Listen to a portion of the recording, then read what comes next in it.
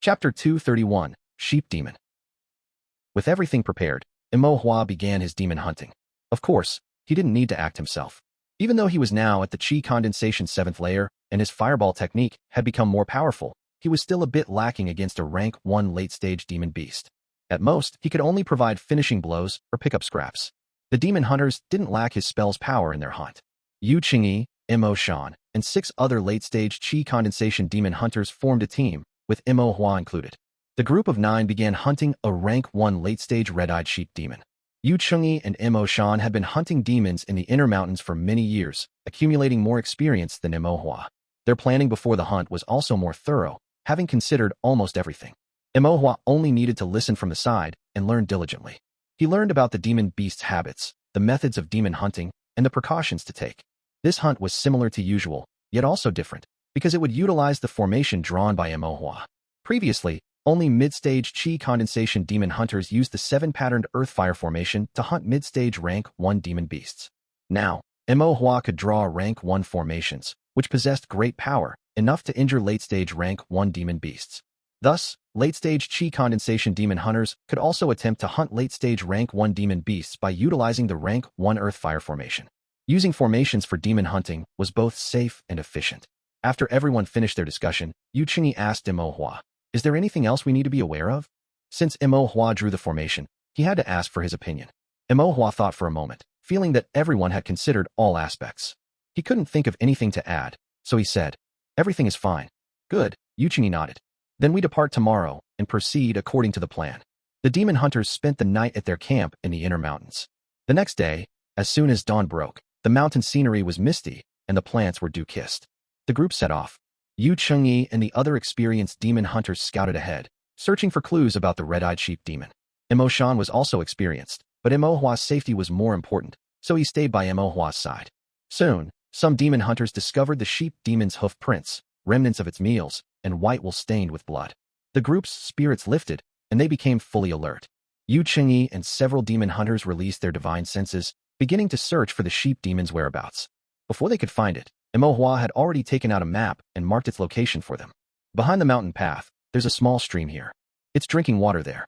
Yu Qingyi and the others exchanged glances, inwardly astonished. This distance was considerably further than the limit of their divine senses. Was Imo's divine sense so much stronger than theirs? Yu Qingyi leaped onto a mountaintop, using the rocks for cover, and looked down. Indeed, he saw the red-eyed sheep demon drinking by the stream after its meal. Yu Qingyi remained silent, leaped down from the mountaintop, and told the group, "It's drinking water. After it finishes, it will likely return to the forest. Let's take a detour and ambush it ahead." The demon hunters nodded, then chose a path to circle around. They stopped at the inevitable route into the forest and began setting up traps. Imo took out an iron compass, on which a complex formation was drawn. Upon seeing it, Yu Qingyi couldn't help but ask, "What is this compass used for?" "I drew the Earth-Fire formation on it," Imo replied. "What's the difference between this and drawing it on paper?" Yu Qingyi asked. "Using paper as the formation medium means the Earth-Fire formation can only be used once. After it explodes, the formation paper is destroyed and the formation ceases to exist." Imo further explained, "This compass was specially refined for me by Master Chun. It has some refined iron mixed in, which acts as the formation medium. It will be much sturdier. Once the Earth-Fire formation is drawn on it, it can be used many times." Yu Qingyi's eyes lit up upon hearing this. "Are there any special instructions for its use?" "Just use it as before." Yu Qingyi nodded. "All right." After the group set up the traps, placed the formation compass, and sprinkled several spirit stones onto the formation, they then covered their tracks, smeared some fresh blood and the juice of the demon-smelling grass, and retreated behind the rocks to hide. Soon, the red-eyed sheep demon appeared at the crossroads. This sheep demon possessed a powerful aura, and its mouth was still bloody, suggesting it had just finished eating something. Moreover, its vigilance was extremely high. It stared at the traps for a long time, clearly tempted by the demon-smelling grass, yet it managed to restrain itself, pacing back and forth on the spot without moving forward. After a while, the sheep demon actually retreated and gradually walked further away. Imo was startled and quietly asked Imo Shan, "Dad, is this demon beast this alert? Rank 1 late-stage demon beasts have longer lifespans, are more experienced, and are also more cunning. Then it ran away. Should we chase it?" Imo Shan shook his head. "We won't chase. We'll wait here." Imo was slightly stunned, then his eyes lit up. "It will come back?" "That's right." Imo Shan also lowered his voice, his gaze fixed on the crossroads. "It's also testing us. It will come back in a while." As expected, after a while, the red-eyed sheep demon returned. If they had chased it just now, the sheep demon would have noticed them, and the traps would have been set in vain. Imo secretly marveled, thinking that even a demon beast in the inner mountains was so cunning. It seemed he still had a lot to learn. The red-eyed sheep demon finally couldn't resist the temptation of the demon-smelling grass. While scanning its surroundings, it walked towards the traps. Demonic beasts have demonic senses, similar to a cultivator's divine senses, but generally, demonic senses are not strong. They cannot project their senses outwards to perceive things like cultivators can. Demonic beasts typically perceive things through special eyesight, keen senses of smell and hearing, sensitivity to auras, and a craving for blood. The team consisted of veteran demon hunters, experienced and skilled. Naturally, they knew how to conceal their presence so as not to be detected by the demon beast. Therefore, the red-eyed sheep demon scanned its surroundings, but found nothing. At the same time, it finally walked into the trap, lowering its head to lick the blood on the ground and savor the scent of the demon-smelling grass. Yuchingi stood up, drew his bow, and shot an arrow. The arrow sliced through the air, carrying spiritual energy, and struck the spirit stones on the formation. The spirit stones turned to dust, and the spiritual energy within them overflowed, seeping into the earth fire formation compass below. The sheep demon had just sensed something was amiss and heard the whistling of the arrow. It tried to escape, but it was already too late. The trap momentarily ensnared the sheep demon. Then, the fiery red formation patterns on the compass flashed, and the rank 1 earth fire formation activated. A burst of flame-based spiritual energy erupted with a deafening roar. As the shock waves of the explosion dissipated, the red-eyed sheep demon was indeed heavily wounded. To be safe, Imo had prepared 3 sets of rank 1 earth fire formations. The simultaneous explosion of 3 sets naturally resulted in extraordinary power. Without a word, the demon hunters charged forward, fanning out and surrounding the heavily wounded red-eyed sheep demon. The 8 of them formed 2 circles, with 4 in the inner circle fighting the demon beast, and 4 in the outer circle providing mutual support to prevent the beast from escaping. After some time, the inner and outer circles switched, alternating in a war of attrition, slowly grinding down the severely injured demon beast. Their objective was clear, their actions decisive, their attacks swift, and their support comprehensive. In less than half an hour, the heavily injured red-eyed sheep demon fell. Chapter 232, Hunting, 5th Update. The sheep demon's fur was scorched black and dripping with blood as it lay on the mountain road. The demon hunters didn't approach carelessly. Yuchingi glanced at the demonic beast and then at Imo, giving him a questioning look. Imo frowned and gently shook his head, implying that the demonic beast was feigning death. So, everyone spread out, surrounding the demonic beast and waiting patiently.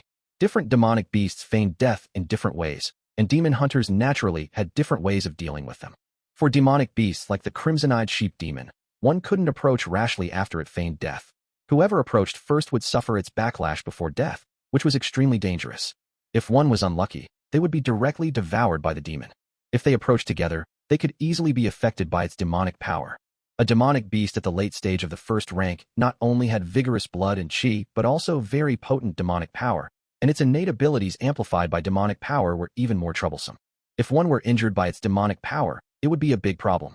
Demon hunters also lacked long-range attack methods. Although they had bows and arrows, their power was not strong. It was fine to detonate spirit stones in a formation, but it was very chicken-like to use them against demonic beasts. Therefore, for the sake of prudence, the demon hunters did not act rashly. The sheep demon lay motionless on the ground, and the demon hunters also stood by, waiting patiently. As the demonic beast was on the verge of death, its blood flowed little by little, and its aura weakened bit by bit. As long as they were patient, the demonic beast would eventually be unable to hold on. Imo also hid behind a rock and watched. In his divine sense, the demonic beast's demonic power was flowing slowly. It seemed like a demonic beast that was not dead was accumulating demonic power, and it also seemed like a dead demonic beast whose demonic power was gradually draining. Imo couldn't tell whether this demonic beast was dead or not. It seems my experience is insufficient. Even if my divine sense can perceive the flow of demonic power, I cannot distinguish the life and death of the demonic beast. His father, Imo, didn't even need divine sense. He could tell that the demonic beast was feigning death just by looking at it, relying on his experience. A cultivator's experience was also a kind of cultivator's ability. Imo thought silently. The demonic beast was still pretending to be dead, and the demon hunters were still waiting, but Imo was getting a little impatient. They didn't have long-range attack methods, but Imo did. So, Imo began to circulate his energy, casting the fireball technique. As his thoughts moved, spiritual energy gathered at his fingertips and pointed forward. A fireball condensed and flew out, whistling towards the sheep demon that was feigning death on the ground. The demon hunters were a little surprised, but seeing that it was Mo Hua casting the spell, they were somewhat relieved. The fireball exploded on the sheep demon, but the sheep demon didn't move at all. It's clearly a sheep, yet it wants to pretend to be a turtle? Mo Hua said curiously, then pointed his fingers together again, and another fireball flew out, hitting the sheep demon once more. The sheep demon finally couldn't stand it any longer. It roared and stood up, its eyes blood-red and fierce, staring intently at Mo Hua. Yu Qingyi said coldly, "Kill." The demon hunters immediately hacked at the sheep demon with their blades. The crimson-eyed sheep demon, already at the end of its strength, could not hold on any longer. Its eyes were blood-red, its demonic power circulated to the extreme, and its entire body's blood and chi surged. Seeing this, Yu Qingyi immediately said, "Disperse." The demon hunters, who were already prepared, retreated backward. As the demon hunters retreated, a burst of blood mist erupted from around the crimson-eyed sheep demon. Mo Hua had been told by Mo Shan that the crimson-eyed sheep demon would use its demonic power to trigger its innate ability and burst into blood mist when it was on the verge of death or in a critical situation. If a demon hunter were caught in the blood mist, their eyes would be stained by the blood mist, their vision would become completely red, and they would be unable to see. Their minds would also be affected by the blood mist. In such a situation, without the help of companions, they would basically be certain to die. This is the blood mist. Mo Hua was amazed. A demonic beast at the late stage of the first rank was indeed more dangerous than he had imagined. Fortunately, although the blood mist was tricky, it didn't last long and soon dispersed. And the sheep demon, having exhausted its demonic power, truly became a lamb waiting to be slaughtered. The demon hunters quickly slew the crimson-eyed sheep demon. As the sheep demon collapsed to the ground once more, everyone breathed a sigh of relief. Mo Hua scanned the sheep demon with his divine sense again. He found that the truly dead sheep demon's demonic power circulated more slowly and sluggishly, and its color was gradually fading. Mo Hua memorized this difference, which would serve as a basis for distinguishing whether a demonic beast was feigning death in the future. However, he was not familiar with demonic beasts at the late stage of the first rank, so to be safe, he confirmed with his father. "Is it dead?" Mo Shan looked at the demonic beast again and nodded. "It's dead." Mo Hua then ran out from behind the rock and walked to the front of the sheep demon, pointing near the sheep demon's heart meridian. "Dad, help me make an opening here." Mo Shan made a half-finger-long opening with a knife, and demonic blood flowed out from the opening. Mo Hua quickly took out a jade bottle, collected the demonic blood, and simultaneously used the blood-drawing technique to draw demonic blood from other meridians of the demonic beast. After collecting the demonic blood, the demon hunters skinned and dismembered the beast. Once everything was properly handled, they retreated to the camp. The inner mountain always had unknown dangers, while staying in the camp was much safer. The inner mountain camp was similar to the outer mountain, but it was more spacious and more hidden, and the formation on the stone gate was better. But this formation was quite rudimentary in Mo Hua's eyes. He found it awkward no matter how he looked at it, so he remixed the spirit ink with the newly drawn demonic blood and personally drew a first-rank earthstone formation, which made him feel much better. After everyone ate something, they rested in the camp for a while. Yu Qingyi held the compass with the earth-fire formation drawn on it, looking left and right, and couldn't help but say, "This thing is amazing." Its power was not weak, and it could be used multiple times. What was drawn on it was a first-rank formation. A first-rank formation. From now on, they, the demon hunters, could all hunt demonic beasts with the help of first-rank formations. This was something that had never happened before. Even a few years ago, he wouldn't have dared to imagine it. Yu Qingyi sighed a little and then asked, "How many times can this be used?" Mo Hua ate meat while thinking and replied, "About 7 or 8 times. This formation medium isn't the best either. It's mixed with refined iron, so it's a bit sturdier. After 7 or 8 uses, it won't be able to bear the spiritual energy from the earth-fire formation's explosion." Mo Hua continued. "It's useless after that?" Yu Qingyi felt a bit regretful. "It can be recycled. Find Master Chen to melt it down and refine it again," Mo Hua said. This was the benefit of having an item forging master. Sometimes, you could refine things according to your own ideas. "That's good." Yu Qingyi nodded, holding the compass with the earth-fire formation, liking it more and more. With this item in the future, their hunting of demonic beasts would be much easier. Most importantly, it reduced the risk, thus reducing casualties. It was not easy for demon hunters to live a good life. Who didn't want to enter the mountains steadily and return safely? It's just that this compass is a bit ugly. Yu Qingyi said honestly. Although he liked the function very much, it was indeed a bit ugly. Mo Hua scratched his head. He couldn't help it. This was a temporary refinement. Logically speaking, ordinary spirit tools would have matching formations, and ordinary formations would also have corresponding standardized spirit tools. For example, sword tools would have sword formations drawn on them, saber tools would have saber formations, and heart-cleansing hairpins would have heart-cleansing formations. But Imo couldn't find a spirit tool that corresponded to the earth fire formation. When he asked Master Chun, he didn't know either, so he could only use his Sinan compass as a template and temporarily refine an iron compass as the formation medium to make do. Although it was a bit ugly, Yu Qingyi still cherished the compass with the earth fire formation as a treasure.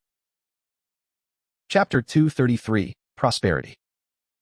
Hunting demon beasts using the earth fire formation was indeed twice as effective with half the effort. While hunting the red-eyed sheep demon this time seemed to have some minor setbacks, it was significantly easier compared to their previous hunts. Previously, hunting a demon beast at its peak required first surrounding and killing it, and then pursuing it if it escaped, which took at least a day, and sometimes even several days. Now, the red-eyed sheep demon was severely injured by the explosion, its attack power greatly weakened, and its demonic energy depleted. Dealing with it became much easier. Usually within an hour, they could wear it down. However, they still needed to guard against the demon beast feigning death to prevent unforeseen incidents. But for demon hunters, this was a necessary skill, so it didn't cause any issues. The group stayed at the camp for one night and returned to Immortal Pass City the next day. Yu Qingyi went to Elder Yu and had a chat, receiving Elder Yu's approval. In the following period, Yu Qingyi began teaching other late Qi condensation stage demon hunters how to use the earth fire formation for demon hunting. How to set up traps, how to place formations, how to activate formations, how to surround demon beasts afterward, and finally, how to conclude the hunt. The mid-Qi condensation stage demon hunters were very familiar with these processes, as they had mostly used Mo Hua's earth fire formation during previous hunts. However, because Mo Hua's previous earth fire formation only had 7 formation patterns, its power was insufficient, so the late Qi condensation stage demon hunters had not used it. Now that Mo Hua's formation skills had improved, he could draw a first-rank earth fire formation. Therefore, all demon hunters, including those in the late Qi condensation stage, had to learn to use formations. In addition to this, the demon hunters also began to wear iron armor. Some of it was previously confiscated from the Qian family, and some was obtained by Elder Yu reluctantly purchasing a lot of fine iron and having the masters from the forging shops personally refine it. The forging shop's forging furnace was a first-rank forging furnace, adorned with a first-rank molten fire formation. The furnace fire was pure, and the iron armor refined from it was of a superior quality compared to ordinary iron armor. Mo Hua also took the time to draw a golden armor formation on each piece of iron armor. With iron armor adorned with the golden armor formation, the demon hunter's defense was already comparable to that of ordinary first-rank late-stage demon beasts.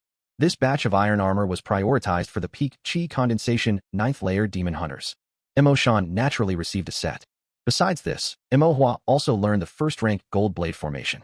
The first-rank gold blade formation was a metal element formation.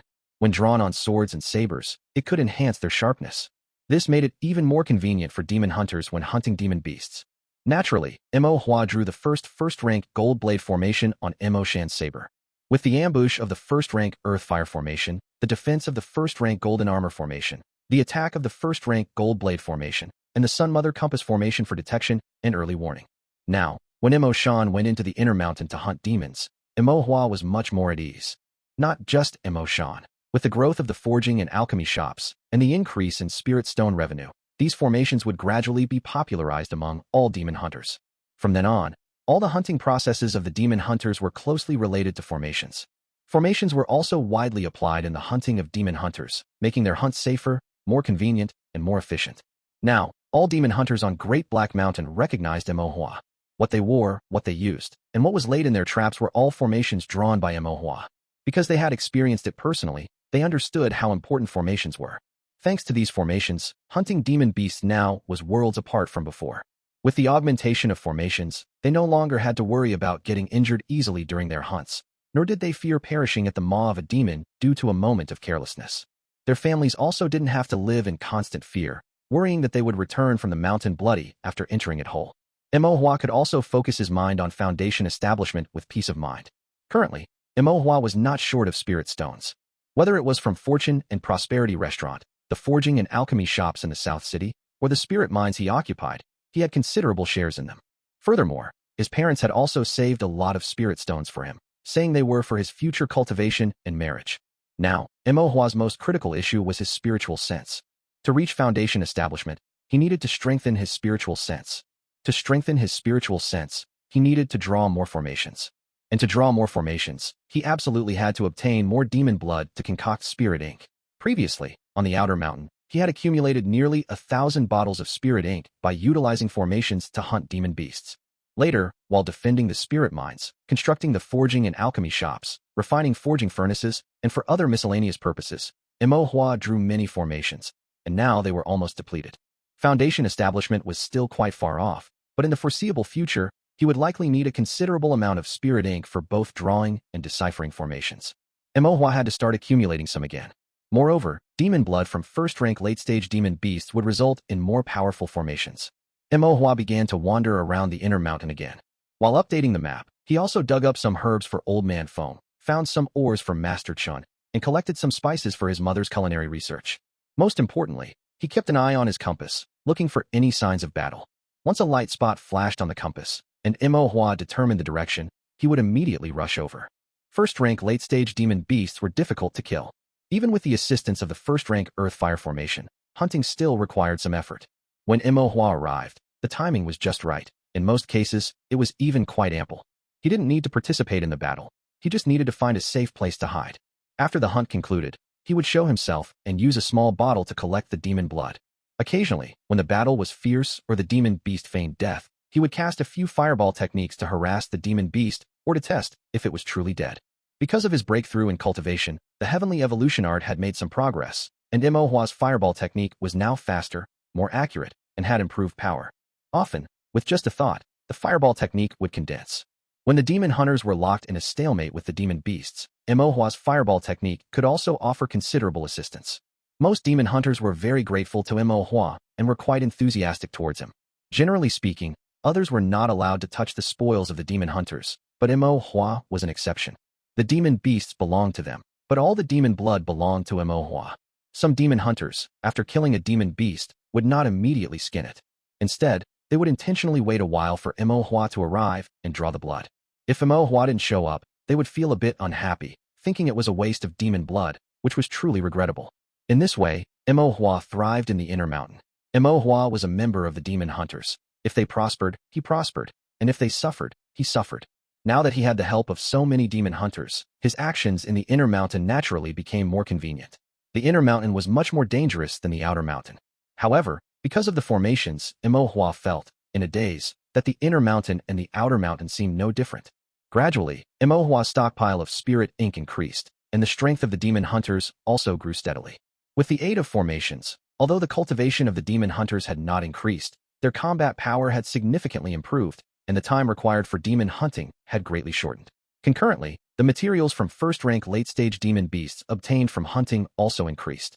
These materials were transported to the forging and alchemy shops in the South City, refined into spirit tools and pills, and then sold to cultivators within the city or to merchants from other regions, earning substantial spirit stones. These spirit stones were then distributed proportionally to the rogue cultivators. The rogue cultivators in Immortal Pass City gradually became prosperous, and the entire Immortal Pass City also gradually flourished without their notice. And with the flourishing of Immortal Pass City, all sorts of foreign cultivators with unknown origins also became increasingly numerous. Chapter 234, Saving Someone. The cultivators coming from outside Immortal Pass City were gradually increasing. 2 months later, Imo Hua sat on a rock in the inner mountain, looking at the sign and compass in his hand, and frowned. Previously, the compass would light up with a dot. Imo Hua would rush over, but most of the time it was demon hunters hunting demon beasts, or demon beasts fighting for territory. There were rarely cultivators fighting each other. Occasionally, there were also unfamiliar demon hunters, dressed differently, and their cultivation methods and spirit tools were also different from those in Immortal Pass City. They should have been from other places, but their numbers were small, and he rarely encountered them. But now it was different. Imo Hua often saw unfamiliar faces in the inner mountain of Great Black Mountain. When the sign and compass lit up, there were also many more foreign cultivators fighting. The fights between cultivators also suddenly increased.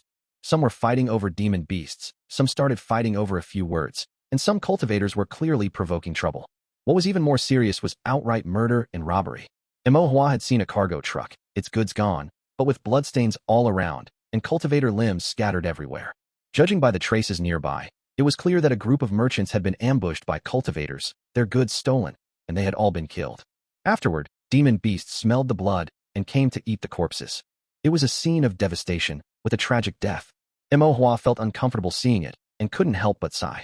The days in the inner mountain would probably not be peaceful from now on. Fortunately, The demon hunters of Immortal Pass City had gradually grown stronger and more numerous. Most of them wore iron armor and wielded first-rank bladed weapons, making them the strongest among the surrounding immortal cities. These foreign cultivators did not dare to provoke the local demon hunters easily, but it was hard to say what would happen in the future. However, Elder Yu could worry about these things. He would rather accumulate some spirit ink, practice formations, enhance his spiritual sense, and see if he could reach the Foundation establishment realm. Imohua put away his thoughts, then ate some dried meat and drank some juice made from wild fruits. This juice had been iced by him using a cold air formation. It tasted sour, sweet, and cold in his mouth. Imohua felt much more comfortable. A moment later, the sign and compass lit up again. Imohua packed his things, cast the flowing water steps, and lightly made his way through the mountain forest and rocks. From a distance, Imohua released his spiritual sense and did a quick scan, feeling a bit disappointed. It was cultivators fighting again. Imohua sighed. Imohua generally did not interfere in fights between cultivators.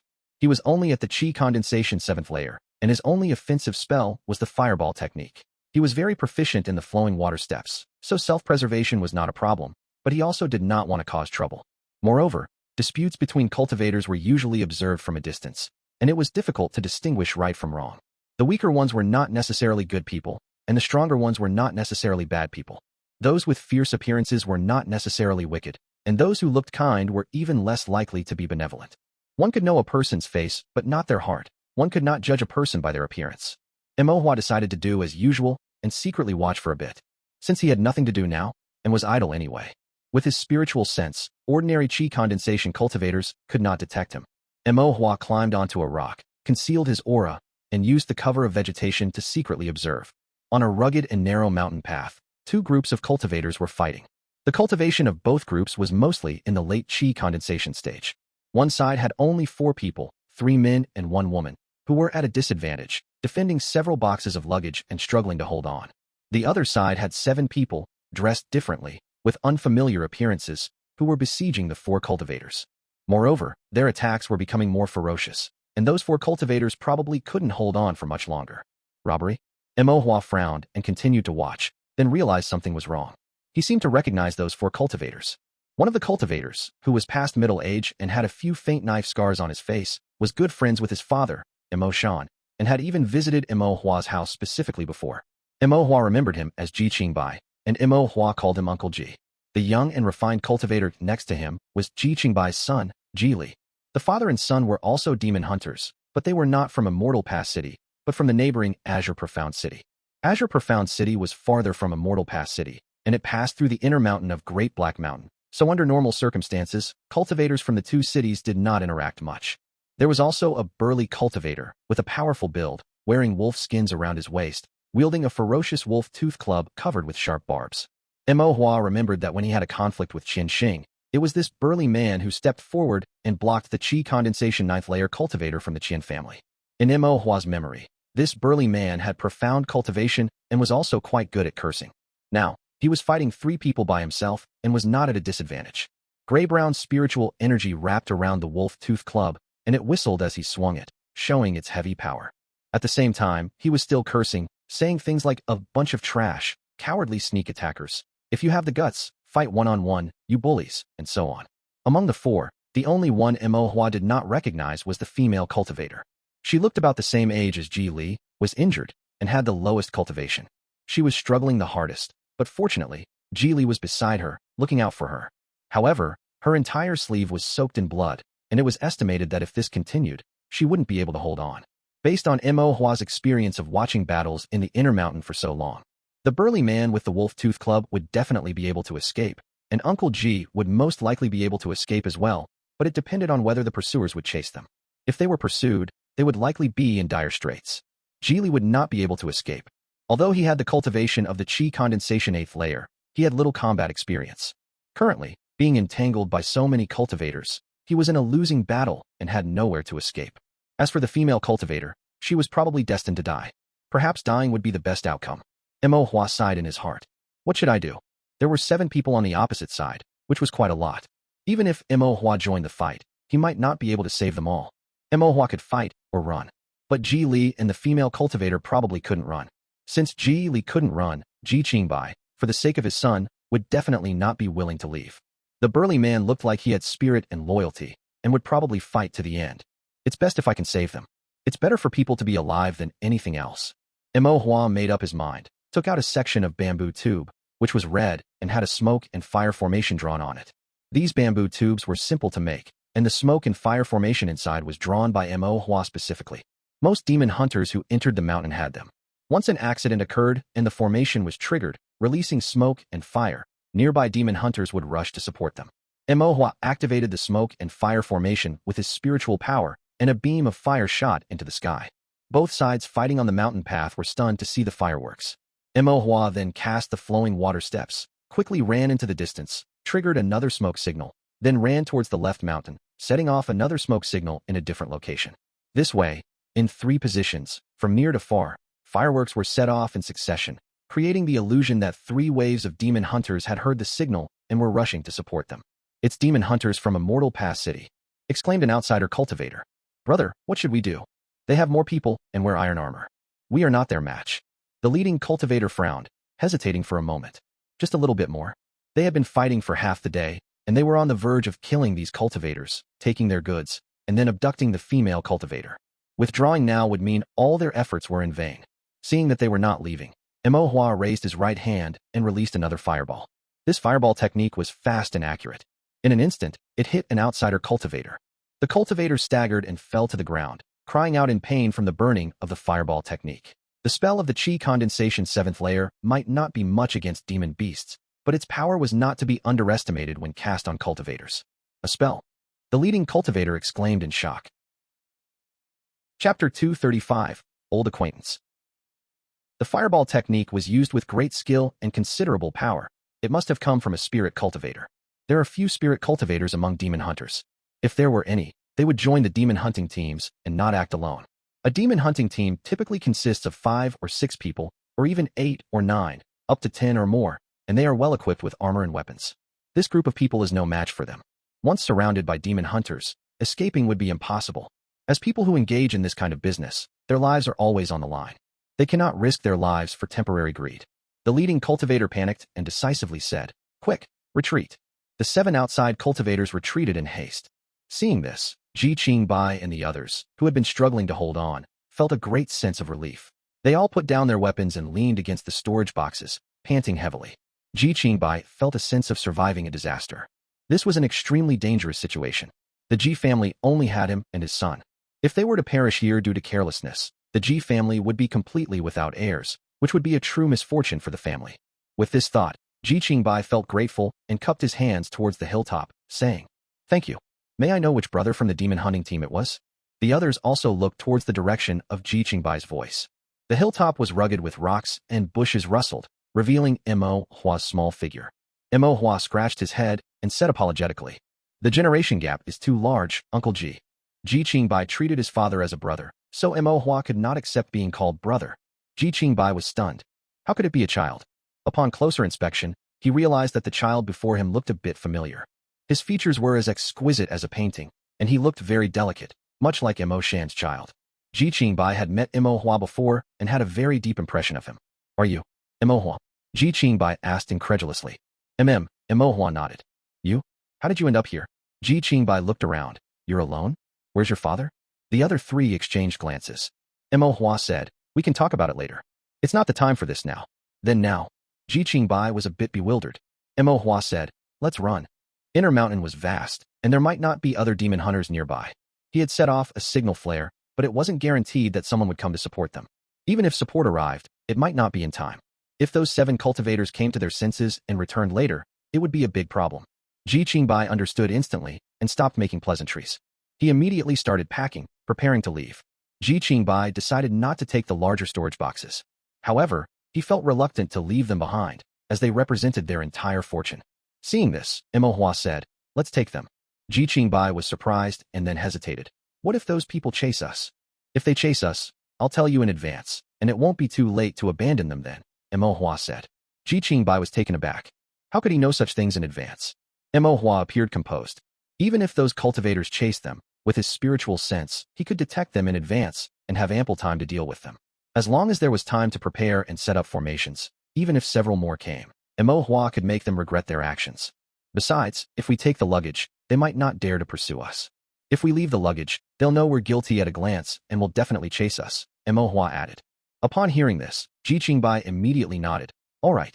The storage boxes were placed on a wooden cart, and Ji Qingbai and the big man took turns pulling it. Ji Li supported the injured female cultivator, while Imo Hua led the way. The group walked along the mountain path. Imo Hua occasionally took out a Sinon compass to check the direction and then chose a new path. Ji Qingbai and the others were confused, but seeing Imo Hua's confident demeanor, they couldn't help but follow him. However, they were all astonished by how familiar Imo Hua was with the paths in Inner Mountain. Imo Hua led the group to a campsite and said, "Let's rest here for a while and treat your injuries." Ji Qingbai and the others nodded. They had fought hard for a long time and were all injured, having to endure the pain. They could no longer hold on.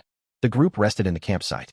Imo Hua distributed the hemostatic pills and some other medicinal pills to everyone. Ji Qingbai took the pills and, smelling their fragrance, was surprised. These pills. The quality is so good. Imo Hua nodded. These were refined by Grandpa Feng. These pills were specially refined for him by Old Man Feng. Old Man Feng had extraordinary alchemy skills and used a top-grade first-rank alchemy furnace, which was inscribed with a first-rank formation for purification. With its pure furnace fire, the quality of the refined pills was naturally superior. However, Imo Hua had not been injured much since entering Inner Mountain, so these emergency pills had been kept for a long time and were now put to good use. Old Man Feng from Apricot Forest Hall. Ji Qingbai asked with slight surprise, then nodded. No wonder. Old Man Feng was a first-rank alchemist who had saved countless lives. He was quite renowned even in Azure Profound City.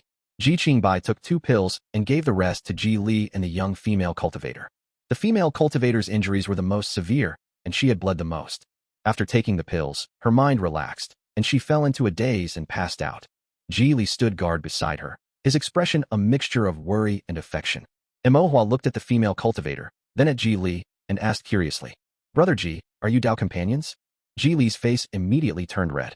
No, not yet. Not yet. Does that mean you're about to be?" Imo Hua asked persistently, his eyes shining brightly. "If you get married, can I come to the wedding banquet?" He had never attended anyone's wedding banquet in his life. Ji Li's face turned even redder. Seeing this, Ji Qingbai also smiled and said, "If you don't mind, we'll definitely invite you then." "It's a deal," Imo Hua said with a smile.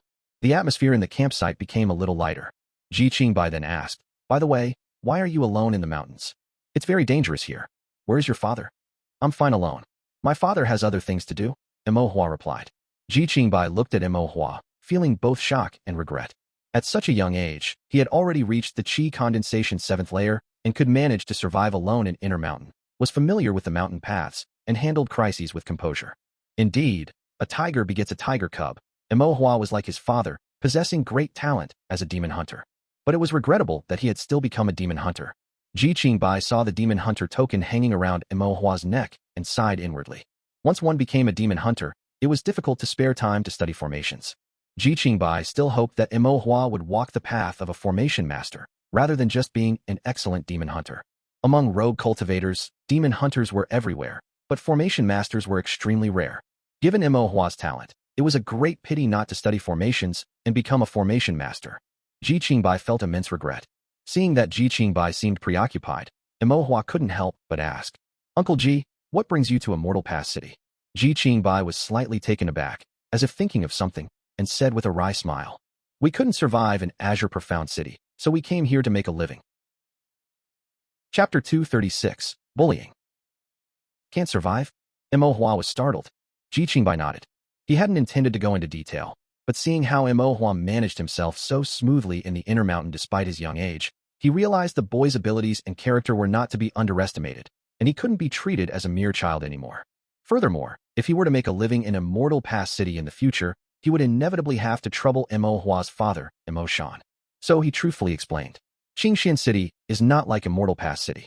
The rogue cultivators in the city are no longer protected by Foundation Establishment cultivators. The last Foundation Establishment rogue cultivator in Qingxian City, Elder Zhong, passed away a year ago. In this past year, without any Foundation Establishment cultivators among the rogue cultivators, we rogue cultivators have been subjected to oppression by the aristocratic families, living under their thumb, and our lives have become increasingly difficult. Although it was tough before, we could still manage to get by, but the spirit stones we earn have been decreasing day by day. Forget about cultivation. Even basic living expenses are a struggle. Besides that, the disciples of those aristocratic families pick fights and bully rogue cultivators every day. If we endure it silently, it's fine, but if we resist, even a little, they intensify their oppression and bully us even more fiercely. If the situation escalates and a melee breaks out, rogue cultivators, without foundation establishment cultivators to back them up, are simply no match for aristocratic family cultivators and will basically be routed. The more Ji Qingbai spoke, the more indignant he became, and his wounds began to ache faintly. Imohua handed him some more pills. Ji Qingbai took the pills, took them, and thanked him. Then he glanced at the unconscious female cultivator and said, "This child is Fu Lan. Her father was a fellow demon hunter of mine. He was eaten by a demon beast by accident while hunting years ago, and her mother worked hard to raise her. Last month, the young master of the Kong family in Qingxian City wanted to take her as a concubine. Even as a concubine, she wouldn't be treated as a human being. Her mother disagreed, so she was severely injured by the Kong family. Her injuries weren't healed before she passed away less than half a month later. Afterward, the Kong family's young master continued to harass her. Ji Li and I couldn't stand it, so we stepped in to teach the Kong family's young master a lesson, but we also caused great trouble and made an enemy of the Kong family. I had no choice but to flee Qingxian City with these two children. The rogue cultivators in the surrounding immortal cities also have a hard time. After much thought, only Immortal Pass City would be better, and with the protection of Elder Yu, a foundation establishment cultivator, it would be safer." Ji Qingbai sighed. "It's just that we suffered a lot on this journey. First, we were chased by the Kong family. After we finally escaped, we entered Great Black Mountain, only to be ambushed by cultivators of unknown identity. My son and I almost lost our lives." Ji Qingbai felt grateful again and said to Imohua, "If it weren't for you, we probably would have met a terrible end." Imohua said, "I was just borrowing your prestige. It's nothing." To understand the idiom, borrowing prestige at such a young age, and to be able to get away unscathed, showed both intelligence and capability. Ji Qingbai silently praised him in his heart. Imohua, however, was thinking about what Ji Qingbai had just said, feeling a mix of anger and confusion. The Kong family commits wicked deeds. Doesn't the Dao Court Ministry handle this? Ji Qingbai's expression was bitter. The Dao Court Ministry in Qingxian City has been bribed by the Kong family and several other aristocratic families. Rogue cultivators who break the law are punished according to the law, but when aristocratic family disciples break the law, it's glossed over. The Dao Court Ministry turns a blind eye, and the matter is swept under the rug. Imohua frowned. Then there's no way to deal with it at all. Ji Qingbai shook his head. If there were any other way out, who would want to leave their homeland? Imohua felt a pang of sorrow in his heart. If it weren't for Elder Yu, a foundation establishment cultivator, the fate of Qingxian City today might be the fate of Immortal Pass City tomorrow. Ji Qingbai's expression was dejected, so Imohua comforted him. "Don't worry, Immortal Pass City is much better now, and no one will bully you." Upon hearing this, Ji Qingbai's spirits lifted slightly. His demands were not high. He just wanted a place to settle, earn some spirit stones, make a living, and for his family to survive. The few of them then recuperated from their injuries. Imohua had nothing to do and looked at the big man beside him, suddenly feeling strange. The big man had been silent all along the journey. He cursed fiercely, and Imohua thought he was a chatterbox. Imohua stared at the big man for a few more glances and was suddenly surprised, asking, "You're not Elder Yu's son, are you?" The big man was taken aback and frowned. "Do you know my father?" It was as he suspected. Imohua looked at his appearance and vaguely felt some resemblance to Elder Yu, except he was more robust, while Elder Yu was much thinner. Moreover, this big man had a bad temper and was quite skilled at cursing, and his way of cursing was somewhat similar to Elder Yu's, which indicated a certain family upbringing. "I'm quite familiar with Elder Yu," Imohua said. The big man let out a soft snort and said nothing. In his heart, he thought Imohua was bragging. His father was a foundation establishment elder, and Imohua was only at the 7th layer of qi condensation, and their age difference was so large. How familiar could they really be? Imohua asked again, "What's your name?" The big man still didn't want to answer. Seeing this, Ji Qingbai said, "His name is Yu Qingyu." "Oh," Imohua said, enlightened. "Is Yu Qingyi, Uncle Yu, your elder brother?" Yu Qingyu's expression was taken aback. "You know my elder brother too?" Imohua nodded and asked, "Then should I call you Uncle Yu the second?" "No need," Yu Qingyu said indifferently. Imohua found it a bit strange and quietly asked Ji Qingbai, "Is he usually like this? His popularity must be very poor." When others spoke to him, he still responded with indifference. Ji Qingbai's expression was a bit complicated. He usually talks a lot, but he has some grievances with your father, so he probably doesn't want to talk to you. He has grievances with my father? This was unexpected for Imohua. His father, Imo Shan, was righteous and popular among demon hunters, rarely having conflicts with anyone. Based on the cultivator's loves and hates, Imohua quickly thought of 5 or 6 possibilities and then asked Ji Qingbai for confirmation. "What kind of grievance is it?" "It's not really a big grievance," Ji Qingbai sighed slightly. "He's a good person in all aspects, but he's competitive. He couldn't beat your father, so he took a disliking to your father. That's it. Mo Hua felt it was rather uninteresting. Yu Qingyu said unhappily, what does a child know? Mo Hua didn't bother arguing with him and instead asked, you know me? Yu Qingyu glanced at him. You're Mo Shan's son. Of course, I recognize you. Judging by his demeanor, he must have known him for a long time. Mo Hua recalled for a moment and then said, when Qian Xing was causing trouble and Big Bear was fighting for me, weren't you watching from the side? Yu Qingyu raised an eyebrow, quite surprised. That's right. Then why didn't you step in to stop it earlier? Mo Hua asked in confusion.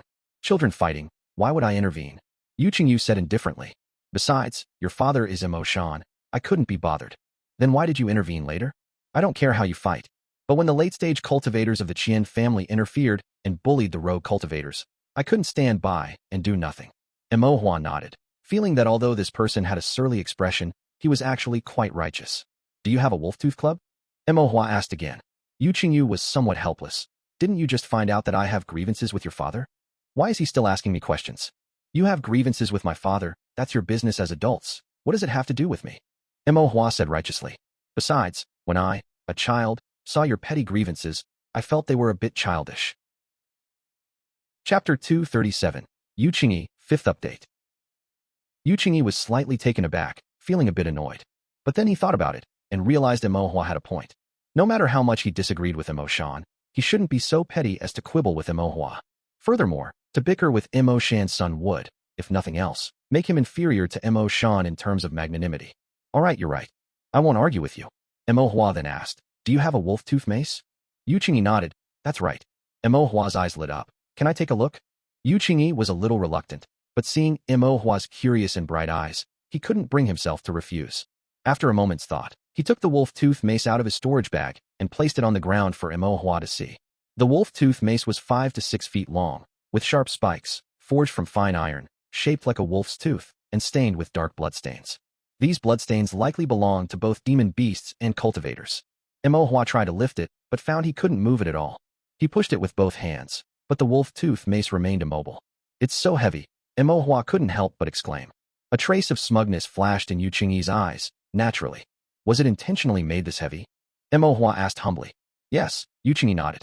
Spirit tools that are heavy have greater force when swung, increasing their lethality. Oh, Mo Hua nodded. Yu Qingyi suddenly asked curiously, why are you asking this? I want to get one too. Yu Qingyi was stunned. Get one what? Mo Hua pointed to the wolf-tooth mace on the ground. This mace. Yu Qingyi looked at Mo Hua. With his delicate skin and tender flesh, small arms and legs, and weak blood energy, he clearly wasn't a body cultivator. He couldn't help but ask, you're not a body cultivator, are you? Why would you want this? Mo Hua blinked. I have my ways. Yu Qingyi couldn't help but frown. Mo Shan was shrewd, but his son was even more so, full of ideas, though it was unclear what his plans were. I'll treat you to a drink. Having seen the wolf-tooth mace, Mo Hua had a plan and wanted to reciprocate by inviting Yu Qingyi for a drink. Your injuries aren't serious. You can have a little, Mo Hua said. Yu Qingyi hesitated for a moment, then accepted the wine Mo Hua offered. After taking a sip, he frowned. It was sour and sweet, with a weak wine flavor, like something children drank. However, in his current state, any wine was good, and he didn't have the luxury of being picky. Yu Qingyi sighed, drank a few mouthfuls to relieve his fatigue, and suddenly remembered that he and Mo Shan were not on good terms, and he had never shared a drink with him. Now, he was being treated by Mo Shan's son, drinking a fruit wine that only children drank. Yu Qingyi's mood instantly became rather complex. After resting and stabilizing their injuries, the group continued their journey. After walking for a while, Mo Hua scanned the surroundings with his spiritual sense and breathed a sigh of relief, saying, we can walk slowly now, no need to rush. From what his spiritual sense perceived, there were already quite a few demon hunters around. To Mo Hua, having demon hunters nearby was akin to being on his own territory. If those outside cultivators dared to pursue them again, they would be courting death. Ji Qingbai didn't know why Mo Hua said that, but inexplicably trusted Mo Hua's words. They all breathed a sigh of relief. On the rest of the journey, they indeed encountered more and more demon hunters. When the demon hunters saw Yu Qingyi and the others, whether they knew them or not, they would come over to greet them. At first, Yu Qingyi didn't notice, but gradually he felt something was off. When these demon hunters approached, they would first greet Mo Hua, and then exchange pleasantries with him. One or two was one thing, but they had already encountered 4 or 5 groups of demon hunters, and it was all the same. He even felt that these demon hunters were coming for Mo Hua, and greeting him was just an afterthought. Yu Qingyi frowned. Something's not right. Imo Hua was merely a cultivator at the 7th layer of qi condensation. While his talent was quite good, his popularity couldn't possibly be this great. These people must be greeting Imo Hua out of respect for his father, Imo Shan. But Imo Shan's influence wasn't that significant. It couldn't be that Imo Shan had successfully reached the Foundation Establishment realm. If he had successfully reached Foundation Establishment, and Imo Hua was the son of a Foundation Establishment cultivator, others would naturally show him respect. Yu Qingyi thought to himself, then suddenly realized that even that didn't make sense. His father, Yu Chonglin, was a Foundation Establishment cultivator, and he was also the son of a Foundation Establishment cultivator. Yet, others didn't show him such great respect. Yu Qingyi was somewhat perplexed, but there was something even more perplexing, the iron armor. Most of the demon hunter groups that passed by, if not all, wore iron armor. This was iron armor. Where did they get it? Yu Qingyi's brows were tightly furrowed. He was on a mission from his father, Elder Yu, to handle some matters. Due to an accident, he was delayed for over a year before he could rush back. He passed through Azure Profound City and met Ji Qingbai. Because they had some acquaintance and he had always disliked families who abused their power, he offered his help and they traveled to Immortal Pass City together. This time, it had only been a little over a year since he left. However, in just over a year, for cultivators, it wasn't a very long time, was it? Why did it feel like everything had changed so much upon his return? Ji Qingbai and Ji Li also watched these demon hunters with surprise. This was iron armor. There were only a handful of demon hunters with iron armor in Azure Profound City. How could it feel like they were everywhere in Immortal Pass City? Ji Qingbai and his son couldn't understand either. The group continued without incident, exiting Great Black Mountain and entering Immortal Pass City through the south gate. The first thing that met their eyes were the vast item forging and alchemy shops in the southern part of the city. They occupied a vast area, with immense specifications, tall outer walls, and strict formations, appearing grand and magnificent. The crisp sound of hammering intermittently echoed from within, carrying wafts of rich medicinal fragrance. Yu Qingyi and the others were utterly shocked. Not just Immortal Pass City, but even the surrounding immortal cities combined didn't possess such a scale of cultivation industry. Yu Qingyi exclaimed in disbelief. Could these be from the Qian family? In just over a year, had the Qian family's influence grown this much? Then, would they never have a chance to stand tall in the future? Imo Hua shook his head. No, they belong to everyone. Everyone? Yu Qingyi didn't understand. Imo Hua pointed with his small hand, encompassing the entire southern city, and said, everyone. Yu Qingyi understood but still found it incredible. He thought to himself, am I dreaming? In a daze, he felt as if this was just a dream he was having while drifting outside, enduring hardship, half asleep and half awake. In his dream, he had rushed all the way and finally returned to Immortal Pass City. He saw the demon hunters of Immortal Pass City wearing iron armor, saw rogue cultivators build item forging and alchemy shops, saw everyone having ample spirit stones and smiling faces. These were things he had thought about before, but only in his dreams. The scene before him was exactly like the dream he had. Seeing him dazed, Imo Hua called out to him, Second Uncle Yu? Yu Qingyi finally came back to his senses, but looking at everything, he still found it hard to believe. He thought to himself, this isn't a dream, could it be an illusion? Seeing his changing expression and unpredictable emotions, Imo Hua assumed he was overwhelmed with homesickness and couldn't help himself, so he didn't bother with him. Chapter 238, Settling In. Imo Hua asked Ji Qingbai, Uncle Ji, do you have a place to stay? Ji Qingbai had just snapped back to reality, but his heart was still in turmoil. He had only heard that Immortal Pass City was no longer what it used to be and was becoming increasingly prosperous, but he never expected it to reach such a level. He was both shocked and envious. Upon hearing Imo Hua's question, Ji Qingbai was slightly taken aback. After thinking for a moment, he said, there's an old senior who was a close friend of my father's. I can stay there temporarily. Imo Hua nodded. If you face any difficulties, you can look for my father. Ji Qingbai's eyes showed gratitude. Thank you for taking care of me on this journey. It's nothing, Imo Hua replied. He had only scared some people and led the way. It was a small effort and didn't take much energy. As long as everyone was safe, that was all that mattered. The young female cultivator named Fu Lan, after taking some medicine, felt a bit better. Although her face was still as pale as paper and she had difficulty moving, she still made a special effort to bow to Imo Hua, expressing her gratitude. Thank you, little brother. Imo Hua, seeing that despite being a woman alone with a difficult journey and serious injuries, she remained resolute, secretly admired her. He then asked, Sister, can you cook? Imo Hua's question was peculiar, and Fu Lan was stunned for a moment. After a while, she recovered and replied, My mother used to run a tofu shop, so I know how to make some dishes. Tofu. Imo Hua's eyes lit up. Then, when your injuries heal and if you have nothing else to do, you can go to Fortune and Prosperity restaurant on the south side of the street and make some tofu to earn some spirit stones. Fulan was slightly taken aback. Her heart warmed.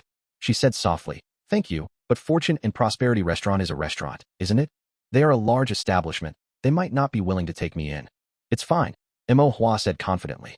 "Just mention my name." After all, he owned half of Fortune and Prosperity Restaurant. Mo Hua's confident tone left Fulan stunned. Mo Hua didn't say anything further and waved goodbye to them. They had been through hardship, and their injuries had not yet healed. The immediate priority was to find a safe place to stay. After bidding farewell, Mo Hua walked side by side with Yu Qingyu towards the city. After walking for a while, Yu Qingyu frowned and asked, "Why are you following me?" "I'm not following you. I'm just going to see Elder Yu." Yu Qingyu was taken aback, thinking, "No way." It was one thing for Mo Hua to be familiar with those demon hunters, but could he really be familiar with his father too? However, Mo Hua did indeed walk with him all the way to Elder Yu's residence. Yu Qingyu pushed the door open, and Mo Hua followed him in, as if entering his own courtyard, looking very familiar and not at all constrained. Elder Yu was drinking tea in the living room. Upon seeing the two, his eyes lit up, and he went to greet them. After more than a year, Yu Qingyu felt a surge of emotions upon seeing his father. Just as he was about to step forward, he saw his father, Elder Yu, completely bypass him and start chatting with Mo Hua. "Mo Hua, is there something you need?" Mo Hua nodded. "Yes, there is." Mo Hua recounted what had happened on the road. With more and more cultivators coming from outside, their identities were unknown, and they couldn't be managed. This made the demon hunters' work of hunting demons much more dangerous. For now, it was fine. They didn't dare to attack the local demon hunters. But if this continued, conflicts and incidents would be inevitable. Things like snatching prey and robbing people would likely become more frequent in the future. The more conflicts there were, the more it would affect Mo Hua's ability to collect demon blood to accumulate spirit ink. With less spirit ink, he would draw fewer formation diagrams, which would slow down his spiritual sense growth and delay his foundation establishment progress. Elder Yu nodded. "I heard about this matter before and have also spoken with the head of the Dao court. In a while, they should figure out a way to resolve it." After talking with Elder Yu for a while and receiving his reply, Mo Hua took his leave. Elder Yu personally escorted Mo Hua to the door and even cautioned him, "Be careful on your way." Yu Qingyu, who had been standing aside for a long time, finally couldn't hold back. "Dad, I'm back." Elder Yu glanced at him and frowned. You're back. It's not like I didn't see you." Yu Qingyu was speechless. After a moment, he asked quietly, "Dad, I am your son, right?" Upon hearing this, Elder Yu's eyes widened, and he immediately cursed. "What nonsense are you talking about? If you're not my son, who else could you be? Did I pick you up from the streets?" Yu Qingyu thought of the gentle way his father spoke to Mo Hua and compared it to his current attitude, feeling a sense of exhaustion. However, he also felt relieved. This explosive temper and abusive language were familiar and dear. He was indeed his father, and he wasn't dreaming. "Finally, I'm home." Yu Qingyu felt a sense of emotion. Meanwhile, Mo Hua went to the southern city's item forging shop and found Master Chun, who was busy hammering iron. "Master Chun, please forge a spirit tool for me. Have you decided what kind of spirit tool you want?" "Yes." Master Chun, who was halfway through forging a knife, handed it over to Deju. He walked aside, took a sip of water, and asked Mo Hua, "What do you want to forge?" Mo Hua gestured with his hand. "A mace this long." Master Chin choked on his water and couldn't help but ask, "What do you need a mace for?" "A mace is useful for ambushing people, and it doesn't have a blade, so I won't accidentally hurt myself." Mo Hua had thought it through. If he chose a saber or sword, he didn't have much strength and couldn't wield them properly. If he accidentally cut himself, that would be a great loss. Clubs or maces were just right. Even if he missed and hit himself, it wouldn't be a big deal. "Oh, and the mace shouldn't have any spikes," Mo Hua added. Wolf spikes were sharp and quite dangerous. "If it doesn't have spikes, is it still called a mace?" Master Chin was taken aback. "Then it won't be called a mace. I'll give it a new name." Mo Hua said. "All right, it's yours to use, so whatever you say goes," Master Chin replied. Then he added with some concern, "Maces are quite heavy. Can you wield it?" "It doesn't need to be very heavy, just sturdy and durable." "Then what's the use of this wolf? What do you call it, once it's forged?" Master Chin asked, puzzled. "Without wolf spikes and not heavy, wouldn't hitting someone just feel like a tickle?" Mo Hua said. "I'll draw a formation on it." "A formation?" Master Chin understood. Ordinary clubs might not be useful, but with a formation drawn on them, it should be different. As long as you have an idea, that's all that matters. Master Chin nodded. He didn't ask what formation it was. He wouldn't understand anyway. "I have some forging blueprints for club-like items. Take a look and pick one as a model, and I'll modify it according to your ideas." "Thank you, Master Chun." Mo Hua took the forging blueprints and flipped through them one by one. He found one that was similar to what he had envisioned, about 4 to 5 feet long, forged from fine iron, with a suitable length and not too heavy. "This one, but remove the spikes on it." Mo Hua pointed it out to Master Chun. then took out a piece of paper and drew a sketch, marking several positions. He said, I plan to draw formations in these places. Master Chen glanced through it roughly and nodded. No problem. Come pick it up in 5 or 6 days. Okay, Mo Hua said happily. After returning home, Mo Hua told Mo Shan about Ji Qingbai's situation.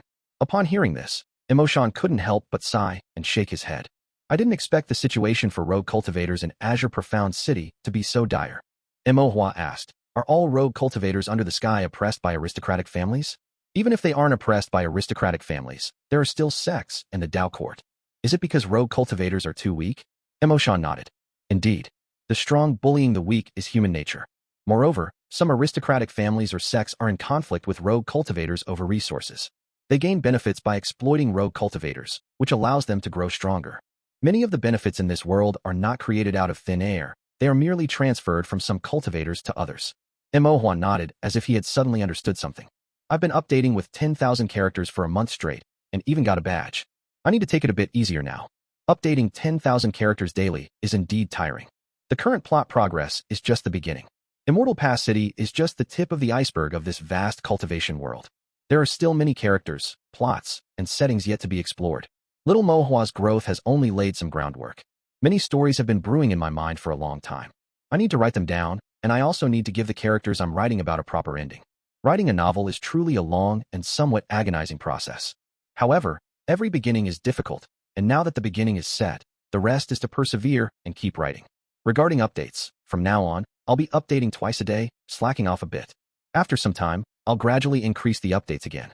Actually, I originally planned to start slacking off with 2 updates a day today, but thanks to everyone's support, my subscriptions are steadily increasing. So, to thank everyone, I'll still be releasing 5 chapters today. Finally, I wish you all happiness every day. Chapter 239, 1000-Ton Club. Are there any families or sects that don't oppress rogue cultivators? There naturally are, Mo Shan explained. Some families have upright traditions, and some sects have strict rules, so they won't do anything out of line. Or perhaps their cultivation-related industries don't compete with rogue cultivators for profit, so there's no need to mistreat cultivators at the lower rungs. However, these are ultimately the minority. As long as you are weak, you will be oppressed. It's only a matter of time. Mo Shan sighed again and continued. Our Immortal Pass City is still alright. In some places, the lives of rogue cultivators are truly a living hell. Not to mention some high-ranking states where aristocratic families and sects have been established for millennia, dominating the region like behemoths. The rogue cultivators oppressed by them are truly without hope of ever turning their fortunes around. Mo Hua listened and felt a bit heavy-hearted. Seeing Mo Hua's somewhat dejected expression, Mo Shan patted his head and said with a smile to comfort him, we just need to do our own thing. We can't manage these matters. If you truly gain earth-shattering abilities in the future, it won't be too late to consider these things then. Okay, Mo Hua nodded. Also, your Uncle Ji, he's just arrived. If there's anything you can help him with, try your best. Brother Ji is righteous and helpful. Back when our family was struggling, we received a lot of help from him. I know, father. Afterwards, Mo Shan was busy with demon hunting. A few days later, when he had some free time, he prepared some gifts, some wine, meat, pills, and some daily necessities, and went to visit Ji Qingbai. Mo Shan and Ji Qingbai reminisced about old times. Before leaving, he stuffed a bag of spirit stones into Ji Qingbai's hand, saying, Brother Ji, keep this for emergencies. Ji Qingbai politely refused to accept. Mo Shan then said, we are brothers. We should support each other. My family was poor back then, and I also received your assistance, so please don't refuse. Only then did Ji Qingbai reluctantly accept. He had left Azure Profound City and traveled a long distance. The savings he had accumulated were almost all spent. Upon arriving at Immortal Pass City, he couldn't long impose on family elders, so he rented a small courtyard. It wasn't large, nor was it expensive, just enough to barely live in. Afterwards, he purchased some odds and ends. His already limited spirit stones quickly ran out. The spirit stones Mo Shan sent were like charcoal in the snow. If it were before, he wouldn't have accepted them, but now that his coffers were empty, he could only accept them with gratitude. Once his injuries healed and he could enter the mountains to hunt demons with Ji Li, he would earn spirit stones and repay Mo Shan. In the evening, as Ji Qingbai was discussing going into the mountains to hunt demons with Ji Li, Fu Lan came in from outside. Her injuries had improved significantly over the past few days. Although not fully healed, she was already able to move around. Fu Lan was also from a rogue cultivator background and had lived a hard life since childhood. Therefore, she wanted to see if she could earn some spirit stones to alleviate her urgent needs and not be too much of a burden to Uncle Ji and Brother Ji. Remembering the Fortune and Prosperity restaurant that Mo Hua had mentioned, which wasn't far away, she went to inquire and had just returned.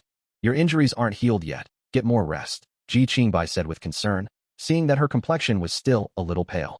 Ji Li helped her sit down and poured her a cup of tea. Fu Lan's pale face flushed slightly. Seeing the two of them like this, Ji Qingbai's expression remained unchanged, but his heart was filled with warmth. After a while, he remembered to ask, "Did you go to the Fortune and Prosperity restaurant?" Fu Lan nodded. "They accepted me, and the monthly spirit stones they offer are also quite a lot." Ji Qingbai breathed a sigh of relief. "That's good. It's just..." Fu Lan's expression held some confusion. "Just what?" "It's just that when they heard I was a rogue cultivator from out of town, they were hesitant to accept me at first. Later, I mentioned that young brother's name, and without another word, they kept me," Fu Lan said. Ji Qingbai was stunned. "Imo? Fu Lan nodded. Ji Qingbai was somewhat surprised. Imo has so much influence. Even a large restaurant like that would give him face. Furthermore, he had unexpectedly learned during the day that Imo was also a junior formation master. Many formations among rogue cultivators were created by Imo. This left Ji Qingbai in shock. Before he came, he thought Imo had stopped practicing formations and felt regret. He never expected that Imo had already become a genuine formation master. Ji Qingbai said solemnly, "Regardless, we owe them a great favor. We must find a way to repay them well in the future. Especially Imo, we must not let anything happen to him. A formation master among rogue cultivators, and someone with such a good heart, he must not have even the slightest accident." Ji Li and Fu Lan both nodded seriously. Ji Qingbai felt relieved and then sighed. "I've been walking around and looking these past few days. Immortal Pass City is truly different. If we can really settle down here, it would be considered living a good life." He had worked busily his whole life, only wanting to live a stable life. After experiencing some twists and turns, he had finally found a place to settle. Ji Qingbai glanced at Ji Li and Fu Lan again, feeling comforted, and smiled slightly. "If you two don't mind, you can get married here. After some time, I'll arrange your marriage and you can become Dao companions." The two were stunned for a moment, their faces suddenly flushed. They exchanged a secretive glance, then both lowered their heads. The night was dark. In the small courtyard, although the lamplight was faint, it gradually became warm. 2 days later, Imo was practicing formation deciphering at the eatery. He would first draw a complex formation himself and then decipher it. This way, one sheet of paper was used to practice formations twice. Drawing and deciphering it himself was a bit wasteful of spirit ink. As Imo was drawing, Big Zhu ran over to say that his wolf-tooth club had been refined. Imo's spirits lifted. He dropped the formation he hadn't finished deciphering and followed Big Zhu to the item forging shop. Master Chen handed a metal rod to Imo. "It's refined as you requested. No wolf teeth, but the spots for formations are left. The exterior is wrapped in iron plating, very sturdy, and the interior is made of hardwood, so it won't be too heavy." "Thank you, Master Chen." Imo happily accepted the metal rod and examined it carefully several times. The metal rod was silvery white, its outer skin tough, thicker than both of Imo's arms, and heavy in hand. Imo tried it out. It was still a bit heavy, but that was his problem, not the metal rods. Imo was very satisfied with this metal rod and praised, "Excellent, truly worthy of Master Chen." Master Chen happily stroked his beard. Imo took the opportunity to draw a first-rank formation on the metal rod. The formation was named the 1,000-ton formation. The 1,000-ton formation was a first-rank earth element formation of the 5 elements. When infused with spirit energy to activate, the spirit tool on which the formation was inscribed would instantly become as heavy as 1,000 tons. Of course, saying 1,000 tons was definitely an exaggeration. Imo himself didn't believe it. Many cultivators gave their cultivation methods and formations names that couldn't be taken literally. It was enough to grasp the general idea. Imo didn't know how heavy this formation would actually be, and it would also vary depending on the amount of spirit energy used to activate it. But no matter what, it would definitely be very heavy, and enough to smash people with. Imo's idea was to first lift the metal rod, then activate the formation. The metal rod, empowered by the formation, would instantly become as heavy as 1,000 tons and smash down heavily. This way, even if he wasn't a body cultivator and his physical body wasn't strong, this metal rod would have sufficient power. It should be enough for scavenging for treasures, finishing off opponents, or carrying out sneak attacks. The 1,000-ton formation wasn't difficult. Imo learned it in 2 nights. The formation was also not difficult to draw. Imo finished it in half an hour. Imo went to Great Black Mountain and found a large rock to test it out. He first lifted the metal rod high, then infused it with spirit energy. The gray-brown formation patterns on the metal rod flashed momentarily, and it instantly fell heavily. The rock was smashed to pieces, and Imo's hand was also numbed by the shock. Even though his hand was numbed, Imo was still very satisfied. He gave the metal rod a name he had long thought of, the 1,000-ton club. Chapter 240, Moves. After Mo Hua named the 1,000-gene rod, he carefully stored it in his storage bag. In the following days, whenever he had free time, he would take it out to practice. Then he developed two simple, plain, and very practical moves. One move was to smash downwards, and the other was to swing horizontally. He had tested the downward smash, and it was simple to use. The horizontal swing was a bit more troublesome, requiring him to swing the 1,000-gene rod first. During the swing, he needed to inject spiritual energy to activate the formation. The iron rod would instantly gain weight, and according to the inertia of his force, it would swing out horizontally. Controlling this spiritual energy and force was difficult. Either he hit the target, and his tiger's mouth would ache from the impact. If he missed, he would have to let go of the 1,000-gene rod, otherwise, his arm would be dislocated. This was the helplessness of having a weak physique from birth and being unable to be a body cultivator. However, after practicing a few times, Mo Hua became much more familiar with it. At least he wouldn't dislocate his arm anymore. Mo Hua also gave both moves imposing names. The downward smash was called Might Like 1,000-gene, and the horizontal sweep was called Sweeping 1,000-gene. They sounded a bit imposing, but they were only for emergencies. After all, he wasn't a body cultivator and couldn't rely on them for direct combat. At most, they could be used for sneak attacks. But no matter what, it was still another means of dealing with enemies. Taking advantage of some free time, he went to the Fortune and Prosperity restaurant again and found Fu Lan, asking her to help him make tofu. This was his first time eating tofu in the cultivation world. It wasn't particularly white, having a slight bean yellow hue, but the bean aroma was very rich. Whether fried or stir-fried into a dish, or made into sweet tofu pudding, it was delicious. Mo Hua also sent some to his parents, Mr. Zhuang, and the siblings Bai Zixing and Bai Zishi to try. He didn't send any to old Kuei. He liked to eat crunchy things that made noise when chewed, so he definitely wouldn't like tofu. As for the inner mountain of Immortal Pass City, although there were more outside cultivators, and it was a bit more dangerous, Mo Hua still had to go. He was a formation master, and he couldn't be without spirit ink. Moreover, the amount of spirit ink he needed was probably several times that of an ordinary first-rank formation master. Therefore, the more demon blood, the better. Anyway, he was currently at the Qi Condensation 7th layer, and his flowing water steps were exquisite. Apart from Foundation Establishment cultivators, ordinary Qi Condensation cultivators couldn't do anything to him. Even for Foundation Establishment cultivators, as long as he was alert and could detect them in advance, he could most likely escape. On this day, entering the mountain, Mo Hua released 17 or 18 bottles of demon blood. Satisfied, he found a shady big tree and sat down to eat wild fruit. After a short while, his spiritual sense moved slightly, detecting someone. The aura was somewhat familiar. He looked up and quietly observed, finding it was Yu Qingyi, along with several other demon hunters. They were walking along a secluded path, seemingly looking for something. Mo Hua stood up and greeted them from a distance. Yu Qingyi only then noticed Mo Hua and couldn't help but frown. From such a distance, his spiritual sense couldn't sense Mo Hua. How could Mo Hua have discovered them? Mo Hua used his flowing water steps, leaping a few times down the mountainside before gracefully landing in front of Yu Qingyi. Yu Qingyi was stunned. What kind of movement technique was this? Previously, Mo Hua had traveled with them for a while without using any movement techniques, so he thought Mo Hua didn't know any. He didn't expect his movement techniques to be so proficient. It was even better than some veteran demon hunters. No wonder he dared to roam the inner mountain alone. Mo Hua sized up Yu Qingyi and asked curiously, "You guys, aren't you here to hunt demons?" They weren't wearing iron armor or rattan armor. Their swords were sheathed, and they were wearing ordinary rogue cultivator clothes, dressed like outside cultivators. Yu Qingyi said, "We entered the mountain to catch someone." "Catch whom?" "The cultivators who attacked me last time." Yu Qingyi's eyes flashed with cold light, and he said hatefully, "A bunch of trash who dared to ambush me. I won't let them go."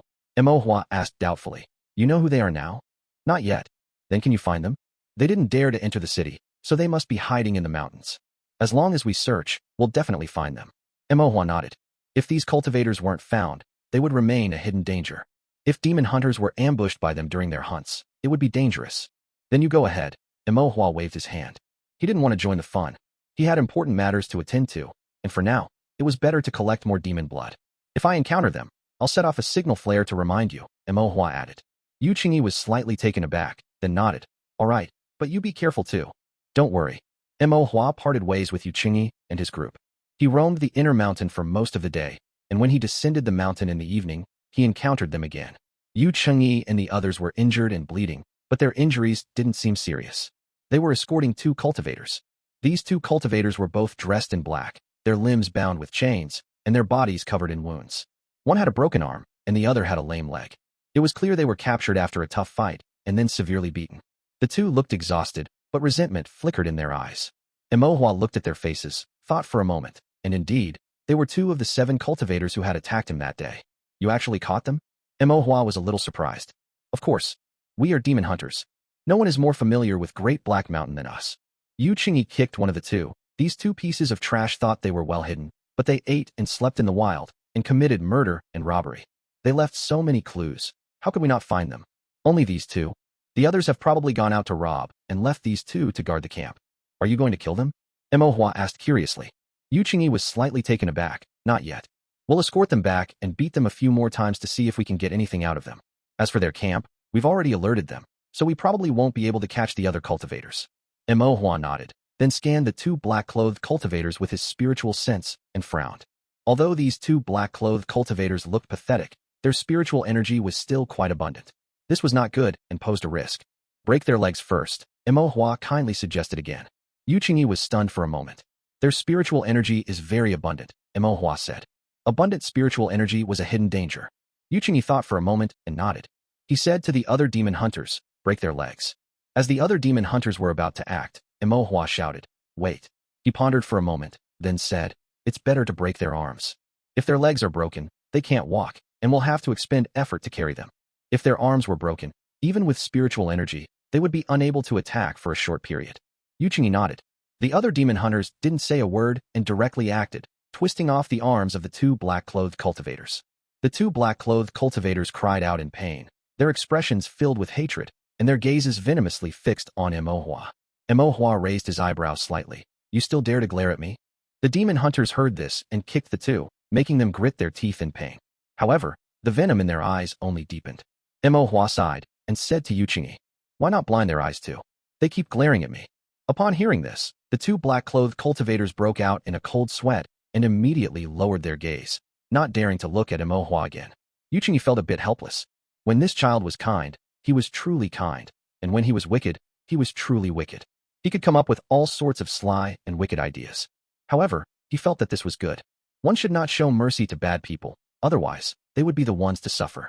These 2 black-clothed cultivators had committed murder and robbery, and their hands were stained with countless lives. Even if they were killed now, it would be letting them off easy. Chapter 241, Encountering Danger. Yu Qingyi escorted the 2 black-clothed cultivators to Elder Yu and locked them in a sealed room for interrogation to see if anything could be learned. Imohua was also a bit curious and followed to watch the commotion. While Yu Qingyi was interrogating inside, Imohua sat outside with Elder Yu, drinking tea. Before long, the screams from the room stopped, and Yu Qingyi emerged, with a few bloodstains on him, though not his own. He looked deep in thought. Imohua's eyes lit up. Did you find anything out? Yu Qingyi glanced at Imohua, not particularly wanting to answer. Elder Yu said faintly, speak. Yu Qingyi pondered for a moment, and then said, those 2 confessed. They are criminal cultivators. Criminal cultivators? Imohua was slightly taken aback. Elder Yu explained, they are cultivators who have violated the Dao Court's laws, committed great crimes, and are wanted by the Dao Court enforcement. What crimes did they commit? Imohua asked curiously.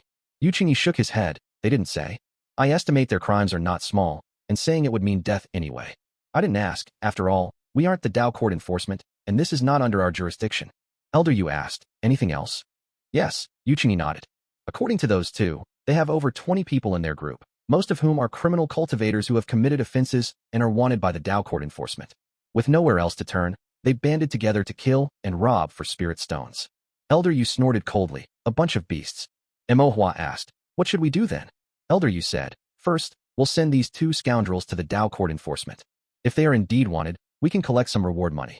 As for what happens next, Elder Yu put down his teacup and thought for a moment. After that, we'll first see what the Dao Court enforcement does. Capturing criminal cultivators is the Dao Court enforcement's job. If they don't issue orders, we shouldn't easily interfere. However, if we encounter them in the mountains, don't be polite. Fight if you can. If you capture them alive, bring them to the Dao Court enforcement for a reward. If you can't capture them alive, kill them and throw them into the mountain ravines to feed the demon beasts. A bunch of scoundrels. Keeping them alive is a waste of spirit stones. Elder Yu cursed again. Yu Qingyi nodded, but his brow was still tightly furrowed. I suspect those 2 weren't telling the truth. Elder Yu raised an eyebrow. What do you mean? These types of cultivators, when they roam the cultivation world, are old hands. They're used to speaking half-truths. He said they have over 20 people, but it might actually be more. He said they banded together to kill and rob, but their ambitions might not be that simple. Elder Yu nodded, passed this information down. All demon hunters entering the mountains during this period should be careful, vigilant, and act according to the situation. Understood. Yu Qingyi cupped his hands. Elder Yu also cautioned Mo Hua. You need to be extra careful. If there's nothing important, don't go into the inner mountains. Even if you have to, be more alert. Don't worry, Mo Hua nodded. He still had to go into the inner mountains, but he definitely needed to be more cautious. Otherwise, with his speed of drawing formations, he would run out of spirit ink quickly if he just sat around and ate. Buying high-quality spirit ink of late first-rank quality with spirit stones was too expensive. Although Mo Hua wasn't short of spirit stones now, it was only relative to the qi condensation stage. To reach foundation establishment, a large sum of spirit stones would be needed, and these spirit stones had to be saved in advance. Afterward, the demon hunters entering the mountains to hunt demons became even more cautious. And as long as a demon hunter entered the mountains, Yu Chengyi or Mo Shan would bring a compass and patrol the vicinity. Once a battle occurred, they would immediately confirm it, and if there was danger, they would provide timely support. About 7 or 8 days passed uneventfully. Although they encountered a few cultivators with suspicious appearances, they only dared to take a glance from afar before silently retreating. On this day, Mo Hua, as usual, finished collecting the blood of a few demon beasts and sat by the creek washing his hands. After washing his hands, Mo Hua looked up and suddenly saw a thick fog spreading, making it impossible to see anyone within 100 feet.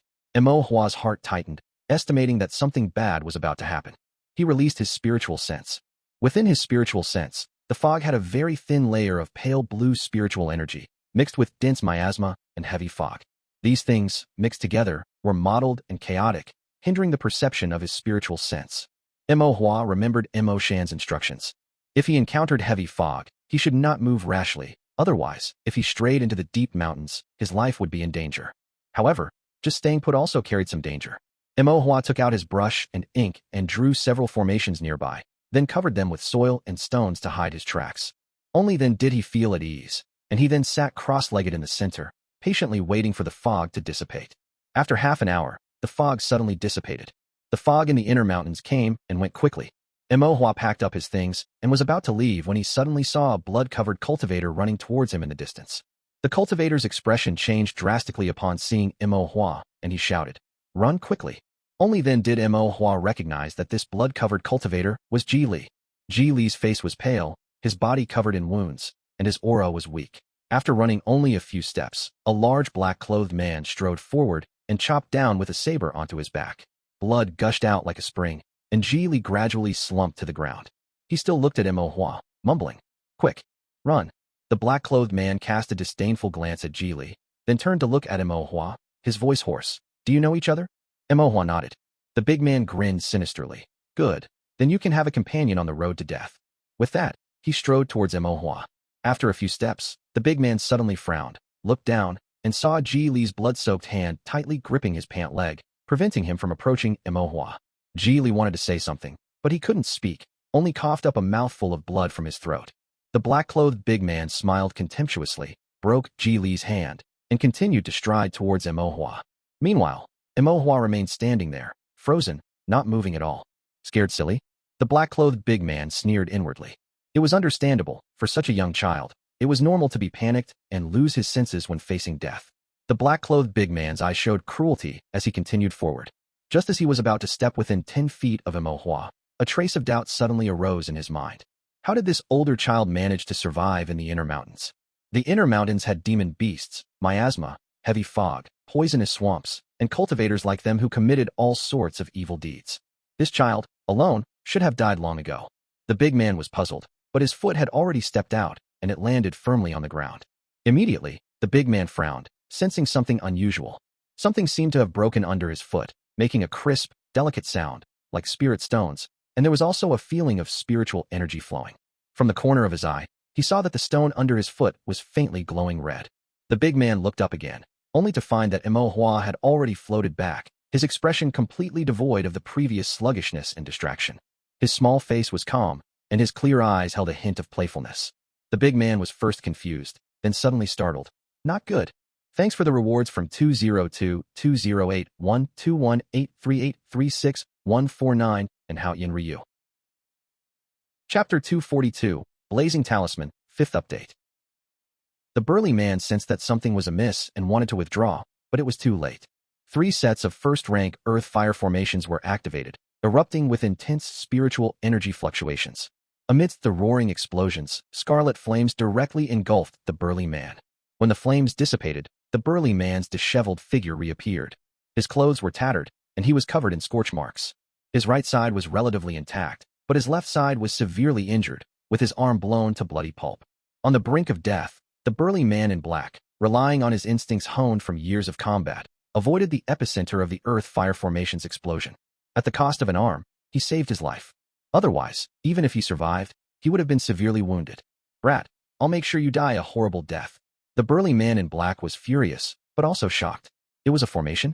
Among rogue cultivators, only a handful knew formations. Where did this formation come from? Could it be that his elder drew it to protect him? It's impossible that he drew it himself. The burly man in black was wary. Despite his anger, he dared not rashly pursue Imohua again. This little cultivator was a bit strange, and also quite good at acting. He couldn't gauge the situation and didn't dare to act rashly. Moreover, he was afraid there might be other formations on the ground. Imohua felt it was a pity that the formation hadn't killed him.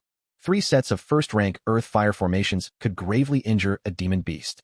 It seemed that cultivators who had spent a long time in the cultivation world were more alert to the methods of cultivators. Imohua secretly released his spiritual sense to observe the burly man's state. The burly man looked pathetic, but he still had more than half of his spiritual energy remaining.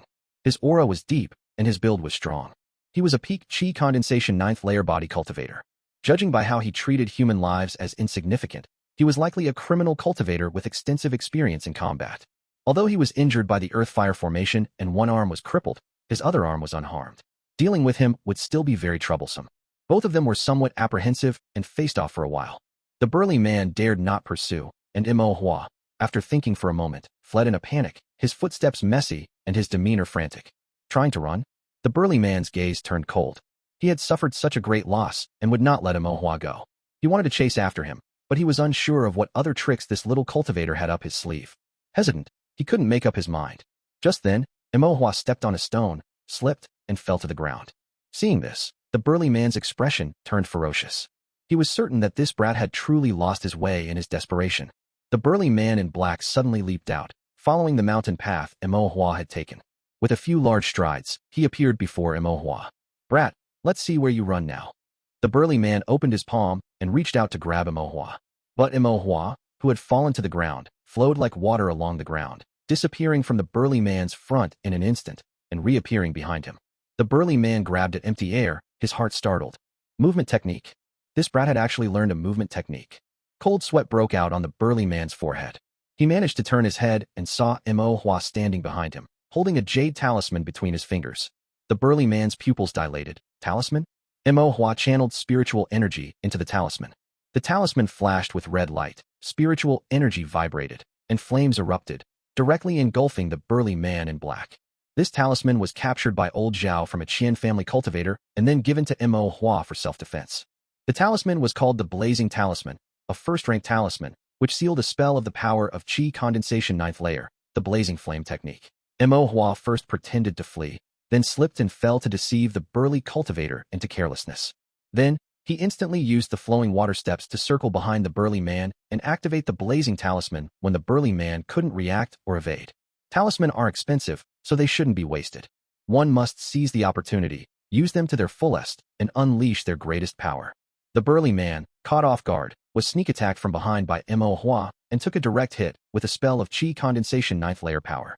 Instantly, he felt his entire body burning, and his meridians ached. At the same time, Imohua drew the 1,000-pound staff from his storage bag with his other hand. While the burly man was heavily injured and swaying, Imohua raised the 1,000-pound staff, infused it with spiritual energy, and activated the 1,000-pound formation. With a flash of gray light, the 1,000-pound staff instantly became as heavy as 1,000 pounds. Carrying the force of the wind, it smashed down fiercely. Clang! This blow landed squarely on the burly man's forehead. The burly man's scalp felt a sharp pain. Imohua's tiger mouth went numb from the impact. As expected of a body cultivator, such a hard head. Imohua mused, then raised the 1,000-pound staff again and, in the same manner, smashed it down on the burly man's forehead again. The burly man's head felt dizzy, and he began to lose consciousness.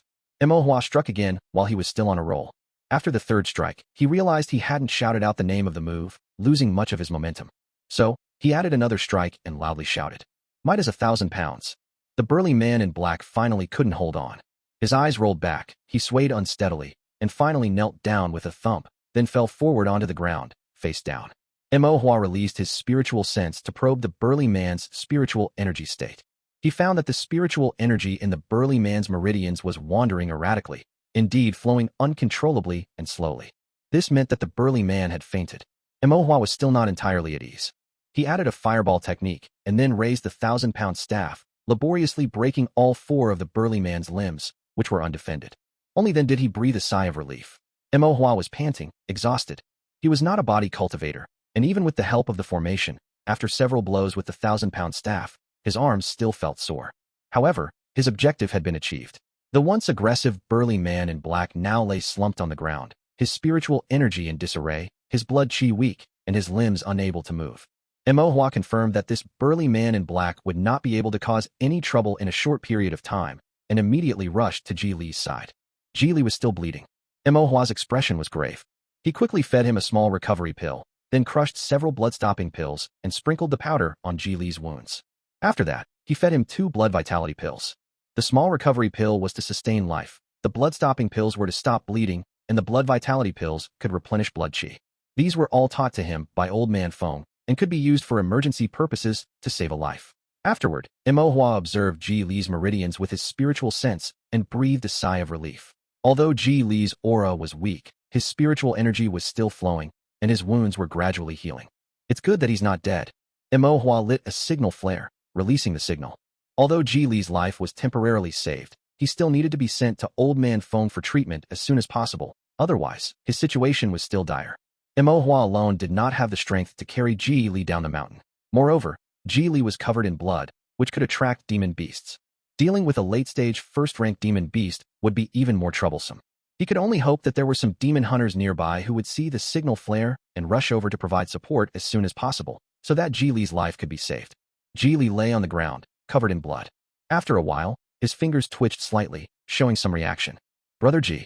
Brother Ji. Imo called out a few times. Ji Li seemed to have heard him, slowly opened his eyes, and seeing that Imo was fine, he seemed to breathe a sigh of relief. Then, his eyes gradually lost their focus, becoming vacant, and slowly closed again. This was a sign of spiritual sense dispersal. Imo was startled, knowing it was not good. Once a cultivator's spiritual sense scattered, even if the physical body was saved, they would be no different from a dead person. To live, one still needed a strong will. Imo thought for a moment, and then said, Brother Ji, if you die, what will happen to Sister Fulan? Ji Li's eyelids twitched. Imo continued, Uncle Ji is still waiting to drink your wedding wine. Ji Li's eyes did not open, but tears flowed from the corners of his eyes. 5th update complete. Chapter 243, Familiarity. Imo drew some formations around them, and then guarded Ji Li, guarding against other demon beasts and cultivators. After a while, Imo's spiritual sense stirred, detecting approaching cultivators. He released his spiritual sense, sensed for a moment, and then relaxed, shouting, Uncle Zhou, over here. Not far away were 3 demon hunters, led by Zhou Cheng, who was Zhou Daping's father. They had rushed over to support, following the trail of smoke. Upon hearing the shout, they immediately hurried over and then saw Ji Li lying on the ground, covered in blood. Zhou Cheng was startled at the sight and quickly asked, How is his injury? He's temporarily stable, but we need to get him down the mountain quickly to have Grandpa Feng treat him, Imo said. Zhou Cheng nodded and asked Imo, Are you alright? I'm fine, Imo shook his head. Zhou Cheng breathed a sigh of relief. That's good. Saving the person was the priority, so Zhou Cheng didn't say any more. He signaled his men to lift Ji Li onto a stretcher and head down the mountain. Imo waved goodbye to them, silently thinking, I hope it's not too late. Uncle Ji only had Ji Go as his son. Imo didn't go down the mountain with them. He still had something to do. The burly man in black was still lying nearby, his body in a miserable state, unconscious. It seemed he wasn't dead yet. Imo didn't have time to deal with him now. When other demon hunters arrived, he would have the burly man taken back to see if they could find out his origins. Right, the storage bag. Imo suddenly remembered, ran to the burly man's side, and retrieved the storage bag that was half destroyed by the explosion. Not having time to examine it closely, Imo put the storage bag away. Then he took out the Sifong maternal and child compass, and while looking at it, he calculated. Brother Ji entered the mountain. He must have been with Uncle Ji. Brother Ji being chased means Uncle Ji is also in danger. Moreover, this burly man has a profound cultivation, and he looks like he's killed many people. His fellow sinful cultivators are probably not easy to deal with. Imohua located his position on the Sifon compass and indeed found a bright spot not far to the south. This indicated that the battle was still ongoing. Imohua's gaze turned cold. He put away the compass and headed south. The location of the bright spot to the south was a small hillside. Bushes grew all around, fallen leaves piled up underfoot, and sparse large trees spread their branches, blocking the sunlight, making the area below appear deep and secluded. When Imohua arrived, he indeed saw Ji Qingbai and 2 other demon hunters fighting with someone. Their opponents were also 3 sinful cultivators in black. In the interplay of light and shadow, saber light flashed, and spiritual energy surged. Both sides were body cultivators, engaging in close-quarters combat, fighting fiercely. The sinful cultivators in black had the advantage, and Ji Qingbai and his 2 companions were stretched thin and in a sorry state, gradually struggling to hold on. Imohua frowned. Something was wrong.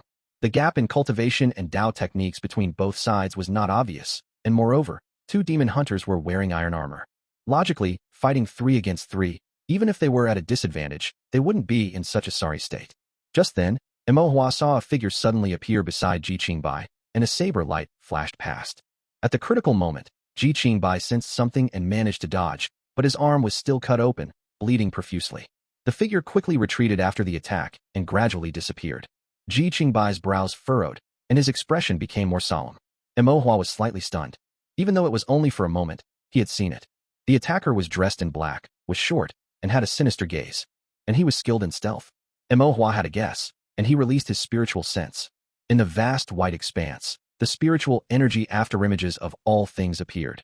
Behind a large tree, a pale blue figure also appeared. This figure was very familiar. Imohua thought for a moment, and his eyes lit up. So it's you. Previously, when the demon hunters were defending the spirit mine, the Qian family hired cultivators to harass them. Among them was a cultivator skilled in stealth techniques who was very troublesome and caused the demon hunters great losses. He didn't expect to encounter him again here. Imohua felt a bit surprised in his heart. He's actually not dead? He had thought this stealth cultivator would have been hacked to death by the demon hunters long ago. However, even if he wasn't dead, it seemed his injuries were quite severe. This cultivator's actions now were not as decisive and ruthless as before, and his movements were a bit clumsy. His stealth technique was also greatly reduced. He needed to rely on the cover of trees and the interplay of light and shadow to better conceal himself. Ji Qingbai and his 2 companions, fighting 3 against 3, shouldn't have been at such a disadvantage. However, with this stealth cultivator lurking around, the situation became completely different. They had to contend with their opponents and also guard against the stealth cultivator's surprise attacks. Once injured, the situation would become even more passive. Moreover, the spiritual sense of an ordinary Qi condensation 9th layer cultivator would not be able to see through the stealth technique, and naturally could not deal with this stealth cultivator. However, this was nothing to Imohua. In Imohua's spiritual sense, the stealth cultivator's figure was as clear as fire, with nowhere to hide. He had fallen into Imohua's hands during the struggle for the spirit mine. Now that Imohua's spiritual sense was much stronger, his stealth technique was even more of a self-deception, only fooling himself. It was his good luck that he managed to escape with his life from the demon hunter's wild attacks before. However, this time, Imohua did not intend to let him go. But the immediate priority was still to rescue Uncle Ji and the others. Imohua hid in a corner beyond their spiritual senses' reach, took out the bamboo tube, and lit the signal flare. Then Imohua moved to 2 other positions and fired a signal flare in each. Imohua repeated his trick, releasing signal flares, hoping to make them retreat. The signal flares rose into the sky, attracting the attention of the sinful cultivators, and both sides stopped fighting. But these sinful cultivators didn't seem to fall for it. One sinful cultivator said, "These demon hunters set off signal flares for help before. If there were really people, they would have come to help long ago. This person is hiding behind and not making a move, so he's probably bluffing. Let's finish them quickly and kill them." The other sinful cultivators all nodded. Ji Qingbai endured his injuries and gritted his teeth. "We have no enmity. Why must you be so ruthless?" The sinful cultivator said, "The Kong family paid spirit stones for your father and son's heads. Your son's head has probably already been obtained, and now only yours is left." Upon hearing this, Ji Qingbai's expression turned sorrowful. "Stop wasting time. Kill them quickly."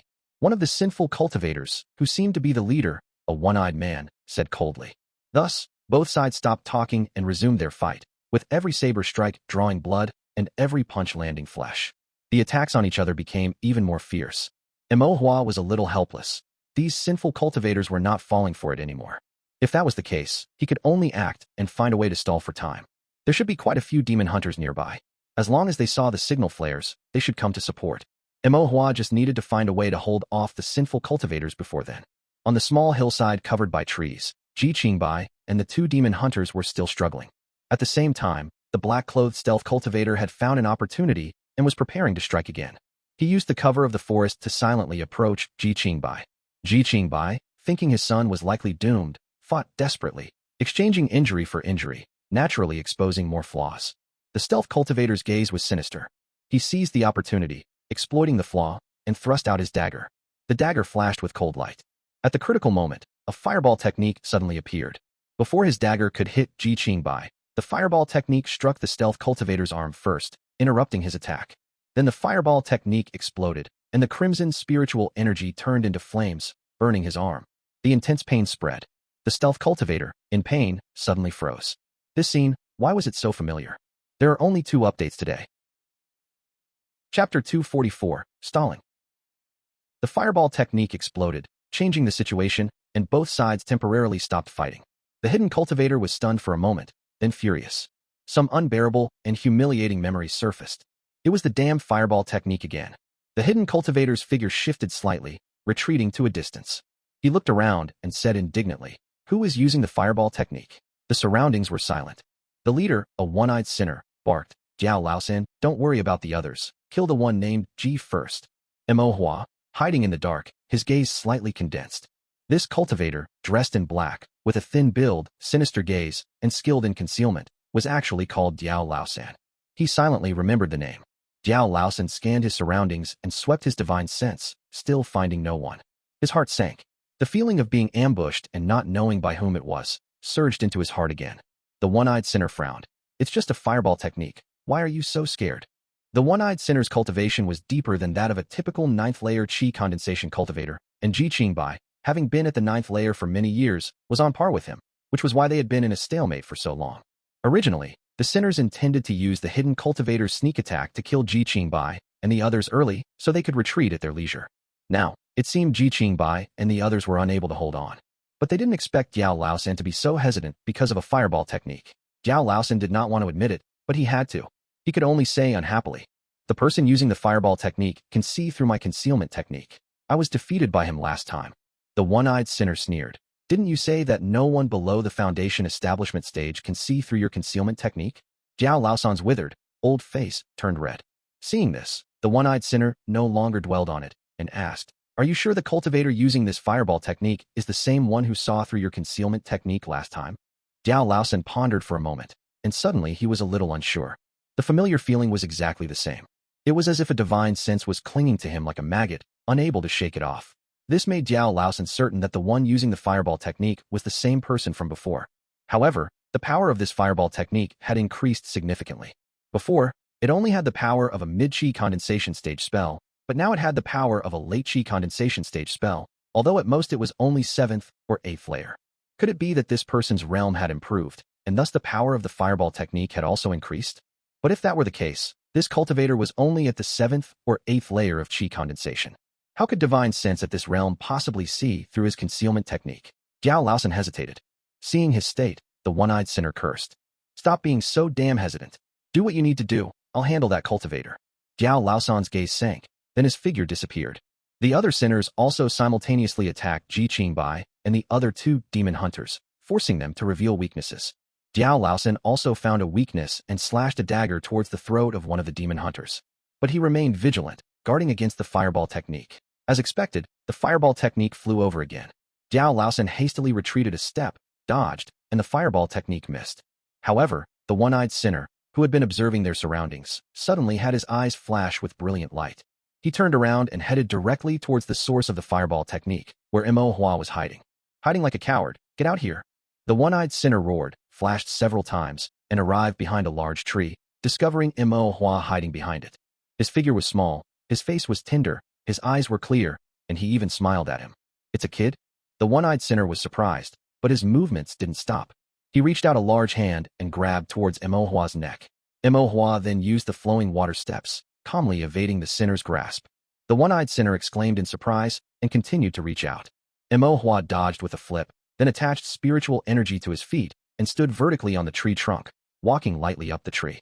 The one-eyed sinner directly drew his saber and slashed towards Imohua. But after a few slashes, each swift, Imohua could always dodge at the last moment. Each time the one-eyed sinner thought the next slash would hit, it was just short of hitting. After a few rounds of this back and forth, he instantly understood. This kid is playing with me. He's stalling for time. Damn it. The one-eyed sinner was furious, but he was helpless, as he found this kid's movement technique to be far superior to his own. He couldn't even touch the hem of this kid's clothes. At such a young age, this was truly bizarre.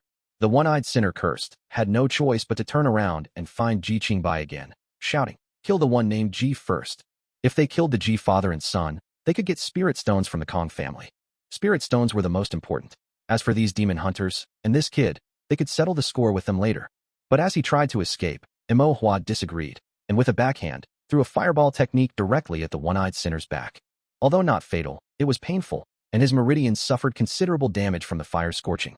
The one-eyed sinner was furious and rushed towards Imohua again, but he couldn't catch him.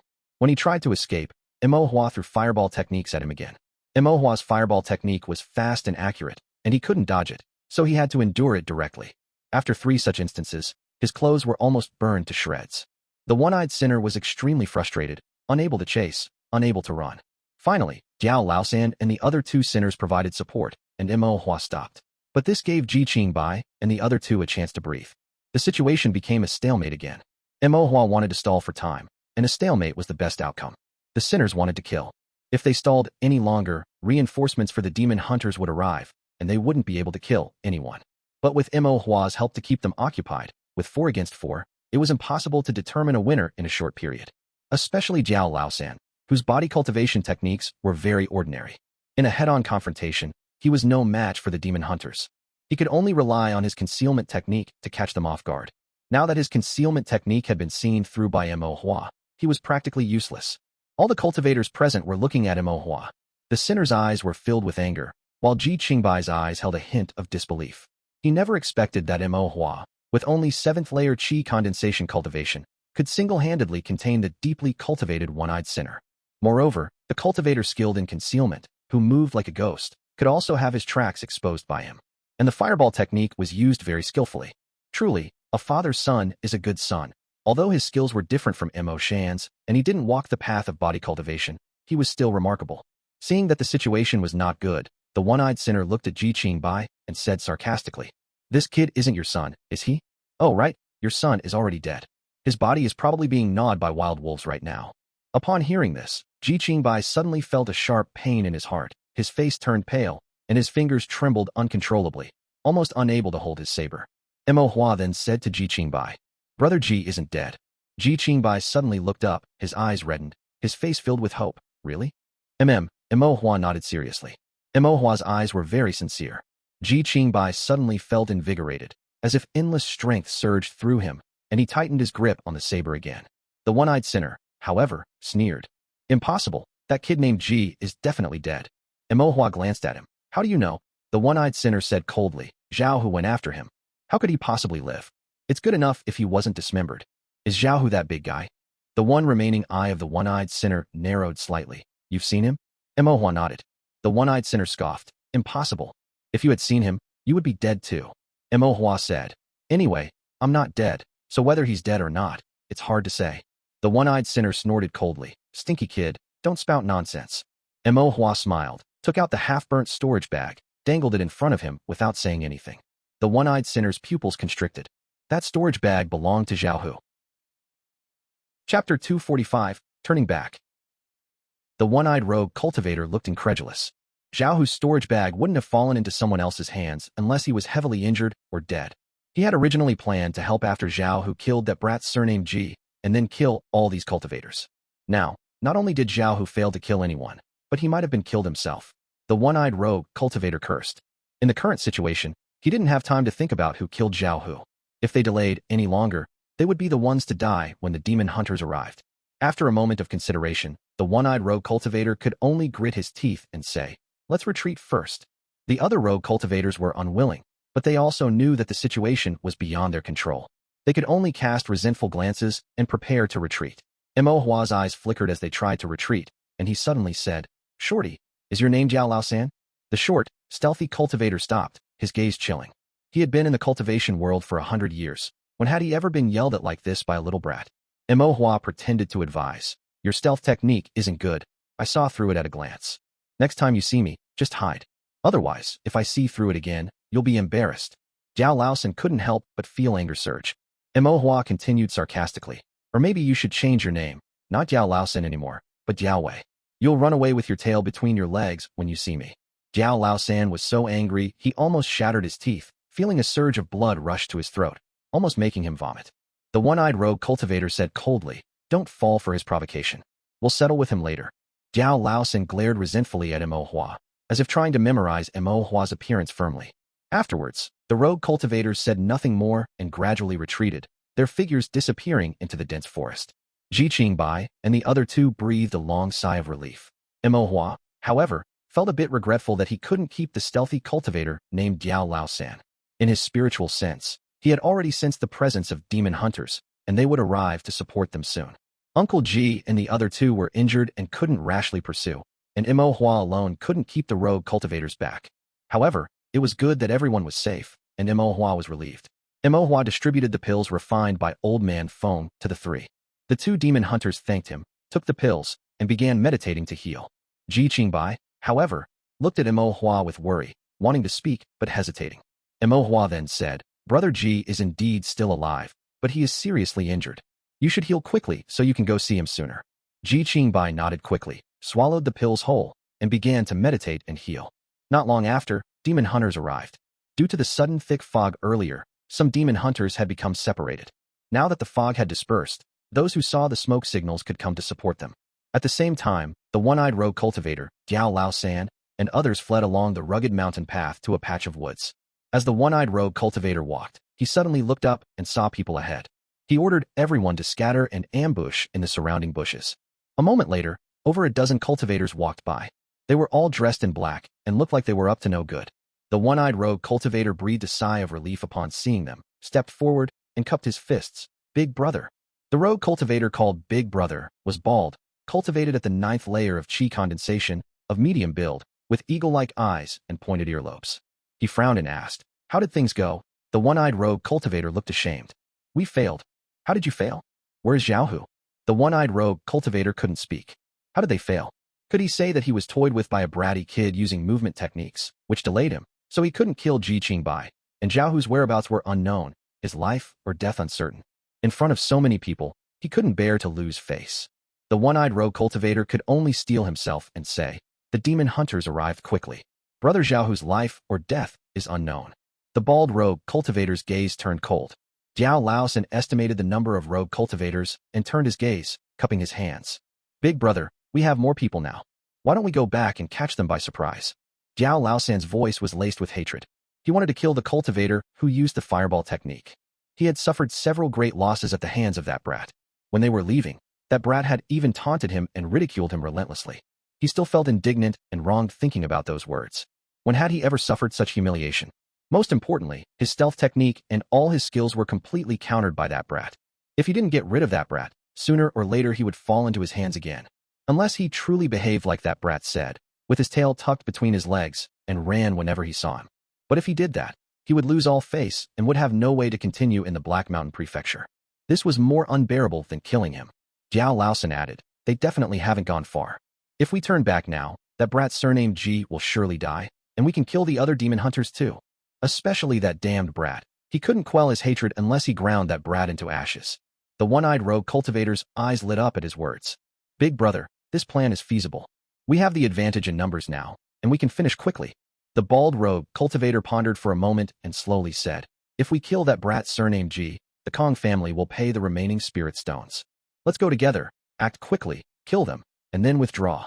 All the rogue cultivators responded in unison, yes, and then their figures flickered, and they all headed towards the small hillside. On the small hillside, Mo Hua was still there, and more demon hunters were arriving, their numbers growing. This was beyond Mo Hua's expectations. The inner mountain was so vast. He had set off a few smoke signals, but so many demon hunters shouldn't have come. After asking for the reason, Mo Hua was a little stunned. Due to the fog, many demon hunters had become separated. Generally, when fog arose, it was best to stay put, but this was the inner mountain, a dangerous place, and accidents were inevitable. Whether it was encountering demon beasts, poisonous swamps, or attacks from cultivators, the demon hunters had to continue finding their way in the fog, which inevitably led to them becoming separated. After the fog disappeared, the demon hunters gathered in twos and threes. Those who saw the smoke signals rushed to support them and spread the word to each other. Several demon hunters had met Imo Hua and said, "Someone is injured, and Imo Hua is here too." This message spread like wildfire, and as it was passed on, it turned into Imo Hua is also injured. Hearing this, the demon hunters became enraged. Imo Hua being injured, how could that be allowed? Any demon hunter who heard the news, no matter how far, rushed over. Some were still hunting down remaining demon beasts, some were skinning and butchering demon beasts, and some had packed their storage bags and were preparing to descend the mountain. Upon hearing the news, they all stopped what they were doing, drew their swords, and rushed over immediately. Thus, the number of demon hunters gathered on the small hillside grew, reaching almost 100 people. After Imo Hua understood the reason, he was both touched and amused. A while later, Yuqingyi also arrived. He had been hunting demon beasts on the other side, which was further away. He arrived out of breath and asked Imo Hua, "Are you okay?" "I'm fine." Imo Hua had already said this, "I'm fine," dozens of times. Yuqingyi finally breathed a sigh of relief. "It's good that you're fine." He then looked confused and asked, "Why did I hear someone say you were injured?" Imo Hua said helplessly, "Someone was injured, but it wasn't me." "That's good." Yuqingyi nodded, then became a little angry and ordered, "Tell everyone that Imo Hua is fine, and stop spreading rumors." If the rumors continued, his father, Elder Yu, would probably personally come up the mountain. Yuqingyi looked around and then asked, "What happened?" Imo Hua briefly explained that Ji Li was being chased, and Ji Qingbai and 2 demon hunters were being besieged. Yuqingyi was furious. "These bastards will be a scourge if they stay in the mountain. We'll kill them all sooner or later." Imo Hua also felt a bit regretful. If the inner mountain wasn't so large, if the demon hunters could have arrived earlier, or if those rogue cultivators had been further provoked by him and delayed a bit longer, he could have kept them all. Imo Hua extended his spiritual sense and scanned the surroundings again, feeling a bit disappointed. That shorty with the stealth technique is really patient. I scolded him so much, and he didn't even think about coming back to cause trouble for me. Was he like Qian Hong, a turtle? Imo Hua thought silently. A while later, Ji Qingbai finished his healing and was eager to check on Ji Li's injuries. Everyone prepared to descend the mountain. Suddenly, Imo Hua's spiritual sense stirred, and his eyes gradually brightened. He quickly said, "Wait." The demon hunters stopped and looked at him in confusion. Imo Hua held his breath and concentrated, extending his spiritual sense to its limit. Then, he opened his eyes, smiled, and said, "The big fish has taken the bait. Thanks for the tip," from Moying Jikong. Chapter 246, Ambush. The one-eyed evil cultivator led the group of evil cultivators back the way they came. They arrived at the foot of the mountain slope and hid amongst the bushes, looking up. On the secluded small mountain slope, there were only 4 people. Ji Qingbai and the other 2 were covered in bloodstains and were still meditating and healing. The young cultivator stood guard beside the 3, looking vigilant. "They aren't escaping, just waiting to die here." Rogue cultivator Jia Laosen sneered. The one-eyed evil cultivator, however, frowned. "I'm afraid there's a trap. Shall we use our divine sense to check?" One evil cultivator suggested. "We'll be detected. There's no Foundation establishment cultivator, so we can check carefully. It's that little brat. His divine sense is outrageously strong. If we try to pry with our divine sense, he'll definitely discover us." "How is that possible? Would I lie to you?" After a few arguments among the evil cultivators, the one-eyed cultivator asked, "Big brother, what should we do?" The bald, evil cultivator pondered. Ji Qingbai is an outsider cultivator. He has no connections in Immortal Pass City, so not many cultivators will help him. As for that little brat, he looks like a local demon hunter, but he's too young. He definitely won't know many people. Even if there's an ambush, it won't be many people. We have enough here to kill them all."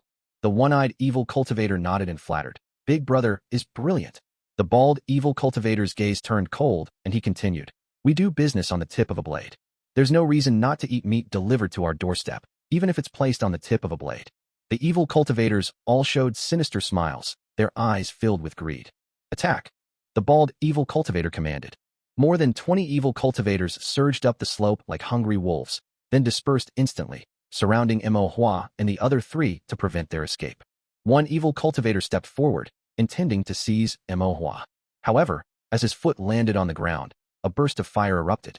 The evil cultivator was blown to the ground, half of his body charred, and he writhed in agony, a pathetic sight. A formation? The evil cultivators' hearts skipped a beat. They exchanged glances and halted their advance. The power of a formation could not be underestimated. For a moment, no one could determine who had set up the formation or how many had been laid. The atmosphere became somewhat tense, and both sides entered a stalemate. Imo appeared a little scared and nervous, but Jia Laosen didn't believe it at all. This brat was full of tricks and wouldn't show such an expression. His gaze was venomous, and he said coldly, "Brat, stop pretending. Let the people who ambushed us come out." The fear and nervousness on Imo face receded. He couldn't help but scratch his head. Was my acting that bad? He thought his acting was actually quite good. Jia Laosan's eyelids twitched, and he angrily said, "At death's door, and you're still running your mouth. How do you know I'm at death's door?" Jia Laosan raised his dagger. A sinister cold light glinted on the blade. "When I cut your throat and gouge out your eyes later, you'll naturally know." Imo was fearless. "Then come here." Jia Laosan stepped forward to approach, but hesitated. He didn't know if there were more formations on the ground, and dared not act rashly. The one-eyed cultivator, however, frowned. Something's not right. This young cultivator's demeanor was too calm. Why was he so calm? Was it just because of the few formations on the ground? Or did he have other trump cards? Now that Imo and the others were surrounded, he was no longer afraid of alerting them, so he decided to release his divine sense to check. But as soon as he released his divine sense, he perceived the surrounding auras, and his face instantly turned ashen, his body chilling. "Big brother," the one-eyed cultivator hurriedly said. Before he could say anything more, figures of demon hunters appeared one after another on the surrounding slopes, completely encircling the evil cultivators. They were a vast multitude, numbering over 200 at a rough estimate.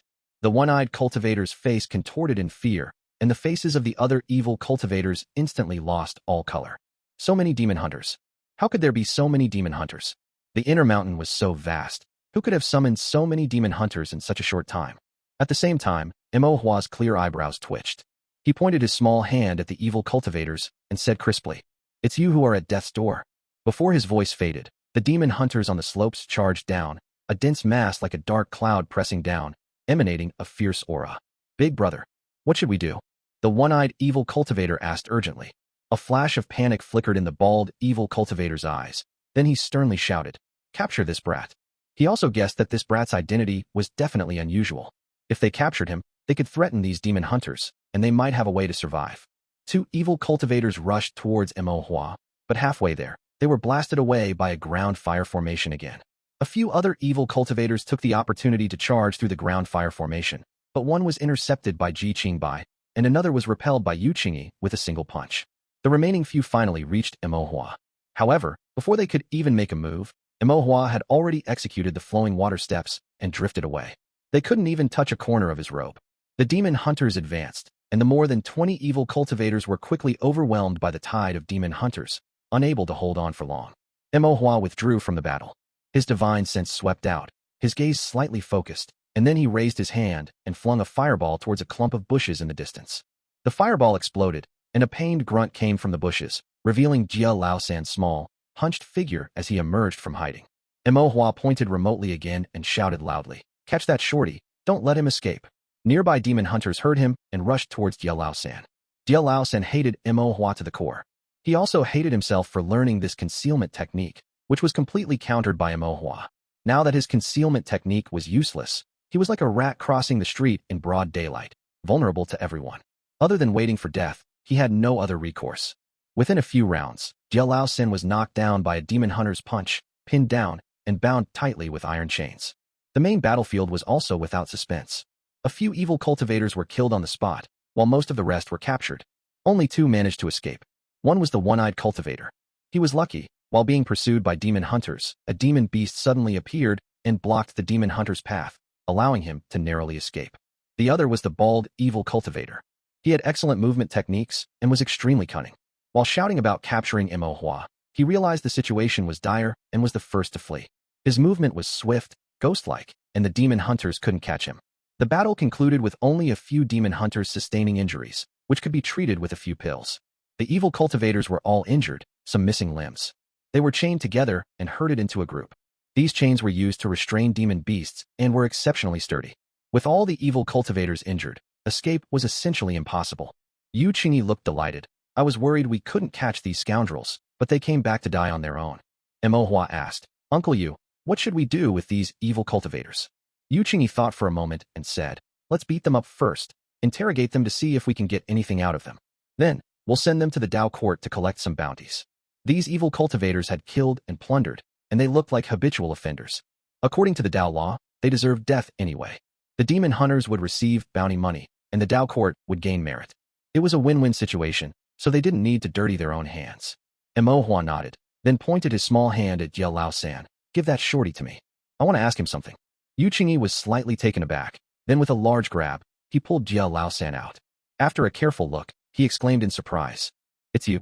He recognized this evil cultivator as the thin, black-clothed cultivator who was skilled in concealment techniques, hired by the Qian family when they attacked the spirit mine. They had suffered quite a bit at his hands back then.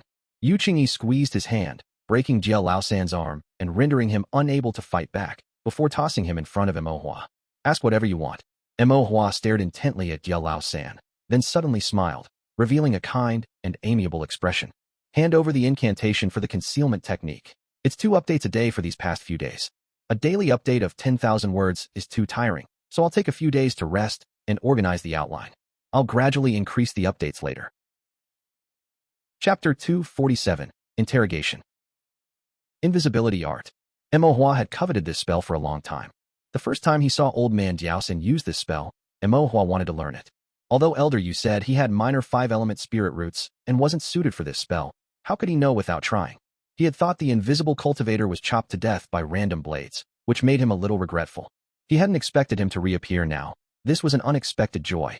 Since he'd reappeared, he wasn't getting away. Mo Hua was determined to get the incantation for the invisibility art.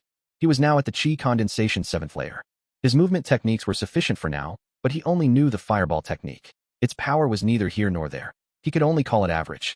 But Mo Hua's spirit roots weren't good, and his cultivation method didn't boost his spiritual energy, so the spell's power wouldn't be very strong.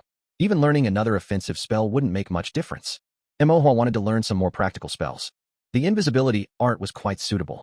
A powerful spiritual sense could hide one's aura, making it difficult for others to perceive them, while the invisibility art could hide one's form, preventing them from being seen. With his powerful spiritual sense and the invisibility art, Mo Hua would essentially be safe. Cultivation for longevity. Since one sought longevity, the first priority was to stay alive. Old Man Diaosan had his arm twisted off by Yu Qingyi, and he was in so much pain that sweat beaded on his forehead. Hearing Mo Hua, he angrily retorted, "Don't even think about it." He had fallen into this brat's hands multiple times, and he wished he could kill him. How could he possibly hand over the invisibility art? Mo Hua, I'm fed. Don't refuse a toast only to be forced to drink a forfeit. Old Man Diaosan, however, gritted his teeth and refused to speak. Mo Hua looked at him. His eyes suddenly lit up, and he asked Yu Qingyi, "Uncle Yu, where's his storage bag?" When criminal cultivators were captured, regardless of whether they were alive or dead, their storage bags were always taken and marked. Yu Qingyi searched for a moment, took out a storage bag embroidered with blue water patterns, and tossed it to Mo Hua. Mo Hua poured out everything from the storage bag. There were 2 spare daggers. One was a first-rank spirit tool, and the other wasn't. He guessed it was just a temporary makeshift. There were several bottles of poison, with labels indicating their names, used for smearing on the daggers. There were also several bottles of antidotes. Though unlabeled, the bottle colors corresponded to the poisons. There were also several books on cultivation methods and Taoist arts, but Mo Hua gave them a cursory glance. They were all common goods. There was no incantation for the invisibility art. Mo Hua frowned. "Where did you hide the incantation?" Old Man Diaosan gritted his teeth. "You little brat, I'll never tell you. Still dare to curse me?" Mo Hua's delicate eyebrows shot up. He drew his Qianjun rod and said angrily, "See if I don't smash your mouth open." Yu Qingyi quickly stopped him. "No need for you to act. Don't tire yourself out." Mo Hua wasn't a body cultivator and wasn't adept at body tempering. He might actually hurt himself. Moreover, with so many demon hunters here, why would they need him to act? The other demon hunters went up to beat Old Man Diaosan themselves. These few had guarded the spirit mine and seen many companions fall under Old Man Diaosan's insidious daggers. Naturally, they had a belly full of grievances, which they now took the opportunity to vent. When they had beaten him enough, Yu Qingyi called a halt. Mo Hua continued to ask, "Will you talk or not?" Old Man Diaosan spat out a mouthful of blood and softened. "If I talk, can you spare my life?" Mo Hua coldly snorted. "What spring dreams are you having?" He held up his 2 small fingers and continued. "You only have 2 choices. One is to speak honestly, and we'll send you to the Dao court. Whether you live or die depends on how the Dao court judges. Second, if you don't speak, we'll chop you to death with random blades right now. Anyway, you're a criminal cultivator. Your death would be in vain." Old Man Diaosan said coldly, "Either way, I die. Why should I speak?" He knew very well the crimes he had committed. Falling into the hands of the Dao court meant certain death. One is a possibility of death, and the other is immediate death. The difference is huge. Mo Hua explained. If you go to the Dao court, You might not be sentenced to death if you bribe the scribes. If you bribe the stewards, you might even be released without guilt. At worst, if you bribe the jailers, you could try to break out of prison. Old man Jiaosan rolled his eyes. If he had the ability to bribe stewards and scribes, would he have fallen to the point of becoming a bandit?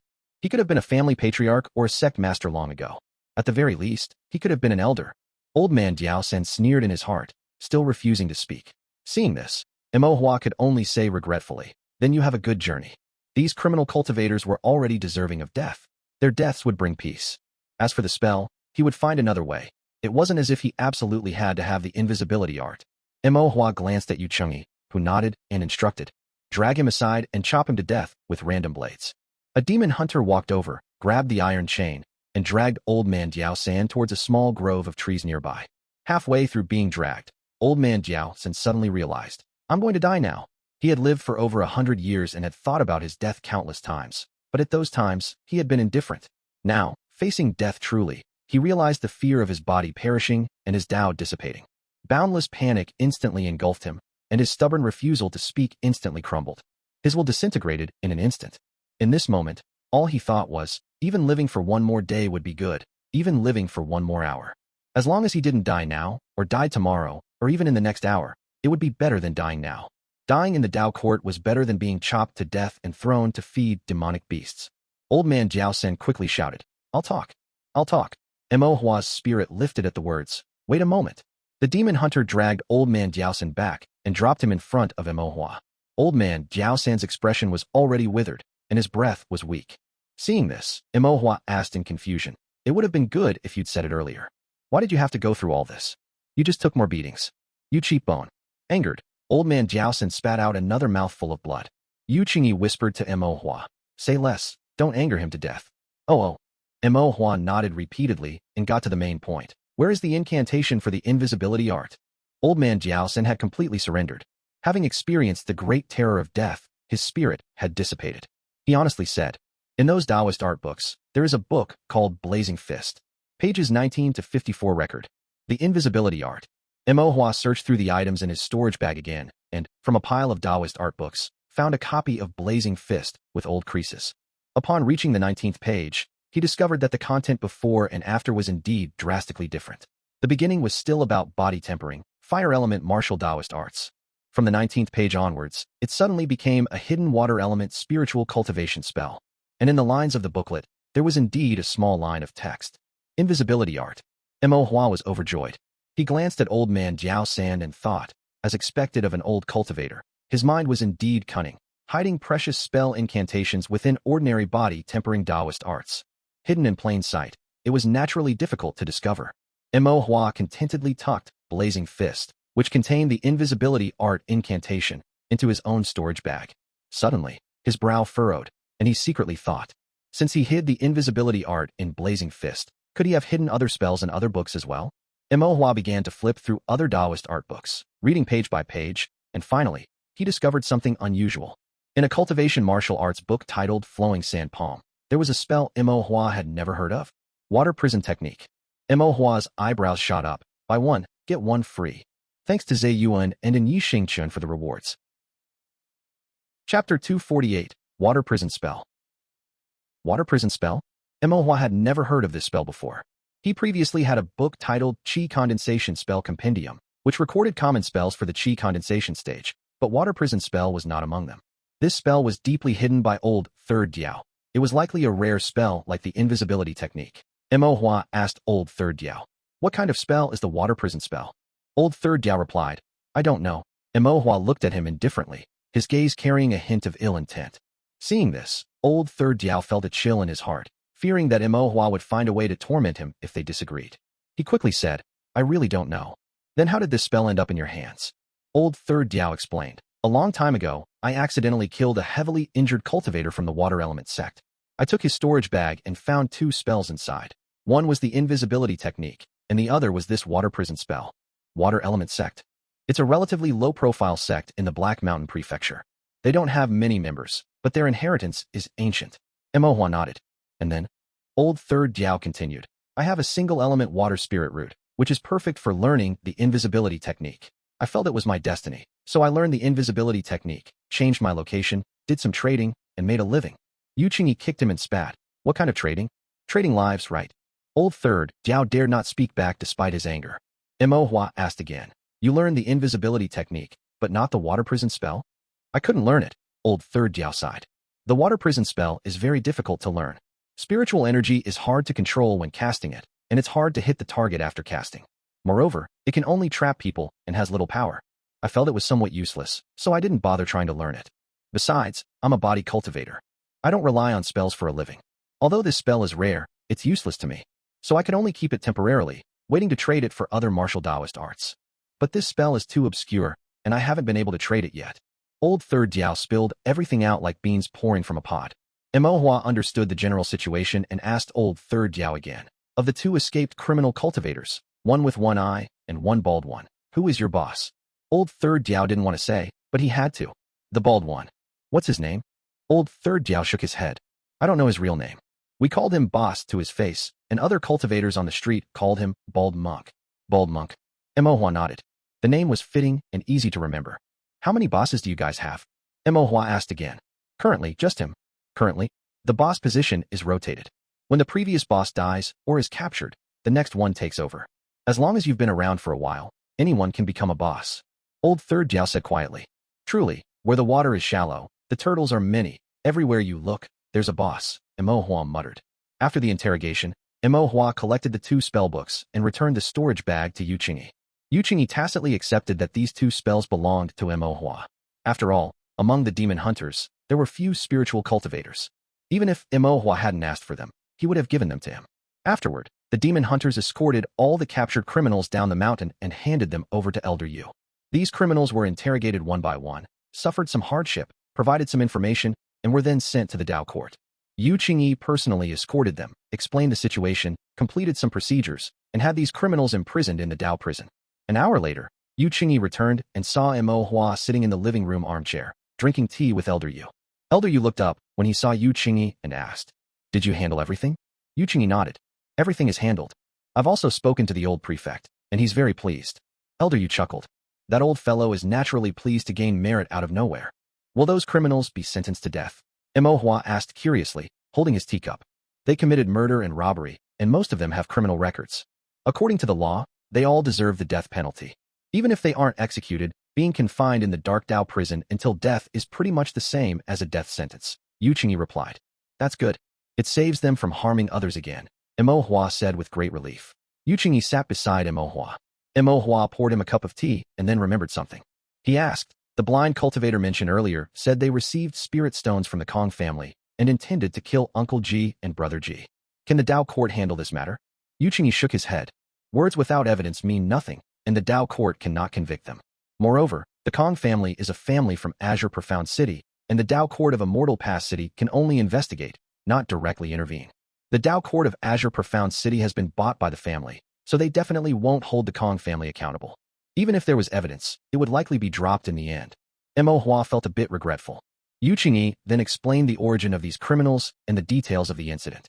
Most of these criminals were cultivators from the Black Mountain Prefecture, with various identities, some from families, some from sects, and some rogue cultivators. They had mostly committed murder, were wanted by the Dao court, and had been fleeing everywhere. As Immortal Pass City gradually prospered, and more cultivators traveled to and fro, they gathered on Great Black Mountain to commit murder and robbery, stealing spirit stones. They would either kidnap cultivators for ransom or simply kill them, dispose of the bodies in the wilderness, and let demon beasts devour them. Ji Qingbai and his son, along with Fu Lan, fled from Azure Profound City. The Kong family cultivators failed to catch them and encountered these criminals midway. They directly paid spirit stones to commission the criminals to continue the pursuit. According to the young master of the Kong family, Ji Qingbai and his son had beaten him, so he wanted their lives. Fu Lan defied his wishes, so he wanted her as a servant. Upon completion of the task, they would be rewarded with 1,000 spirit stones. Elder Yu couldn't help but curse, this little beast. May he die a horrible death. Yu Qingyi also felt indignant as he continued. We've had some conflicts with these criminals too. They've been targeting us for a long time. Coincidentally, the thick fog rolled in today, scattering the demon hunters, and they found an opportunity, which is why they made their move. It's a shame we didn't catch them all. 2 got away, Mo Hua frowned. Yu Qingyi replied, it's already good. With fewer numbers, they can't cause much trouble, and they shouldn't be able to stir up any significant waves in a short period. Can they be caught? I've already asked the demon hunters to keep an eye out, but the inner mountain is vast, and it'll likely be difficult to catch them anytime soon. All right, Imohua nodded. However, Imohua made a mental note of the bald one. Next time they met, he wouldn't escape. By the way, Yuqingyi said to Imohua, the Dao Court has a bounty for capturing criminals. It will be distributed in a few days, and I'll bring it to you. Does everyone get something? Imohua asked. Yuqingyi nodded. Everyone does. Imohua smiled. Thank you, Uncle Yu. After chatting for a while and drinking more tea, Imohua got up to take his leave. Next, Imohua went to see Old Man Feng and visited Jili. Jili had been safely brought back. Old Man Feng administered acupuncture, gave him pills, and used his wood element spiritual energy to clear his meridians. His life was no longer in danger. However, he was still in a coma and would need proper care and recuperation for some time. Fu Lan, with red eyes, stayed by Ji Li's side. Ji Qingbai's expression was solemn, but his heart was also relieved. Being alive was better than anything else. Imohua was relieved to see that Ji Li was out of danger. Old Man Feng was very pleased to see Imohua and praised him. The pills I gave you were used well. Otherwise, saving Ji Li's life might not have been so easy. Fu Lan stood up and sincerely bowed to Imohua. Ji Qingbai also looked at Imohua and cupped his fists. Your great kindness is beyond words. They were too formal, which made Imohua a little embarrassed. He scratched his head and smiled. Then you must invite me to your wedding. Ji Qingbai was slightly taken aback by this remark, then comforted and smiled. All right. Chapter 249, Spells. With the matter of the sinful cultivator concluded, Imohua spent his subsequent time focusing on learning 2 spells, one for concealment and the other, a water prison technique. In the Mo family courtyard. As the eatery was a bit quieter, Lu Ruhua had time and sat in the courtyard, sewing clothes for Imohua. Imohua, meanwhile, was by her side learning the concealment technique. After a while, Imohua asked, Mother, can you see me? He didn't know what the concealment technique looked like when mastered, so he wanted his mother to check for him. Lu Ruhua found it amusing. While sewing, she looked up and replied, Yes, I can see you. What about now? I can see you. Can you still see me now? Yes. Can you see me now? Lu Ruhua looked up, her expression bewildered and surprised. Huar, I can't see you. Imohua felt a surge of joy in his heart, but then realized something was off. His mother was looking at him and saying she couldn't see him. He looked down and could still clearly see his own body and the clothes he was wearing. Imohua said helplessly, Mother. Lu Ruhua covered her mouth, chuckling, her eyes brimming with laughter. Keep practicing. Mother won't lie to you anymore. Imohua sighed, feeling a mix of amusement and exasperation. However, seeing his mother happy also made him feel good. He tried the concealment technique a few more times, but to no avail. Imohua then picked up the concealment technique booklet again. Based on the key points and carefully recalling the meridians through which spiritual energy flowed, he cast the concealment technique again. Spiritual energy flowed out from his sea of qi, coursed through his meridians, and covered his skin and the clothes he wore. Imohua's figure gradually began to change. Lu Ruhua watched, showing a surprised expression. This time, her surprise didn't seem faked. Imohua asked, Mother, can you see me now? Lu Ruhua frowned. It's like I can see you, and yet I can't. What does that mean? Imohua was puzzled. He raised his hands and saw his arms had become a faint, translucent blue. They looked as if they were made of water. He was essentially invisible, but not entirely. After considering for a moment, Imohua understood. The key to the concealment technique lay in one's spirit root. A single water spirit root was suitable for learning the concealment technique and could maximize its effects. Imohua possessed a minor 5-element spirit root. While it contained water, it wasn't pure. Thus, he could learn the concealment technique, but its effects were diminished. His form would turn like flowing water, but couldn't achieve complete invisibility. Imohua felt a bit disappointed. Lu Ruhua thought for a moment, her eyes lighting up. If you hide in the water, others won't be able to see you. That made sense, but there weren't many places with water near Great Black Mountain. Imohua sighed. I'll think of another way. At least this concealment technique couldn't be used for now. Since the concealment technique wasn't working well, Imohua began learning the other spell, the water prison technique. The water prison technique wasn't powerful. It could even be considered optional. However, this spell was designed for trapping enemies, so its power wasn't the primary concern. When casting the water prison technique, spiritual energy would transform into water chains, temporarily restraining enemy cultivators and preventing their escape. The duration of restraint was generally around 3 breaths. Against cultivators of lower realms, it could last longer, while against those of higher realms, it might only hold them for 1 or 2 breaths. While seemingly of little use, this obscure spell could be crucial in life or death struggles or during desperate pursuits. The difficulty of the water prison technique lay in its challenging learning curve, its unwieldy execution, and its imprecise aim. Casting the water prison technique required complex spiritual energy circulation and numerous acupoint nodes, making it hard to learn.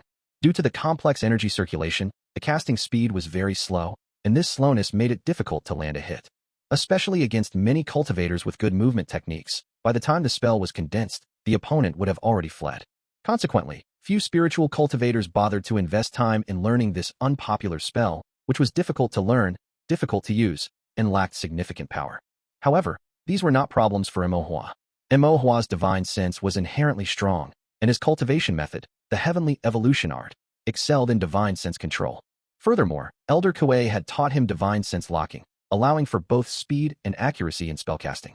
This water prison technique was perfectly suited for him to learn, and because his divine sense was so potent, Imohua learned it with almost no effort. Imohua wanted to test the effect of the water prison technique. He casually tossed a wild fruit into the air, then locked onto it with his divine sense. He clenched his right hand, and spiritual energy condensed into faint blue chains, locking the fruit in midair. After a few breaths, the fruit fell to the ground. The effect was quite good, but he still needed to find some living creatures to test it on. Thus, Imohua thought of the fish in Mr. Zhuang's pond. The next day, Imohua woke up early, went to the abode of forgetting, greeted Mr. Zhuang, and then went to the pond to cast the water prison technique on the swimming fish. The water weeds were lush green, and the pond water was clear. The fish were leisurely swimming at the bottom of the pond when suddenly a faint blue water light appeared, trapping a fish. No matter how much it twisted and turned, it couldn't escape. The pond bottom became chaotic. The other fish, startled, swam even faster and more erratically. Imohua pointed his fingers repeatedly, and one by one, the fish were locked by the water light. After playing for a while, Imohua grew a bit bored, finding it too simple. Imohua released the fish one by one. The freed fish swam in panic, but after a while, realizing there was no danger, they resumed their leisurely swimming, and the pond bottom gradually returned to its calm state. After causing trouble for the fish in the pond, Imohua felt that his water prison technique was still not proficient enough. He went under the big Huai tree and found Bai Zixing. Beneath the towering big Huai tree, Bai Zixi was quietly reading, while Bai Zixing remained bored. "I've learned a new spell," Imohua secretly told Bai Zixing. Bai Zixing's eyes lit up, and he then subtly glanced at Bai Zixi. Bai Zixi's gaze remained on the book, but he said in a clear voice, "Just finish your homework." "I'm almost done. It'll be less than half an hour," Bai Zixing replied. Bai Zixi softly responded with an N. Bai Zixing's expression brightened, and he said to Imohua, "Come on, let's spar." Imohua and Bai Zixing moved to the side, not disturbing Bai Zixi's reading. "What spell did you learn?" Bai Zixing asked. "Water prison technique." Bai Zixing frowned. "It sounds a bit strange, but not particularly powerful. This spell can trap enemies, but it doesn't have much power." "Then isn't that very boring?" Bai Zixing asked, his interest waning. "How should we compete then?" Imohua said. "You use your movement technique to run, and I'll use my spell to trap you." "This isn't called sparring, is it?" Bai Zixing looked at Imohua doubtfully. "Aren't I just taking a beating?" "Sparring with a purpose is called sparring. Sparring without purpose is just fighting," Imohua argued reasonably.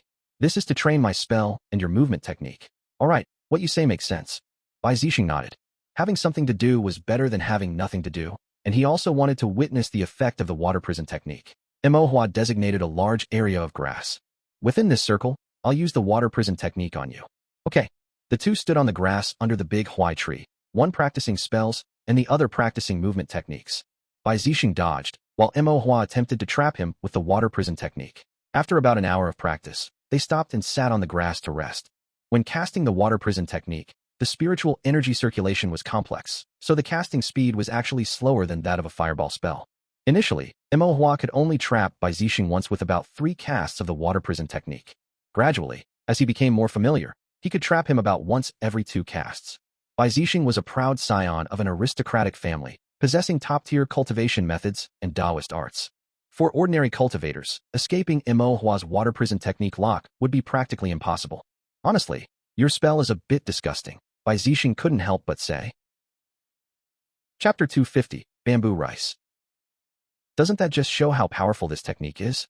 "It's not that powerful," Bai Zixing said, raising an eyebrow. "It can only trap me for about 2 breaths.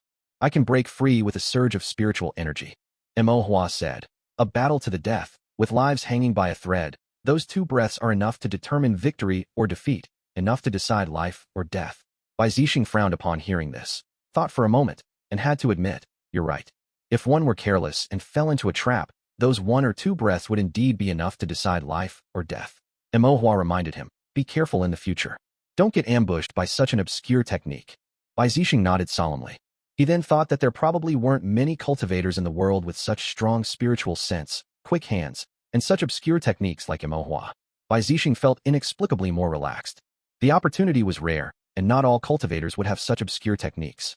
Bai Zixing wanted to spar with Mohua again, but if they continued, his homework wouldn't be finished. Bai Zixing reluctantly returned to continue his studies. After Imohua finished practicing the water prison technique, just as he was about to leave, Bai Zixi suddenly called out to him. Imohua turned around and saw Bai Zixi's fair little hand take a book from her storage bag, which was embroidered with beautiful light gold phoenix patterns, and hand it to him. What is this book? A recipe book. Imohua took it and examined it carefully. It was indeed a recipe book, containing some delicacies of the cultivation world and their cooking techniques. The names of the dishes were dazzling, such as Golden Splendor Hall, Crabapple Jade Crisp, Plum Blossom Reflecting Snow, Dewy Hibiscus, Only Envying Mandarin Ducks, Immortal Dewy Pearls, and so on.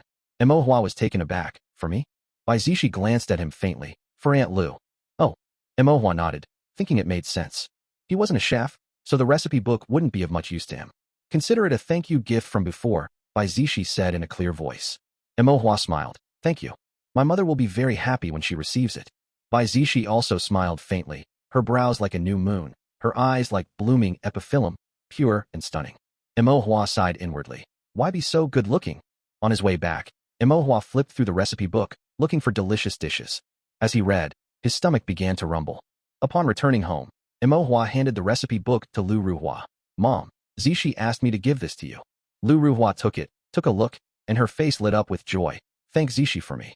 Okay, Imohua nodded, then pointed to a dish called jade bamboo rice, and said with a smile, Mom, I want to eat this.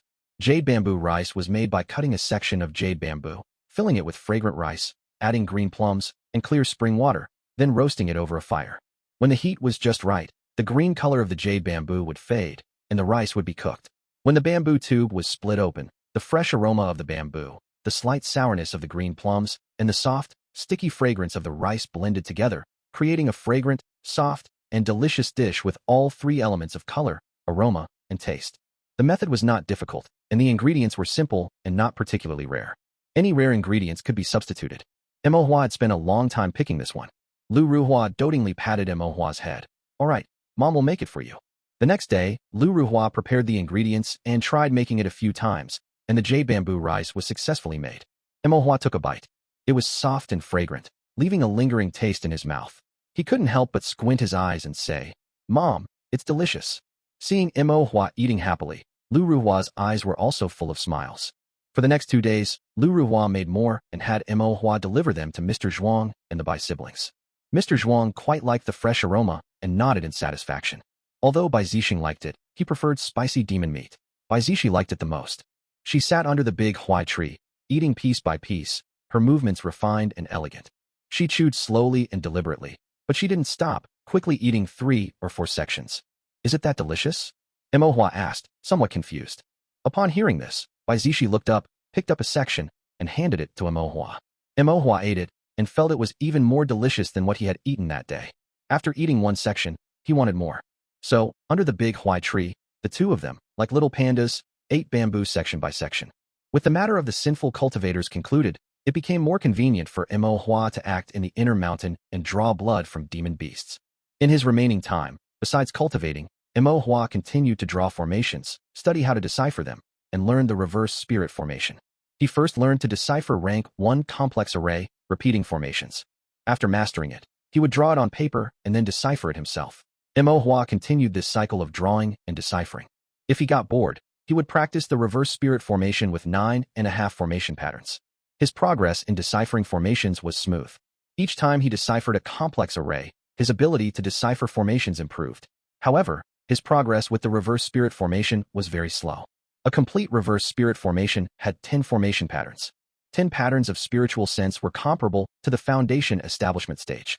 Imohua's spiritual sense was still far from strong enough, so he couldn't draw a complete reverse spirit formation.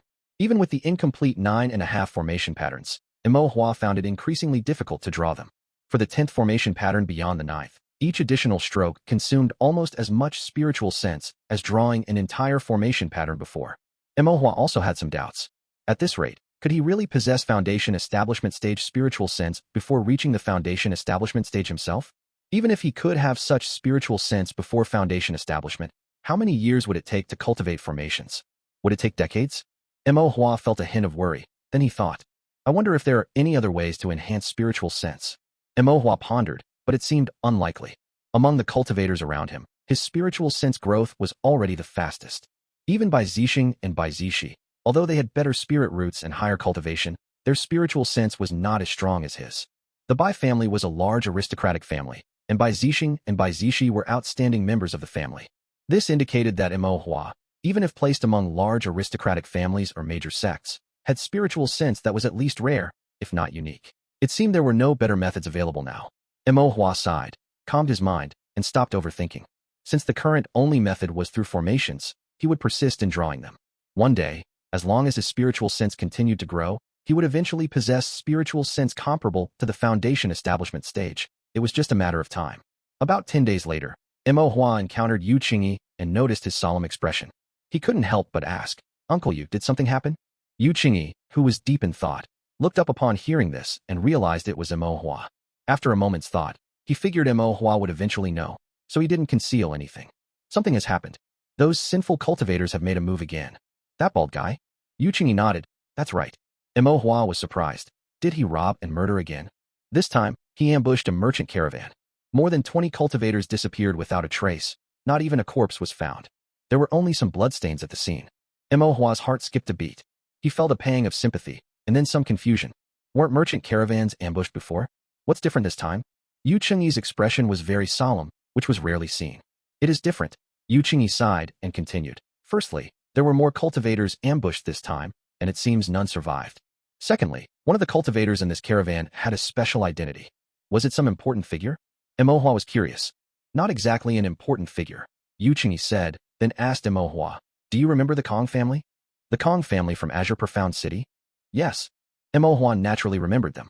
The Kong family that forced Uncle Ji and his son to flee, caused the Fulan family to be destroyed, bought off the Dao court in Azure Profound City, oppressed the common people, and bullied rogue cultivators.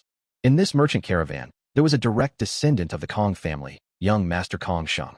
Thanks for the tip, wandering Taoist roaming 4 directions. Chapter 251, Kong Sheng. Kong Sheng? Mo Hua asked, a little confused. Is that a merchant caravan from the Kong family? Yu Qingyi shook his head. It's an ordinary caravan carrying pills.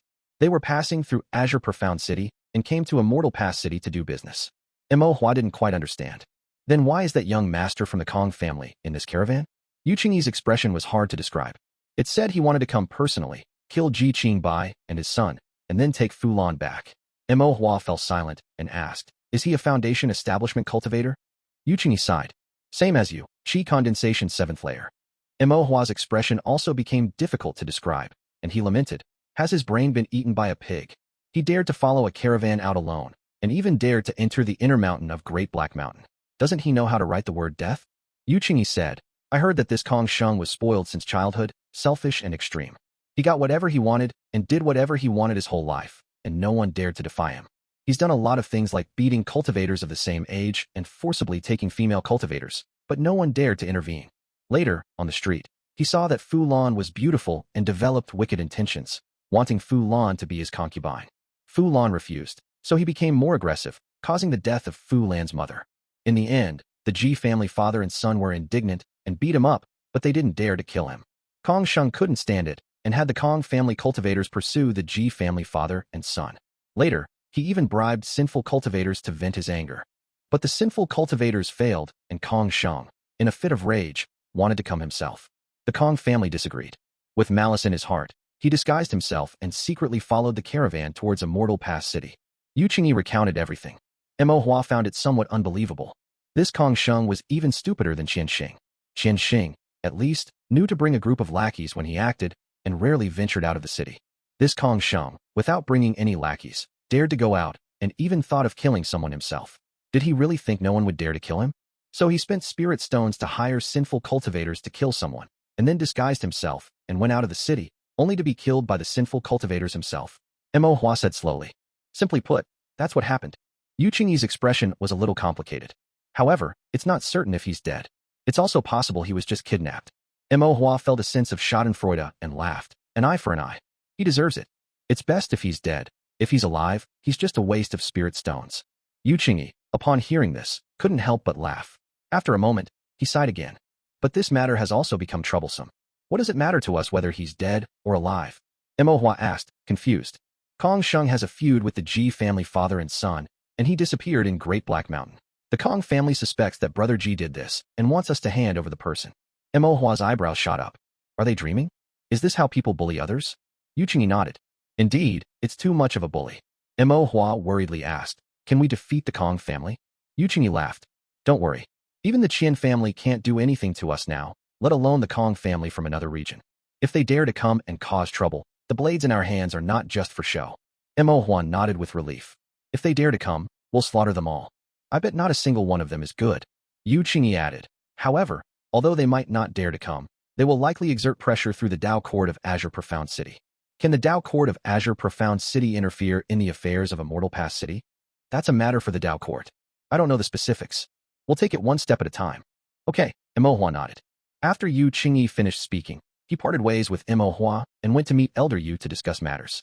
Mo Hua was a little concerned, so when Zhang Lan came to the eatery for a drink, he asked him, what's the situation with the young master of the Kong family? As Zhang Lan sat down and was about to take a sip of wine, he heard the question and became somewhat helpless. He had only just heard about the Kong Sheng incident from the prefect not long ago, and Mo Hua immediately pounced on him for information. Zhang Lan couldn't help but say, how do you know about everything? That's not important. Mo Hua waved his hand, his gaze fixed on Zhang Lan. Will the Dao Court of Azure Profound City get involved? Zhang Lan sighed.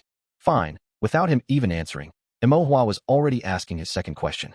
However, Mo Hua knew too many people in Immortal Pass City, from the prefect of the Dao Court to the demon hunters all over the mountain, and even the children running around on the street. He could probably call them all by name. It was normal for him to know about Kong Sheng's matter. Moreover, he estimated that he would need Mo Hua's help with this matter. Zhang Lan said, currently, the conclusion of the Dao Court is that the young master of the Kong family was kidnapped by sinful cultivators, and we need to go into the mountains to apprehend the sinful cultivators and rescue the young master of the Kong family. He's not dead? Mo Hua was a little disappointed. Zhang Lan winked at Mo Hua. Are you hoping he dies? Mo Hua nodded honestly, and then added, it's fine if he dies a terrible death. Zhang Lan's expression froze for a moment. Then he thought about it, and felt that what Mo Hua said was also true. If Kong Sheng died, Azure Profound City would have one less disaster. That being said, we still have to search, and the Dao Court of Azure Profound City will also send people to search with us. How many people will they send? Not too many, perhaps 3 or 4 at most. Too few would be ineffective, and too many would be suspected of interfering with our Dao Court's actions, which would inevitably be taboo. 3 or 4 is fine. Mo Hua nodded, and then asked, won't the Kong family send people? Zhang Lan took a sip of wine and looked at Mo Hua meaningfully. Isn't the Dao Court of Azure Profound City equivalent to the Kong family's people? Oh, Mo Hua understood. It seemed that everyone in Immortal Pass City was aware of the situation in Azure Profound City.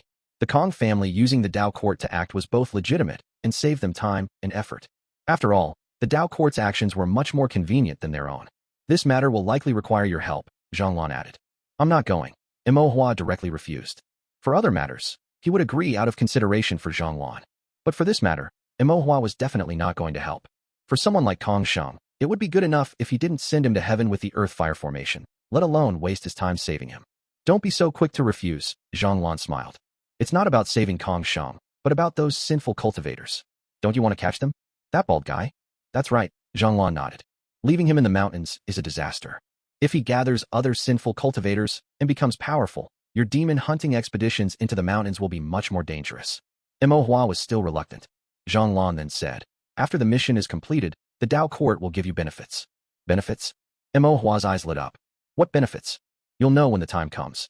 You won't be at a disadvantage, Zhang Lan said with a smile. Tell me first. Mo Hua was very curious about what benefits the Dao Court would give him. However, Zhang Lan played coy and refused to say, only stating, if you help us catch the bald monk, you'll naturally know what the benefits are. Mo Hua blinked and said with a smile, if you don't tell me, I won't help. But Zhang Lan wasn't swayed by his words and smiled back, if you don't help, that's fine. But don't regret it later. Uncle Zhang Lan was also a shrewd person. He wouldn't give up the carrot without seeing the rabbit. Mo Hua sighed. All right. After all, he also wanted to catch that bald guy, and this was a good opportunity to tag along and also milk the Dao Court. Chapter 252, Lu Hui. He just didn't know what kind of benefits he was going to reap this time. Mo Hua was very curious, but since Zhang had made up his mind not to say anything, he probably wouldn't be able to get any information. Mo Hua asked again, "Is that bald guy very powerful?" Zhang shook his head. The bald monk has committed many evil deeds, but his cultivation isn't too strong. At most, he's only a bit stronger than an ordinary rogue cultivator. He can be a leader with that. His movement technique is good, he runs fast, and he lives long. Mo Hua understood. He had climbed up by accumulating seniority. Then he asked again, "What movement technique does that bald guy cultivate?" Before, when the bald monk was surrounded, he could escape from 100 or 200 demon hunters, which showed his movement technique was indeed extraordinary. Zhang said, "He has a wind spirit root and learned a movement technique called Gale Art. This movement technique is not good at close combat and entanglement, but its speed is astonishingly fast, making it best for escaping." Mo Hua wanted to learn it upon hearing this, but he didn't have a wind spirit root, so he couldn't learn it, which was a pity. He had water in the 5 elements, but no wind, so he could learn the invisibility technique. Although the effect wasn't good, he couldn't learn any wind-based movement techniques at all. Gale Art, as the name suggested, was very fast. He wondered if his water prison technique could trap the bald monk. Mo Hua pondered silently in his heart, then said, "Tell me, how do you want me to help? Didn't you set up that south-seeking Sun Mother array in the inner mountain?" As Zhang spoke, he inwardly complained about how cumbersome the array's name was. It sounded very complicated, and it was really amazing that Mo Hua could draw it. Then he continued, "With the help of the array, assist the Dao Court in pursuing the bald monk." "No problem." Mo Hua nodded, then asked, "What next?" "That's it. It's that simple." "It's that simple." Zhang leisurely took a sip of wine. "If this matter were complicated or truly dangerous, I wouldn't have asked you to do it. There were no foundation establishment cultivators among the rogue cultivators, and the leader was that bald guy, plus some rogue cultivators. Mo Hua couldn't defeat them, but he could definitely escape. Moreover, it was just to use the array to find them, which was basically a piece of cake, only taking some time. Mo Hua was a bit confused. "Couldn't you have asked Elder Yu for help?" According to reason, matters concerning demon hunters should all be managed by Elder Yu. Also, I gave a copy of this array to my father and Uncle Yu. The prefect went to see Elder Yu, and the elder told us to find you. Zhang said. The elder said that. Mo Hua was a little surprised. Zhang raised an eyebrow. Elder Yu wants you to do the Dao Court a favor, so that if anything happens in the future, as long as it's not too serious, the Dao Court will protect you. Besides, this matter isn't dangerous, otherwise Elder Yu wouldn't have agreed to let you take the risk. Zhang thought for a moment and couldn't help but say, "Your Elder Yu is really good to you." "Of course." Mo Hua smiled. Zhang shook his head, then instructed, "In a few days, when the people from the Dao Court in Azure Profound City arrive, we'll head into the mountain together." "It's still a few days away?" "If we wait a few more days, Kong Shang, even if he wasn't dead, would be almost done for, wouldn't he?" Mo Hua said. "Isn't that perfect?" Zhang smiled. Mo Hua paused, then also smiled. Indeed. A few days later, it was fine. By the time Kong Shang was finished, they would go rescue him, and then capture the bald monk. With 2 scourges gone, Great Black Mountain would be more peaceful. Zhang chatted with Mo Hua about some trivial matters, and after eating meat and drinking wine, he got up to leave. After taking a few steps, Zhang suddenly turned around and whispered to Mo Hua, "That matter, absolutely don't mention it." Mo Hua was stunned. "That matter? What matter?" "The matter of the flowing water steps." "Oh." Mo Hua remembered and said, "Don't worry, if you hadn't said anything, I would have almost forgotten. No matter who asks, I'll say that the flowing water steps weren't taught to me by you." "That's good." Zhang nodded, then felt a bit uneasy in his heart. "You keep it in mind and don't mention it, but don't actually forget it." This flowing water steps was, after all, a supreme skill of his Zhang family. He couldn't forget this no matter what. A few days later, as Zhang had said, people from the Dao Court of Azure Profound City arrived. Mo Hua followed Zhang and met the cultivators from Azure Profound City. The leader of this group of cultivators was a thin, gloomy-looking middle-aged cultivator with greedy eyes. He was at the 9th layer of Qi condensation and was named Lu Hui. He was the prefect of the Dao Court in Azure Profound City, holding the same position as Zhang. The other 3 were also at the late Qi condensation stage, 1 at the 7th layer and 2 at the 8th layer, holding a lower position. They were the marshals of Azure Profound City. Zhang and Lu Hui exchanged pleasantries hypocritically. Mo Hua didn't want to deal with such people, so he remained silent. Lu Hui wore a fake smile, praised Zhang a few times, and then said he wanted to see Ji Qingbai.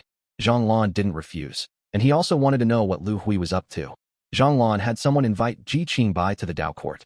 Lu Hui got straight to the point, asking Ji Qingbai to accompany him into the mountain to help rescue young Master Kong Shang of the Kong family. Ji Qingbai frowned. "Prefect Lu, what does this mean?" Whether Kong Sheng was alive or dead had nothing to do with him. Lu Hui put on an act of considering Ji Qingbai's well-being. Brother Ji, young Master Kong, is missing, and you can't escape responsibility. Ji Qingbai's gaze turned cold. Lu Hui continued, before, in Azure Profound City, you and your father injured young Master Kong without reason, and then fled in fear of punishment.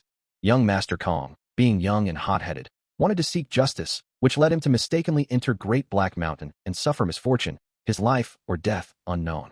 If you don't go to save him, it would be unreasonable both in terms of sentiment and principle. Ji Qingbai was somewhat angered and said, Lu Hui, don't wrongly accuse me. It was clearly Kong Sheng who went too far. Lu Hui sighed. This matter will be judged by the public. Rogue cultivators from the neighborhood and Kong family retainers all testified that you beat young Master Kong without reason. You have no proof now. How can you prove your innocence? This was clearly a frame-up. Zhang Lan frowned as he listened, and Mo Hua also felt a bit angry. Ji Qingbai sneered. Has your Dao court in Azure Profound City become the Kong family's lackey? Lu Hui's expression gradually turned grim. Brother Ji, you are slandering the Dao court of Azure Profound City. Ji Qingbai snorted coldly and said nothing. Lu Hui then put on a stern face. I also heard that when young Master Kong went missing, it was you, Brother Ji, who colluded with local cultivators and acted behind the scenes. Now it seems, this is not impossible. You? Ji Qingbai was furious.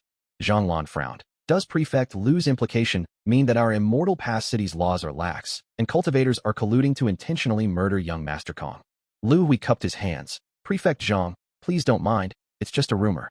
Zhang Lan's gaze was icy. Without any evidence, please be cautious with your words, Prefect Lu. Lu Hui smiled indifferently, then said, whether this matter is true or false depends on what Brother Ji does. If Brother Ji can offer his assistance and successfully rescue young Master Kong, these rumors will naturally be self-defeating, and the Kong family will not pursue the offenses of you and your father against the Kong family. Otherwise, the Kong family will not let you father and son go.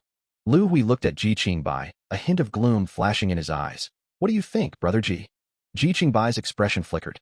He had already fled to Immortal Past City, yet the Kong family and these lackeys still wouldn't let him go. He just wanted to find a place to live peacefully. Ji Qingbai had no choice but to sigh. As Prefect Lu says. Good. Then we will head into the mountain tomorrow. Lu Hui nodded, a sinister glint flashing in his eyes. After Lu Hui left, Ji Qingbai's expression was solemn. Mo Hua asked Ji Qingbai, Uncle Ji, this Lu Hui is not a good person, is he? Ji Qingbai gave a wry smile. You can tell? Mo Hua nodded. He's like a snake, gloomy and dark, and when he speaks, he sticks out his tongue like he's flicking it. Ji Qingbai sighed. Lu Hui is greedy, loves wealth, is the most ruthless, and the most venomous in his methods.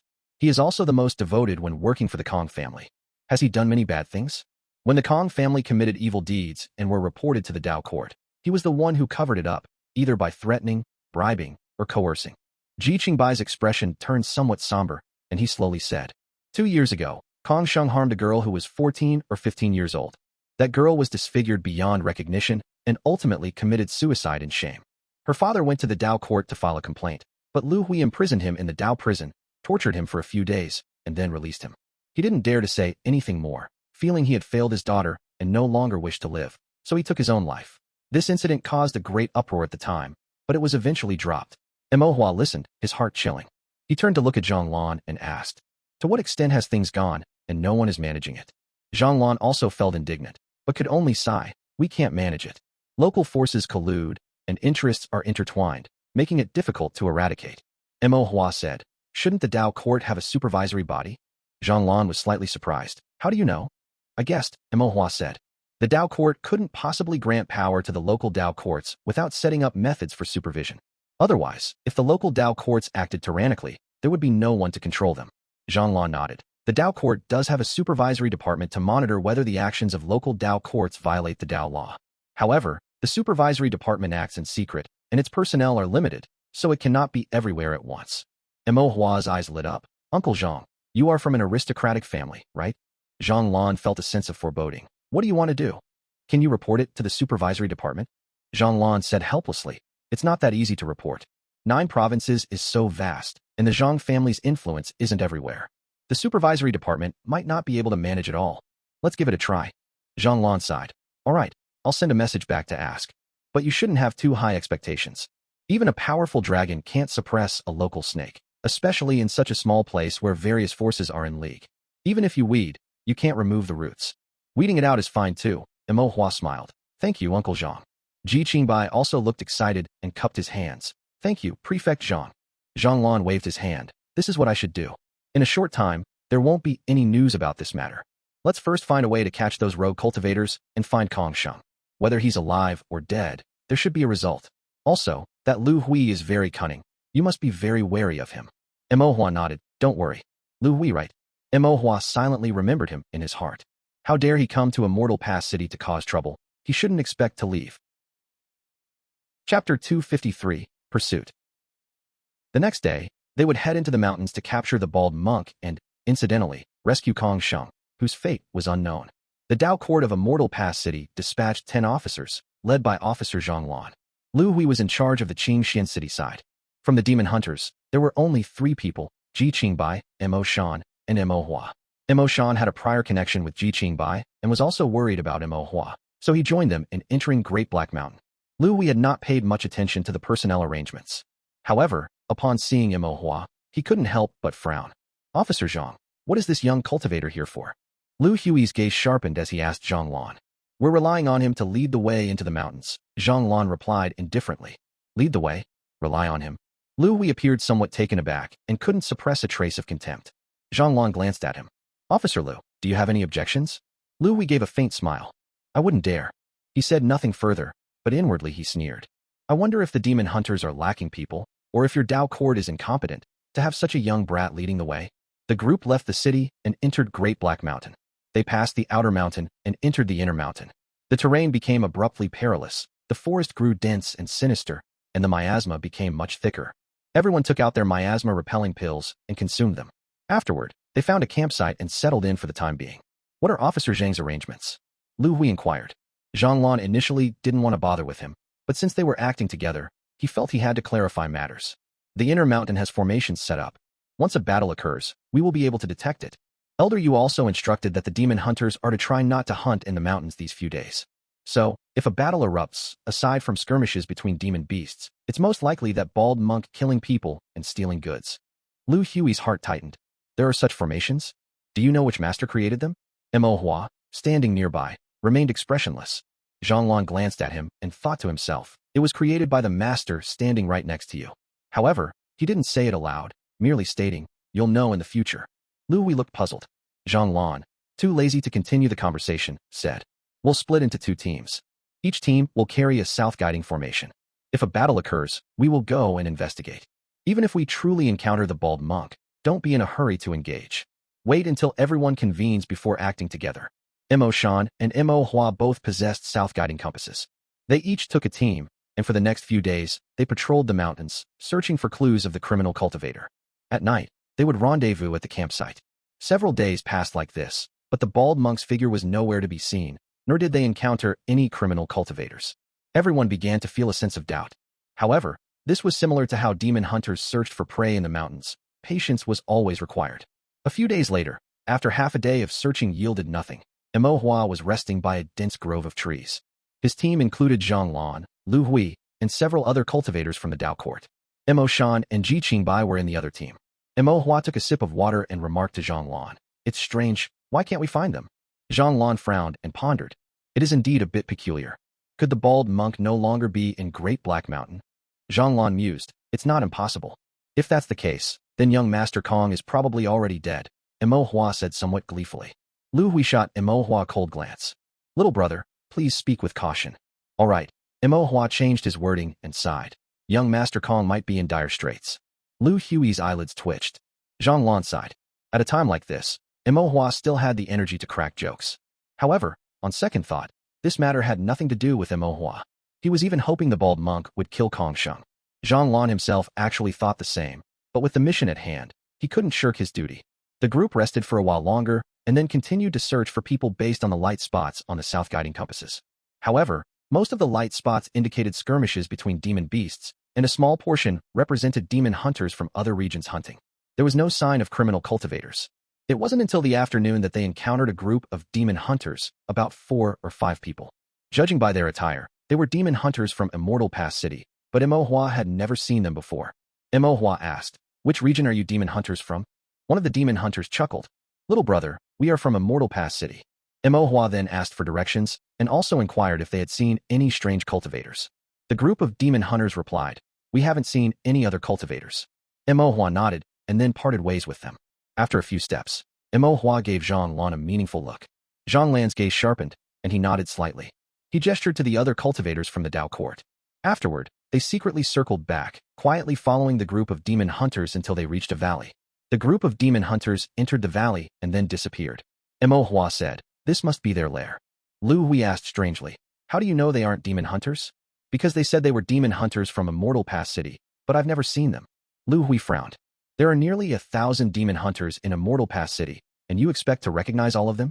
Imohua ignored him and said to Zhang Lan, "Let's make our move." Zhang Lan nodded. "I'll have everyone gather." The Dao court cultivators carried out their duties according to Zhang Lan's instructions and moved out quickly. Only Lu Hui's gaze flickered with a hint of gloominess. Yin Chun, gloominess/darkness, as he looked at Imohua. As night fell, faint lights and the sounds of cultivators' conversations could be heard from within the valley. Zhang Lan's group all gathered outside the valley, using a large rock and the surrounding tall grasses to conceal their figures. Zhang Lan lowered his voice. "I've been watching here all afternoon. There are about 20 of them, including the bald monk and the one-eyed cultivator." This was a larger number than everyone had anticipated. It was either that the bald monk had concealed manpower previously, or it was recently gathered criminal cultivators. Now, they were outnumbered. If they were to make a move, it would have to be a surprise attack, catching them off guard. Ji Qingbai said, "They should be drinking. Now would be a good time to strike. However, it's too dark, and I fear there might be some who escape. It would be best to strike just as dawn breaks." Imo Shan nodded and said, "Let's strike at the break of dawn. At that time, they will be drunk and sleepy, naturally sluggish. It will be the best timing." Zhang Lan nodded. "We'll do as Brother Imo suggests." Afterward, Zhang Lan discussed some details with Imo Shan and Ji Qingbai. Lu Hui remained silent, his gaze occasionally falling on Ji Qingbai, as if he was plotting something. Once the discussion was complete, Zhang Lan added, "We need to find a way to seal the mountain pass." This valley was quite hidden, with only one mountain pass. It was easy to defend, but difficult to attack. However, precisely because there was only one pass, once it was sealed, these criminal cultivators would be trapped like fish in a can, with no hope of escape. However, the mountain pass was neither too big nor too small. If it were to be guarded by manpower alone, it would likely be difficult. Zhang Lan looked at Imohua. Imohua nodded. "I'll seal the mountain pass." Imohua swept the valley with his spiritual sense, confirming that the criminal cultivators were engrossed in their drinking and were careless, thus unlikely to discover him. He then quietly approached the valley. Under the cover of night, with blurred vision, Imohua hid in the grass. The criminal cultivators couldn't see him. Even if they did discover him, the obscurity of the night, coupled with Imohua's half-baked stealth technique, would prevent him from being found. His stealth technique couldn't provide complete concealment. It wouldn't work during the day, but would be much better at night. Moreover, Imohua's spiritual sense was powerful. By intentionally concealing his aura, even if these criminal cultivators scanned with their spiritual sense, they wouldn't be able to find him. Time was short, and Imohua hadn't prepared the earth-fire formation beforehand, so he could only draw it on the spot. Imohua lay by the valley, took out his formation brush, and on the rocks at the mountain pass, dipped his brush in ink, and drew the earth-fire formations with lightning speed. Zhang Lan and the others were already accustomed to this. Only Lu Hui was utterly shocked at this moment. He never expected this brat to be a formation master. It was Children's Day the day before yesterday. I forgot to wish everyone a happy Children's Day. There will be an extra chapter today. Chapter 254, Annihilation. After finishing the formation, Imohua did not alert the sinful cultivators. Using the cover of the grass, he quietly retreated. "I've finished drawing the formation, leaving only one gap. Tomorrow, we'll go through there." Imohua pointed out the gap in the formation to Zhang Lan. Zhang Lan nodded. "You've worked hard." Lu Hui asked, "Officer Zhang, is young Master Kong Sheng in the valley?" Zhang Lan shook his head. "I've been watching all afternoon and haven't seen young Master Kong." Imohua had also probed with his spiritual sense. The inside was full of sinful cultivators, not a single other cultivator in sight, let alone Kong Sheng. He estimated that Kong Sheng was truly beyond recovery. Lu Hui's expression gradually turned solemn. If Kong Sheng was truly dead, how would he explain it to the Kong family? Zhang Lan ignored him and selected a few cultivators to take turns standing guard. The rest were to rest in their clothes, closing their eyes to conserve energy and make their move when daybreak arrived. The commotion in the cave lasted for a while before gradually subsiding. Occasionally, the sounds of snoring and muttering could be heard. As dawn broke, these sinful cultivators were still lying in various states of disarray.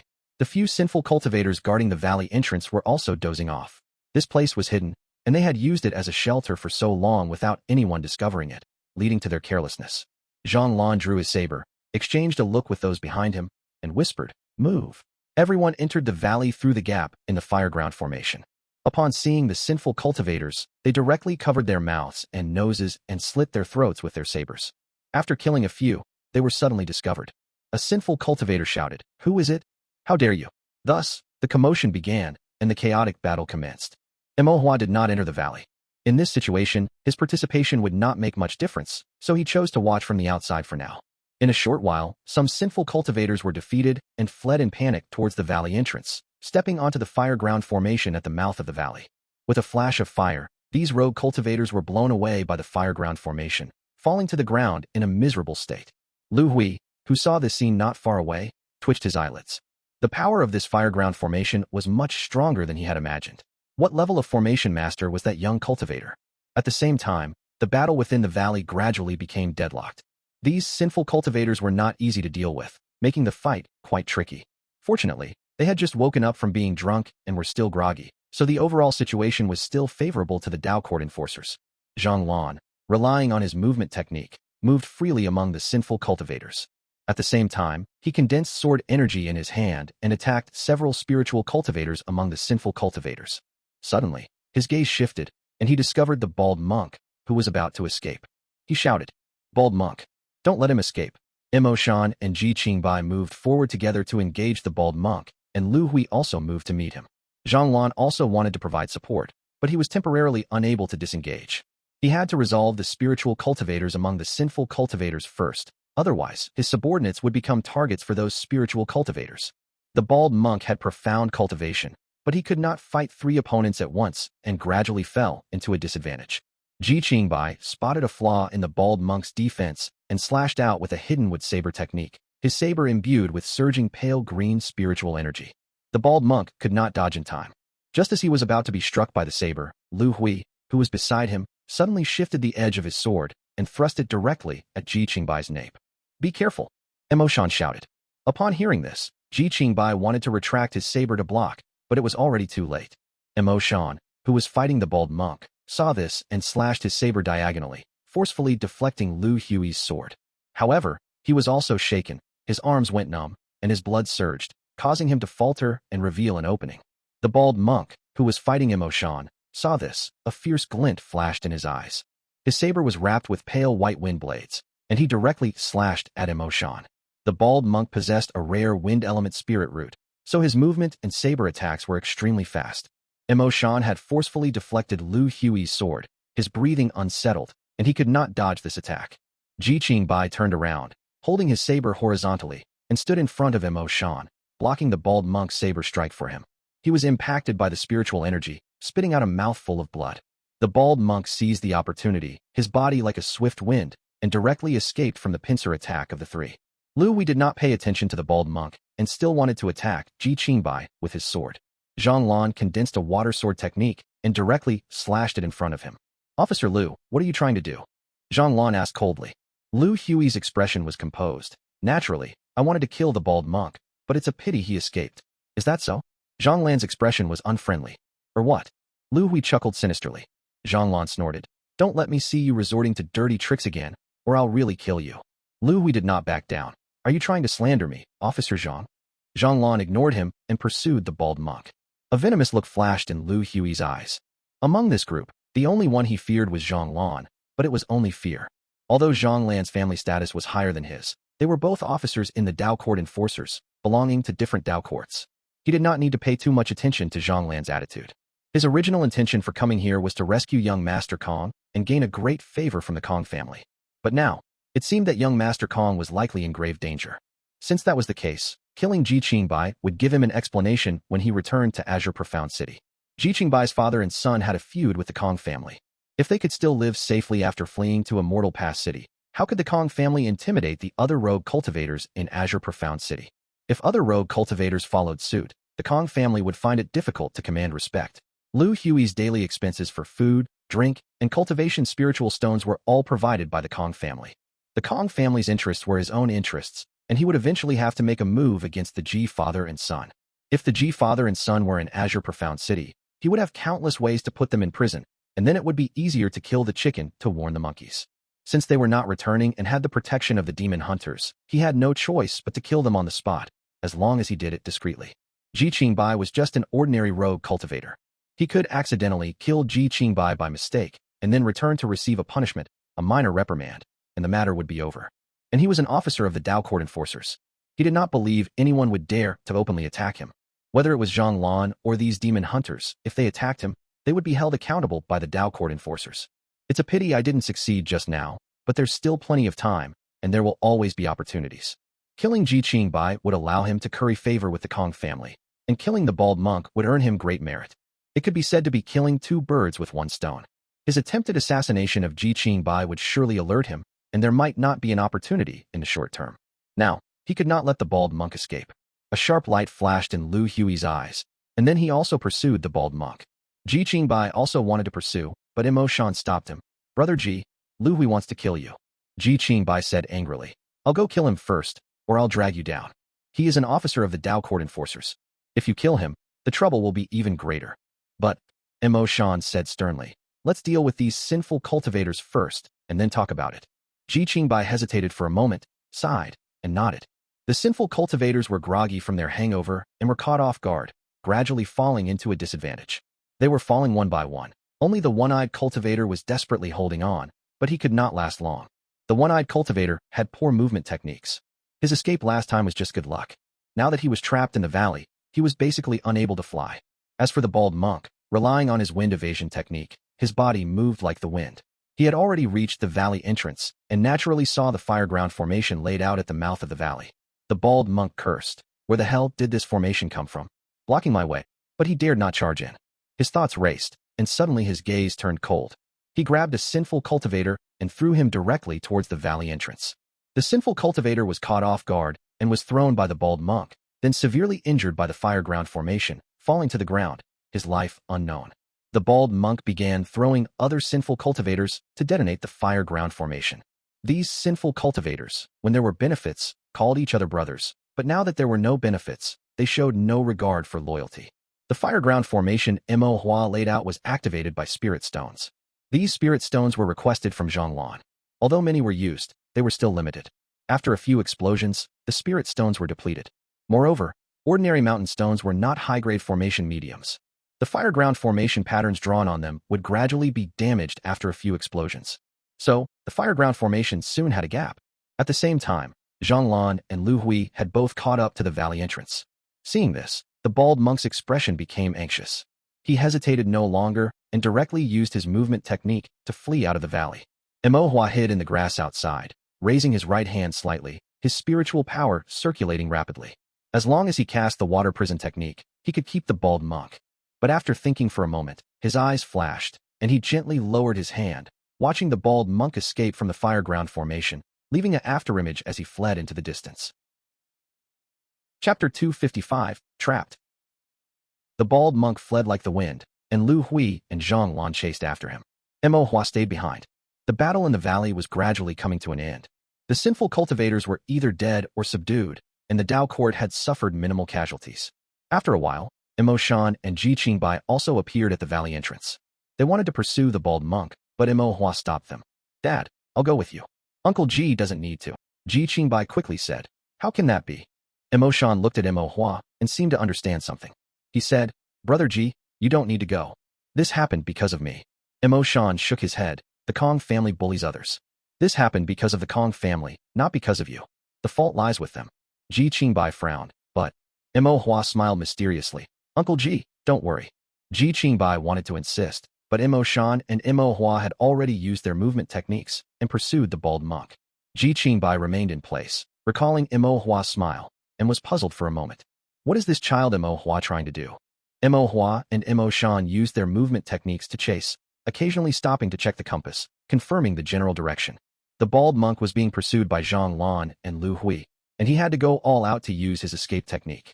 This would definitely generate spiritual energy fluctuations and leave a clear trail on the compass.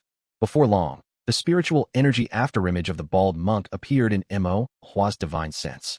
He had a wind spirit root, and his spiritual energy was a pale white, making him very easy to identify. The bald monk was alone, hiding cautiously in a forest, but Zhang Lan and Lu Hui were nowhere to be seen. It was estimated that the bald monk had temporarily shaken them off by relying on his movement technique. "Dad, it's over there." Mo Hua pointed out the bald monk's location. Mo Shan's divine sense was not as good as Mo Hua's, but his eyesight was excellent. After hearing Mo Hua's words, he took a glance and spotted the bald monk hiding in the bushes. He flickered and went straight for the bald monk. At the same time, the bald monk also discovered Mo Shan's figure. He cursed and had no choice but to activate his spiritual energy, using his escape technique again to flee into the distance. The bald monk cursed inwardly. He had already fooled Zhang Lan and Lu Hui, and he had intended to rest for a while to recover his spiritual power, but unexpectedly, he was discovered by someone else. However, the bald monk was very confident in his movement technique. For so many years, he had managed to thrive entirely due to his wind element escape technique. As a sinful cultivator, no matter how strong his cultivation was, it was not as important as running fast enough. As long as he ran fast enough, he would not be caught by enemies or apprehended by the Dao court. Over the years, sinful cultivators with higher cultivation and more powerful Dao arts had either died or been crippled. Only he, relying on his movement technique to survive, had lived and successfully become a boss. He had been chased many times over the years, and this situation was just another common occurrence. However, gradually, he began to realize something was wrong. His movement technique was faster than that of the demon hunter behind him, but no matter how he ran, as soon as he stopped to rest, the demon hunter would quickly catch up to him. It was as if an eye was constantly staring at him. What's going on? The bald monk's heart grew cold. He carefully observed himself and realized that there seemed to be a trace of divine sense attached to him, like a maggot on a bone, constantly lingering on him. If he hadn't been paying full attention, he would have hardly noticed it. The more hidden the divine sense, the more powerful it was. Cold sweat broke out on the bald monk's back. Whose divine sense is this? Could it be a foundation establishment cultivator watching me? The bald monk panicked, and his footwork faltered. Mo Shan seized the opportunity, flashed forward, and struck with a blazing flame saber. The saber light was like raging flames, with crimson spiritual energy surging. The bald monk felt his heart turn to ice. He used all his strength to activate his movement technique, trying to dodge the saber, but he was still slightly off. The saber grazed his arm, causing instant burning pain, and blood flowed out. The bald monk had no choice but to stop and figure out how to deal with Mo Shan. Mo Shan did not waste words with him. Without saying a word, he directly swung his saber. The bald monk still wanted to say a few words to stall for time, but seeing that Mo Shan gave him no opportunity, he could only hate him inwardly and engage Mo Shan with a hardened heart. Their sabers clashed, wind and fire spiritual energy clashed, and immense power erupted. After only a few rounds, the bald monk knew he was no match for Mo Shan, and defeat was only a matter of time. Since he was going to be defeated, he had to make plans early. The bald monk fought Mo Shan for a few more rounds, then suddenly retreated. He raised his right hand, and several talismans appeared. Mo Shan was startled and stopped his advance. At the same time, the bald monk activated the talismans. Dust suddenly billowed from the ground, and earth element spiritual energy fluctuations surged from the ground, attacking Mo Shan wave after wave. Mo Shan had to retreat. The bald monk's gaze sharpened, and he turned to run. This talisman was called the Earth Tremor Talisman. He had found it in the storage bag of a family of 3 cultivators he had killed. At this moment, he activated this talisman to force Mo Shan back so that he could escape. As long as he activated his movement technique again and widened the distance, it would not be so easy for Mo Shan to catch up. Among all movement techniques, wind escape was the fastest. In this great black mountain, he had killed and robbed countless people. So far, no one had been able to stop him. A faint smile appeared on the bald monk's lips. Wind element spiritual energy wrapped around his body, and he turned to leave, giving Mo Shan a contemptuous glance before departing. But as soon as he took a step, he realized something was wrong. He felt as if he was locked onto by something and suddenly couldn't move. The bald monk looked down, and his pupils contracted. At some point, chains formed from water vapor had appeared out of nowhere around him, binding him tightly in place. Not good. The bald monk was greatly alarmed and looked up sharply. As expected, Mo Shan's saber strike was like fire, cleaving towards him. The bald monk struggled with all his might and finally broke free from the restraint of the spell before Mo Shan's saber could hit him. He quickly raised his saber and blocked Mo Shan's strike. The spell was broken, and the saber strike was blocked, but the chance to escape was lost. The bald monk was full of hatred. While fighting Mo Shan, he roared, "Who is ambushing me?" The bald monk's angry voice echoed all around. But Mo Hua, hidden in the forest, would naturally not answer him. Since it was an ambush, he definitely couldn't show himself. If he showed himself, how could it be called an ambush? Mo Hua sat leisurely on a branch of a large tree, holding a wild fruit he had just picked in his left hand, and raised his right hand, grasping forward. His divine sense was also locked onto the bald monk. A playful expression, like a cat toying with a mouse, appeared on Hua's face. He was right. The water prison art did indeed restrain cultivators who were good at movement and slippery, and it was even more effective than he had imagined. As long as the bald monk tried to escape, Hua would cast the water prison art to fix him in place. The water prison art could restrain him for about 2 breaths of time. In these 2 breaths, it was impossible for the bald monk to escape from the experienced emotion. The bald monk tried a few times and indeed failed to escape. Every time he had a slight opportunity, this strange spell would restrain him. It was fast and accurate, impossible to guard against. The bald monk grew more alarmed and disheartened with each fight. His movement technique, which had allowed him to roam freely in the Great Black Mountain, was perfectly countered by this unknown and strange spell. If this continued, he would fall here today. This is an additional chapter. Chapter 256, The Setup. The fight between the bald monk and Mo Shan on the edge of the forest continued. The bald monk couldn't win, nor could he escape. He originally thought his life was nearing its end. But after a few more exchanges, he unexpectedly discovered that this demon hunter wasn't trying to kill him. The cultivator secretly casting strange spells was only using trapping spells to keep him there, not killing spells to take his life. These two seemed to have no intention of killing him. The bald monk breathed a sigh of relief and immediately felt ashamed and angry. They were playing with him, neither killing him nor letting him go, like a hunter toying with prey for amusement. This was complete manipulation and humiliation. This is too much, the bald monk roared in anger. Not wanting to wait for death, the bald monk unleashed talismans, feigned defeat, and tried every means to escape. But no matter how many opportunities he created to escape, he would eventually be fixed in place by the water prison art, all his efforts instantly turning to dust. In the face of Hua's water prison art, his schemes were completely useless. The bald monk was both shocked and enraged. Who exactly was this hidden cultivator? Every move he made was under his control, not giving him the slightest chance to escape. Amidst the shock and anger, the bald monk was also filled with confusion. At this point, why aren't these two killing me? What exactly do they want? After battling Mo Shan for a long time, the bald monk's peripheral vision caught sight of 2 figures arriving in the distance, who were Zhang Lan and Lu Hui. The bald monk's heart grew colder. It's over, I definitely can't escape now.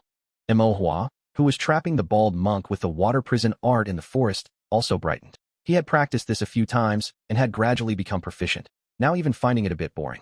He was waiting for Lu Hui, and now, the prey had finally arrived. Hua smiled slightly. Zhang Lan and Lu Hui had been searching in the mountains for a long time. Upon seeing Mo Shan entangled with the bald monk, they both became energized, quickened their pace, and in a few flashes, they arrived. The 3 formed a pincer formation, surrounding the bald monk. The bald monk's face showed despair, and he angrily said, "You dogs of the Dao court, must you be so ruthless?" Zhang Lan cursed. "Are you stating the obvious? You beast, you should have died long ago." The bald monk's face twitched. Lu Hui's gaze sharpened as he asked, "Bald monk, let me ask you, was young Master Kong kidnapped by you?" The bald monk frowned. "What young Master Kong? Half a month ago, did you plunder a caravan?" "I've plundered so many caravans. How would I know which one you're talking about?" Lu Hui's eyelids twitched. "Then let me ask you again, after you robbed the caravan, what happened to those cultivators?" The bald monk's lips curled into a sinister smile. That depended on whether they were male or female. The men were killed on the spot. The women were killed after I played with them. At this point, he knew he couldn't escape anyway. The crimes he committed would lead to death at the Dao court, so there was no point in concealing anything. Lu Hui's heart sank. If that was the case, then young Master Kong was likely killed by the bald monk without even a chance to reveal his identity. Zhang Lan then said, "Let's act. We'll take him to the Dao court to question him." After speaking, he pointed his fingers together to form a water sword art, and without further ado, attacked the bald monk. Lu Hui also drew his sword and thrust it towards the bald monk's vital point. Mo Shan's gaze flickered. Remembering Hua's instructions, he deliberately feigned exhaustion and acted a step slower when attacking. Due to Mo Shan's delay, a gap instantly appeared in the 3-person encirclement. The bald monk, experienced in combat, instantly seized this opening, his expression filled with ecstasy. He was originally certain of death this time, and even if he survived, he would fall into the hands of the Dao court. He never expected that at the brink of despair, Mo Shan's lapse would give him a glimmer of hope. The bald monk dodged Zhang Lan's water sword art, exchanged a blow with Lu Hui, and then retreated using the force of the clash. He aimed for the gap between the 3 and desperately used his wind evasion technique, his body flashing as he broke through their encirclement. The bald monk, having escaped the encirclement, still felt uneasy. He feared that the hidden cultivator would still use magic to restrain him. But he soon discovered that the hidden cultivator had not acted, nor had they used that strange spell. A great opportunity. The bald monk rejoiced, a sharp glint in his eyes, and he sprinted with all his might, wind swirling around him, leaving a trail of afterimages. Lu Hui let out a tsk, cast a displeased glance at Imo-shan, and then used his movement technique to pursue the bald monk. Since the bald monk had killed young Master Kong, he absolutely could not let him escape. Zhang cast a slightly puzzled glance at Imo-shan. In his impression, Imo-shan was battle-hardened and wouldn't make such a basic mistake. Then he saw Imo-shan wink at him, and subtly glance at the departing Lu Hui. Zhang was stunned and slowly understood, a smile of ill intent appearing at the corner of his mouth. At the same time, Imo Hua also emerged from the forest. The three exchanged glances, all understanding each other perfectly, and then their figures flickered as they all pursued the bald monk and Lu Hui. Lu Hui, who was using his movement technique and sprinting with all his might, cursed inwardly. 3 people surrounded this bald monk, and he still managed to escape? These demon hunters are truly foolish. But this was fine. As long as he caught up to the bald monk first and successfully subdued him, or killed him directly, then the merit would be his. Not only would he complete the mission for the Dao Court, but the Kong family would also owe him a favor, and the benefits would not be small. Lu Hui's heart burned with excitement, and he pushed himself even harder, chasing the bald monk. Imo Hua and the other 2, however, hung back at a distance, neither joining Lu Hui nor falling too far behind, nor letting the bald monk escape. If Lu Hui were to lose sight of the bald monk, Imo Hua would kindly have Zhang point the way for Lu Hui. With Imo Hua's divine sense locking onto him, the bald monk would not be able to escape no matter what. Thus, Lu Hui pursued the bald monk in a chase. After a full half an hour, Lu Hui finally intercepted the bald monk and engaged him in combat. Imo Hua and the other 2 stopped in the distance, not moving forward. The bald monk, having fought Imo-shan bitterly and then sprinted with all his might, was now at the end of his strength. Lu Hui had also consumed a considerable amount of spiritual energy, but he was much better off than the bald monk. However, he was somewhat puzzled. The bald monk's movement technique was clearly excellent, so why hadn't he been able to escape? But he had no time to ponder these things. He needed to subdue the bald monk as soon as possible. After fighting with all their might for more than 10 rounds, the outcome of their battle gradually became clear. Lu Hui's sword struck the bald monk's shoulder. The bald monk knelt on one knee, knowing he was like a candle in the wind, unable to sustain himself. Unwilling to accept defeat, he angrily drew his saber and slashed at Lu Hui's chest. But he also knew that after a prolonged battle, his strength had waned, and his saber strike would be slow, and this saber would certainly not hit Lu Hui. Lu Hui let out a contemptuous smile.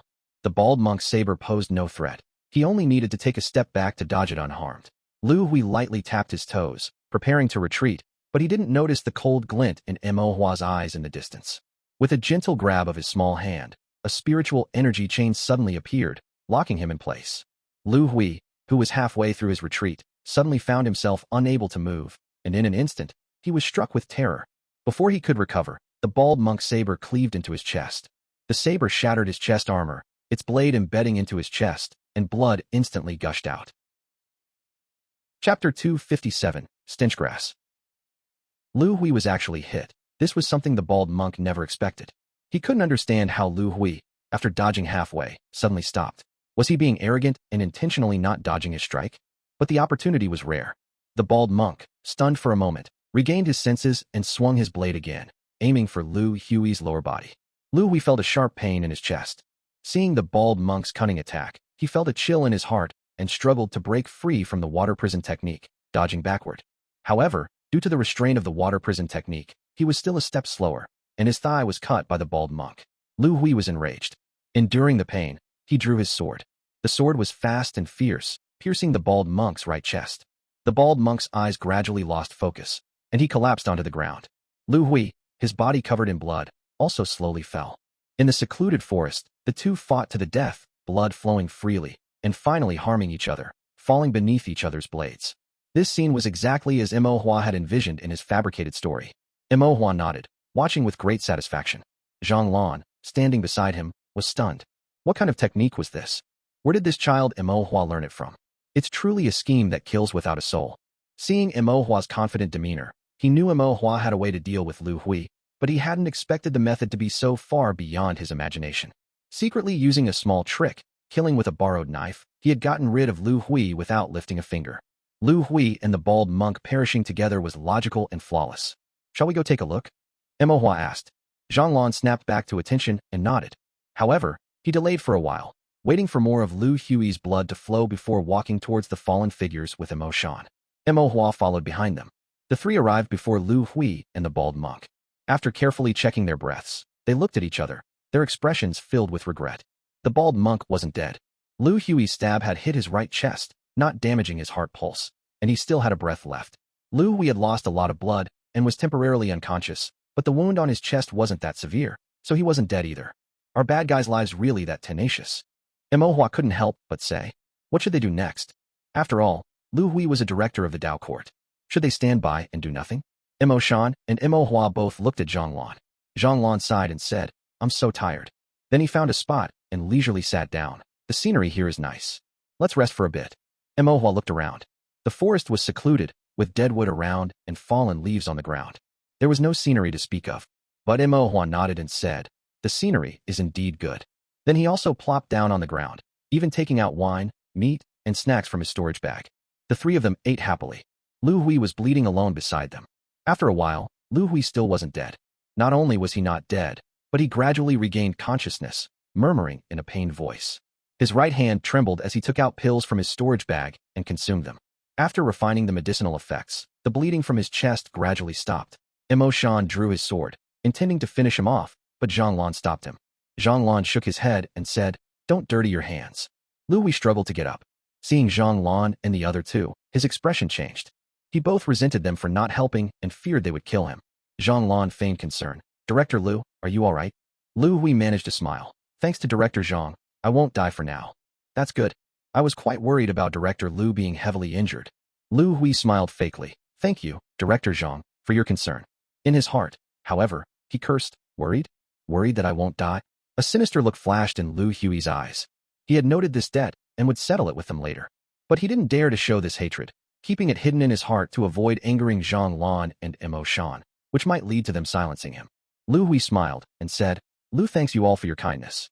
After I meditate and recover for a moment, shall we depart together?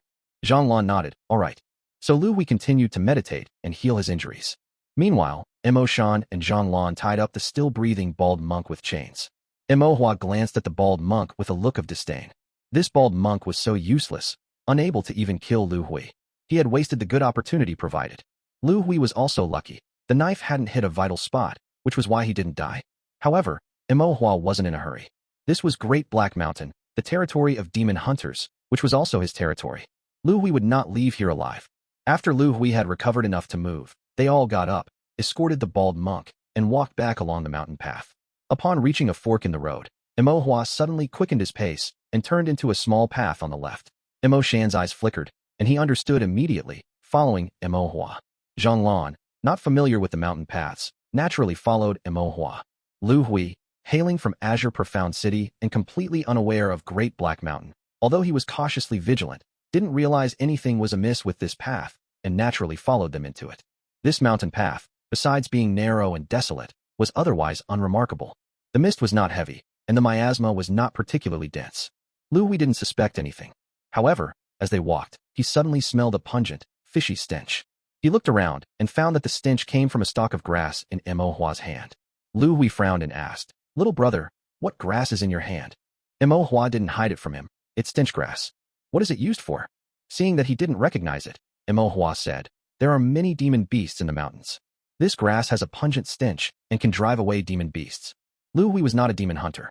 Hearing this, he thought there was no problem. Can I take a look? Sure.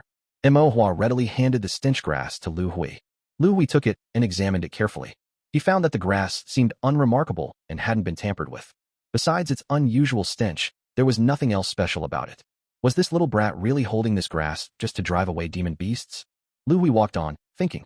Suddenly, he realized that Imo Hua and the others had silently moved ahead of him, now 10 paces away. Lu Hui was startled. Before he could think, he felt a chilling sensation from his back. He slowly turned his head and saw 2 demon beasts appearing in the bushes on either side behind him. One had red skin and fangs, dripping saliva, while the other had white fur and long horns, with blood-red eyes. Both demon beasts stared intently at him. Lu Hui was terrified and suddenly understood.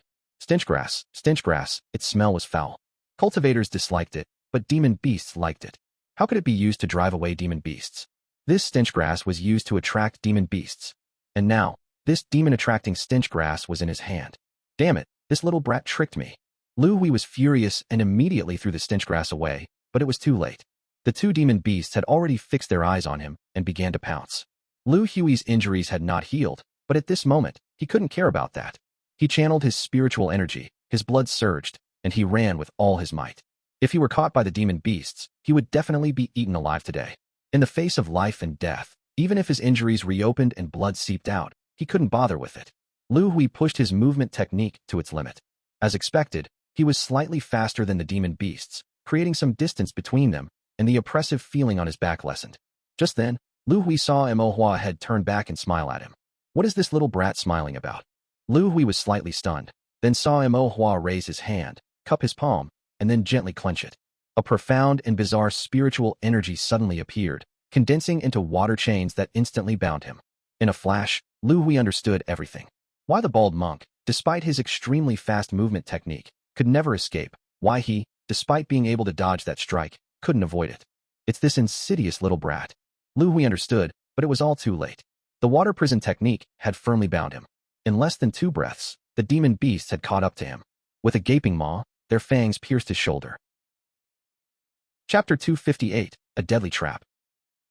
Lu Hui, already heavily injured, was no match for the 2 rank 1 demon beasts, no matter how he struggled. The 2 beasts wouldn't let their meal get away, and began tearing into Lu Hui. The scene was a bit bloody, and Mo Hua felt somewhat uncomfortable, but Lu Hui deserved it. A moment later, Mo Hua's spiritual sense flickered. He said to Zhang Lan, "The cultivators from the Dao court are almost here." He could already sense their aura. Zhang Lan nodded. Lu Hui could die, but he couldn't be eaten. At least his body should be left as a witness. Otherwise, who knew if their involvement in Lu Hui's death would be discovered? Zhang Lan shouted, "Audacious beasts, how dare you kill Director Lu?"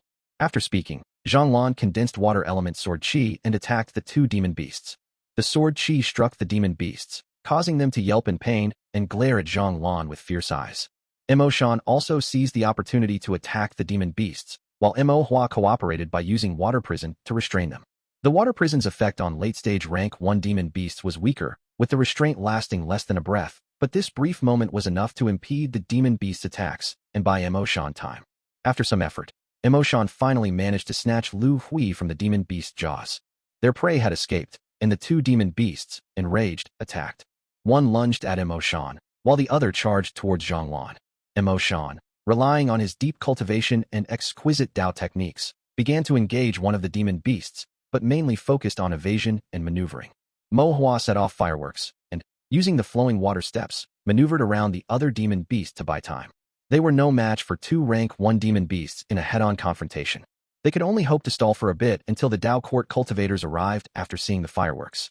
Zhang Lan attacked remotely with his water sword technique, supporting the other 2, and was secretly astonished.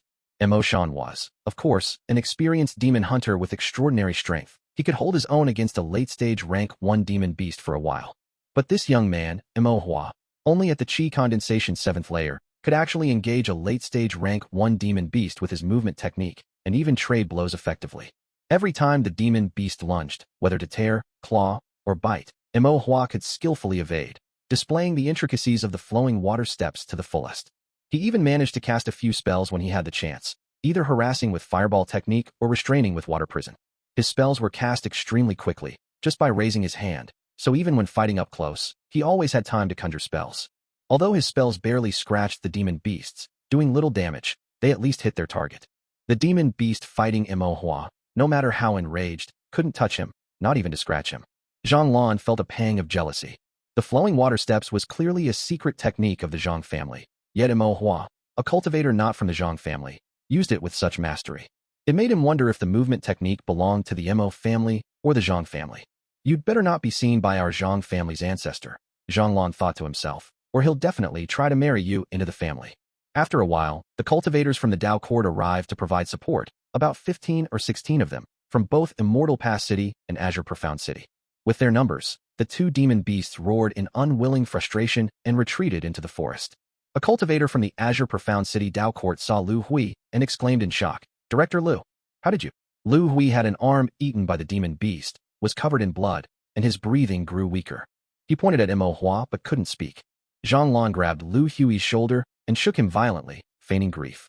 "Director Lu, what's wrong? Director Lu, speak." Lu Hui's last breath was taken away by the shaking. He tilted his head and died. Zhang looked on with disbelief. Director Lu, how could you leave us so suddenly? Imohua was thoroughly impressed. Zhang was truly an old hand at the Dao court, acting as if it were real. Anyone who didn't know would think he and Lu Hui had a deep relationship. Imohua admitted he couldn't match such genuine yet exaggerated acting that flowed so seamlessly. Zhang confirmed Lu Hui was dead and said sentimentally, Director Lu first fought fiercely with the bald monk, subduing him. Then, to prevent the bald monk from falling into the jaws of the demon beasts, he fought desperately with them, and unfortunately perished in the line of duty. His actions are truly commendable. Several officials from Azure Profound City exchanged bewildered glances. Was Zhang talking about their Director Lu? Their Director Lu wasn't that kind of person. The words, truly commendable, were completely unrelated to Director Lu. He wouldn't risk his life for the public service of the Dao court. Zhang glanced coldly at them. Director Lu is dead, and you remain indifferent. Do you harbor dissatisfaction towards Director Lu? The Azure Profound City officials felt a jolt, immediately lowering their heads and putting on mournful expressions. They cupped their hands and said, We are deeply saddened by the death of Director Lu and are still in disbelief. Director Zhang, please help us handle the aftermath. Zhang nodded. You all performed commendably in capturing the bald monk, and Director Lu's contributions were invaluable. His remains will be transported back to Azure Profound City for proper burial. Since Lu Hui was dead, Zhang was the only director present, so his word was law. Moreover, they had all earned merit for capturing the bald monk, so their trip wasn't in vain. As for Director Lu, he was dead, so he was dead. What could the officials do? They couldn't oppose Director Zhang. The Azure Profound City officials cupped their hands and agreed, as Director Zhang says. Zhang nodded with satisfaction and instructed, You will first escort Director Lu's remains back to the Dao court in Immortal Pass City. After the Lord Commander reviews them, they will be sent back to Azure Profound City. Yes. The Azure Profound City officials took Lu Hui's body and descended the mountain first. Imohua and Zhang returned to the valley where the criminal cultivators resided. Ji Qingbai and several Dao court cultivators were clearing the battlefield. Upon seeing Imohua, he glanced around and asked, Where is Lu Hui? Imohua sighed. Director Lu perished in the line of duty. Ji Qingbai looked incredulous. How could he have died in the line of duty so soon? And it was Lu Hui, the director of the Azure Profound City Dao Court, notorious for his tyranny and evil deeds. All the rogue cultivators in Azure Profound City were helpless against him, so how could he have died in the line of duty upon arriving in Immortal Pass City? Ji Qingbai pondered for a moment, gradually understanding, and cautiously asked, There wasn't any problem, was there? Imo glanced at Imohua and said helplessly, We didn't make a move. Imohua smiled. It was the bald monk and the demon beasts who killed Lu Hui. It has nothing to do with us. Zhang nodded. Without any evidence, the Dao court won't pursue the matter. Ji Qingbai was stunned for a long time, unable to comprehend how Lu Hui could have been killed without leaving a trace. However, he didn't need to know. He only needed to know that the wicked Director Lu was dead. A stone that had been weighing on his heart was finally lifted. The rogue cultivators of Azure Profound City could finally breathe a sigh of relief. Ji Qingbai cupped his hands and said solemnly, On behalf of the rogue cultivators of Azure Profound City, I thank you all. Zhang waved his hand. I didn't do much. If you want to thank someone, thank Imohua. Ji Qingbai looked at Imohua in surprise. Imohua chuckled. It was just a small effort. He had only cast a few water prison spells, which was indeed a small effort. Chapter 259, The Account. Lu Hui's corpse was first transported to the Dao Court Division in Immortal Pass City, and an official went to report to Director Zhou. Director Zhou frowned upon hearing the news. When he saw Lu Hui's corpse, his frown deepened, and he couldn't help but say angrily, That brat Zhang is causing trouble for me again. This Director Lu had arrived in Immortal Pass City intact, but after entering a mountain with Zhang, he turned into a corpse in the blink of an eye. Not only that, but he was missing limbs and was not whole in death. How was he supposed to explain this to Qingxin City? Who would believe that this matter had nothing to do with Zhang? Director Zhou asked the official, What are the details of the incident? The official cupped his hands and said, According to Director Zhang, Director Lu was pursuing the bald monk and was ambushed by him, suffering severe injuries. While escorting the bald monk, they encountered a demon beast and unfortunately died by its mouth, sacrificing himself in the line of duty. Sacrificed himself in the line of duty? Director Zhou snorted coldly. He managed to push it all off cleanly. This man died undignified, but he's been given a dignified excuse. But does he think everyone else is a fool? The corpse is here, and how Lu Hui actually died. How could discerning people not see it? Director Zhou thought to himself, shook his head, and then examined Lu Hui's corpse again. He scanned it with his divine sense, and his eyes suddenly lit up. This method was quite clean. Lu Hui had only 2 types of fatal wounds on his body. One was from a cultivator, with faint white wind, elemental spiritual energy remaining at the wound. The person who injured him was clearly that bald monk. Wind spirit roots were quite rare, and their Dao Court division couldn't find a single cultivator with a wind spirit root. Among all the cultivators on this trip, none had wind elemental spirit roots either. This spiritual energy couldn't be faked. The other type was the bite marks of a demon beast. There were still traces of the demon beast's residual fishy saliva and scarlet demonic energy at the wounds, proving he was indeed torn to death by a demon beast. This made it even more impossible to fake. Director Zhou was relieved and felt that Zhang Lan was teachable. There were some things he could do, but he shouldn't leave any traces or cause trouble for the Dao Court division. This way, he could turn a blind eye and pretend nothing happened, and it would also serve as an explanation to the outside world. Since there was an explanation and no trouble, Director Zhou felt at ease. He glanced at Lu Hui's corpse again and thought to himself, good riddance. The Dao Court division in Qingxian City, from top to bottom, was a mess. What kind of people were they? Although Director Zhou didn't say it out loud, he was quite disdainful in his heart. While he himself couldn't be considered noble, he still had a conscience. He usually only took kickbacks and didn't go as far as to prey on people, not even spitting out the bones. However, he was only the director of a mortal pass city and could only manage his own small territory. He couldn't meddle in Qingxian City's affairs. Director Zhou sighed, then felt a bit strange. How exactly did Zhang Lan manage to trick Lu Hui to his death? Looking at Lu Hui's injuries, they were indeed from the bald monk, and then he was killed by a demon beast. But this matter shouldn't be that simple. This Lu Hui was cunning and shouldn't be so stupid. Lu Hui was at the 9th layer of qi condensation, and Zhang Lan was also at the 9th layer of qi condensation. Zhang Lan had higher strength, but it was impossible for him to kill Lu Hui without leaving any traces. Someone must have helped. Director Zhou pondered silently. Mo Shan and Ji Qingbai, who entered the mountain with Zhang Lan, were likely to have helped. Besides them, who else? In his mind, Mo Hua's sly eyes flashed. Director Zhou paused his beard-stroking action and was slightly stunned. That child Mo Hua, he wouldn't have made a move too. The more Director Zhou thought about it, the more likely it seemed. After getting familiar with Mo Hua, he realized that although the child was still young, he couldn't be judged by common sense. Meticulous in thought, planned before acting, clean in methods, and leaving no traces. Director Zhou nodded, looked at Lu Hui again, and praised, well killed. At this time, Mo Hua and Zhang Lan were still in the valley where the criminal cultivators were hiding. This valley was used by the bald monk and others to hide, reside, and stash stolen goods. Many caves had been dug in the valley, large and small, over 10 of them. The caves had beds, pills, spirit tools, food, and other daily necessities for cultivators. It seemed this group of criminal cultivators had been hiding here for a long time. The criminal cultivators in the valley were all killed or captured, not a single one was missed. The remaining task was to confiscate the stolen goods. This group of criminal cultivators had robbed a lot of things, killing and looting. Most of it was hidden in this valley. For some less valuable items, the criminal cultivators didn't pay much attention and left them scattered everywhere. The cultivators from the Dao Court division searched each cave one by one, inventoried the confiscated stolen goods, recorded them, and then placed them in the middle of the valley. A lot of items were already piled up in the valley. Spirit tools, pills, books, and miscellaneous items of all sorts were present. But these were clearly not enough. The bald monk had been robbing in Great Black Mountain for so long, there was no way this was all he had. Where could they be hidden? Zhang Lan continued to search the valley with a frown, releasing his divine sense, and looking for any hidden rooms or mechanisms. Then he saw Mo Hua standing in front of a stone wall, concentrating on something. Zhang Lan walked over and tapped the stone wall with his hand. The sound was unremarkable. Zhang Lan asked, "Is it empty?" Mo Hua nodded. Zhang Lan scanned it several times with his divine sense, but found nothing. It looked like an ordinary stone wall, so he asked, "How did you know?" "I could tell with a scan of my divine sense," Mo Hua said casually. "All right," Zhang Lan sighed.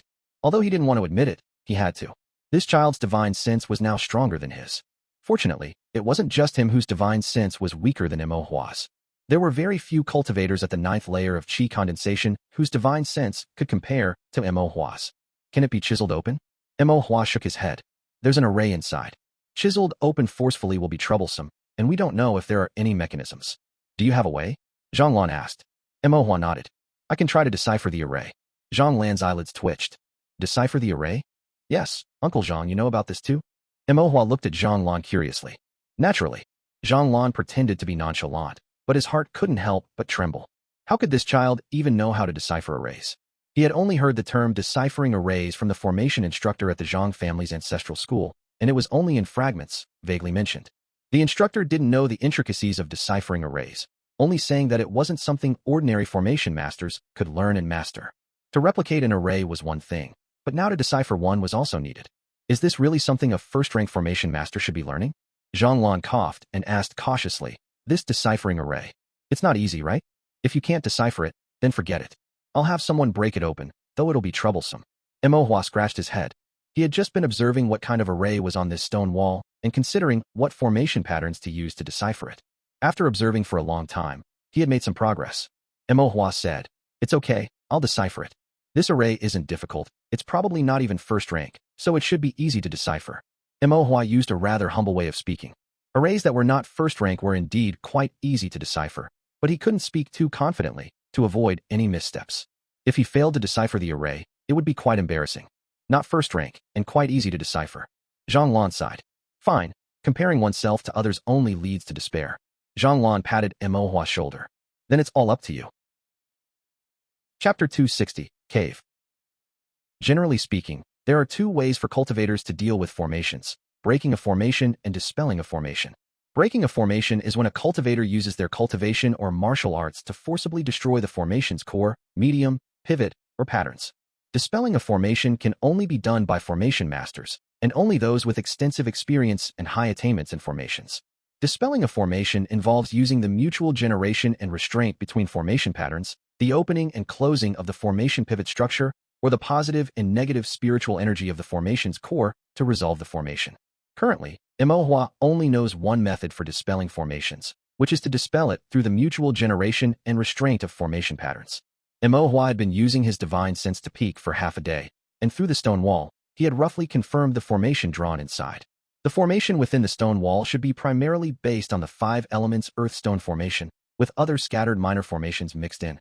For a criminal cultivator, this formation is already quite good. But in Imohua's eyes, it was not impressive. Imohua took out his brush and ink from his storage bag and began drawing formation patterns on the stone wall.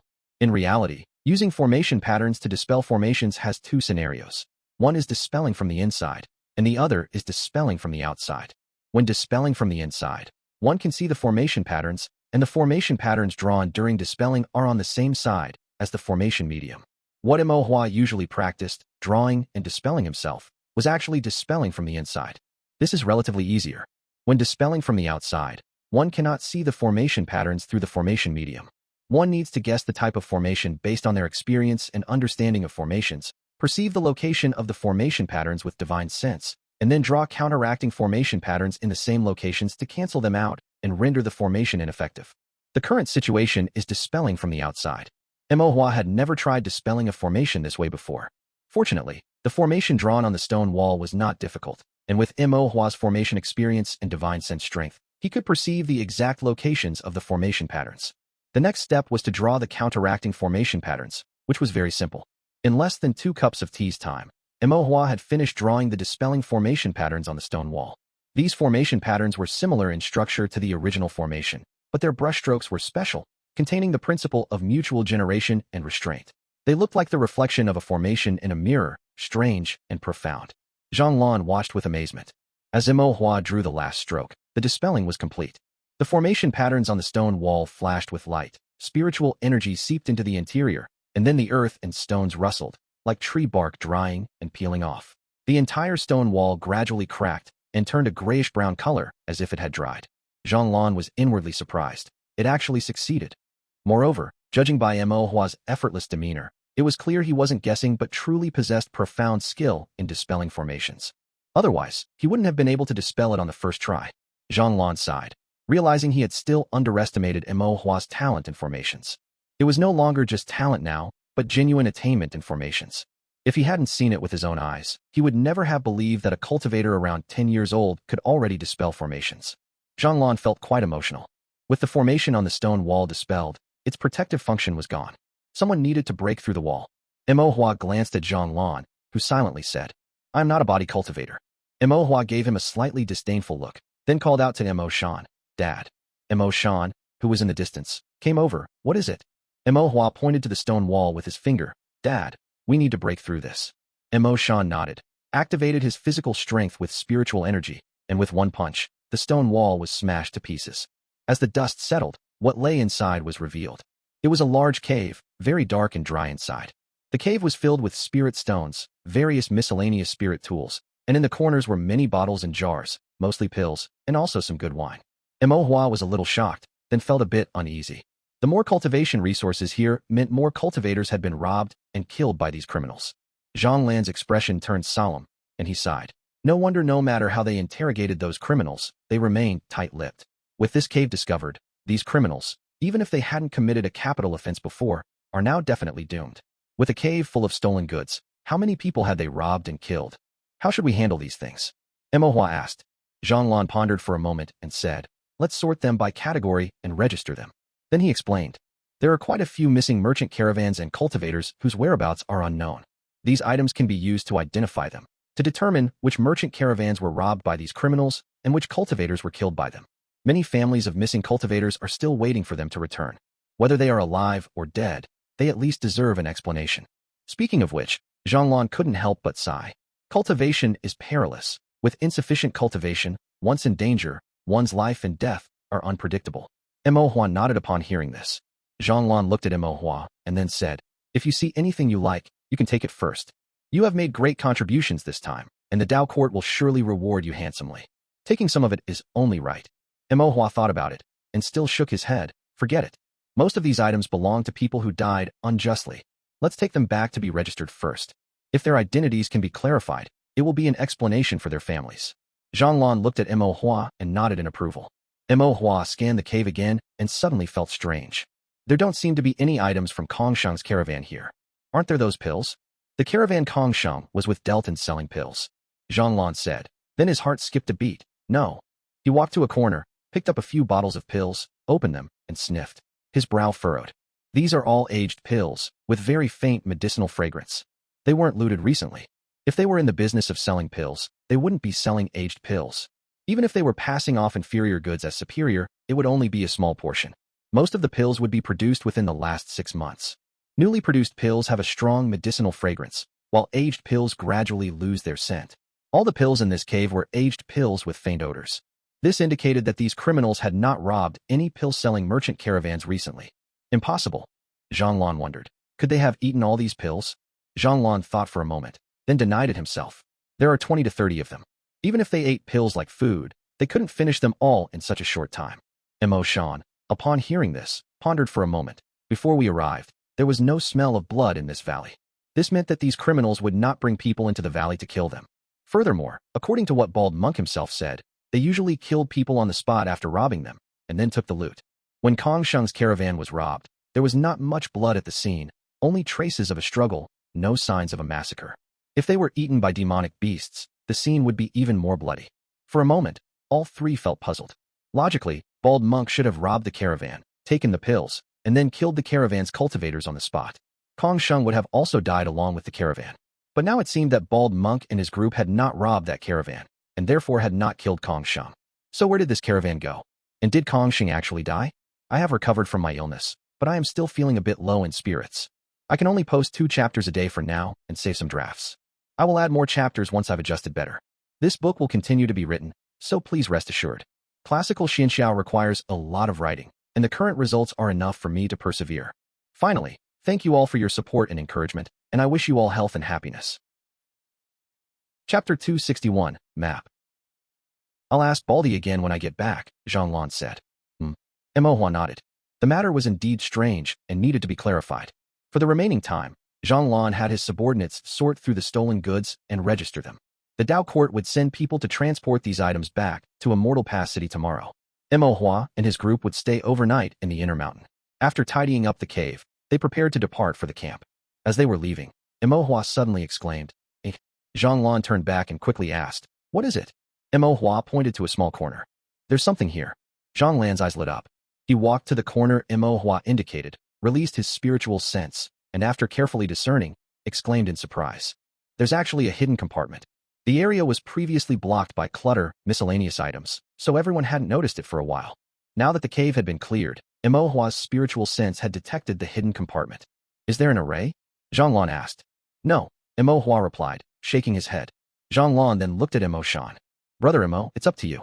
Imo Shan nodded, clenched his fist, and a fierce flame ignited. Then, with a boom, he punched the stone wall in the corner. The stone wall creaked and developed cracks. Emotion punched it 5 or 6 times, shattering the stone. After the stone wall was broken, a small, square-inch hidden compartment was revealed, containing a wooden box. Zhang took out the wooden box and scanned it with his spiritual sense. Finding no danger, he opened it. Emohua also leaned over to take a look. Inside the wooden box were 2 booklets and a map. One booklet was The Art of the Long Wind, and the other was The Gale Technique. The Art of the Long Wind was a wind element cultivation technique, and the Gale Technique was a wind element movement technique. Both were cultivation methods studied by Baldi. It seemed this hidden compartment was used by Baldi to store his belongings. As for the map, it looked like a survey map. It depicted mountain ranges and cliffs with simple lines. The handwriting was rough, and there were no textual annotations, so it was difficult to tell what kind of map it was at first glance. Zhang said, "These cultivation and movement techniques are good items. However, wind spirit roots are rare, so few people can learn them. You guys can make a copy later and sell it, or exchange it for other cultivation methods. It should be worth quite a few spirit stones." As for this map, Zhang frowned and asked Emohua, "Can you tell where this map is of?" Zhang was not very familiar with the mountain roads around Immortal Pass City, especially those of Great Black Mountain. He also didn't use maps very often. He remembered that Emohua had personally drawn a map of Great Black Mountain, marking every stream, forest, and tree clearly. If it were indeed a map of Great Black Mountain, Emohua should be able to recognize it. Emohua took the map and examined it carefully, feeling a sense of confusion. It looked familiar, yet also strange. The mountain terrain here resembles the map of Great Black Mountain, but I haven't seen the specific details before. Emohua deliberated, then asked Emotion, "Dad, can you tell?" Emotion looked at it for a while and found it a bit odd. "Didn't you draw maps of the inner and outer mountains? Bring them here for comparison." "Oh right." Emohua nodded and took out his own drawn map, spreading it on the ground. Since Baldi had been captured, the lair of the sinful cultivator had been raided, and Lu Hui was dead. There was nothing else to do for the moment. The 3 of them meticulously compared the maps. After a full half hour, and after checking several times, they couldn't find a matching location. Zhang said, "It might be a map of the mountain terrain of Great Black Mountain outside of Immortal Pass City." Emohua nodded, thinking it was very possible. Great Black Mountain was vast, and beyond the area of Immortal Pass City, its mountain ranges would extend to other regions. If that were the case, it was no wonder Emohua found it familiar, but couldn't locate the corresponding mountain terrain. "When we get back, we can ask Baldi where this map came from and what it's for," Emohua said after some thought. Baldi had hidden this map along with his cultivation and movement technique manuals, clearly valuing it highly. It likely held a significant secret. Emohua also transcribed this map. Afterward, the 3 of them stayed overnight in Great Black Mountain.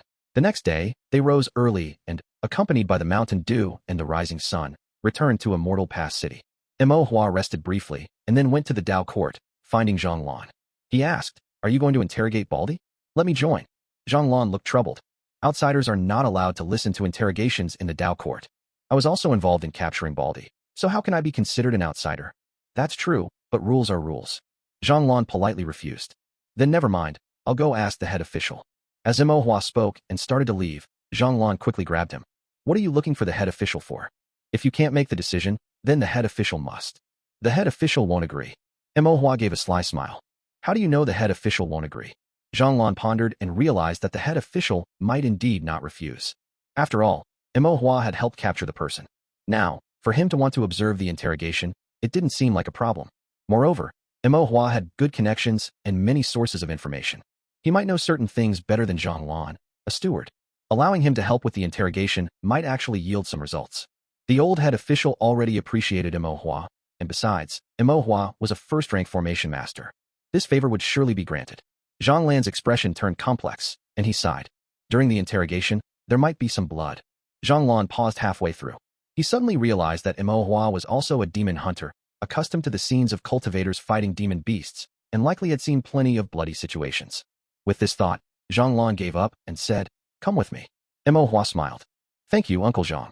The interrogation room of the Dao prison was located in a dark corner to the west.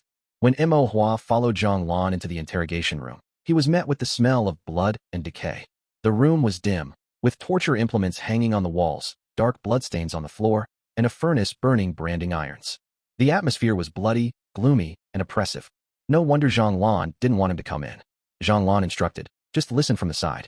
If you feel uncomfortable, go out for some air. This is not a good place, so try not to come if you can help it." "Thank you, Uncle Zhang." Emohua thanked him again. Zhang smiled slightly, patted Mo Hua on the shoulder, and then ordered Baldy to be brought in. Mo Hua found a relatively clean stool to sit on the side. Soon, he heard the clanking of shackles. Looking up, he saw several stewards escorting Baldy, whose bones were pierced by chains, into the room. Baldy was covered in wounds and looked disheveled, clearly having suffered greatly in the Dao prison. The stewards bound Baldy to the torture rack. Zhang Lan's face turned cold.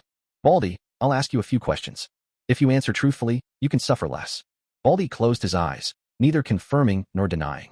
Zhang Lan asked several questions, but Baldy did not answer, remaining silent even when tortured. He looked like a dead pig unafraid of boiling water. Baldy knew that his death was certain. He viewed the cultivators of the Dao court as lackeys, and he had been captured by the Dao court this time. Therefore, he couldn't be bothered to say anything. He was a man facing his imminent death, and at this moment, he could only await his end. Zhang Lan asked several times and applied torture a few times, but finally, he shook his head helplessly. Then, he noticed Mo Hua making eye contact with him. Zhang Lan thought for a moment and nodded. Mo Hua slowly walked forward, smiling and asking, "Big Baldy, do you know the water prison technique?" Baldy heard a clear voice by his ear. Looking up, he saw a young cultivator with rosy lips and white teeth smiling at him. Why would a child be in the Dao court's interrogation room?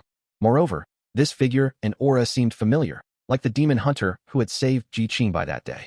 Baldy's heart was filled with confusion, and he asked aloud, "What water prison technique?" Mo Hua smiled slightly, raised his small hand, and condensed spiritual energy chains, locking them onto Baldy. This spell. Baldy's heart trembled violently, and his eyes suddenly widened. "It's you." Chapter 262, Clues. Relying on his agile movement technique, the bald ascetic was unhindered in Great Black Mountain. The reason he was captured was entirely due to that disgusting water prison technique, which perfectly suppressed his movement technique. The caster possessed powerful spiritual sense and exquisite techniques, both fast and accurate. The bald ascetic thought that this person, even if not a Foundation establishment cultivator, was at least an official from the Dao court or an experienced spirit master. Instead of killing him, they repeatedly trapped him with the water prison technique, playing with him like a cat with a mouse. This was either due to personal grudges or the Dao court's bounty. He had committed countless evils over the years, with countless karmic debts. Anyone could have wanted to deal with him, but he never expected that the one playing him like a fiddle was this brat. Where did this little monster come from? The bald ascetic's gaze was both vicious and disbelieving. Mo Hua looked at him with a smile. "Now you know who I am?" "I remember." The bald ascetic grinned, a bloody smile. "I remember your appearance. If I can escape, I will definitely come back and kill you." Mo Hua was unfazed. Once you're in the Dao prison and sentenced to death, stop having such daydreams and wait for death. If you really escape, then get as far away as possible. You dare to come back for me? Are you seeking death? Mo Hua's tone was indifferent, with a hint of disdain in his eyes.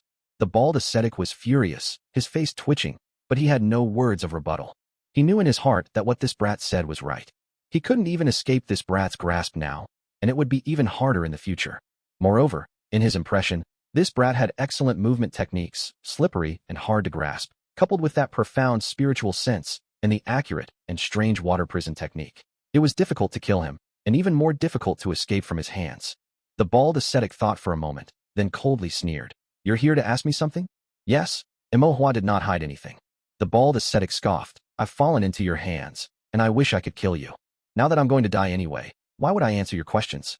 Mo Hua said indifferently. "I'm just here to humiliate you. You don't have to answer, I'll just ask someone else." "Oh, right." Mo Hua seemed to have thought of something and continued. "At that time, I'll spread the word that the famous and infamous bald ascetic fell into the hands of a 13-year-old junior cultivator like me, was toyed with by my magic for a long time, like a mouse, scurrying everywhere, unable to escape." The bald ascetic spat out a mouthful of blood. "You dare? What is there that I dare not? You're asking for trouble. The sinful cultivators will come looking for revenge." The bald ascetic said hatefully. "Since you've fallen into my hands, let alone other cultivators." Mo Hua cupped his right hand, forming a water prison, and said with a smile, "Then I'll just wait to fish. If one comes, I'll catch one. If a pair comes, I'll catch both. Anyone who dares to provoke me will not escape." The bald ascetic gritted his teeth. "I'm going to die anyway. Even death doesn't mean everything is over." Mo Hua added, "Think about it. If I spread this matter, you'll become a joke. The nearby Dao court, demon hunters, and even those sinful cultivators will make fun of you. They'll mock you, saying you're a useless person who fell into a child's hands, and they'll call you stupid, call you a pig-brained idiot." The bald ascetic coughed out blood repeatedly. Mo Hua sighed. "See? Even after death, one might not find peace. If you're scolded for doing bad things, you might not care, But if you're scolded for being foolish and incompetent, that's hard to bear. As Imo spoke, his eyes lit up. I forgot to tell you, there's the Fortune and Prosperity restaurant in the city, and there's a storyteller in it.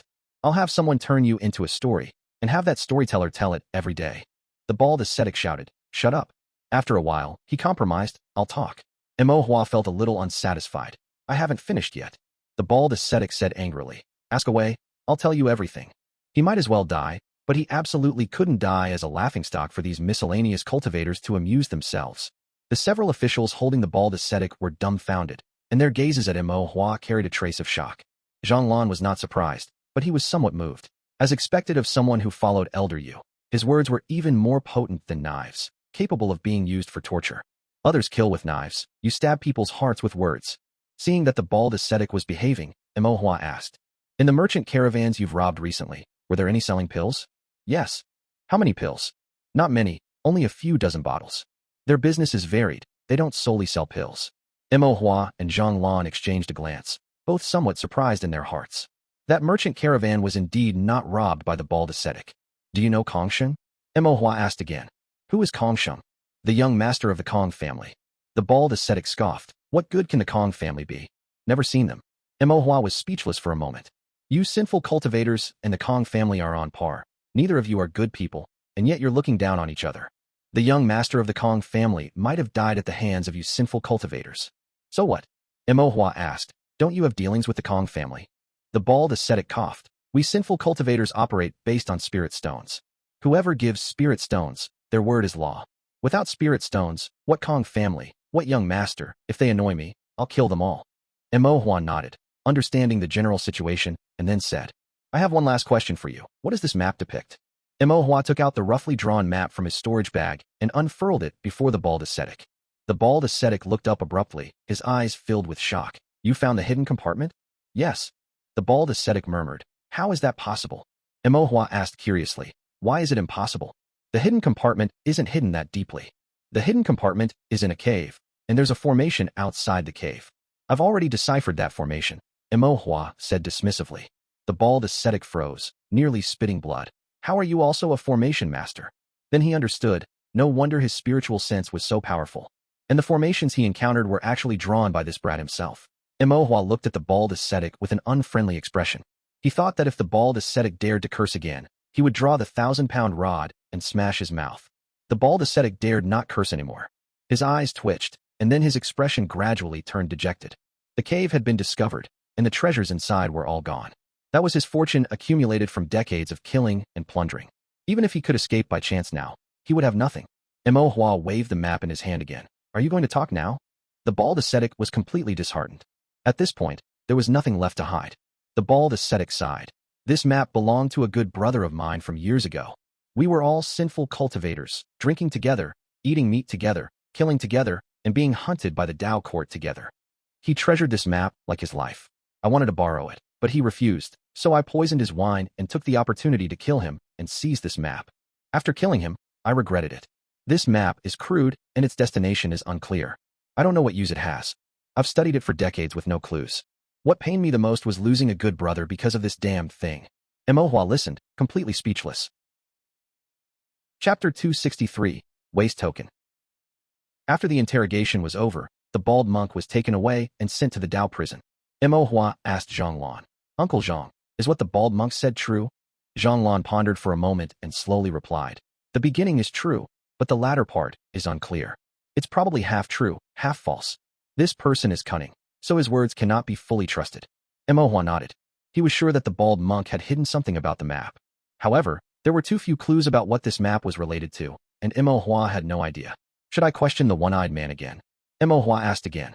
He remembered that among the sinner cultivators, there was a one-eyed cultivator who was considered a leader, and he might know more. All right, I'll interrogate him when I have time. You can go back now. This interrogation room is not a good place.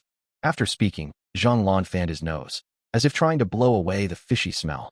Imo also felt that the smell here was unpleasant and would feel stifling if he stayed too long, so he prepared to leave. Zhang suddenly said again, I'll come find you in a few days.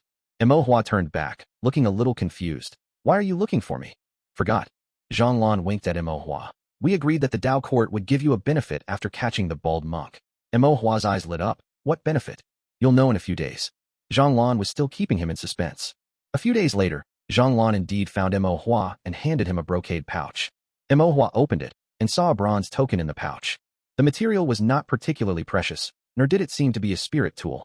The style looked somewhat ancient, even rustic and rigid. This is it. Mo Hua was a little disappointed. He thought the Dao court would give him some spells, cultivation methods, pills, or formations. Zhang Lan said irritably. What do you mean this is it? Do you know what this is? Mo Hua shook his head. This is a Dao court waste token. Mo Hua's mouth widened. Don't only cultivators of the Dao court have formal waste tokens? That's right. Zhang Lan nodded. So yours is not formal. Mo Hua was stunned for a moment. Fake? Zhang Lan sighed. Contingent. Oh. Mo Hua understood. Formal cultivators of the Dao court, from the lower-ranking officials and directors to the higher-ranking deputy section chiefs and section chiefs, all had to pass assessments before being recruited. The assessments were strict and covered many categories, including spirit root, cultivation methods, martial arts or spells, family background, any criminal record, and whether any direct blood relatives within 3 generations had been imprisoned or fallen into demonic deviation. These were all factors considered by the Dao court. To pass the assessment, if not 1 in 1,000, then 1 in 100 was a conservative estimate. Moreover, besides the assessments, there were also various complex relationships among cultivators and interactions within networks. Mo Hua thought that it would not be easy to officially pass the assessment and become a cultivator of the Dao court, even if it was just a low-ranking official. Now, being able to get a contingent identity on the side was not bad. What's the difference between contingent and formal? Mo Hua asked. Zhang Lan explained. Contingent means outside the establishment. You can help the Dao court do things, earn merit, and exchange it for cultivation resources like spirit stones, cultivation methods, spells, spirit tools, and formations. However, without a formal position in the Dao court, you cannot be promoted, have no real authority, and your treatment cannot be compared to that of normal Dao court cultivators. Oh, Mo Hua nodded, superficially working, but actually just being a laborer. Zhang Lan snorted. Many cultivators want this, and they don't even have a way to get it. Mo Hua leaned closer and asked in a low voice. Is this waste token that good? Zhang Lan pointed to the waste token in Mo Hua's hand. For others, this might only be used to get a job, to have something to eat. But you are different. You are a formation master. You don't rely on this for a living, and you can use this to fleece the Dao court. Mo Hua then said in a small voice, Uncle Zhang, you are also part of the Dao court. Isn't it a bit wrong to instigate me to fleece the Dao court? Zhang Lan glared at Mo Hua. I didn't instigate you. Don't worry, I won't tell anyone. Zhang Lan was somewhat helpless. The Dao court unifies the cultivation world, possessing countless resources. The Dao court branches below are also wealthy. If you can fleece the Dao court, it's your own ability. At least, being able to make the section chief personally send a waste token is something no one else in the entire Immortal Pass city can do. Zhang Lan thought to himself. Mo Hua thought for a moment and asked curiously, how do I fleece it? Although it was called a Dao court waste token, it only had some simple patterns and no inscriptions. It looked like an ordinary bronze token with nothing special about it. Even though Zhang Lan said he could fleece the Dao court, Mo Hua didn't know how. After asking, Mo Hua felt that it wasn't great to always ask Zhang Lan for things, so he patted his chest and generously said, you can eat and drink whatever you want today, I'll pay. After all, the eatery was run by his family. Zhang Lan chuckled, shook his head, and then said to Mo Hua, you help the Dao court. Without this waste token, it would only be a personal favor. Favors can be light or heavy, and may not be taken seriously. But with the waste token, it can be recorded as merit, and merit can be directly exchanged for spirit stones, pills, and spirit tools. For example, you helped us catch the bald monk. If we caught him, it would be considered that we owe you a favor. I and the section chief know about this, but other cultivators don't, and they might not acknowledge it. Now, with the waste token, this favor can be counted as merit, recognized by the section chief, and recorded in the merit book. This is solid achievement, and others cannot deny it. Mo Hua roughly understood and asked again, then how is this merit calculated? Zhang Lan drank some tea and continued. First, it's divided by rank.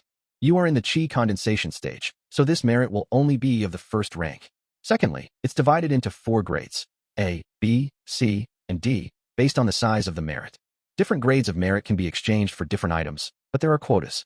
For helping us catch the bald monk this time, the section chief recorded you as grade B, which can be exchanged for about 1,000 spirit stones. So much. Mo Hua was surprised. There were more than 20 people who helped catch the bald monk, and Mo Hua alone could get 1,000 spirit stones. This is just calculated by merit. There are also some bounties and miscellaneous items that add up to quite a bit. Is the bald monk that valuable? Then if we catch a few more, won't we get rich? What are you thinking? Zhang Lan gently rubbed Mo Hua's head. Do you think the bald monk is a radish? You can catch as many as you want. Imohua thought for a moment and nodded. That was true. Among those sinner cultivators, the bald monk was at least a big brother. Even if it was a radish, it was the biggest one. However, it's best to save this merit for later use. Exchanging it for spirit stones is a bit wasteful, Zhonglun added. Is there a specific reason for this? The Dao Court is backed by the Dao Court, with profound heritage and abundant resources. The items given as rewards might not be the most precious, but they are the most complete. Zhonglun patiently explained. Whether it's for cultivation or drawing formations, you will inevitably encounter rare items in the future that are not precious but are hard to find. Even with spirit stones, you wouldn't know where to buy them, which is the most troublesome situation. And with this waste token, you can directly exchange for items from the Dao Court's warehouse, which will save you a lot of trouble. Imohua nodded repeatedly as he listened. Without Zhonglan's guidance, he would truly have no way of knowing such things. Then, Imohua also became a little worried. If I take this waste token, do I have to obey the orders of the Dao Court? He didn't want to become a running dog of the Dao Court one day, only to act under the direction of the Dao Court. Don't worry. Zhonglun raised an eyebrow at Imohua. This is another benefit of this bronze waste token. You are summoned, but not commanded. The Dao Court has the right to call upon you, but they don't have the real authority to command you. As long as you don't rely on this job for a living, you can just throw the waste token away and say you're not doing it anymore. No one can do anything to you. Is this he who has no desires is strong? Zhonglun pondered for a moment and nodded. You could say that. As long as you don't scheme or try to curry favor, it's actually quite easy. With that said, Imohua was relieved. As a formation master, he indeed didn't rely on this for a living. This waste token was just for fleecing the Dao Court. Then Imohua sighed. My identity is a bit complicated now. He was primarily a formation master, then a demon hunter, and now also a small rogue who fleeced the Dao Court. Chapter 264, Concealment Formation. Imohua thought for a moment and felt that having multiple identities was good. The 9 provinces of cultivation were vast and boundless. If he had to venture out in the future and encounter difficulties, having an extra identity would provide another path. Thank you, Uncle Zhang. Imohua said sincerely. Thank the old supervisor when you have time. Without his approval, you wouldn't have this waste token either, Zhonglun said. Then thank the supervisor for me. I'll help again next time something comes up. Since he could now shear wool, Imohua's enthusiasm increased significantly. Zhonglun smiled. All right, I'll go back and tell the supervisor. A moment later, Zhang Yun served them their dishes, a total of 5 or 6 plates, with both meat and vegetables, as well as good wine. Zhonglun raised his eyebrows. Not bad, they're quite generous now. Imohua chuckled. Eat as much as you want, it's all on me. Over 1,000 spirit stones. Imohua could treat Zhonglun to a meal for a month. All right, then I won't stand on ceremony. After toiling for a long time for the matters of Bald Monk and Kong Sheng, living rough and tasting bland food, Zhonglun truly wanted to reward himself. As Zhonglun ate, Imohua also held a small bowl, picking out what he liked. They ate and chatted, and after they were full of food and wine, Zhonglun left. Imohua pondered the matter of the map for a while, but still had no clue, so he put it aside for the time being. He would see if Zhonglun could find out anything from One-Eyed. Imohua decided to focus his attention on the concealment technique. He really wanted to learn the concealment technique. The concealment technique could conceal, scout, protect oneself, and even ambush others. On the surface, concealment seemed to have no use, but when applied properly, it was a spell that integrated offense and defense. It could be used to attack or defend. It could be used to attack the unprepared or retreat 1,000 miles. Even if the concealment technique was seen through, he still had the flowing water steps as a backup, so he wouldn't end up in a dilemma like Old Man Jiao, caught between a rock and a hard place. Even if he encountered a chaotic battle among cultivators, he could handle it with ease. Imohua still remembered what Old Man Kuei had taught him. There are thousands of spells, each with its own merits. The wonder of their application lies in the heart. The concealment technique truly fit this saying of Old Man Kuei. However, Imohua's spirit root was not very suitable, so what he cultivated was a half-baked concealment technique. Imohua frowned, lost in thought. Cultivators had different spirit roots and abilities. Strengths always came with weaknesses. Since the concealment technique was incomplete, were there other ways to remedy it? Imohua thought for a long time, and the only method he could think of was formations. This was also what he was best at. He took out the 1,000 formations catalog given to him by Mr. Zhuang from his storage bag and flipped through it for a long time, his eyes blurring, but he couldn't find any formations related to concealment. Imohua scratched his head and went to ask Bai Zixing first. Concealment formation? Bai Zixing was a little surprised. He looked around and lowered his voice. Are you trying to be a thief? Imohua rolled his eyes at him and emphasized. I am a proper cultivator. Then why are you learning this formation? Of course, it's for self-protection, Imohua said. and to ambush others. Of course, Imo didn't say this reason because it didn't sound very proper. Bai Zixing was a bit straightforward and didn't suspect anything else. He nodded. Indeed, the concealment technique is very suitable for self-protection. Do you know the formation diagram for the concealment formation? Bai Zixing shook his head and turned to ask Bai Zixi. Zixi, do you know? Bai Zixi also shook her head. This is a rare formation. The Bai family scripture pavilion should have it, but I didn't bring it out. Imo felt a bit regretful. It seemed he would have to bother Mr. Zhuang again. Then he felt a little confused. Why is the concealment formation a rare formation? Is it because concealment techniques are rare? Yes. Bai Zixi's voice was clear and crisp, and she nodded. Seeing that Imo seemed a little confused, Bai Zixi patiently explained. Special spirit roots and rare inheritances make such spells difficult to learn. Therefore, formations that can achieve the same effect are even rarer. Imo understood. The inheritance of concealment techniques was rare, and the spirit root requirements were also quite strict, requiring a single water spirit root to learn. If other elemental spirit roots were mixed in, it would be like Imo learning a half-baked version with water-like attachments, but not being able to become completely invisible. Therefore, cultivators who knew concealment techniques were few, and formations that could conceal were also relatively precious. Imo nodded, feeling grateful, and asked Bai Zixi, "Is there anything you'd like to eat?" Bai Zixi hesitated for a moment, took out a recipe book from her storage bag, turned to the page with a crease, and pointed to a dessert called Perfect Harmony, saying, "This one." Imo glanced at it. It was called Perfect Harmony and looked a bit like a mooncake with flower filling. There were osmanthus, peach blossoms, locust flowers, crabapple flowers, and so on. It was full of floral fragrance, but he wondered if the taste would be strange with so many flowers mixed together. Imo took the recipe book and put it into his storage bag. "All right, I'll have my mother try making it." Bai Zixi's eyes were clear and sparkling. Imo was about to go find Mr. Zhuang when he saw Bai Zixing looking at him expectantly. He said helplessly, "What do you want to eat again?" Bai Zixing blurted out, "Rabbit meat. It's very troublesome." "No rush, just remember to bring me some if you have any," Bai Zixing said. "All right then." Bai Zixing also said gratefully, "I'll help you fight in the future." "Okay." Imo nodded. "I'll definitely call you when there's a fight. It's just that Aunt Shui might not be willing to let you go." Proper aristocratic young masters had heavier cultivation studies and more rules and regulations, making them less free. People like Qian Xing and Kong Sheng, although free, were also lawless. Imo sighed in his heart, then went to visit Mr. Zhuang to ask about the concealment formation. Mr. Zhuang heard this and said, "You can't learn it yet." Imo asked weakly, "Is it very difficult to learn?" "It is a bit difficult to learn," Mr. Zhuang said, then looked at Imo. "But it's not difficult for you. After all, you drew the complex formation, which was so difficult, with such skill." Mr. Zhuang thought to himself, "Then is it because of spiritual sense?" Imo guessed. "That's right," Mr. Zhuang nodded. Imo was surprised. "This concealment formation, doesn't it also have 10 formation patterns?" "Not every formation has 10 formation patterns. 10 pattern formations are not this cheap." Mr. Zhuang chuckled, shook his head, and then added, "The concealment formation only has 9 formation patterns, but the formation patterns are special, and it consumes more spiritual sense to draw. The required spiritual sense is more than that of a typical first-rank 9-pattern formation. Its spiritual sense amount is above 9 patterns, but less than 10 patterns." Imo asked again, "Then how much exactly?" "Above 9 patterns, less than 10 patterns." It seemed only 1 pattern short, but the spiritual sense amount was twice as much.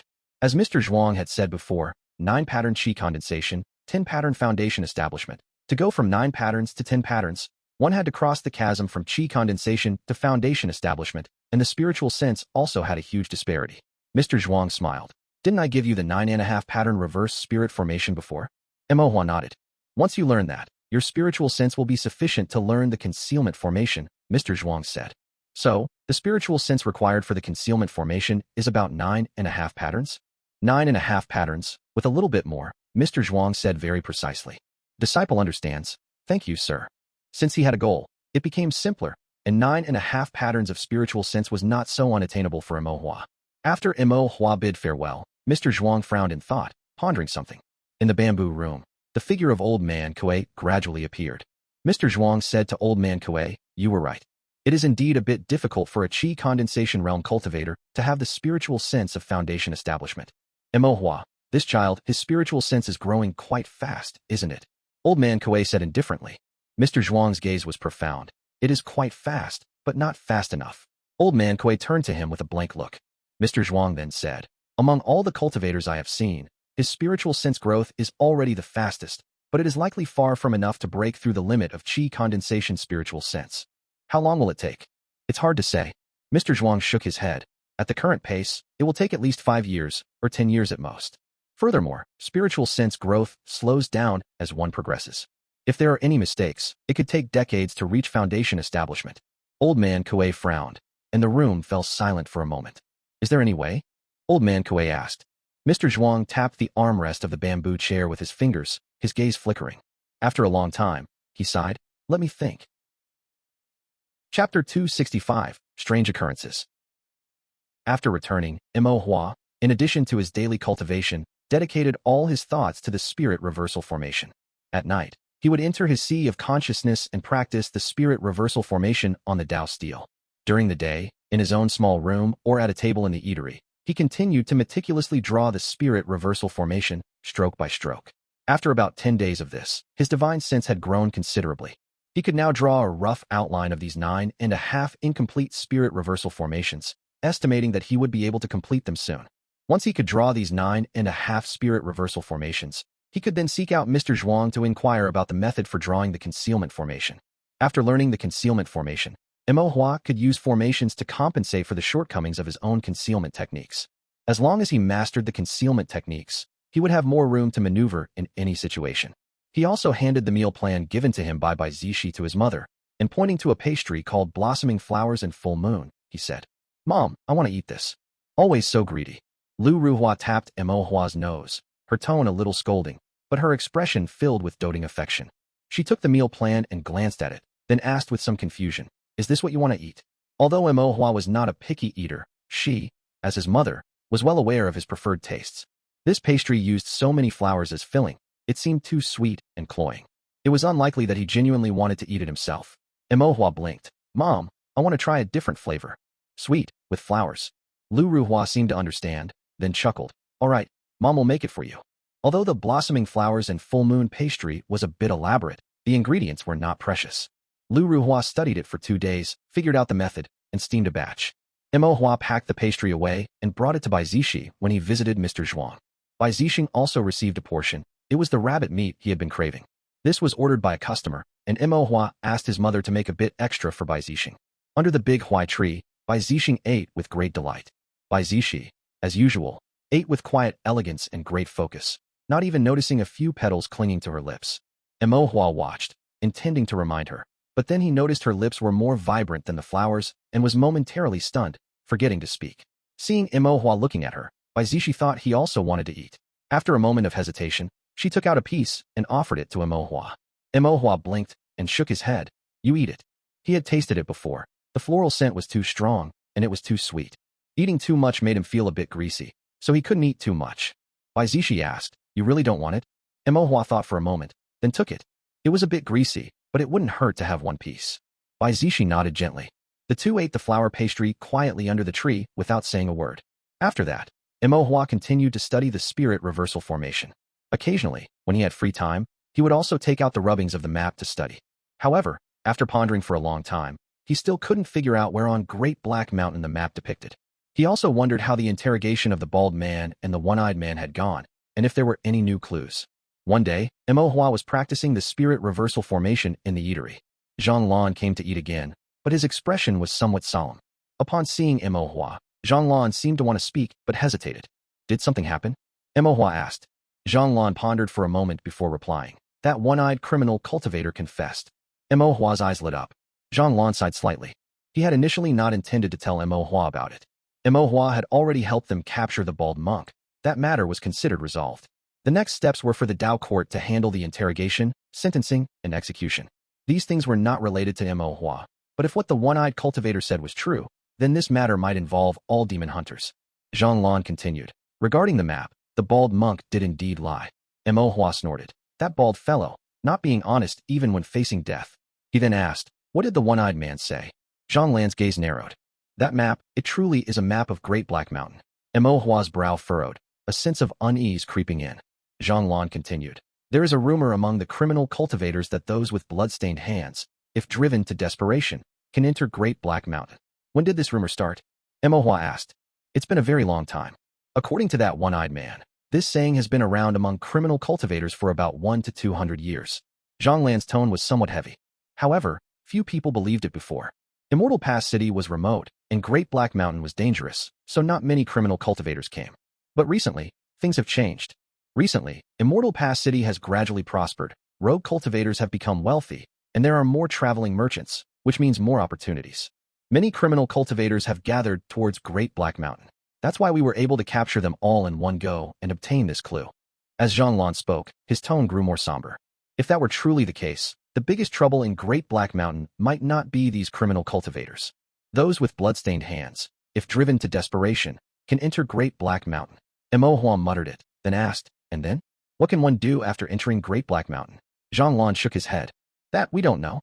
Or rather, those who know are likely not among those we've captured. Did the bald man and the one-eyed man not know? Yes, Zhang Lan nodded. They were tortured, but they still wouldn't say. They probably truly don't know. If these criminal cultivators didn't know, then the only clue was. Imohua's heart skipped a beat. That map? Zhang Lan said slowly. That's what I thought too. If we can find out the location marked on the map, perhaps we can uncover the truth of this rumor. What about the bald monk? That map belonged to him. Zhang Lan looked somewhat disappointed. He doesn't know either. He did indeed snatch the map from someone he killed, but he has no clue about its location or what it signifies. However, the one-eyed man did mention encountering a strange event. A strange event? Imo frowned. Zhang Lan nodded slightly and recounted the incident to Imo. He said that more than 10 years ago, he went to Great Black Mountain to rob, but gained nothing. At night, he slept in a tree, wrapped in a thin garment, enduring the mountain wind. He didn't dare sleep under the tree, fearing he'd be eaten by a demon beast if he was half asleep. In his drowsy state, he heard people talking. The people talking, whether 2 or 3, spoke in hushed tones with hoarse voices. It was a bit eerie in the night, and he couldn't hear clearly. Alone, on the tree, he didn't dare to breathe heavily. He listened for a long time, piecing together what he could. These cultivators beneath the tree were also criminal cultivators. They seemed to have committed rape and plunder, annihilated an entire cultivator family, and looted their spirit stones and wealth. They were being pursued by the Dao court and, having no other options, thought of Great Black Mountain as a refuge. They were of high cultivation, and their words and actions were ruthless. The one-eyed cultivator was terrified, trembling on the tree until dawn. Only when he saw no one around did he dare to climb down. Furthermore, since then, he had not seen these cultivators in Great Black Mountain again. These cultivators, who claimed to be hiding and seeking refuge in Great Black Mountain, seemed to have vanished into thin air, disappearing without a trace. As Imohua listened, a chill ran down his spine. If that were true, Great Black Mountain harbored so much filth, the waters there were far too deep. Seeing that there were still other diners around, Zhang Lan pondered for a moment and then lowered his voice, saying to Imohua. The one-eyed man also overheard these cultivators say one sentence. Zhang Lan's expression became serious, and Imohua inwardly tensed. What sentence? Zhang Lan pondered for a moment and then slowly said. Great Black Mountain's mist conceals the abyss. At midnight, seek the path. Chapter 266, Deep Mountain. Imohua felt a slight chill in his heart and silently memorized these 16 characters. It seemed this map was no trivial matter. If it wasn't understood, it would definitely be a huge hidden danger. Cultivators relied on the mountains to live, adapting to the local conditions. Near Immortal Pass City, there were no fertile spirit fields, no surging rivers or seas, nor any spirit beasts that could be raised. The rogue cultivators nearby all made a living in Great Black Mountain. As for the item forging shops, alchemy shops, and even the Fortune and Prosperity restaurant in the south of the city, they all relied on demon hunters to hunt demon beasts, extracting their bones and flesh for materials used in item forging, alchemy, and cooking. Imohua, while learning formations, also needed to draw a large amount of demon blood to prepare spirit ink. All cultivators in Immortal Pass City, whether for cultivation, production, or daily life, were closely connected to Great Black Mountain. If Great Black Mountain harbored deep dangers, then the trouble would be immense. From then on, Imohua studied the spirit reversal formation. When he had free time, he would go into Great Black Mountain. Whenever he encountered a secluded or unfamiliar area, he would open the captured sinner's map and compare it, trying to find the location marked on the map. However, after searching for several days, he still found nothing. Imohua felt dejected. He looked up and suddenly saw a dense fog in the distance, covering the undulating peaks, obscuring the sunlight, creating a hazy expanse where he couldn't tell mountain from cliff. That was the deep mountain of Great Black Mountain, and also the most dangerous place in Great Black Mountain. Rumor had it that the deep mountain was unpredictably dangerous, and cultivators who entered never returned. As Imohua watched, He was suddenly startled and took a sharp intake of breath. The great fog of Black Mountain can conceal the abyss. The location marked on this map, could it be the deep mountain of Great Black Mountain? Mo Hua's eyelids twitched.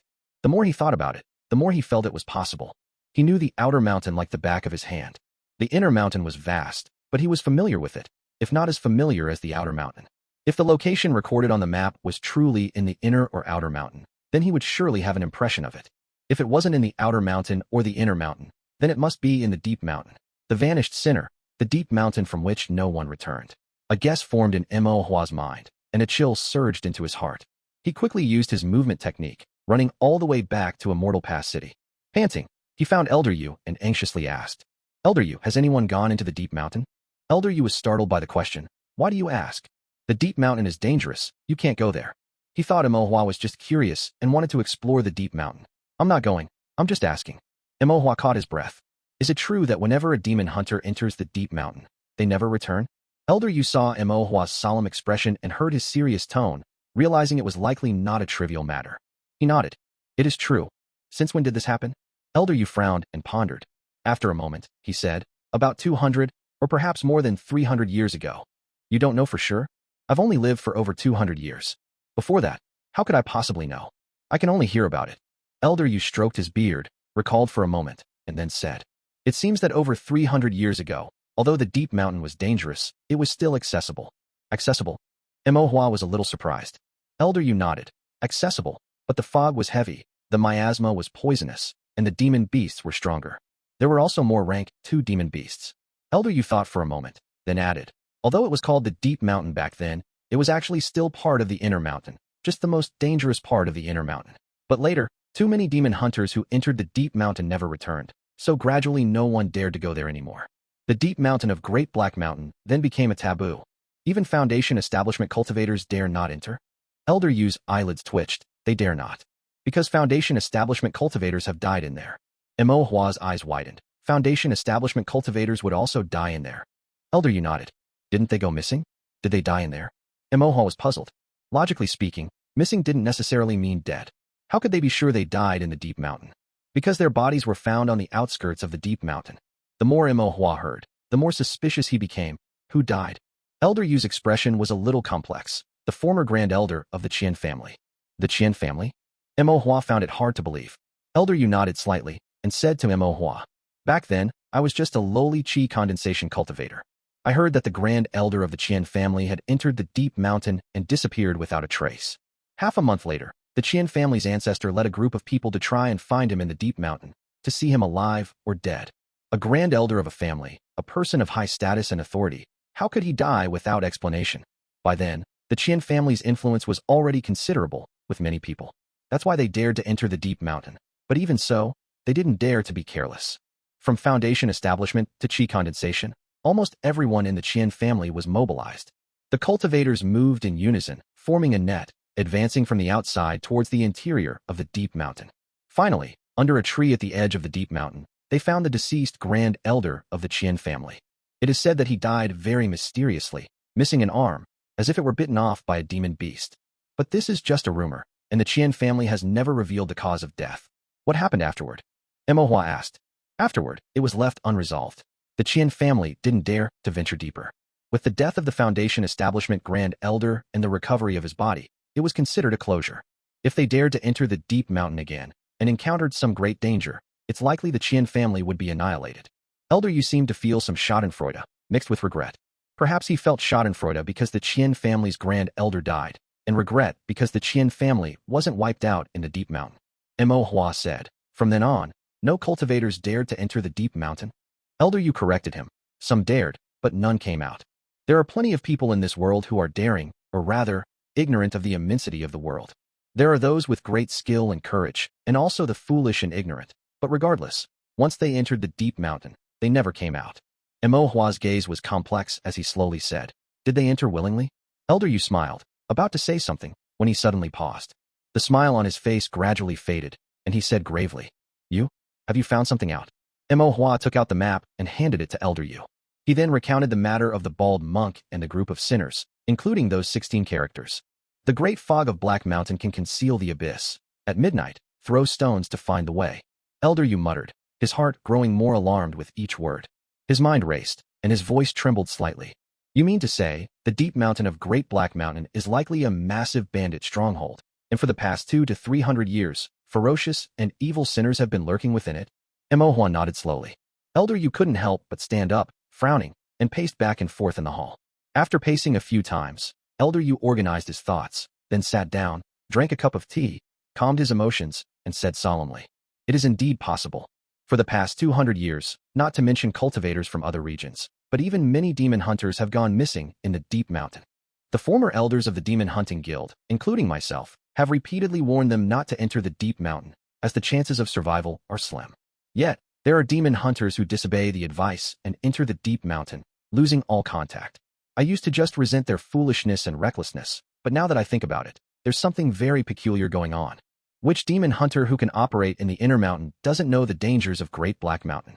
And how many of them don't cherish their lives? How could they impulsively rush into the deep mountain? Even if they didn't cherish their own lives, their wives and children depended on them hunting demons for spirit stones to live. With a family to support, how could they dare to risk their lives so easily? If they died, leaving behind orphaned children and widowed wives to live in hardship, how could they not understand this? It now appears that they didn't enter the deep mountain willingly, but were captured, or killed, and then taken into the deep mountain. Chapter 267, Cliff.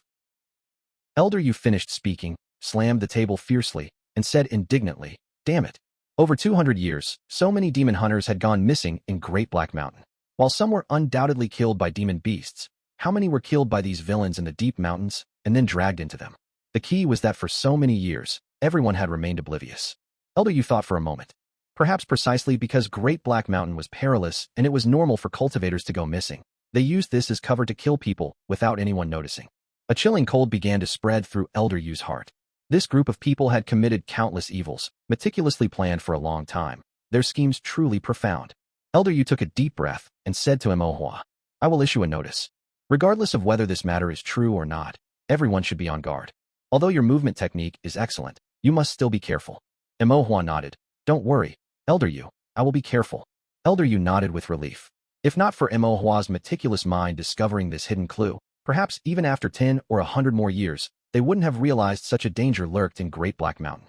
A fierce tiger sleeps beside one's bed. Elder Yu sighed, his brows tightly furrowed. Afterward, Elder Yu spread the news about the deep mountains. The demon hunters were all shocked.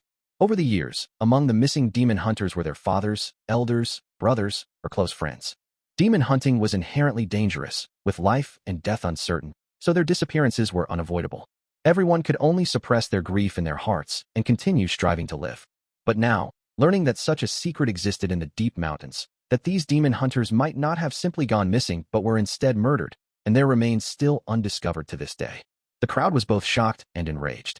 In the following days, whenever the demon hunters entered the mountains, they maintained the utmost vigilance, hoping to find some trace of the sinful cultivators and also keeping an eye out for any marked locations on the map.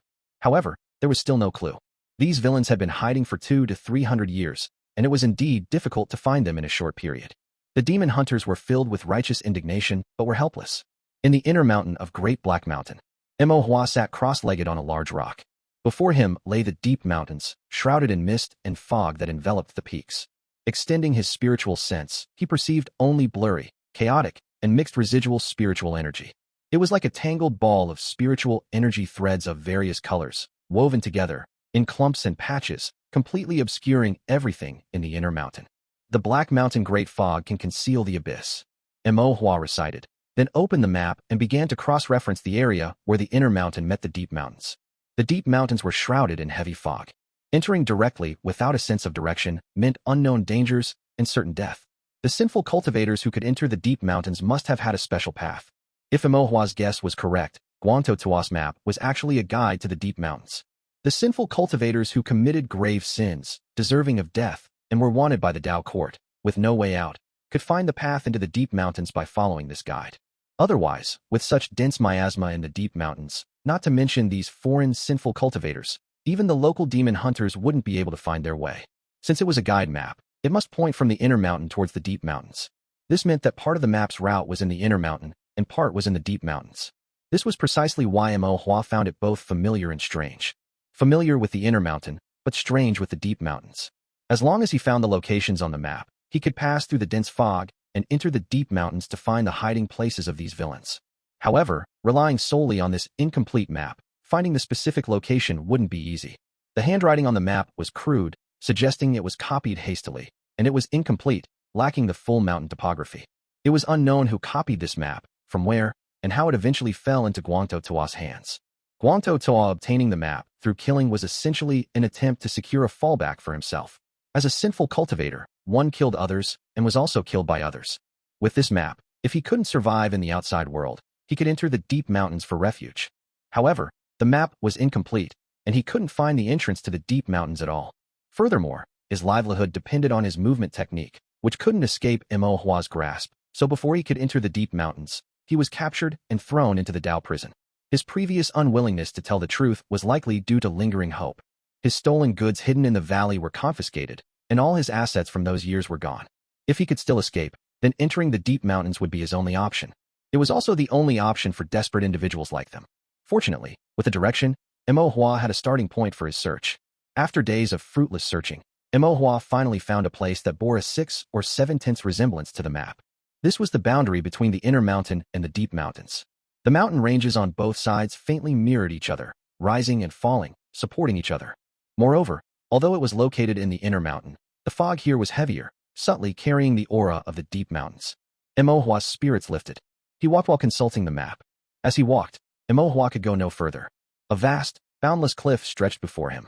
Below the cliff was an unfathomable, bottomless abyss, shrouded in mist, inspiring awe and dread. Imo Hua was somewhat disappointed. After searching for many days, this was already the place most similar to the map, yet it turned out to be a dead end. Giving up just like that, Imo Hua felt unwilling. He surveyed the surroundings again, pondering. The Black Mountain Great Fog can conceal the abyss. This abyss could refer to the sinful cultivator's wickedness being like an abyss, or it could refer to the bottomless abyss itself. If that's the case, could they be hiding in the bottomless abyss below the cliff? Imo Hua's eyes lit up. It didn't seem impossible. Then what should I do? Jump down directly. Imo Hua leaned over the edge of the cliff and looked down, his hair standing on end. The cliff was too deep. If he fell, he would likely be pulverized. Perhaps the cliff below isn't deep, but is just obscured by the fog? Imo Hua speculated again. He found a large stone nearby, and, with great effort, moved it to the edge of the cliff and threw it down. The falling stone entered the clouds and mist below, making a creaking sound as it seemed to strike rocks and then roll down the cliff face. After that, there was no echo. It's indeed unfathomably deep. Imo Hua released his spiritual sense again and surveyed the surroundings. In his pure white spiritual sense vision, all sorts of auras from heaven and earth were present. There was faint, almost indiscernible spiritual energy, yellowish miasma, pale white fog, and the hazy outlines of other rocks and trees. But there was still no path. Imo Hua sighed. Perhaps this wasn't the place. Imo Hua searched for a few more days with no success, and the matter had to be temporarily shelved. The demon hunters in the mountains would all keep an eye out whenever they entered the mountains. With more people, their collective strength might yield some clues. Imo Hua had another important matter to attend to. He had already finished drawing 9.5 paths of the spirit reversal formation and could go to Mr. Zhuang to learn the concealment formation. Once he mastered the concealment formation, he could cast concealment spells even with minor flaws in his spirit root. Chapter 268, Spirit Reversal. This is a formation diagram for the concealment formation. Mr. Zhuang handed a formation diagram to Imo Hua. Take a look yourself and practice it. It shouldn't be too difficult for you. Imo Hua respectfully accepted it and glanced at it. The core of the concealment formation was somewhat special, and the formation patterns were a bit obscure, differing from ordinary 5 elements formations. However, it was indeed not too difficult, at least not for Imo Hua. The most difficult aspect for a formation master learning formations was actually the divine sense. As long as the divine sense was sufficient, one could usually find ways to solve other problems with time and effort. But if the divine sense was insufficient, one wouldn't even have the qualifications to learn formations. Thank you, sir, Imo Hua said happily. Mr. Zhuang nodded slightly, his gaze deepening. He then took out another formation diagram and said, "This is the complete 10-pattern spirit reversal formation." Imo Hua's heart grew solemn as he received it, and also took a general look. He then mentally sketched it again and exclaimed in shock, "Sir, this seems much more difficult. 10 patterns is the limit for Qi condensation stage divine sense. The closer one gets to this limit, the slower the divine sense grows, and naturally, it becomes more difficult," Mr. Zhuang said slowly. Imo Hua sighed. "I wonder how long it will take to learn it." "Learn it until the foundation establishment stage." Imo Hua was taken aback. then realized that the 10-pattern formation was indeed something only foundation establishment stage cultivators could learn. If he could draw the spirit reversal formation, it would indeed mean he possessed the divine sense of a foundation establishment stage cultivator. Sir, at the current pace, about how long will it take me to have the divine sense of a foundation establishment stage cultivator? Mo Hua asked weakly. Mr. Zhuang did not answer, instead asking, what if it takes 10 years, or 100 years? Mo Hua's heart grew cold. 100 years? Just a hypothetical, Mr. Zhuang said. Mo Hua pondered for a moment and said helplessly, it seems there's no other way. I should still cultivate as usual and draw formations as usual. Mr. Zhuang nodded approvingly, indeed. Regardless of the outcome, what needs to be done will not change. Do not let success or failure, or certain expectations, affect your state of mind. Mo Hua suddenly understood and smiled. Thank you for your guidance, sir. Mr. Zhuang also smiled slightly. Having said that, don't worry too much. Perhaps you have a fortuitous encounter that allows you to leap over this hurdle in one go. Mo Hua's eyes lit up. Really? Mr. Zhuang said again. Just a hypothetical. After speaking, Mr. Zhuang again pointed his slender finger at Mo Hua's forehead. Fortuitous encounters are also external things. Do not let them affect your state of mind in your cultivation. Mo Hua's gaze sharpened, and he said, this disciple understands. Seeing Mo Hua's clear eyes and enlightened mind, Mr. Zhuang couldn't help but nod and said softly, just focus on learning formations. Don't worry about other things. If your divine sense is still insufficient when you reach the 9th layer of qi condensation, I have my own methods. Mo Hua's heart warmed, and he smiled. Thank you, sir. Mr. Zhuang waved his hand. Go learn formations. I'm going to rest for a while. All right. Mo Hua turned to leave, but suddenly remembered something, hesitating to speak. Mr. Zhuang could tell, and said, ask whatever you want to ask. But Mo Hua was a little hesitant. Won't that disturb your rest? Mr. Zhuang reclined on the bamboo chair with a graceful posture. I am already resting. Talking for a few words won't make a difference. Mo Hua smiled and said, Sir, is this spirit reversal formation really just for deciphering formations? Mr. Zhuang's eyes, which were slightly narrowed, opened a bit wider, surprisingly. Why do you ask? If it's really just for deciphering formations, it wouldn't be this difficult. Mo Hua deliberated. The spirit reversal formation can decipher formations, but this formation is first rank with 10 patterns. Ordinary qi condensation cultivators cannot learn it. Since they cannot learn it, they generally cannot use the spirit reversal formation to decipher formations. Moreover, there are many methods to decipher formations. One doesn't necessarily have to use the spirit reversal formation. Then this formation would be difficult yet useless, somewhat redundant. A redundant formation, even if it's an anomaly of the heavenly Tao, would not be treasured by aristocratic families and great clans, would it? If aristocratic families and great clans value it so much, does that mean this formation has other important uses besides deciphering formations? Mr. Zhuang's eyelids twitched slightly, and he then shook his head, chuckling. You child, your mind is so perceptive. I really don't know where you get so many ideas. Mo Hua smiled shyly. Mr. Zhuang said, there is one thing you are mistaken about. The spirit reversal formation for deciphering formations is not difficult and useless. On the contrary, it is very useful. When deciphering a formation using formation patterns, for some complex formations, you might have to decipher hundreds or even thousands of formation patterns. But when using the spirit reversal formation to decipher it, you directly decipher its core, only needing to decipher a few core spirit gathering formation patterns. As long as you can find the formation's core and use the spirit reversal formation to decipher it, the deciphering speed will be several times, or even dozens of times faster. Mo Hua nodded repeatedly as he listened. This way, the saved spirit ink would also be several times, or even dozens of times more.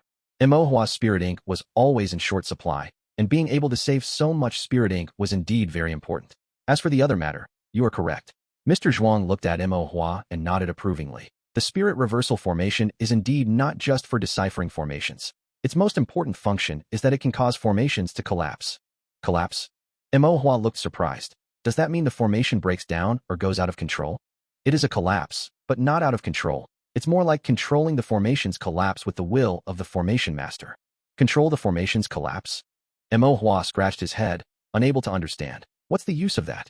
Mr. Zhuang was silent for a long time, his expression changing several times. Finally, he sighed and then said, formations uphold the heavenly Tao, containing the ultimate principles of heaven and earth and the fundamental laws of spiritual energy circulation. When a formation collapses, the spiritual energy within the formation's framework, in the form of formation patterns, becomes chaotic and conflicting, constantly arising and perishing. This generates extremely strong spiritual energy fluctuations, possessing ultimate and inconceivable power. If the formation's rank is high enough, Its collapsing power can be described as world-ending. Mr. Zhuang's tone was unprecedentedly solemn. Mo Hua was even more shocked, and at the same time, he was greatly moved. Then if I learn the spirit reversal formation, can I also cause formations to collapse? Mr. Zhuang said with a half-smile. When you learn the spirit reversal formation, you will be close to reaching the foundation establishment stage. A first-rank spirit reversal formation can cause formations to collapse with power that can transcend one's current realm, but it will probably only be the power of a foundation establishment stage spell. Why would you go through all this trouble? Mo Hua was stunned. Then what about the second-rank spirit reversal formation? That requires you to become a late-stage second-rank formation master before you can possibly learn it. A second-rank formation master, and late stage at that. That would take ages. Mo Hua sighed. Then this spirit reversal formation is still somewhat redundant. A first-rank spirit reversal formation cannot be learned by a first-rank formation master, and a second-rank formation master cannot use it. This is not the formation being redundant. It's just that the formation master's ability is limited, and they cannot comprehend the formation or bring out its effects.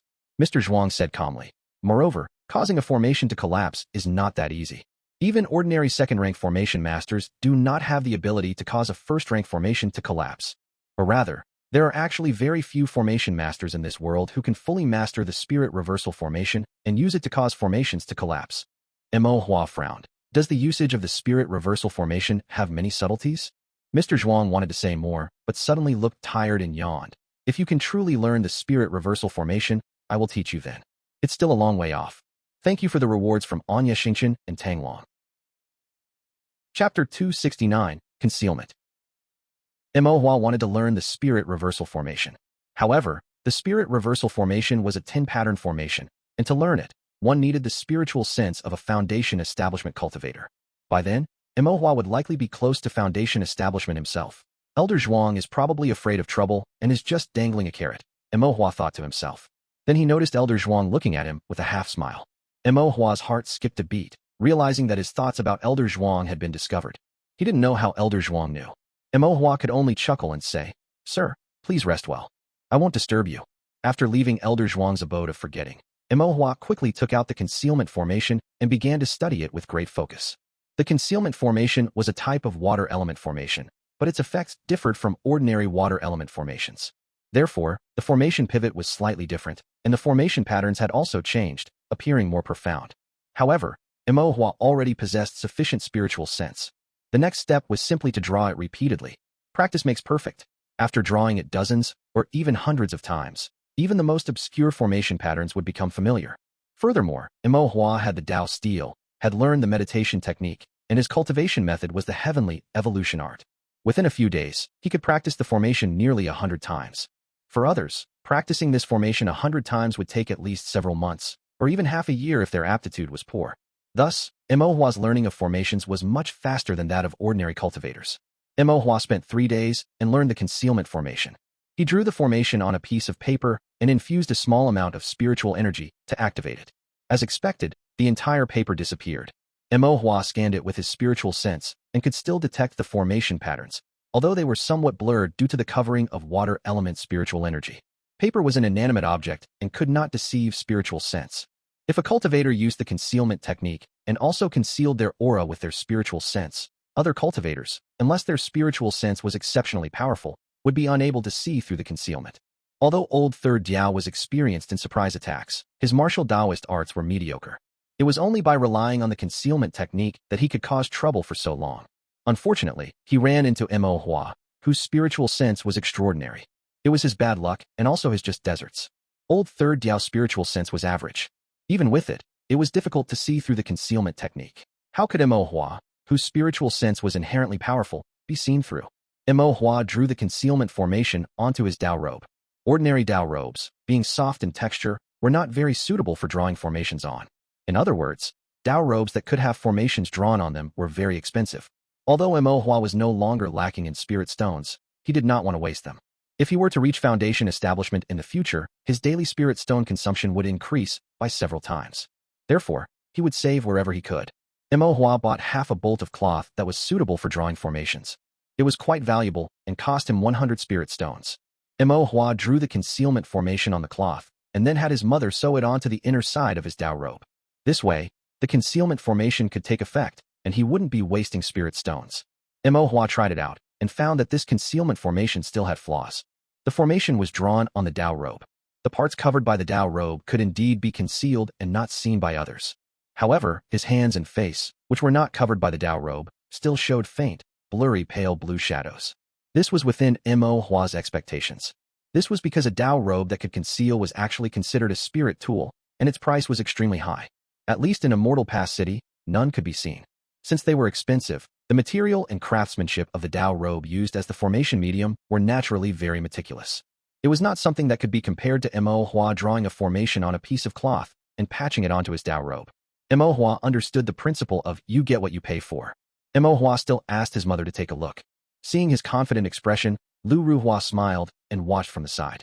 Mo Hua wore the Tao robe, activated the concealment formation on it, and then performed the concealment technique himself. The effects of the concealment technique and the concealment formation stacked together, like an invisible stream of water covering his entire body.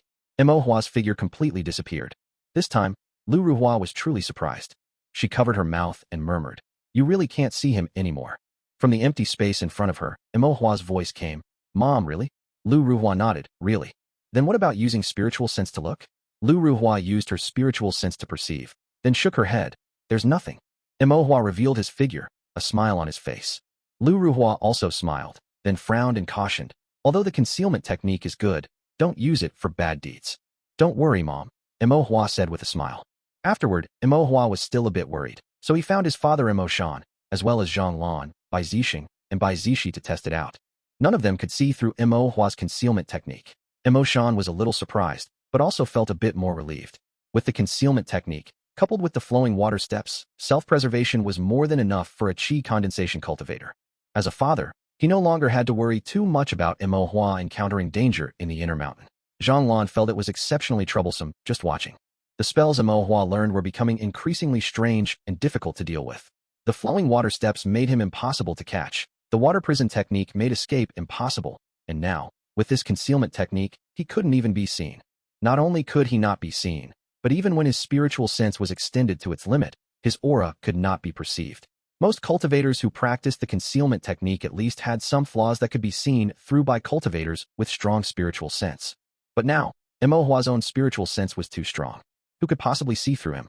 Did they expect Foundation Establishment cultivators to target a mere Qi Condensation 7th layer cultivator like him? The more Zhang Lan thought about it, the more his head hurt. Then he thought, he had such a good relationship with Mo Hua, so there was no need to target him. On the contrary, he could ask Mo Hua for help if needed. Why bother thinking about this? With this thought, Zhang Lan felt much more at ease. Bai Zixing's mouth was wide open, filled with envy. If he knew the concealment technique, he could sneak out to play without Aunt Xuan knowing.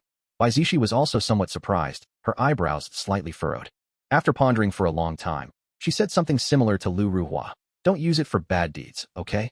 Mo Hua was unsure of what to say for a moment. 4 Qi condensation cultivators, his father Mo Shan was experienced, Zhang Lan had a deep cultivation, and Zixing and Zishi had profound family teachings. None of them could see through his concealment technique. Mo Hua couldn't help but nod, satisfied with the effect of the concealment technique. But then he had another question. Qi condensation cultivators can't see through it, but can Foundation Establishment cultivators? He wondered if he should find someone to test it. There weren't many Foundation Establishment cultivators in Immortal Pass City. The person Mo Hua was most familiar with was Elder Yu. Mo Hua cast the concealment technique and activated the concealment formation. In broad daylight, he crept into Elder Yu's house. Elder Yu seemed to have just finished speaking with a cultivator and was sitting alone in the living room, drinking tea. Mo Hua tiptoed into the house, chose a chair by the door, and sat far away from Elder Yu. Elder Yu showed no reaction. Mo Hua sat a little closer. Elder Yu remained oblivious, lowering his head to drink tea. Mo Hua tried his best not to make any noise and moved even closer, this time sitting just 2 seats away from Elder Yu. Mo Hua silently watched Elder Yu, thinking, "You should notice me now, shouldn't you?" But Elder Yu continued to lower his head and drink tea, seemingly completely unaware. Mo Hua rejoiced inwardly. He hadn't expected the concealment technique to be so effective. Even Elder Yu, a Foundation Establishment cultivator, couldn't see through his concealment technique. Just then, he noticed Elder Yu raise his head, his expression somewhat mischievous, and he looked at Mo Hua with a smile, saying, "Is this fun?" Chapter 270, Discovery. Mo Hua revealed his figure and asked in surprise, "When did you see me?" Elder Yu smiled. "Of course, from the moment you entered." Mo Hua's expression turned a bit dejected. It seemed he couldn't hide from a Foundation Establishment cultivator. Was it by spiritual sense? Mo Hua asked again. Elder Yu shook his head slightly. No, I heard you. Mo Hua was stunned. Heard me? Indeed. Elder Yu said, I've been a demon hunter for so many years, always in the mountains hunting demon beasts. I notice even the slightest disturbance. Besides, this is my home. I'm always drinking tea in this living room. If the hall is suddenly filled with someone else's presence, how could I not notice? Elder Yu looked at Mo Hua and explained kindly. Mo Hua nodded, finding it reasonable. Then he thought for a moment, his eyes lighting up. Then, if the environment was messy and I squatted still without making a sound, could you find me? That, Elder Yu stroked his beard, hesitating. If he said he couldn't, it would somewhat undermine his dignity as a Foundation establishment elder. But if he said he definitely could, he wasn't quite sure. When Mo Hua had entered, he hadn't noticed him at first. It wasn't until Mo Hua moved. Although he tiptoed, the faint footsteps still reached his ears. He located Mo Hua by sound, then swept his spiritual sense, discovering a blurry figure, a hidden junior cultivator. The presence was very familiar. And someone who could use concealment techniques, was young, and dared to play in his living room could only be Mo Hua. Elder Yu decided to pretend he hadn't seen him, and played with Mo Hua for a while. But thinking back, if he hadn't heard the sound and intentionally scanned with his spiritual sense, he might not have discovered Mo Hua. Elder Yu frowned, thought for a moment, and finally answered truthfully. In that case, it's hard to say. Mo Hua's eyes brightened. Elder Yu, why don't we try it? Elder Yu wanted to say, I have something else to do later, but upon seeing Mo Hua's bright, spirited eyes, the words didn't come out. It's not anything important anyway. I'll just take it as a rest and play with this child Mo Hua. Elder Yu thought to himself. He also wanted to know how effective Mo Hua's concealment technique was. All right, let's find a place to try and see if I can find you, Elder Yu said with a smile.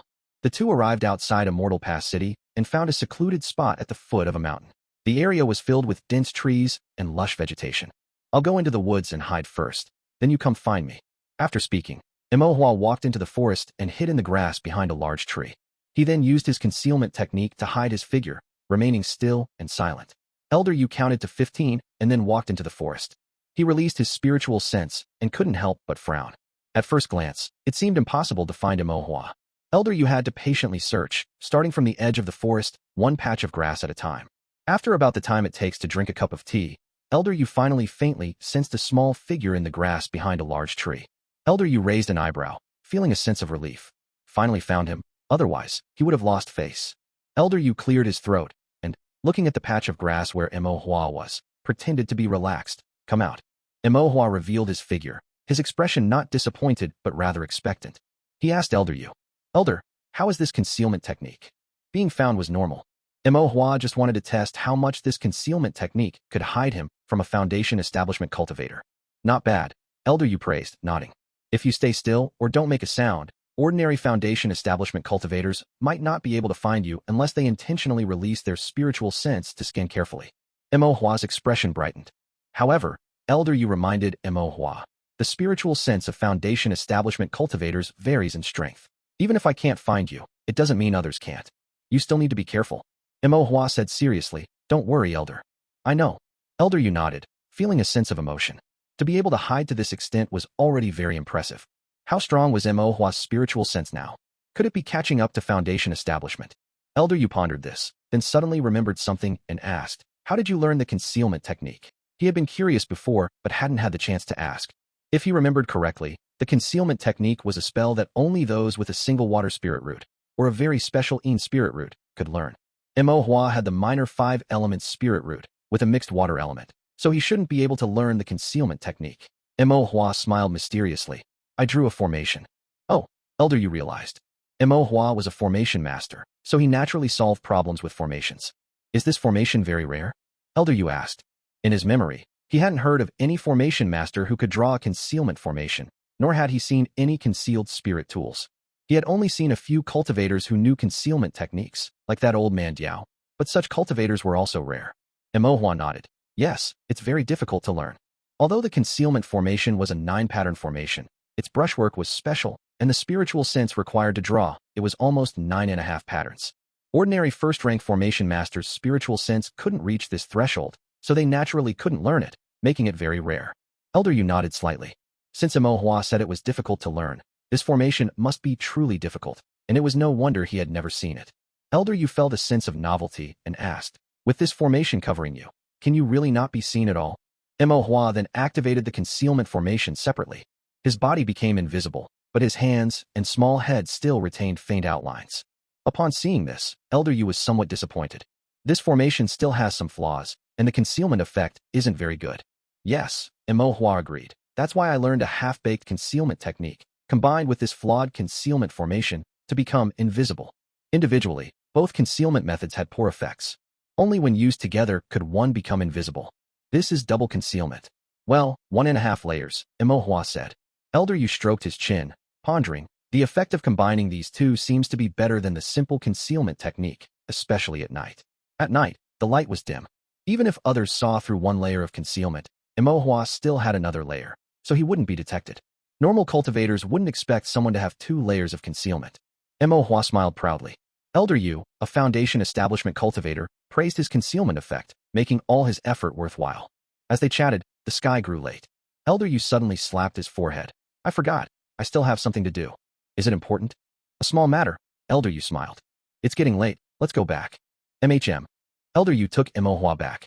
At the intersection of South Street, Elder Yu gave Imo Hua some instructions before turning and heading to the item forging shop. Imo Hua returned home alone, walking on the road with a happy mood. Having learned the concealment technique, whether for sneak attacks, escapes, or ambushing others, he now had more room to maneuver. After all, others couldn't see him. Imo Hua couldn't help but laugh, humming a tune. As he walked, he suddenly thought of something and stopped, his heart trembling. Cannot be seen. Elder Yu's words from earlier echoed in his mind.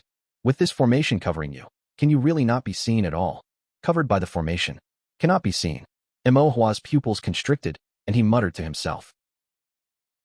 Chapter 271, The Cliffside Path. That night, Imo Hua continued to practice the concealment formation and the spirit reversal formation on the Dao steel within his sea of consciousness. He was already familiar with the concealment formation, so he was merely reviewing it. The spirit reversal formation was extremely difficult, requiring 10 patterns divine sense for its completion. Imo Hua could not yet draw it, so he used it as practice for formations and to hone his divine sense. The next day, he woke up early and performed his daily cultivation for an hour. After a quick breakfast, he set off for Great Black Mountain, passed through the outer mountain, arrived at the inner mountain, and then proceeded to the edge of the cliff. The cliff face was thousands of feet high, with clouds and mist swirling below, making its depth unfathomable. Imo Hua sat cross-legged at the edge of the cliff, closed his eyes, released his divine sense, and looked down into the abyss. This time, with prior anticipation, his purpose was clearer and his perception more meticulous. After a while, Imo Hua opened his eyes, his gaze filled with confusion. There was still nothing. If his predictions were correct, these criminal cultivators should have hidden themselves using a concealment formation, most likely somewhere below this cliff. But now, the cliff plunged steeply, seemingly bottomless. Within the range of Imo Hua's divine sense, there was no sign of anyone or any other peculiar aura. This was rather strange. If not below the cliff, perhaps it was on the opposite side? Imo Hua looked towards the opposite side. The opposite side was a deep mountain, shrouded in thick clouds and mist, with potent miasma and a dangerous, unpredictable aura. Furthermore, the miasma obscured the view of the cliff edge. Since nothing could be seen anyway, there seemed to be no need to use a formation for concealment. Not below the cliff, not on the opposite side of the cliff. Could it be between the cliffs?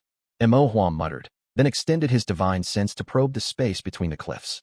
Between the cliffs, miasma and the foul air of the mountains intertwined, making it difficult to see clearly.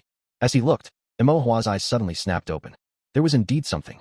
Imo Hua's heart jolted, and he closed his eyes again, concentrating his mind and pushing his divine sense to its limit, trying to ignore the interference of the mountain miasma and perceive with all his might.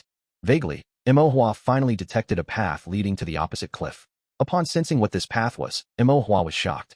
It wasn't a mountain path at all, but a toppled mountain peak. The peak was slender, its stones sturdy, and it had fallen from the opposite side, spanning the gap between the two cliffs, forming a natural stone bridge. A formation master had set up a concealment formation on the mountain peak to hide its presence, and utilized the natural miasma between the cliffs to blur divine sense perception. This mountain peak had become an extremely hidden, unknown secret passage, spanning the abyss thousands of feet deep, connecting the two cliffs. It borrowed the heaven, earth, and mountain rocks as the formation medium, and the mountain miasma as its cover, leaving no trace and operating without anyone's knowledge. Imo Hua was inwardly stunned. He immediately thought, this formation master is an expert. He had only just learned the concealment formation, but this formation master had set up this concealment formation on the rocks long ago, their formation skill clearly superior to his. Since Mo Hua had mastered formations, aside from the unfathomably profound Mr. Zhuang, this was the first time he had encountered a formation master whose formation attainment surpassed his own. Mo Hua couldn't help but become curious. Who exactly was this formation master? Setting up formations for criminal cultivators, hiding their tracks. Was he also a criminal cultivator? Mo Hua felt a sense of pity. After all his effort in learning formations, why would he choose to abet evil and engage in such nefarious deeds of murder and robbery? What should he do next? Mo Hua frowned. Now that he had discovered the traces of these criminal cultivators, he naturally had to investigate the situation. However, Mo Hua could not risk venturing alone. After all, no one knew how many of these criminal cultivators there were, what their cultivation levels were, how wicked they were, or what their intentions were by establishing themselves in the deep mountains. Mo Hua planned to return first, inform Elder Yu about this matter, and report it to the Dao Court. With the help of the demon hunters and the Dao Court, a large force could capture these criminal cultivators in one fell swoop. With his mind made up, Mo Hua prepared to return. But as he turned, he paused, his brow furrowed. This approach also seemed somewhat problematic. Returning to gather people, though it would ensure numerical superiority, would undoubtedly alert the criminal cultivators, giving them a chance to prepare. They might have more people, but what if the criminal cultivators had even more? After all, they had been lying dormant for 200 to 300 years and had recruited many wicked individuals, so their influence was likely considerable. If the criminal cultivators, relying on their advantageous terrain, ambushed them midway, then many members of the Dao Court and the demon hunters might perish. Mo Hua had a good relationship with the Dao Court, and an even deeper one with the demon hunters. This was something Mo Hua did not want to see. Furthermore, without knowing the true strength of the criminal cultivators, a rash move would likely have little chance of success. If the criminal cultivators managed to escape, eradicating them completely would become impossible. Moreover, everything at this point was merely Mo Hua's speculation. While there was a 7 or 8 in 10 chance, it could not be confirmed without seeing it with his own eyes. What if the reason behind the cliff was not where the criminal cultivators were? What if it was a reclusive master like Mr. Zhuang, or a high-level formation master with a solitary disposition? Gathering a group of cultivators to confront them would undoubtedly create enmity. Mo Hua became conflicted. After much thought, it seemed the best course of action was for him to brave the danger alone. His divine sense was strong, allowing him to detect danger early. With the flowing water steps, ordinary cultivators could not get close. And most importantly, he could now conceal himself. He was the only cultivator among all the demon hunters in Immortal Pass City who could conceal himself.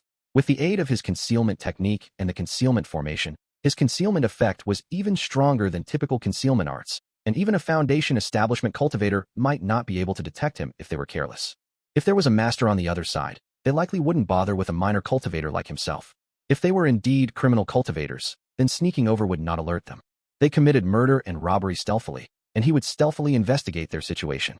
Know yourself and know your enemy, and you will win 100 battles. Once he had ascertained the situation, it would be natural to devise countermeasures. Mo Hua nodded. He was willing to take a small risk to save the lives of many demon hunters or Dao Court members. This risk was worth taking. Moreover, he would just cautiously go and take a look, roughly ascertain the situation on the other side, and then sneak back. The criminal cultivators on the other side might not be able to detect him. After all, his concealment technique and concealment formation were not learned in vain. Mo Hua gradually made up his mind. I'll first use my concealment technique to sneak over, investigate the situation, and then sneak back. This way, he wouldn't alert them, nor would he take excessive risks. Mo Hua grabbed a handful of pebbles nearby and found a twig. He then opened his storage bag, took out a bottle of spirit ink, and with a slight mental probe, splashed the ink down from a spot by the cliff's edge. The golden spirit ink splashed down, and after a moment, it seemed to be blocked by something, splashing outwards and solidifying into a patch of ink in the air. There is indeed a path. Mo Hua nodded, then casually tossed a few pebbles down. He confirmed that the pebbles also landed in midair and did not fall into the abyss. Only then did he relax. Mo Hua first activated the concealment formation, then activated his concealment technique to hide his figure, followed by using the flowing water steps. He lightly leaped off the cliff and into the clouds and mist. A moment later, Mo Hua felt a slight numbness in his feet as he landed on the invisible stone path. The spirit ink he had splashed and the pebbles he had dropped were now at his feet. Mo Hua couldn't help but breathe a sigh of relief. Although he knew there was a path, jumping off the cliff was still quite daunting. Mo Hua glanced downwards, and his limbs immediately went weak, his face turning pale. Below the cliff was an abyss thousands of feet deep. Falling would result in shattered bones. At this moment, he felt as if he were standing in mid-air, above a chasm of 10,000 fathoms. Mo Hua took a deep breath and thought, "Don't look down, don't look down." Then, He mustered his courage and took steps forward, walking step by step, using the twig to cautiously probe the path ahead. Between the two cliffs, shrouded in mist, on a hidden mountain path, a concealed young cultivator was silently progressing towards the opposite bank, step by step. For 200 to 300 years, the demon hunters had not discovered this hidden mountain path, and at this very moment, the criminal cultivators had not discovered the concealed Imohua. Chapter 272. Asking for Directions. Between the cliffs, on an unseen path, Imohua walked cautiously. After the time it takes to steep a cup of tea, Imohua finally reached the other side. Climbing the opposite cliff, the moment his feet touched the ground, the surrounding mist suddenly thickened, the miasma intense, causing a dizzying sensation. Imohua quickly took out 2 miasma-repelling pills and swallowed them. He circulated his spiritual energy to refine the medicinal power, and only then felt a bit more comfortable. He looked around and found himself in a small grove with no one in sight. Apart from the heavier mist and stronger miasma, it was no different from the inner mountain. Where are those sinful cultivators? Could they not be here? Imohua muttered to himself. Imohua walked around cautiously for a while, finding that the sunlight was obscured by the thick fog, making the forest dim. He couldn't discern his direction and had no idea where he had gone. The most crucial thing was the complete absence of any cultivator's trace. Imohua sat on the ground, feeling a bit lost. Had he guessed wrong? That shouldn't be it. Imohua pondered and suddenly found it strange. The cliffside was bathed in bright sunlight, and the fog was not thick at all. Yet, upon reaching the deep mountains, separated only by a stone path, why was the fog so dense? The sunlight on both sides was similar. Logically, even if the fog were a bit heavier, it shouldn't be this thick. Imohua released his spiritual sense and examined closely, suddenly frowning. Within the fog, faint spiritual energy intertwined, like patterns, condensed all around. Ordinary cultivators might not notice it, but Imohua could tell at a glance that these were formation patterns drawn by a formation master. Imohua suddenly understood. The dense fog in these deep mountains wasn't naturally so heavy. It was caused by a formation master's array, making the fog dense and utterly impenetrable. Imohua's spirits lifted. He followed the location of the formation patterns to a large tree, took out a dagger, and chipped away at the bark. The dry bark was chipped away, revealing a formation hidden within. The formation had 9 patterns, a first-rank formation. The patterns were primarily water element, with some variations in the strokes and an unfamiliar style. Imohua had never seen it before, but he guessed it must be a mist formation. The purpose of the formation was to condense water vapor, allowing it to float above the ground and within the forest, creating persistent fog. Imohua found it novel. Seeing no one around, he took out his paper and brush and copied the formation, stroke by stroke. Generally, when learning formations, it's best to use formation diagrams. Formation diagrams contain detailed schematic diagrams of the formation, including stroke order, ink proportion, pattern types, core structure, and other important notes. Reverse engineering the drawing method from an existing formation was quite difficult. However, no matter how difficult, it was just an ordinary first-rank formation. The patterns were a bit unusual, but it was still within the scope of 5 elements formations, and for Imohua, it was nothing. Imohua practiced drawing it 5 or 6 times and grasped about 70 to 80%, feeling he had a good grasp of it. The thick fog could deceive people, but the array laid down was fixed and couldn't deceive anyone, especially not Imohua. Not only within the tree bark, but also on the surrounding ground, rocks, and bushes, this formation was scattered. Based on the placement of the mist formations, he could roughly deduce the path through the fog. At this thought, Imohua's eyes lit up. He didn't need to bother with the fog. As long as he used the mist formations within the fog as landmarks, he wouldn't get lost. The formation master who laid down the mist formation intended to use the dense fog to confuse directions. But the mist formation they laid down inadvertently helped Imohua find his way. Imohua put away his paper and brush, released his spiritual sense to sense the positions of the mist formations, and began to walk into the depths of the mountains. After walking a few steps, Imohua suddenly remembered that if others could lay down formations, so could he. His storage bag still contained some stone needles with south-pointing child formations drawn on them, which were left over from the inner mountain. They were perfect for marking the path along the way. If any unexpected situation arose, he could be alerted in advance. Preparedness ensures success. Unpreparedness leads to failure. Having a contingency plan beforehand was better than being caught off guard when encountering danger. So, Imohua walked along the direction of the mist formations, conveniently placing south-pointing stone needles in hidden spots. As he walked, Imohua gradually became more familiar with the path through the misty forest. However, after half a day of walking, he still hadn't seen any trace of the sinful cultivators. Imohua frowned. Had he overlooked something? Or were these sinful cultivators hiding exceptionally well? Should he go back first and come back to take a look next time? While he was hesitating, he suddenly heard footsteps. Imo was startled. Seeing no rocks around, nor dense vegetation, there was no place to hide. He quickly took 2 steps, using the flowing water steps, and walked vertically up a large tree beside him. Imo propped himself on a branch of the large tree, and only then realized he had already cast a concealment technique. Ordinary chi condensation cultivators couldn't see him, nor could their spiritual senses detect him. However, it's always better to be safe than sorry, and being cautious was never wrong. What if a Foundation establishment cultivator arrived? The footsteps grew closer, and the outlines of 2 figures in the thick fog gradually appeared, accompanied by some indistinct conversation. Brother, it's this way, right? You didn't trick me. Don't worry, it's correct. This fog is too damn thick. We've been walking for ages. If the fog wasn't thick, wouldn't we have been discovered? Can we get in? What? You don't trust me? When they got closer, they were a fat and a thin cultivator, both in the late chi condensation stage. Imo breathed a sigh of relief. As long as they weren't Foundation establishment cultivators, it was fine. Even if chi condensation cultivators saw through his concealment technique, he had ways to deal with them. Moreover, unless they possessed Foundation establishment spiritual sense, they wouldn't be able to see through his concealment technique at all. Imo examined them carefully again. The fog was hazy, obscuring their faces, but their clothing was different. One voice was sharp, and the other was uninhibited, and their demeanor seemed somewhat shifty. They likely weren't good people. Could they be sinful cultivators? Imo's eyes lit up. If they were sinful cultivators, then he had a lead. Even if they weren't the sinful cultivators in the deep mountains, they would surely know the way through them. The fat and thin cultivators walked side by side. Imo lightly dismounted the tree and stealthily followed behind them. The 2 talked as they walked, completely unaware that they were being followed. The fat and thin cultivators meandered through the misty forest, occasionally consulting a map, then pointing out the mountain path. After passing several mountain passes, they stopped in front of a large tree stump. Is this it? Asked the thin cultivator. Indeed, the fat cultivator nodded. What's next? Wait. Wait for what? Wait for midnight. Imo's heart skipped a beat, and he couldn't help but recall the saying. At midnight, ask for directions. It seemed they were outsiders, wanting to join the sinful cultivators in the deep mountains. Imo frowned. Did he have to wait with them until then? It was getting late, and he wanted to return earlier. But since he had come this far, if he didn't follow them, the lead would be lost, and he probably wouldn't get this chance again. Let's wait. Imo patiently waited.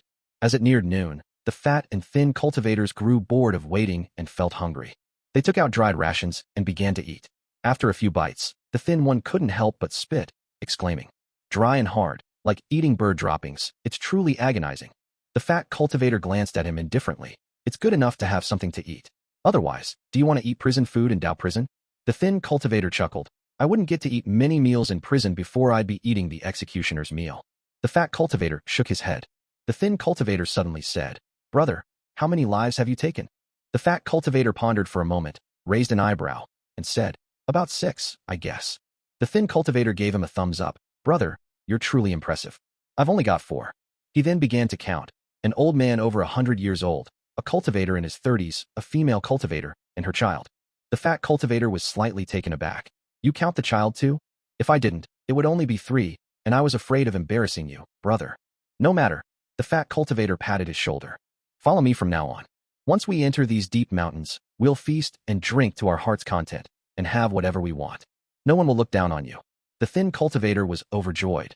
Then I'll depend on you, elder brother. The fat cultivator took out a package from his embrace. Inside was a piece of dried meat and a pot of wine. This is what I saved specifically. We brothers met by chance, and we escaped from the running dogs of the Dao Court's investigation. We traveled thousands of miles to reach these deep mountains. From now on, after hardship comes sweetness, it's worth celebrating.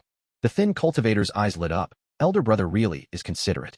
The two shared the meat and wine. They weren't fully sated by the food, nor did they have enough wine, but they were content. After eating, the fat cultivator realized midnight had arrived, and suddenly frowned, pointing to the side. There seems to be something at that tree stump. The thin cultivator, slightly tipsy, looked confused and got up to investigate. The fat cultivator quietly moved behind the thin cultivator and, catching him off guard, suddenly drew his sword and stabbed him through the heart. As the thin cultivator was still confused, he suddenly felt a sharp pain in his chest. He lowered his head and saw the tip of a sword protruding from his chest. His heart had been pierced. Then, the sword tip was withdrawn and blood gushed out.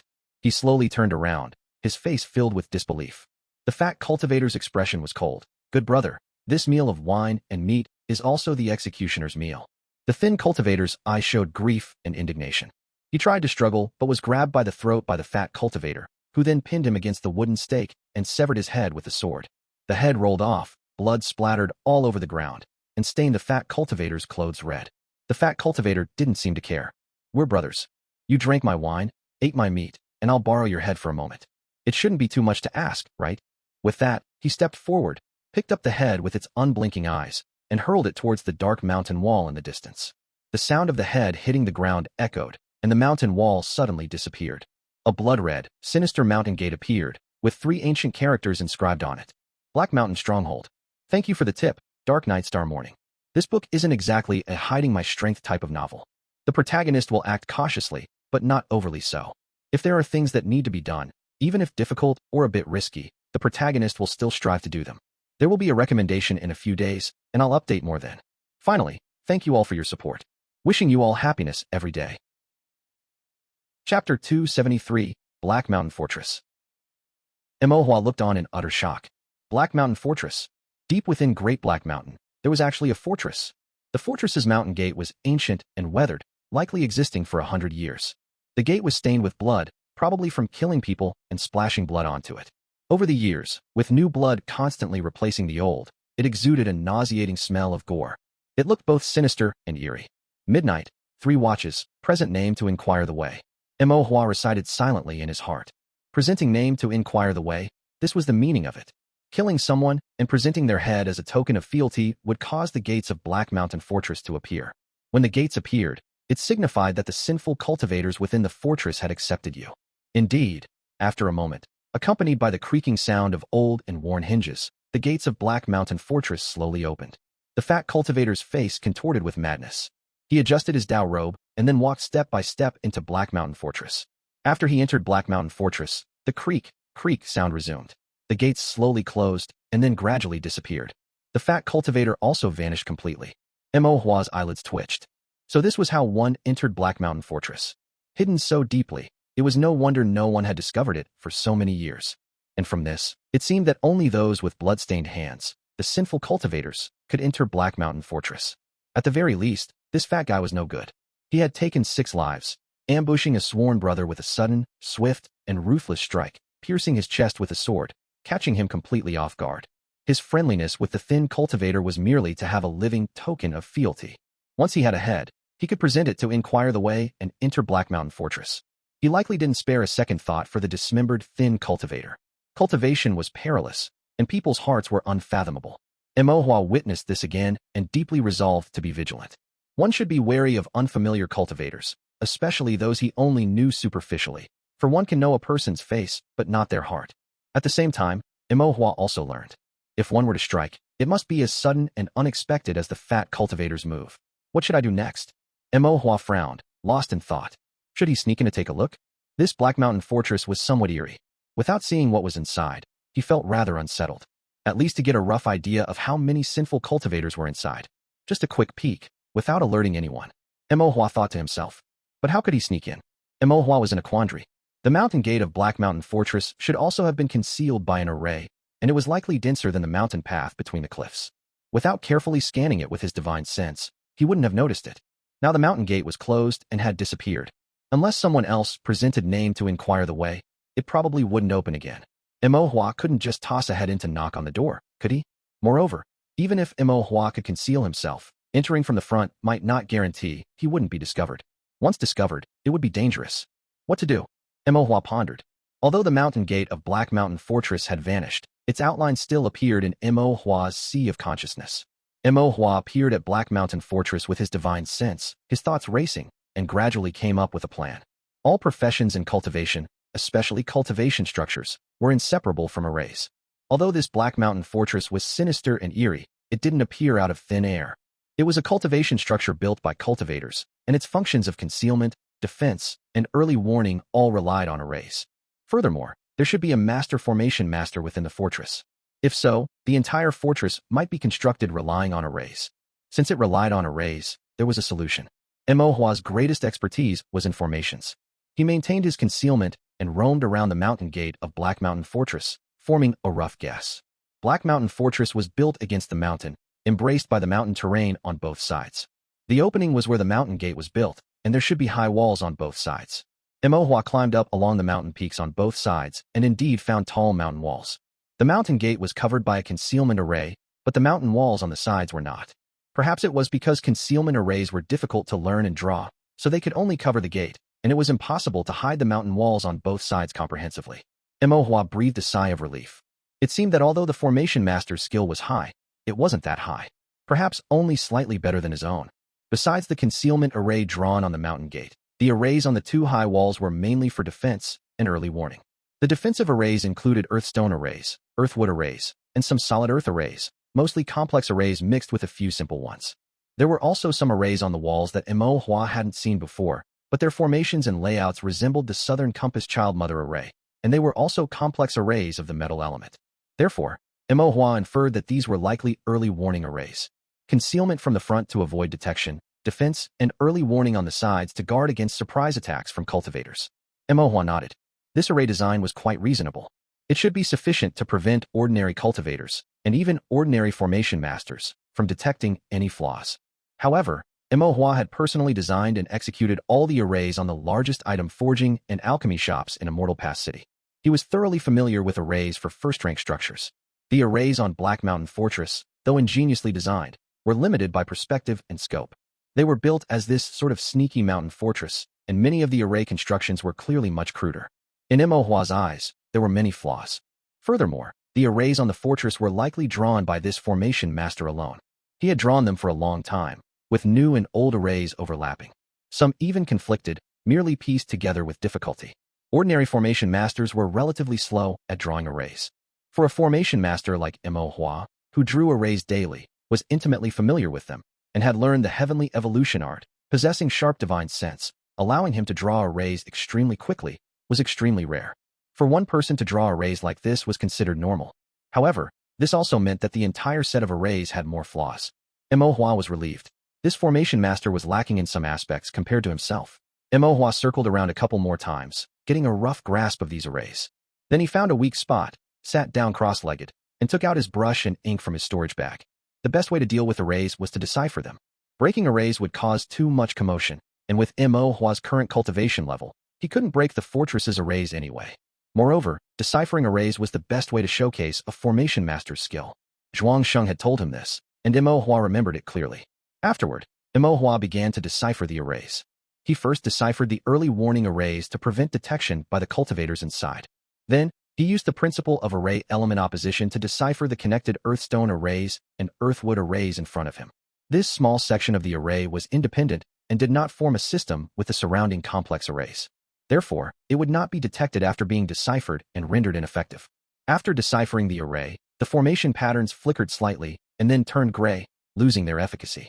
The corner of the wall, which served as the array medium, also withered and became soft as the formation patterns lost their power.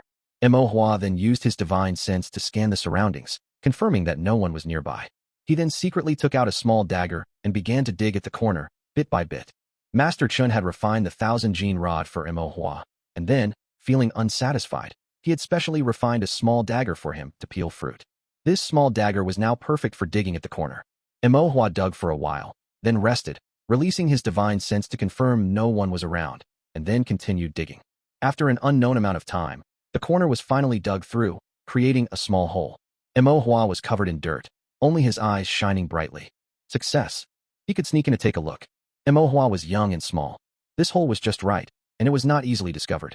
Imo rested for a bit more, recovering his strength and spiritual energy. He reapplied his concealment technique, activated the concealment array, and, confident that he was fully prepared, carefully crawled through the hole. Under the pitch-black night sky, in the eerie, deep mountains, little Imo, without anyone noticing, burrowed into Black Mountain Fortress.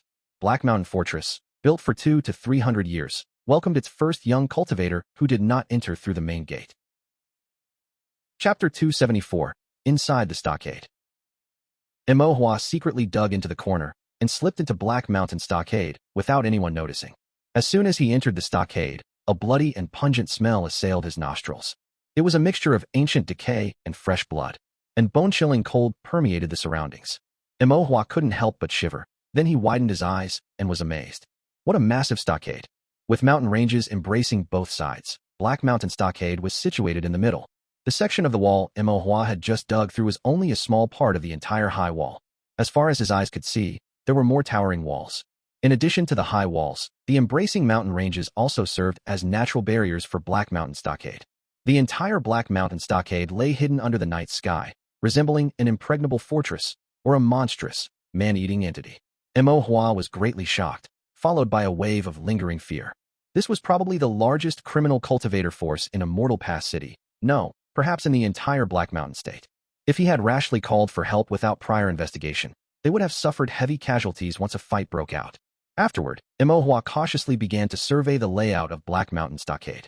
Black Mountain Stockade was very large, with numerous buildings and countless rooms. Roughly speaking, there were hundreds of them, densely packed within the embraced valley. The overall atmosphere was sinister and strange. Under the dim firelight, mottled bloodstains were visible almost everywhere on the roads, walls, and pillars. In some corners, scattered remains of unknown cultivators were discarded. Some houses were for the criminal cultivators to reside in, while others were used to imprison the other cultivators, most likely those who had been captured. These innocent cultivators were kept in iron cages, their bodies emaciated, so thin that they were mere skin and bones, neither human nor ghost. Imo frowned. What are these criminal cultivators keeping the cultivators here for? Don't they usually kill them? Even criminal cultivators like Bald Monk were murderers, and this Black Mountain Stockade was clearly more sinister.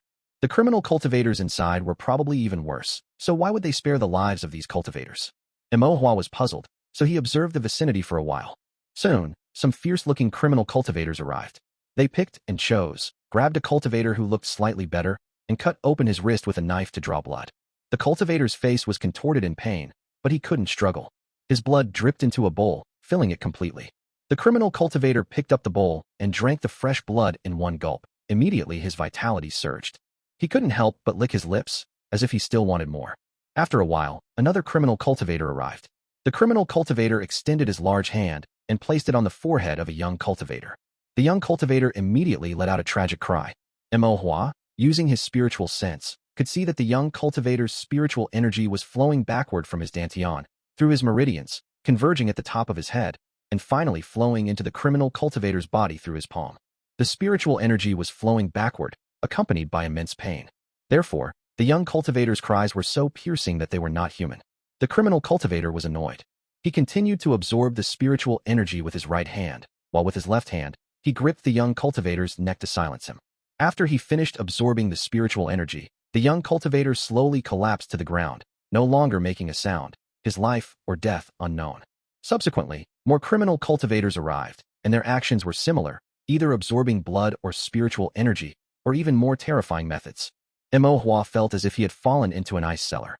Only then did he realize that Black Mountain Stockade was not the den of criminal cultivators at all, but the lair of a group of evil cultivators. Such a large Black Mountain Stockade, filled with hundreds of evil cultivators. Imo gasped. Criminal cultivators killed and robbed for wealth. But evil cultivators used people for cultivation and never treated them as humans. These innocent cultivators imprisoned in iron cages did not resemble people. They were more like livestock being raised. Imo was shocked and angry. He thought for a moment and could only sigh helplessly.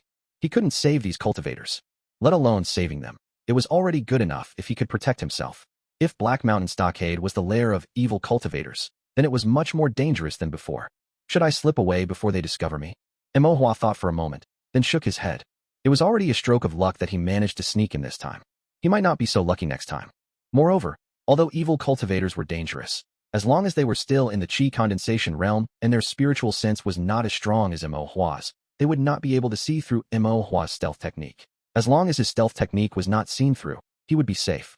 Evil cultivators had vicious methods, but Imo had no intention of confronting them directly. Their methods, no matter how strange and ruthless, were meaningless. Imo relaxed slightly.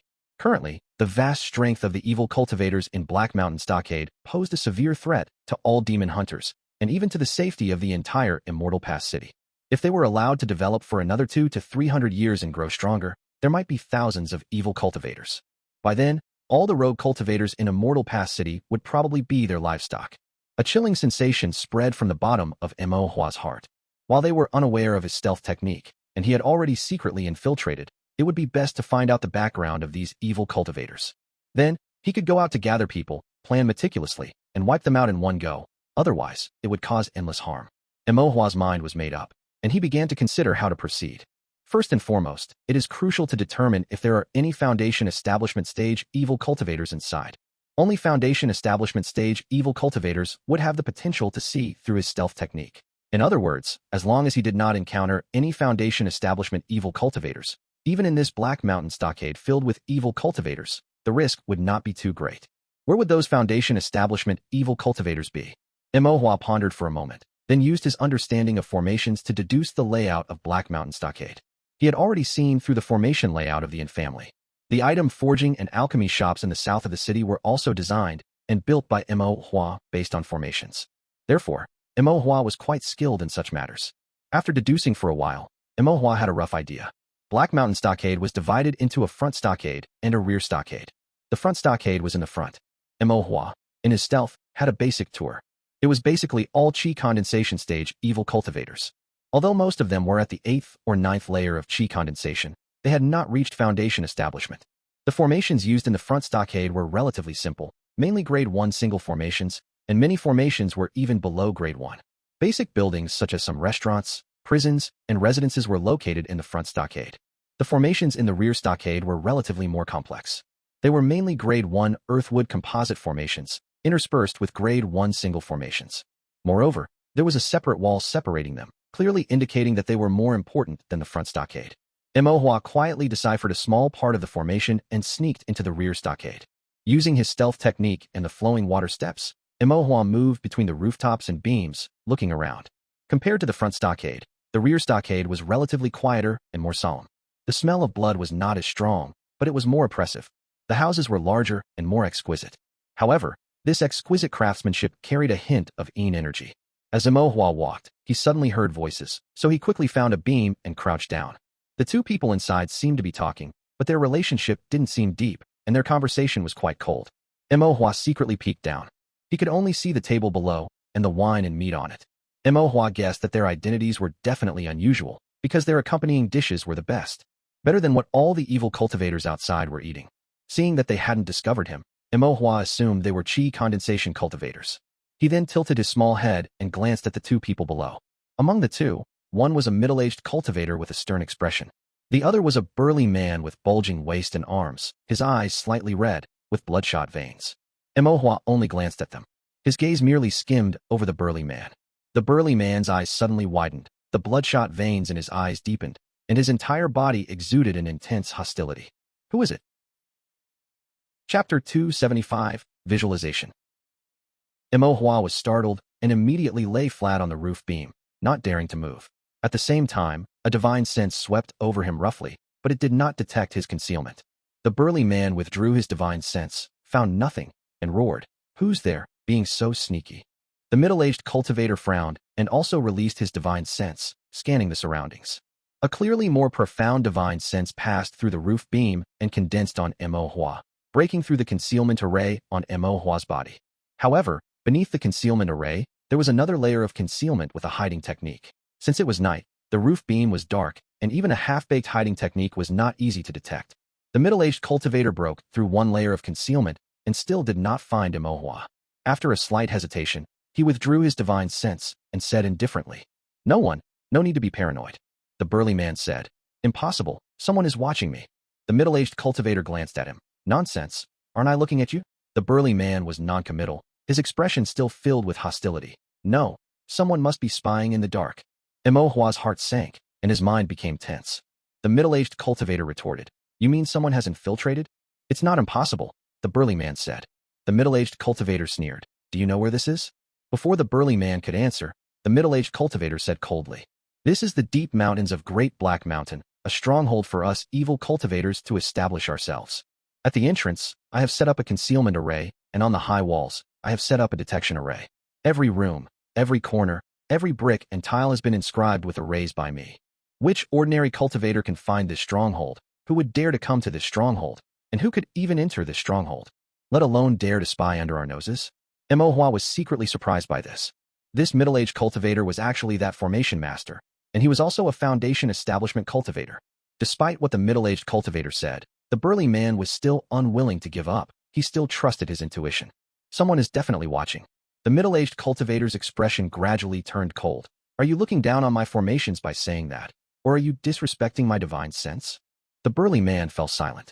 In terms of seniority, he was one level below the middle-aged cultivator. In terms of formations, he was completely ignorant. In terms of divine sense, he was far inferior. If the middle-aged cultivator said there was no one, then there was no one. The bloodshot veins in the burly man's eyes gradually receded, and his hostility also diminished. He cupped his hands and apologized. Third brother, please don't be offended, I was too abrupt.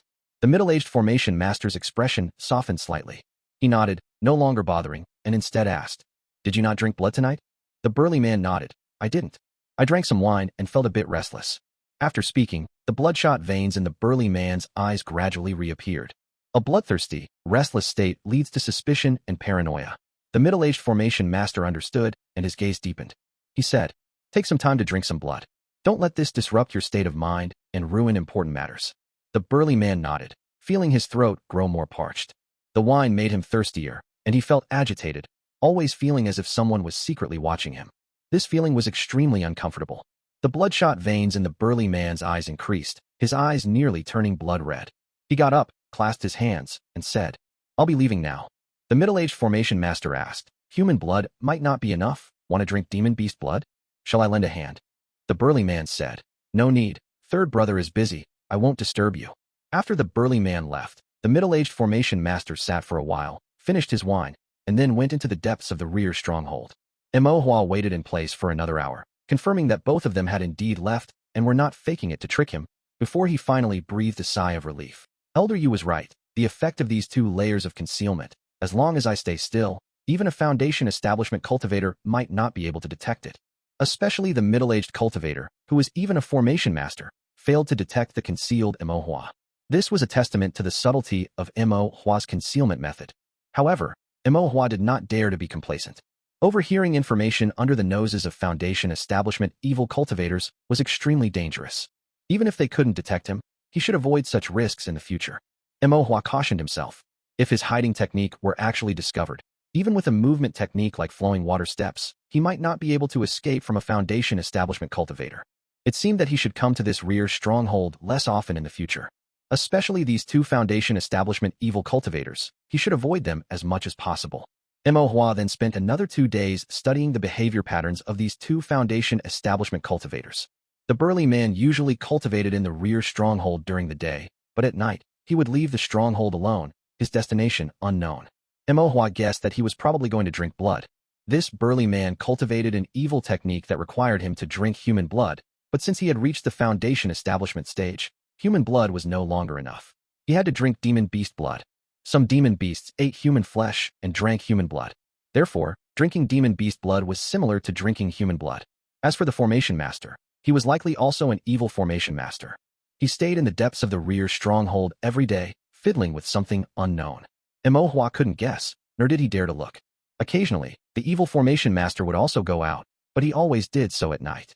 Imo guessed that he was probably going to draw some formations in the deep mountains. But it was just a guess, he didn't dare to follow. Following would be suicidal. Imo gradually understood the routines of these two Foundation establishment evil cultivators. As long as he avoided encountering them, there was nothing to fear in Black Mountain Stronghold.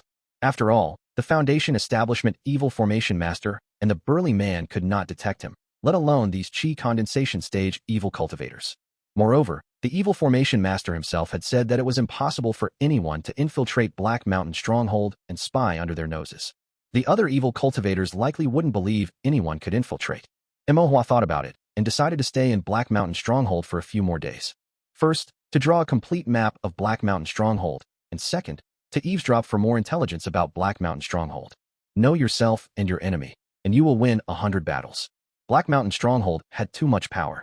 Without knowing the inside story, they were no match for it. He just needed to minimize the risks and avoid encountering the Foundation establishment evil cultivators. The evil formation master had strong divine sense, and the burly man had keen intuition. Neither was easy to deal with. Then Imo became curious. How many Foundation establishment evil cultivators were there in Black Mountain Stronghold? Imo began to eavesdrop everywhere, trying to figure this out. Finally, one night, while two evil cultivators were on guard duty, drinking and chatting, they talked about the chieftain of Black Mountain Stronghold. These two evil cultivators, one was sturdy and had a ferocious scar on his face. The other had a pale complexion, a thin build, and looked like a noodle. Mo Hua didn't know their names, so he simply called one Scarface and the other Pale-Faced Man. The so-called guard duty, Mo Hua also understood. It was to stand at the gate of Black Mountain Stronghold in the middle of the night. If a criminal cultivator brought ahead to report their arrival, they would open the gate and welcome the criminal cultivator in. If any accident occurred, or if a cultivator tried to escape, they could also give a warning. Guard duty was quite boring and uninteresting. At night, the mountain wind carried a chill. They sat around a campfire, eating dry, tough jerky, drinking inferior wine, and chatting. Mo Hua sat on the roof behind them, listening attentively. Pale-Faced Man warmed himself by the fire and mumbled, "Black Mountain Stronghold has a curfew, but this fourth chieftain still goes out every night." Mo Hua's expression stirred upon hearing this. Fourth chieftain? It should be that burly man with bloodshot eyes who liked to drink blood. Mo Hua pondered for a moment, then was suddenly startled. Chieftain should refer to the various leaders of Black Mountain Stronghold. If that burly man was a Foundation Establishment cultivator and ranked fourth, as the fourth chieftain, that meant there were at least 4 Foundation Establishment evil cultivators in Black Mountain Stronghold. Mo Hua broke out in a cold sweat. 4 Foundation Establishment evil cultivators, plus hundreds of bloodthirsty evil cultivators. Even if all the demon hunters from Immortal Pass City and the Dao Court were dispatched, they might not be a match for them. The old master of the Dao Court was old and frail and not good at fighting. Although Elder Yu was powerful, he was by no means a match for 4 Foundation Establishment evil cultivators. Once the Foundation Establishment cultivators were defeated, the rest would be a one-sided massacre. Mo Hua was covered in a cold sweat. Then he calmed himself and continued to listen, wanting to hear more news. Scarface listened to Pale-Faced Man and said coldly, "If you were a chieftain, you wouldn't have to follow these rules either." Pale-Faced Man chuckled awkwardly, showing some displeasure. Then he asked curiously, "You say this third chieftain hides in the rear stronghold every day? What exactly is he doing?" "He's a formation master. What else could he be doing?" Pale-Faced Man did not believe it. Formations are so boring. What's so good about practicing them that third chieftain doesn't get tired of it? So, third chieftain is a formation master and a chieftain, while you can only guard the gate and keep watch. Scarface said disdainfully. Pale-Faced Man sneered. "You say that, aren't you also guarding the gate? Aren't you keeping watch with me?" Scarface's expression turned cold. "Are you looking for death?" Pale-Faced Man was displeased, and the two became somewhat tense, but they did not actually fight. Evil cultivators had violent tempers, but they also knew how to endure. After a moment, their emotions calmed down. Pale-Faced Man felt bored and suddenly said lewdly, "You say, third chieftain isn't hiding a woman in the rear stronghold, having nightly revelries?" Scarface gave him a faint glance and snorted, "Nonsense." "How do you know?" Pale-Faced Man asked, somewhat disappointed. "I've seen it. You've been to the rear stronghold? I've delivered things to third chieftain a few times." "What did you see?" Scarface frowned and thought for a moment. Third chieftain in the rear stronghold. He's either drawing formations or looking at a diagram. Mo Hua, who was listening intently, suddenly felt a jolt. Diagram? What diagram? That third chieftain was a formation master, and he was drawing formations at night. Could it be some rare formation diagram? It's not impossible. Mo Hua nodded, then suddenly froze. A word suddenly flashed in his mind. Could it be a visualization diagram? Chapter 276, Taking Charge. Zhuangsheng had spoken to Mo Hua about visualization diagrams. In the cultivation world, there were originally no methods to cultivate divine sense. The only method that could strengthen divine sense using external objects was the visualization diagram. Visualization diagrams were extremely rare. Even among aristocratic families, they were closely guarded secret inheritances. The third boss, the sinister formation master Mo Hua had seen before. For him to become a first-rank formation master, and even have the potential to break through to the second rank, he must have a formation inheritance. Moreover, having been in Black Mountain Stronghold for so many years, killing countless cultivators and plundering cultivation resources and inheritances, it wasn't strange that he might possess a visualization diagram. Mo Hua was very curious. He had long wanted to know what a visualization diagram truly was. Could one truly use a diagram to visualize and strengthen their divine sense? It was just that Zhuangsheng had warned him that visualization diagrams carried unknown dangers and should not be delved into deeply or relied upon, which was why Mo Hua hadn't paid much attention before. But even without using a visualization diagram to strengthen his divine sense, just looking at it to broaden his horizons would be good. Now, the third boss might possibly have a visualization diagram in his possession. If there truly was a visualization diagram, and visualizing with it could indeed strengthen divine sense, perhaps he could possess Foundation Establishment stage divine sense earlier, and thus become a Foundation Establishment cultivator sooner. Otherwise, at his current rate of divine sense growth, reaching Foundation Establishment would take too long. Mo Hua felt a surge of excitement, but after thinking about it, he felt a bit dejected. The third boss was both a Foundation establishment cultivator and a sinister formation master. How could he possibly give Imo an opportunity to steal the diagram, let alone stealing it? Even if Imo were to hide nearby and look at it together with him, it would likely be very dangerous. Forget it. If one day I can completely dismantle this Black Mountain stronghold, I'll think of a way then to see if I can get that diagram. Besides, this was just his speculation. What the third boss had might not necessarily be a visualization diagram. It could perhaps be just a rare formation diagram. For now, gathering information was the priority. Imo quieted his mind and continued to eavesdrop from the side. After the scar-faced man finished speaking, the pale-faced man seemed somewhat taken aback and asked, "What kind of diagram?" The scar-faced man was unwilling to answer. The pale-faced man continued to chatter, and the scar-faced man, unable to bear it, finally cursed. "How the hell should I know? It's the third boss's possession. How many heads do I have to look at it?" The pale-faced man expressed some regret and then asked, "You've been here for so long. Have you ever seen the great boss?" The pale-faced man had joined the stronghold later and knew less, while the scar-faced man had joined earlier and had more seniority. But when it came to the great boss, the scar-faced man also shook his head. "The great boss is like a dragon seeing its head, but not its tail. Forget about me. Even some of the older members in the stronghold who are more senior than me might not have seen him." The pale-faced man then asked, "What about the other bosses?" The scar-faced man glanced at him. "What? You want to become a boss?" The pale-faced man gave a wry smile, but secretly thought, isn't this stating the obvious? In this Black Mountain stronghold, who wouldn't want to become a boss? Becoming a boss meant having absolute authority within Black Mountain stronghold, a much higher status than ordinary sinister cultivators like them, and thus much greater power, allowing them to do as they pleased. A trace of greed flashed in the pale-faced man's eyes. The scar-faced man saw his thoughts and said mockingly, "Then I'll tell you about it. You can weigh it yourself and see if you're cut out for it. If you want to be a boss, you first need to be a Foundation establishment cultivator. The bosses in Black Mountain stronghold, the great boss is unfathomable, and the second boss is a cold-blooded individual with an extreme killing intent. We haven't seen the second boss for the past few days.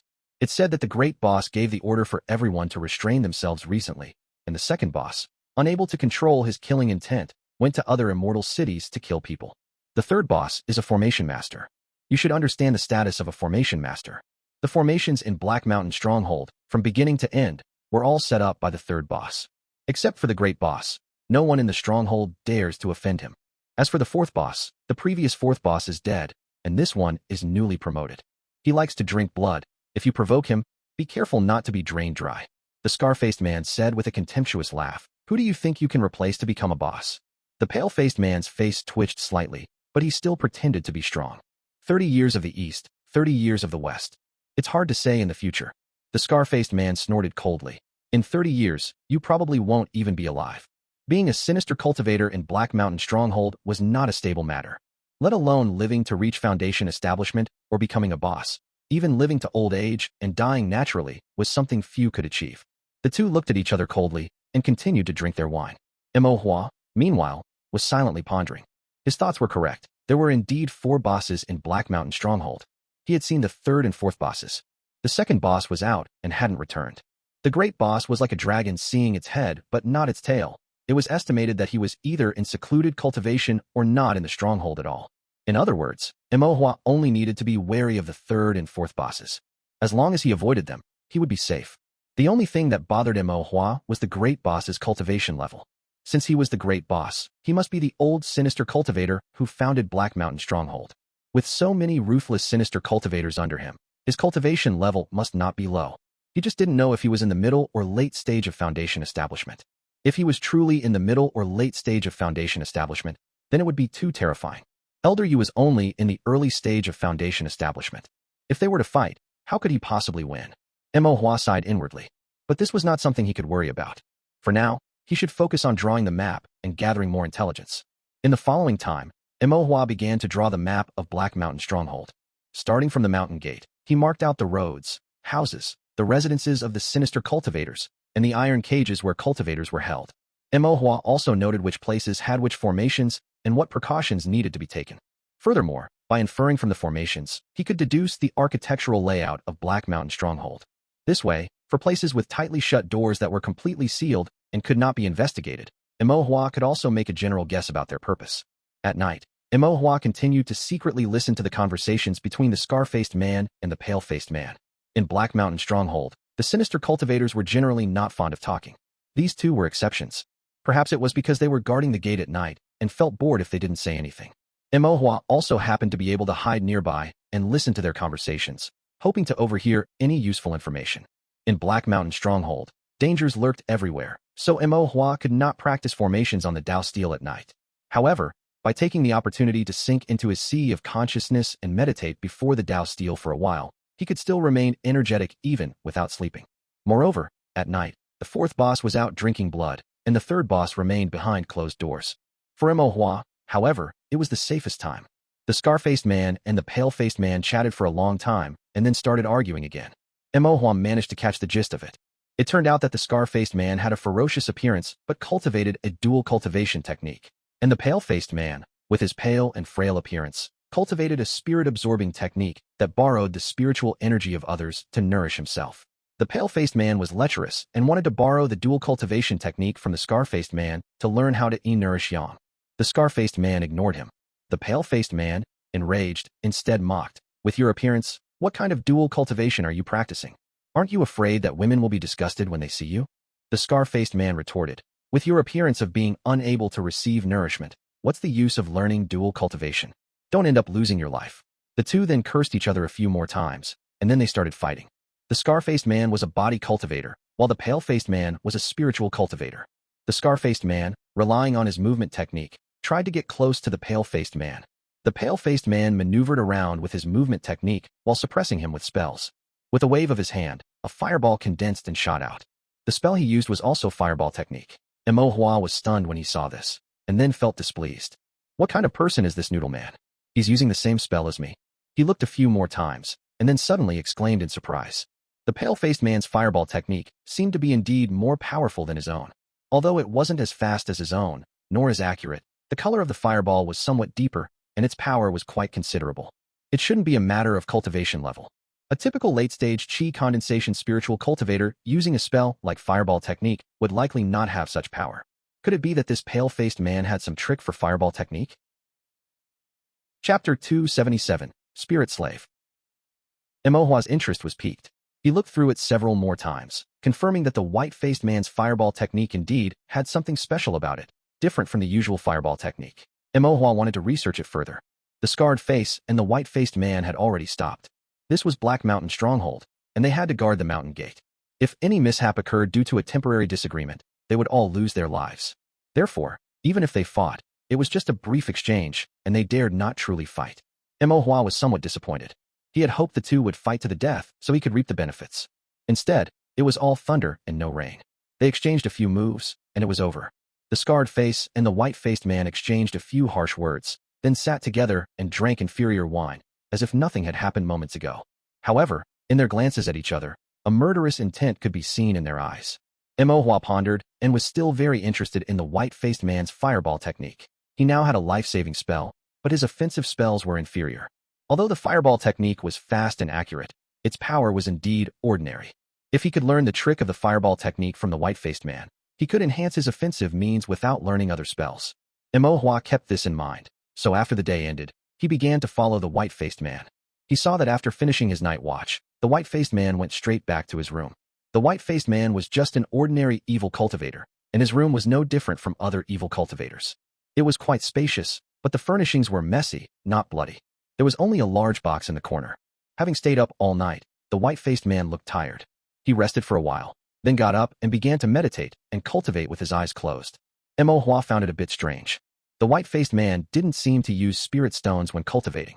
Without spirit stones, what could he cultivate? Cultivate air? After a while, the white-faced man opened his eyes, a hint of annoyance flashing in his gaze. He walked directly to the corner and opened the large box in the corner. Imohua, lying on the roof beam, tilted his head to look. He saw that the box was filled with a living cultivator. The cultivator was sallow and thin, cowering in the box, afraid to make a sound. The white-faced man commanded, "Come out." The cultivator turned his eyes blankly at the command, then walked out. "Kneel." The cultivator did not resist, and knelt as instructed. Seeing the man kneeling before him, the white-faced man's eyes lit up with excitement. He then placed his palm on the man's forehead. The cultivator's spiritual energy began to flow in reverse, then gathered into his sea of qi through the white-faced man's palm. The cultivator seemed accustomed to being subservient. His expression was dull. He neither resisted nor made a sound, like a piece of wood, an inanimate object, enduring the fate of his spiritual energy being drained. After the time it took to brew a cup of tea, the white-faced man had absorbed enough spiritual energy. He was satisfied, and a bit of color returned to his deathly pale face. He patted the cultivator's face and said condescendingly, "You must cultivate the technique I taught you diligently. You must remember that I saved your life, and making you a spirit slave is a gift to you. Otherwise, you would have long been reduced to a dried husk by other evil cultivators. Your current survival is all thanks to me." After speaking, the white-faced man pointed to the box and said, "Go back, and don't make a sound." The cultivator, treated as a spirit slave, walked back to the wooden box with a dull expression, curled up silently in the box without making a sound. Mo Hua felt a chill run down his spine.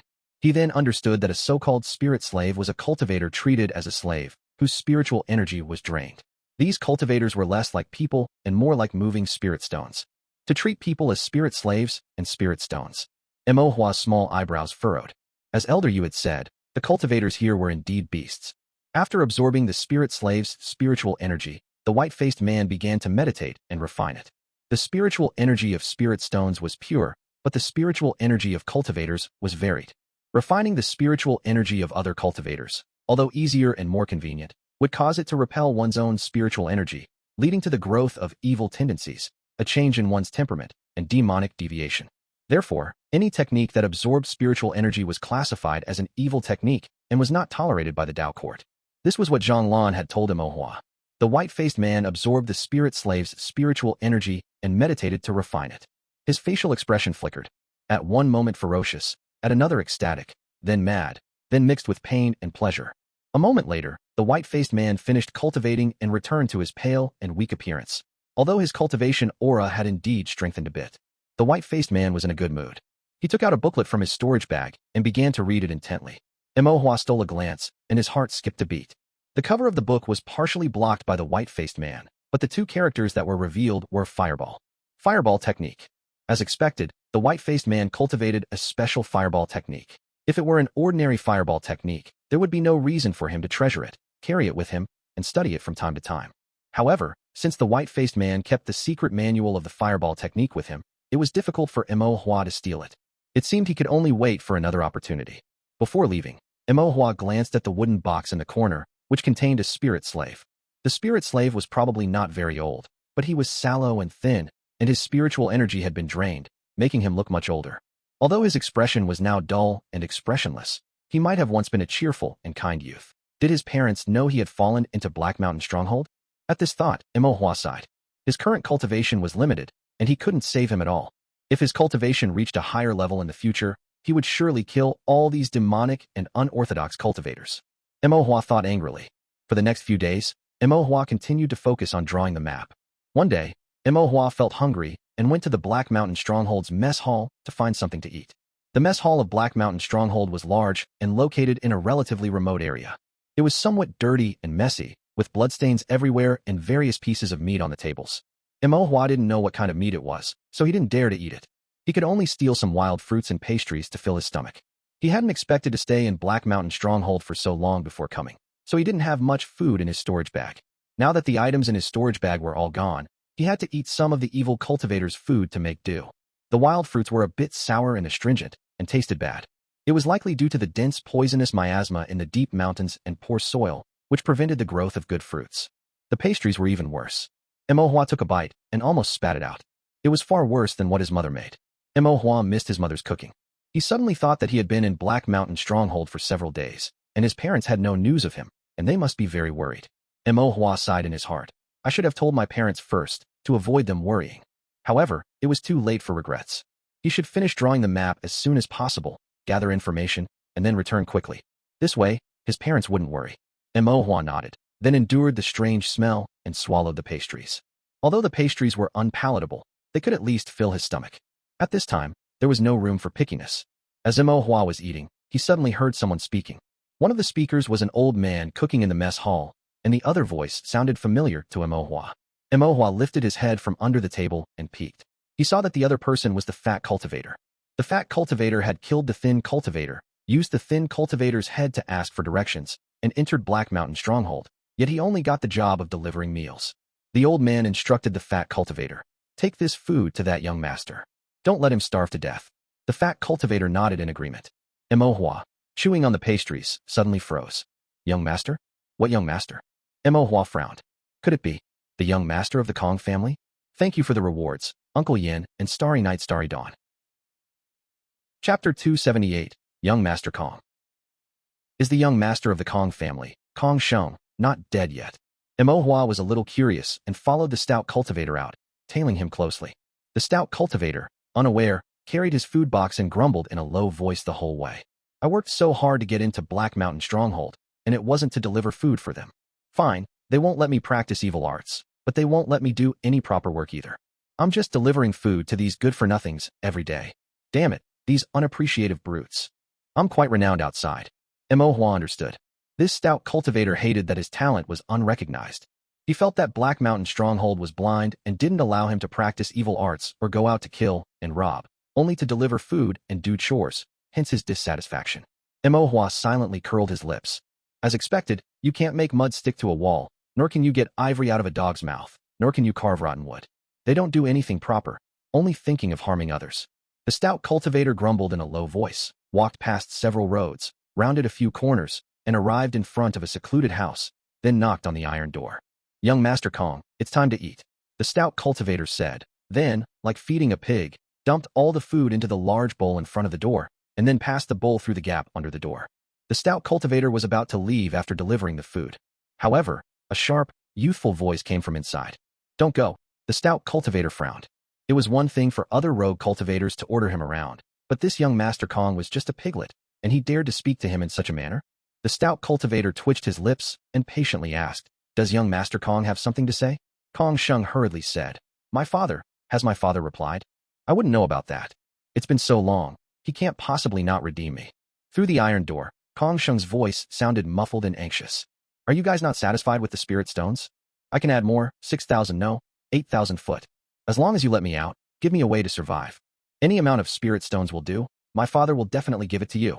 The stout cultivator's eyes lit up when he heard spirit stones. Does young Master Kong truly mean it? I do. Kong Sheng inside seemed to be nodding repeatedly. As long as you let me out. Kong Sheng paused after speaking, seemingly remembering something, and asked, Are you new? The voice of the cultivator delivering food sounded unfamiliar to him. The stout cultivator's gaze sharpened slightly, and he slowly replied, Yes. Kong Sheng felt he understood. Since he was new, and still delivered food to him, he must be of low status, like a servant in his household. Kong Sheng said, If you secretly deliver a letter to my father will reward you handsomely. The word reward displeased the stout cultivator. He preferred to snatch, not to be rewarded. Does young master have proof? Kong Sheng handed a jade pendant under the door. My father gave me this jade pendant. It's worth 500 spirit stones. Take it to him, and he'll understand. The stout cultivator took the jade pendant, looking pleased, and then asked, What message does young master want me to deliver? Kong Sheng lowered his voice. My father is a foundation establishment cultivator. Tell my father to secretly bring people to wipe out this stronghold and kill them all. After it's done, you can join the Kong family, and I'll have my father bestow the surname Kong upon you. You can be a manager. No, you can be an elder. Not only Imo, but even the stout cultivator was shocked. Could there really be someone so stupid in this world? What exactly did his father teach him? Did he really think his Kong family was invincible, and he could do whatever he wanted forever? The stout cultivator put the jade pendant into his own pocket and flattered. Young master, don't worry, I will definitely deliver the message. Good. Kong Sheng was overjoyed. The stout cultivator revealed a mocking expression, but Kong Sheng couldn't see it through the iron door. Young Master Kong, you should stay here obediently. Before it's done, don't even think about running. Otherwise, these rogue cultivators will get angry and surely kill you. The stout cultivator reminded him with feigned concern. Kong Sheng said, Don't worry, I won't run. Hurry and deliver the message. The stout cultivator sneered and turned to leave. Halfway there, he spat at the iron door and snorted lightly. What a piece of trash, so damn stupid. Looking at his demeanor, Imo knew he would pocket the jade pendant and do nothing, having gained 500 spirit stones for nothing. Imo shook his head, quietly climbed over the wall, saw no one around, dispelled the formation on the roof, removed a roof tile, and peeked inside. The room was simple and shabby. A young cultivator stood by the door, dressed in luxurious but now tattered clothes, looking like he had gone through many hardships. He must be the direct young master of the Kong family, Kong Sheng. Imo couldn't help but murmur. Good people don't live long, but calamities last for millennia. Kong Sheng is actually this lucky, so stupid, Yet he managed to survive the rogue cultivators. Then he sighed again. What had the Kong family taught him? How was his head full of mush? He even thought of rewarding the rogue cultivators with spirit stones to get them to do his bidding. It was good enough if they gave him food and spared his life. Mo Hua muttered to himself, but then he saw Kong Sheng suddenly throw a tantrum. Kong Sheng picked up the food bowl, ate a few bites, pretended to vomit, then forced himself to swallow it. Then, a surge of anger and humiliation welled up in his heart. He smashed and threw things, waving his fists and legs, his expression ferocious as he vented his anger, cursing. They all deserve to die. All of them. What kind of people are these, riding on my head? I still have to ask you to do things, screw you. He seemed to recall the many embarrassments, indignities, and humiliations of this trip. He remembered that to survive, he had knelt before those rogue cultivators, tears streaming down his face, saying he was the young master of the Kong family, begging them to spare his life. He recalled the sneering and mocking laughter on the faces of the rogue cultivators. Kong Sheng's eyes turned red, and he roared in a low voice. It's all that damned father and son surnamed Ji. If you hadn't provoked me, I wouldn't have thought of killing you, wouldn't have left the city, and wouldn't have ended up in this state. And Fulan, that slut. She's just got some looks. What's with the act of purity? She actually refused me. When I get my hands on you, I'll make you wish you were dead. And these rogue cultivators, humiliating me like this, looking down on me, you all deserve to die. All deserve to die. Kong Sheng's expression was hysterical. Mo Hua listened, but his brow gradually furrowed. He clearly made his own mistakes and brought this situation upon himself, yet he always felt that everyone else was at fault. Moreover, his desire for revenge was so strong, and his disposition so malevolent. It seems that before I leave, I should think of a way to make Kong Sheng stay in Black Mountain Stronghold forever. Mo Hua mused silently. Bad people should stay in places meant for bad people. Kong Sheng and this Black Mountain Stronghold were quite a match. But he had to finish drawing the map first. After 2 days, the map of Black Mountain Stronghold was about 70 to 80% complete. Mo Hua's stomach rumbled, so he went to eat at the mess hall of Black Mountain Stronghold. While eating, Mo Hua heard the old man in the mess hall scolding the stout cultivator. The pastries prepared for the third commander were stolen. You were supposed to watch them, but you didn't. You can't even do this small thing right. What use are you? The third commander's pastries? Mo Hua was startled and glanced at the half-eaten pastry in his hand. These were for the third commander? No wonder. He thought the pastry wasn't that bad, so he ate a bit more. Meanwhile, the old man in the mess hall continued to scold. He was old, with a foul and stubborn temper, and his words were unpleasant, completely berating the stout cultivator. The stout cultivator dared not argue. After the old man finished scolding, he snorted coldly and left. The stout cultivator stood there, his eyelids twitching with anger, and cursed resentfully. Which bastard is stealing my food? If I find out, I'll make sure you have a terrible death. Mo Hua, who was eating snacks at the time, was stunned, then slowly licked his lips, a cold glint flashing in his eyes. Bastard? A terrible death? Not only insulting me, but also wishing me dead? Mo Hua silently looked at the stout cultivator, his mind racing, wondering if he should just get rid of this fat guy first. Thank you for the reward from Do I Still Have a Chance? An extra chapter today. Chapter 279, Tiger Demon. Kong Sheng wasn't in a hurry. The target couldn't escape anyway. Now that the fat cultivator was guarding the mess hall, it would be inconvenient for Mo Hua to eat there again. Moreover, he also wanted that jade pendant of Kong Sheng. However, he needed to use subtle methods and act meticulously, without leaving any trace. Mo Hua began to observe the fat cultivator. After a day, he soon had an idea. This fat cultivator delivered food to the evil cultivators, and he also delivered food to a demon beast. The demon beast was a tiger demon, a late-stage first-rank beast, kept in a separate room and bound by chains. The chains were inscribed with formations, restricting the tiger demon from moving. Tigers were one of the most powerful types of demon beasts on Great Black Mountain. Without formations to restrain them, they were quite dangerous. This tiger demon also seemed rather special, with black and white stripes crisscrossing its body and a king character pattern on its head.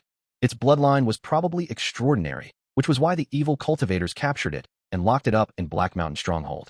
As for what this tiger demon was specifically used for, Mo Hua was not very clear.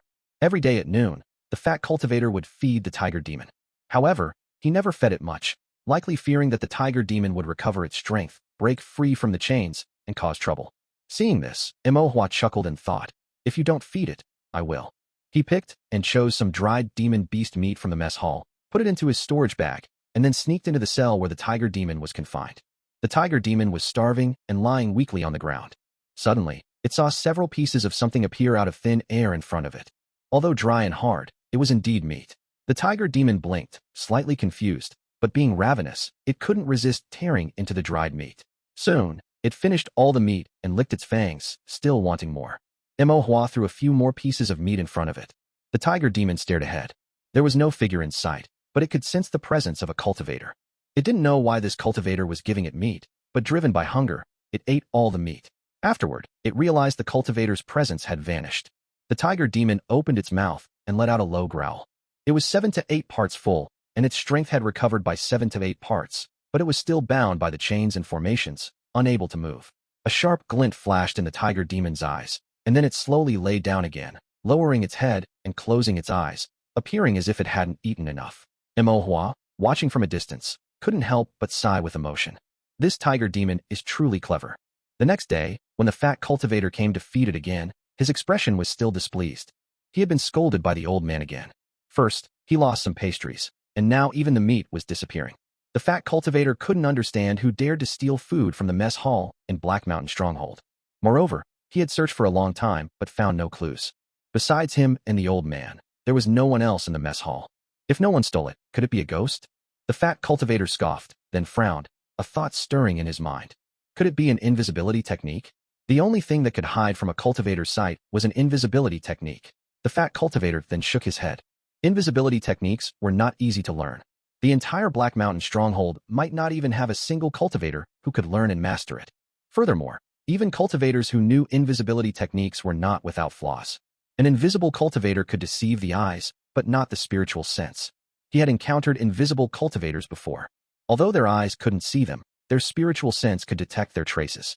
With his rich combat experience, it only took a few exchanges to expose the invisible cultivator and strike him down. The fat cultivator was confident that even a cultivator who knew invisibility techniques could not hide from his spiritual sense and act under his nose. So what was going on? Who was stealing the mess hall supplies? As the fat cultivator fed the tiger demon, he kept pondering in his mind. However, he failed to notice that at this very moment, in a corner invisible to him, a tender white little hand was holding a brush, meticulously unraveling the formation patterns on the demon-binding chains. The fat cultivator didn't notice, but the tiger demon's spirit lifted. It could feel the formations restraining it becoming weaker and weaker. Glancing sideways, it saw that streaks of runes were appearing out of nowhere on the formation chains, and at the same time, the formations were gradually becoming ineffective. The tiger demon's eyes gleamed even brighter, but it lowered its head to conceal its excitement and listlessly ate the meager food. The fat cultivator was still lost in thought. The harder he tried to figure it out, the more clueless he became, and the more frustrated he grew. Damn it! The fat cultivator cursed angrily. Then, seeing the tiger demon eating with its head down, he became even more upset. He slapped the tiger demon on the head and yelled, "I have to serve people, and now I even have to serve you, a beast." He often beat tigers like this. Since the tiger demon was bound by the formations and unable to move, it was fine for him to vent his anger. The fat cultivator turned to leave. After a few steps, he suddenly felt something was wrong. The ground beneath his feet seemed hazy, as if a shadow had appeared. At the same time, a powerful and ferocious aura emanated from behind him. The fat cultivator's eyes widened gradually. He slightly turned his head and glanced backward, seeing the tiger demon he had just bullied standing silently behind him, its cavernous mouth opening towards his head. The fat cultivator was terrified. What the hell is going on? How did this beast break free from the chains?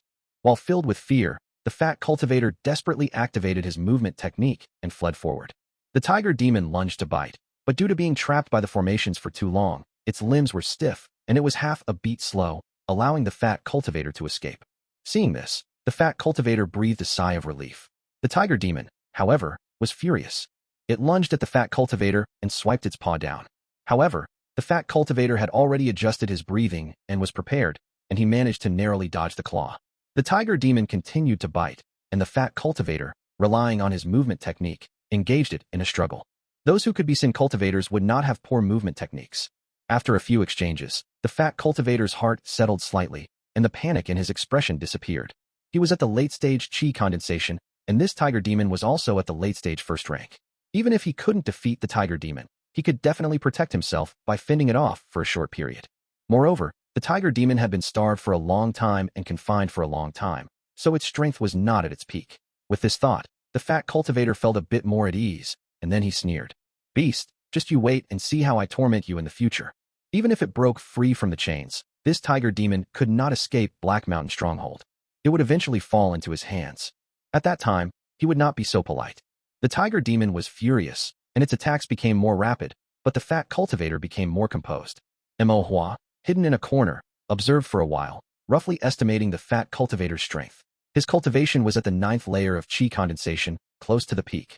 His movement technique was excellent, and the Taoist art he cultivated was a first-rank martial art called Golden Light Fist. Because he was a Sin cultivator, he had rich combat experience from frequent battles. His overall strength was a little weaker than his father Mo Shan, but stronger than an average 9th layer qi condensation demon hunter. The fat cultivator was not heavily relied upon not due to his lack of strength, but because he was new and not trusted. Judging purely by cultivation, the fat cultivator was in the upper middle tier among evil cultivators. Mo Huan nodded silently. Based on this calculation, the average strength of qi condensation stage evil cultivators would be stronger than demon hunters. However, demon hunters had first-rank iron armor and simple sabers, so in a real fight, the outcome would likely be a 50-50 chance. Mo Hua felt a little more at ease. With things having come to this point, this fat cultivator was no longer useful. Mo Hua extended his small hand, grasping forward in the air, and began to look for an opportunity to use the water prison technique to bind the fat cultivator, providing a meal for this great tiger. Thank you to Zhe Yuan for the reward. There are 2 updates today, and there will be an additional update tomorrow. Chapter 280, Old Acquaintance. The battle inside the room continued. The fat cultivator didn't intend to leave, nor did he plan to call for help. The tiger demon, having been starved for a long time and having had a lot of blood drawn, was severely weakened. He had initially planned to subdue the tiger demon with his own cultivation. As a newcomer, if it became known that he had made a mistake and the tiger demon had broken free from its restraints, he would certainly be held accountable and berated. Therefore, subduing the tiger demon without alarming anyone was the best course of action. However, as the fight progressed, the fat cultivator realized that if he continued, not only would he fail to subdue the tiger demon, but he would be lucky to avoid falling into its jaws. This tiger demon was much stronger than he had anticipated. The fat cultivator grew suspicious. Why was the tiger demon still so full of vigor, despite being starved for so long? After a few more rounds, the tiger demon showed no signs of fatigue and became even more ferocious. The fat cultivator suddenly realized, something's wrong. Someone fed the tiger demon. A chill ran down the fat cultivator's spine. Who could it be, feeding the tiger demon right under his nose? After thinking for a moment, the fat cultivator felt a surge of coldness. He remembered the missing pastries from the refectory and the missing dried meat. Someone had stolen the pastries, fed the tiger demon, and even unlocked its restraints. And he couldn't see this person. Was it a high-level concealment technique? The fat cultivator glanced at the restraints binding the demon, his heart pounding. He had glanced at the chains when he first entered the room. They were fine then. Yet, in just a moment, they had been unlocked. And he hadn't noticed a thing. This proved that the unseen cultivator possessed extremely profound cultivation, unfathomable spiritual sense, and elusive techniques. And at this very moment, this terrifying cultivator was in this room, perhaps watching him fight the tiger demon with a mocking expression. Cold sweat beaded on the fat cultivator's forehead. He had to run. If he didn't run, he was dead. The fat cultivator made a swift decision. Dodging a swipe from the tiger demon's claws, he broke away and sprinted towards the door. But it was too late. Mo Hua, lurking in the corner, extended his mischievous little hand and gently squeezed. Spiritual energy instantly converged, forming several chains that bound him tightly, trapping him completely in place. The fat cultivator felt as if he had fallen into an ice cellar, his face turning ashen. What kind of magic was this? What in the blazes was this magic? Before he could ponder further, the tiger demon pounced, sinking its teeth into his shoulder. The fat cultivator struggled with all his might, still trying to reach the door. But a second water prison technique ensnared him, rendering him immobile. The tiger demon opened its maw again and bit through his neck. The fat cultivator knew he was doomed. A formidable enemy lurking in the shadows, a fierce tiger fighting in the open, and at this moment, he was in the tiger's maw.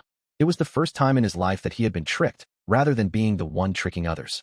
But just this one trick had cost him his life. He stiffly turned his neck, looking towards the corner of the room, wanting to know who had tricked him. But the corner was empty, devoid of any figure. He knew the person was there, but he simply couldn't see them. The fat cultivator spat out a mouthful of blood and died with his eyes wide open and unclosed. Until his death, he never knew who had outmaneuvered him, nor what the person who had set him up looked like. The tiger demon killed the fat cultivator, then bit him a few more times. After confirming the fat cultivator was completely dead, it casually tossed him aside, appearing somewhat disdainful. Not only did the tiger demon not eat the fat cultivator's flesh, but it even spat out his blood from its mouth. Mo Hua found this novel. This great tiger actually didn't eat people? Did it find the fat cultivator unpalatable, Or was it because his heart was wicked, making his flesh impure? Imohua pondered, but couldn't figure it out. Deciding it was of no consequence, he focused on the important matter at hand. Concealing his form, he walked up to the fat cultivator, opened his storage bag, and retrieved the jade pendant Kong Sheng had given him. To avoid suspicion, Imohua didn't take any other items. However, this jade pendant was known only to Kong Sheng and the fat cultivator. Even if Imohua took it, no one would know. Imohua tucked the jade pendant into his storage bag. This jade pendant was quite valuable, worth over 500 spirit stones, according to Kong Sheng. But Imohua had no intention of exchanging it for spirit stones. This jade pendant was carried by Kong Sheng personally and bore the character Kong, indicating it belonged to a direct descendant of the Kong family. Imohua intended to keep it, as it might prove useful in the future. After securing the jade pendant, Imohua noticed the tiger demon was looking at him. Perhaps it wasn't precisely looking. The tiger demon couldn't see through Imohua's concealment technique, but it sensed Imohua's presence, so it was staring in his direction. Moreover, it didn't seem to harbor any malice. Imohua was a bit perplexed. Could it be that it knew I gave it food and is grateful? That didn't seem like something a demon beast would do, though. According to veteran demon hunters, demon beasts were inherently hostile towards humans. Even if they didn't eat them, they would still try to kill them. Imohua gazed at the beast's eyes again and suddenly froze. Does it look like it recognizes me? Imohua released his spiritual sense. Seeing no one around, he temporarily revealed his form. Upon seeing him, the tiger demon's eyes lit up, and it let out a low growl. The growl sounded like both roar and meow, like a tiger and a cat. A cat? Imohua was stunned. He looked at the tiger demon again, finding it increasingly familiar. It finally dawned on him. Could this be that little cat demon? Uncle Chu had once caught a young cat demon with a trap. Imohua had fed it dried fish and used it to practice his movement techniques. In the end, he had released it back into Great Black Mountain, cautioning it, don't eat people. He never expected that the cat demon from back then would turn out to be a tiger demon. And it had grown so large, appearing to be a fully grown tiger now. He wasn't sure what breed of tiger demon it was. Its appearance was strange, like both a tiger and a cat, and Imohua had never seen one like it on Great Black Mountain before. Imohua wanted to reminisce, but he suddenly remembered that this was a demon beast, and it probably wouldn't understand him. Furthermore, demon beasts were inherently untamed.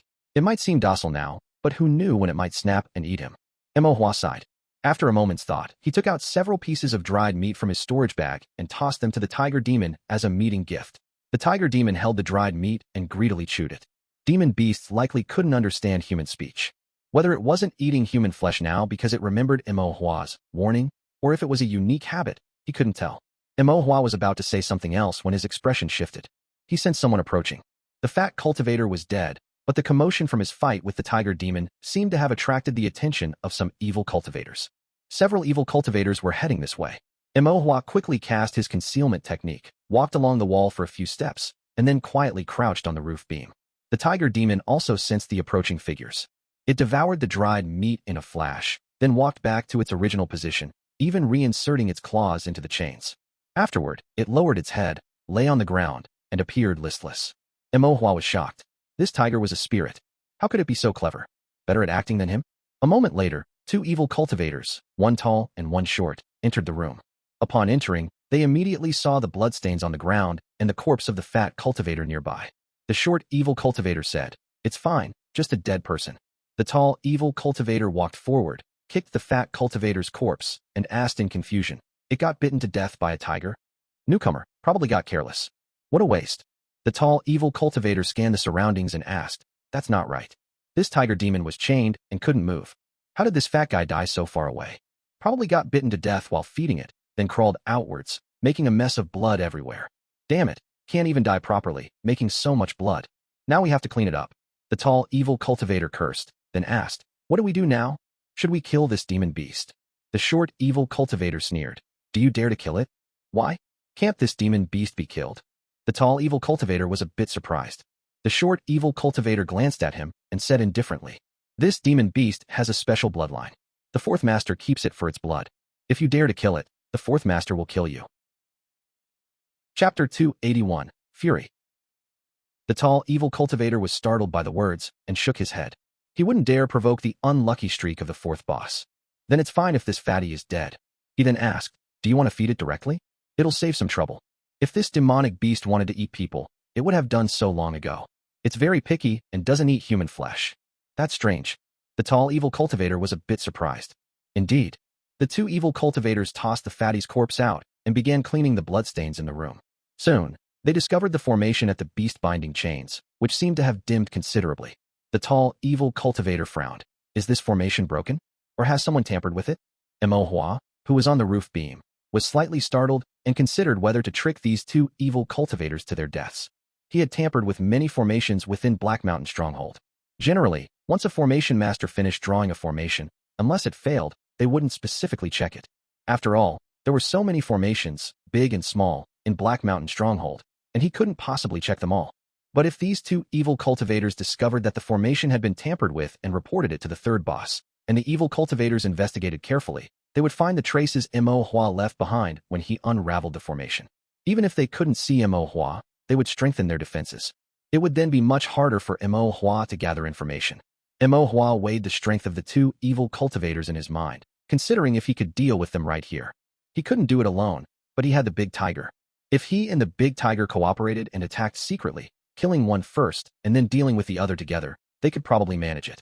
The short evil cultivator also stepped forward to examine the formation and asked, "Do you understand formations?" "No." The tall evil cultivator shook his head. "Then what are you saying? Acting like you know it all. But this formation does seem a bit different." "How can it be different?" The tall evil cultivator argued. "It's just a formation. They all look the same to me." "How can they be the same?" The tall evil cultivator was still bothered. The short evil cultivator cursed in a low voice. "Use that slow brain of yours to think. If this formation really had a problem, would this tiger demon be lying there so obediently?" The tall evil cultivator was stunned for a moment, and then nodded. "That makes sense." He glanced at the tiger demon. The tiger demon was lowering its head, lying obediently, looking listless. The tall evil cultivator couldn't help but say, "Isn't this demonic beast quite docile? Why did it suddenly bite that fatty to death? Perhaps that fatty did something to anger this demonic beast, which led to his death.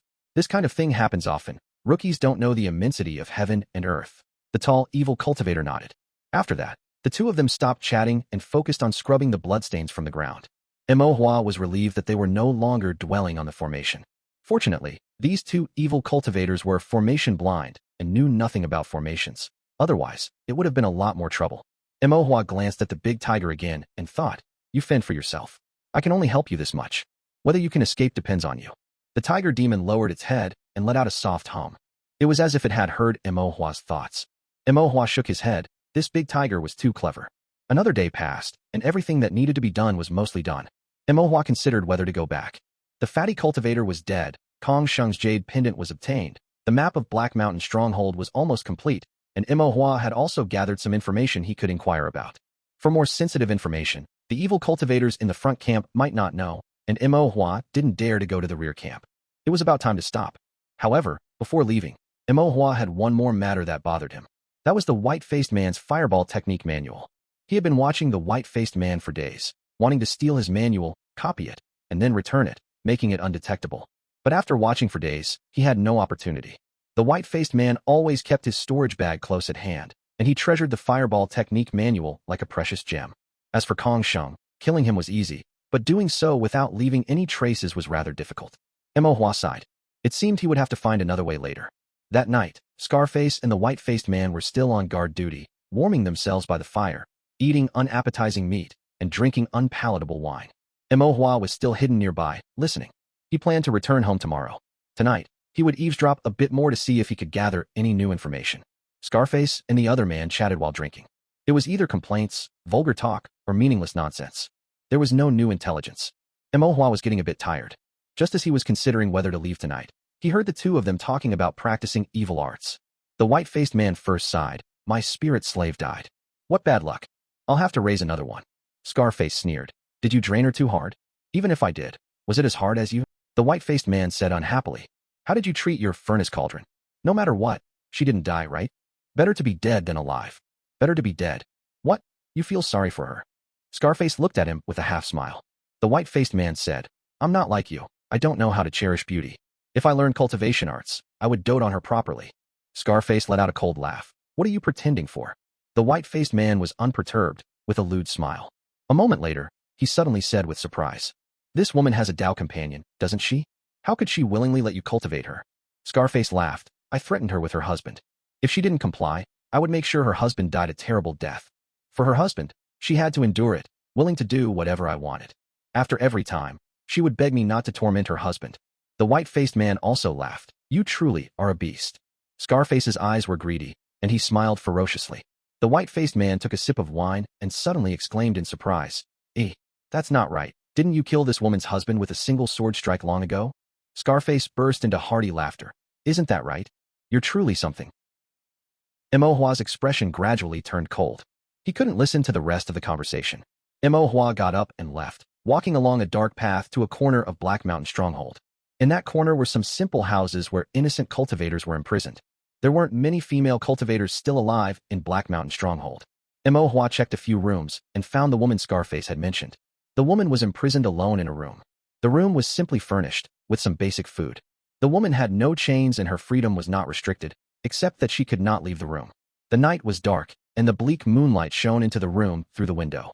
The woman lay on the bed numbly, her hair messy, her clothes tattered, her body covered in bruises and wounds.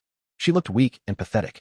She shed no tears, as if her tears had long since dried up. Suddenly, she slowly got up, took out the wooden hairpin from beside the bed, and pointed it at her heart. However, she seemed to think of something, and her hands trembled, unable to bring herself to do it. After a moment, she seemed to accept her fate and lay down numbly again. However, she tightly clenched a sachet in her hand, her knuckles turning white. A pair of embroidered mandarin ducks were embroidered on the sachet. Imohua remembered his mother telling him that these were tokens of betrothal between Dao companions. She was probably worried about her husband's safety. Even while being tormented and losing her dignity, she persisted in living. But her husband was already dead. In the days to come, all she had left were endless torment and pain. Her persistence was merely enduring the torment. Imohua wanted to save her, but he couldn't. His cultivation was not high enough, and his spells were not powerful. Although he could conceal himself and trap enemies, he was not skilled in offense. By the time he went out to call for help, it would be too late. This woman couldn't hold on until then. Imohua's mood became somewhat somber. He sighed and spoke softly. Your husband is already dead. The woman was stunned. Really? Her voice was hoarse, but she was not surprised. Spouses with a shared heart might have sensed it long ago, but she had been unwilling to admit it, still seeking a sliver of hope. That Scarface said it himself. Is that so? The woman's tears, which had already dried up, began to well up again. He's already dead. The room was silent. The woman's crying made no sound. Thank you, the woman said slowly. She didn't know who was speaking, but the voice sounded very young, perhaps a child. Why would a child appear in this place? This dirty and terrifying place. Perhaps it was a disciple of an immortal who, unable to bear seeing her suffering, had told her the truth. Do immortals really exist in this world? If immortals truly exist in this world, I do not ask you to save me from my suffering, only to let those who deserve to die sink into hell. The woman silently made a wish. Then, holding the sachet in her left hand and the wooden hairpin in her right, she fiercely plunged it into her heart's meridian. Blood stained her clothes, like a poppy in the night. The woman closed her eyes slowly, with an expression of peace and release. Husband, this life was too bitter. If there is a next life, let us become Dao companions again. Before closing her eyes, she murmured in her heart. Imohua watched silently, his young face filled with sadness, then with boundless fury. Those who deserve to die in this world are still alive, while those who deserve to live well die miserably. The moonlight was bleak. Imohua, standing in the darkness, had even colder eyes. He had decided. Before returning, he would kill that Scarface first.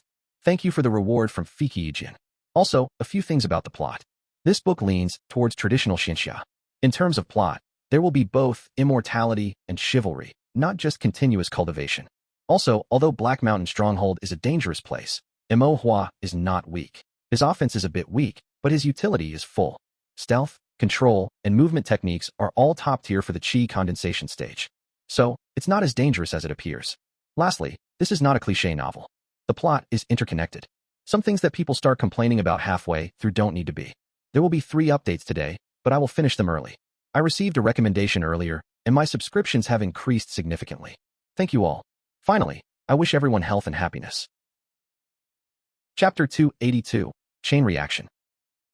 The next day, when Scarface was about to perform his absorption cultivation, he discovered that the furnace cauldron he used for it had died. Scarface found it unbelievable. He had been fine before, so why would he suddenly decide to end his own life? Scarface was both angry and irritable. He was at a crucial stage in his cultivation and had to absorb energy daily. Otherwise, his evil cultivation technique would backlash. In the short term, it was fine, at most leading to a surge of evil energy and irritability. But if it went on for too long, the backlash would worsen, causing spiritual energy disorder at best and complete loss of consciousness at worst. He needed to find another woman to be his furnace cauldron. But this great black mountain was desolate. Where could he find a woman to absorb energy from? A few days ago, the great chieftain had also sent a message, asking the brothers of Black Mountain Stockade to act low-key recently and refrain from causing trouble outside, so as not to attract attention. He was already short of furnace cauldrons, and now it was even more difficult. Scarface had no choice but to find a way to suppress his evil energy and desire to avoid losing his sanity. On the right side of Black Mountain Stockade, there was a waterfall.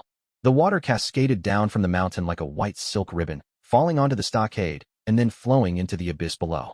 The water of the waterfall was bone-chillingly cold. Seeing that no one was around, Scarface took off his Dao robe and storage bag, placing them aside.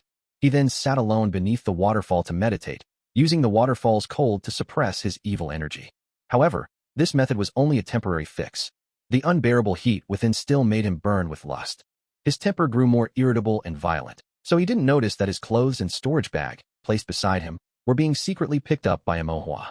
Imohua took his storage bag and then tossed Scarface's Dao robe off the cliff edge near the waterfall. Below the cliff was an abyss. Falling down would surely mean death. Then, Imohua waited patiently nearby.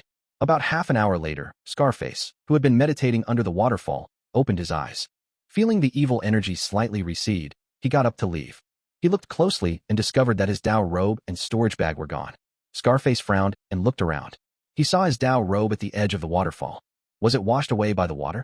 Scarface thought irritably. He walked to the edge of the waterfall and picked up his Dao robe. At the same time, Imohua's gaze sharpened. He formed his fingers into a blade, condensed his energy, and sent out 3 consecutive fireball techniques. These 3 fireball techniques were fast and accurate. The first fireball technique hit Scarface's face to catch him by surprise. The second hit his chest to unbalance him. The third struck Scarface's knee, intending to make him slip off the cliff to his death. The 3 fireball techniques exploded in succession, catching Scarface off guard. As Imohua had predicted, Scarface was first shocked, then retreated repeatedly, and finally his feet slipped, causing him to fall down the waterfall. Just when Imohua thought he was certainly dead, a pair of hands suddenly appeared on the cliff. At the critical moment, Scarface grabbed the stones at the edge of the cliff with both hands, his fingertips digging into the rock. Although he slid down, he didn't fall off. Scarface was a body cultivator with a strong physique. With a surge of strength, he leaped up from under the waterfall. Then, his eyes turned blood red, and he became furious. What kind of rat dares to ambush this lord? Get out here! Scarface yelled menacingly. Imohua naturally did not reveal himself. He only felt regret that he hadn't managed to kill Scarface. However, this was only the first step. If this plan failed, there was a next. Imohua, holding Scarface's storage bag, quietly tiptoed away. Scarface was still yelling in the same spot. He released his spiritual sense, scanning the waterfall, rocks, and forest, but found no trace of anyone. What's going on? Where did he go? Scarface looked confused, growing angrier the more he thought about it. Who exactly is ambushing me? Suddenly, something sparked in his mind. Fireball technique. Among the people he knew, there was only one person skilled in using fireball techniques. That pale-faced man who kept watch with him. That bastard, he wants to kill me. Why? While furious, Scarface's thoughts raced. After a moment, he had an answer. The absorption cultivation technique. Pale-faced man had repeatedly asked him for the absorption cultivation technique, but he had refused. In this desolate Great Black Mountain, it was not easy to find a female cultivator to be a furnace cauldron. In Black Mountain Stockade, he wasn't the only one cultivating absorption techniques. There were many contenders for few resources, so it was natural to eliminate one. He absolutely wouldn't hand over the absorption cultivation technique to Pale-Faced Man. This time, Pale-Faced Man's spirit slave had died, and he wanted to switch to absorption cultivation, so he had set his sights on him. He ambushed him with a fireball technique, causing him to slip and fall off the cliff, and then took the opportunity to seize his storage bag. And within his storage bag was the absorption cultivation technique. Scarface suddenly understood. Everything made sense now. That son of a bitch, he wants to kill me. He was already suffering from rising evil energy.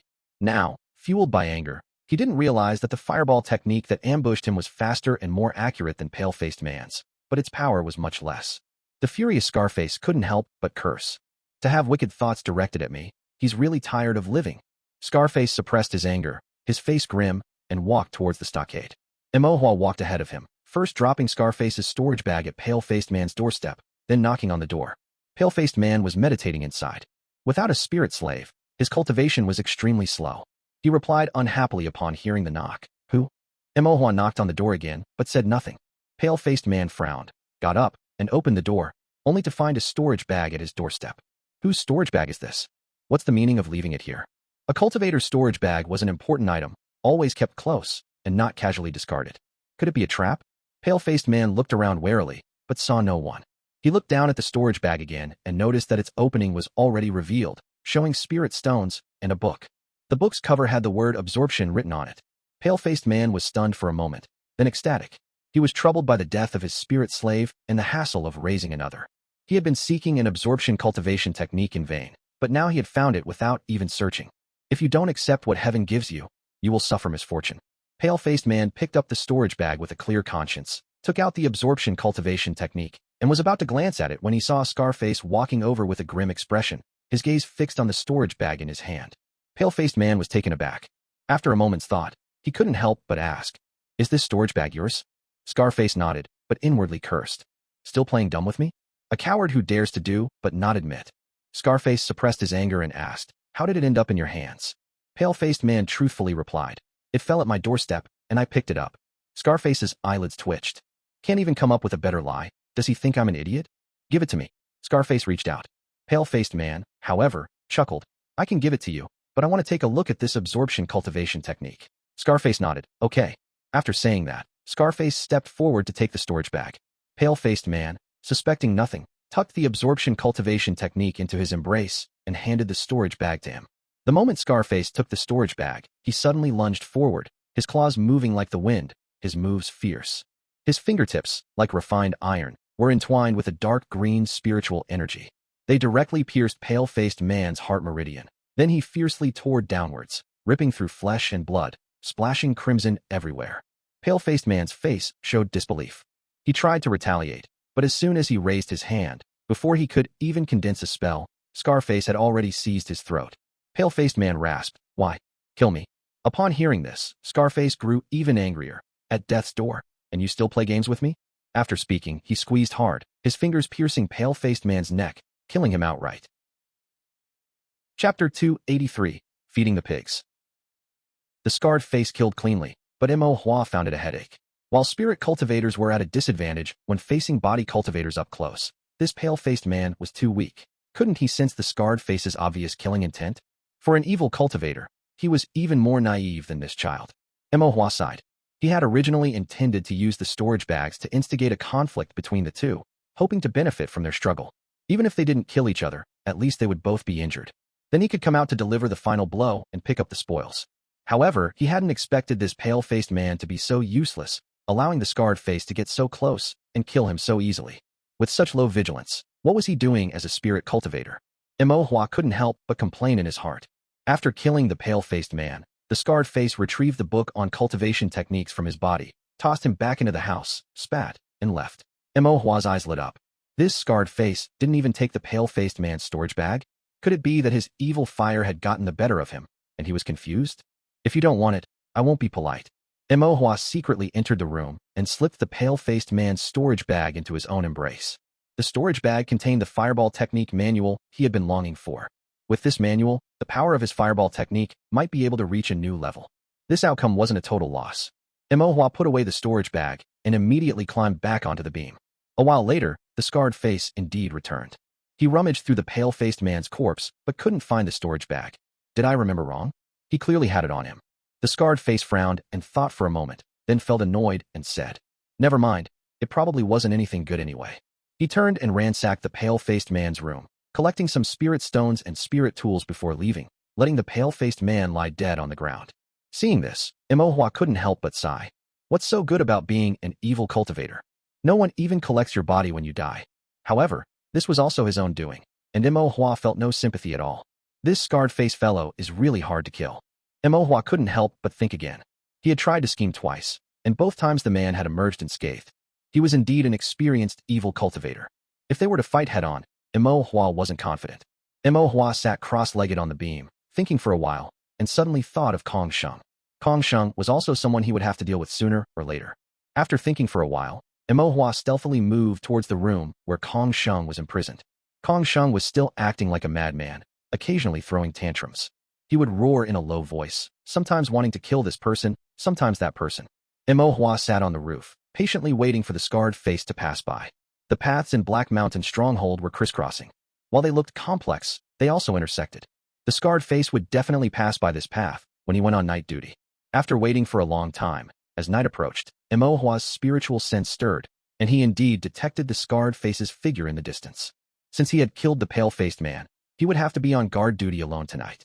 He wondered if Black Mountain Stronghold had any rules, and if the scarred face would be punished for killing the pale-faced man. However, this was not the time to consider such things. Imohua concealed his presence and entered Kong Sheng's room. Kong Sheng's eyes were full of venom as he muttered to himself, plotting something. I'll kill you all sooner or later. Imohua crept up behind him, raised his 1000-gene rod, activated the formation, and brought it down with a muffled thud.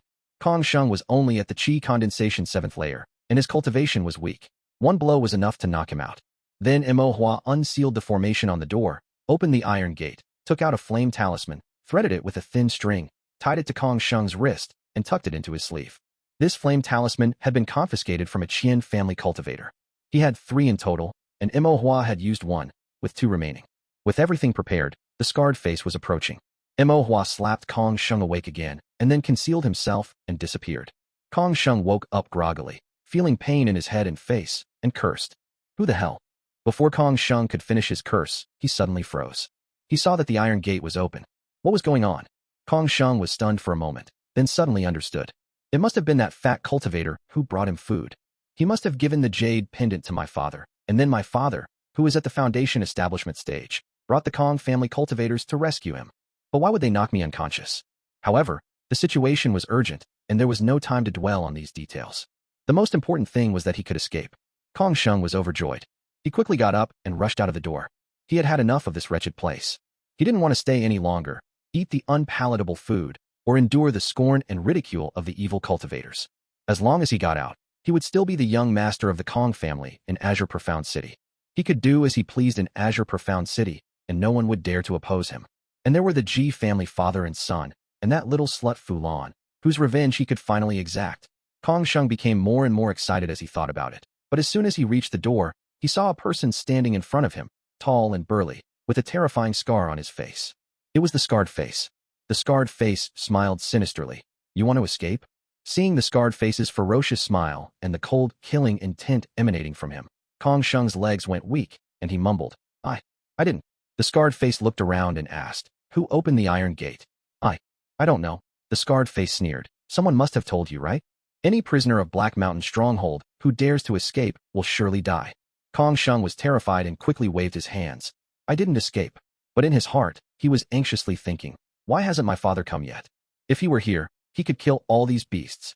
However, Kong Sheng didn't notice that as he waved his hands, the talisman in his sleeve was exposed.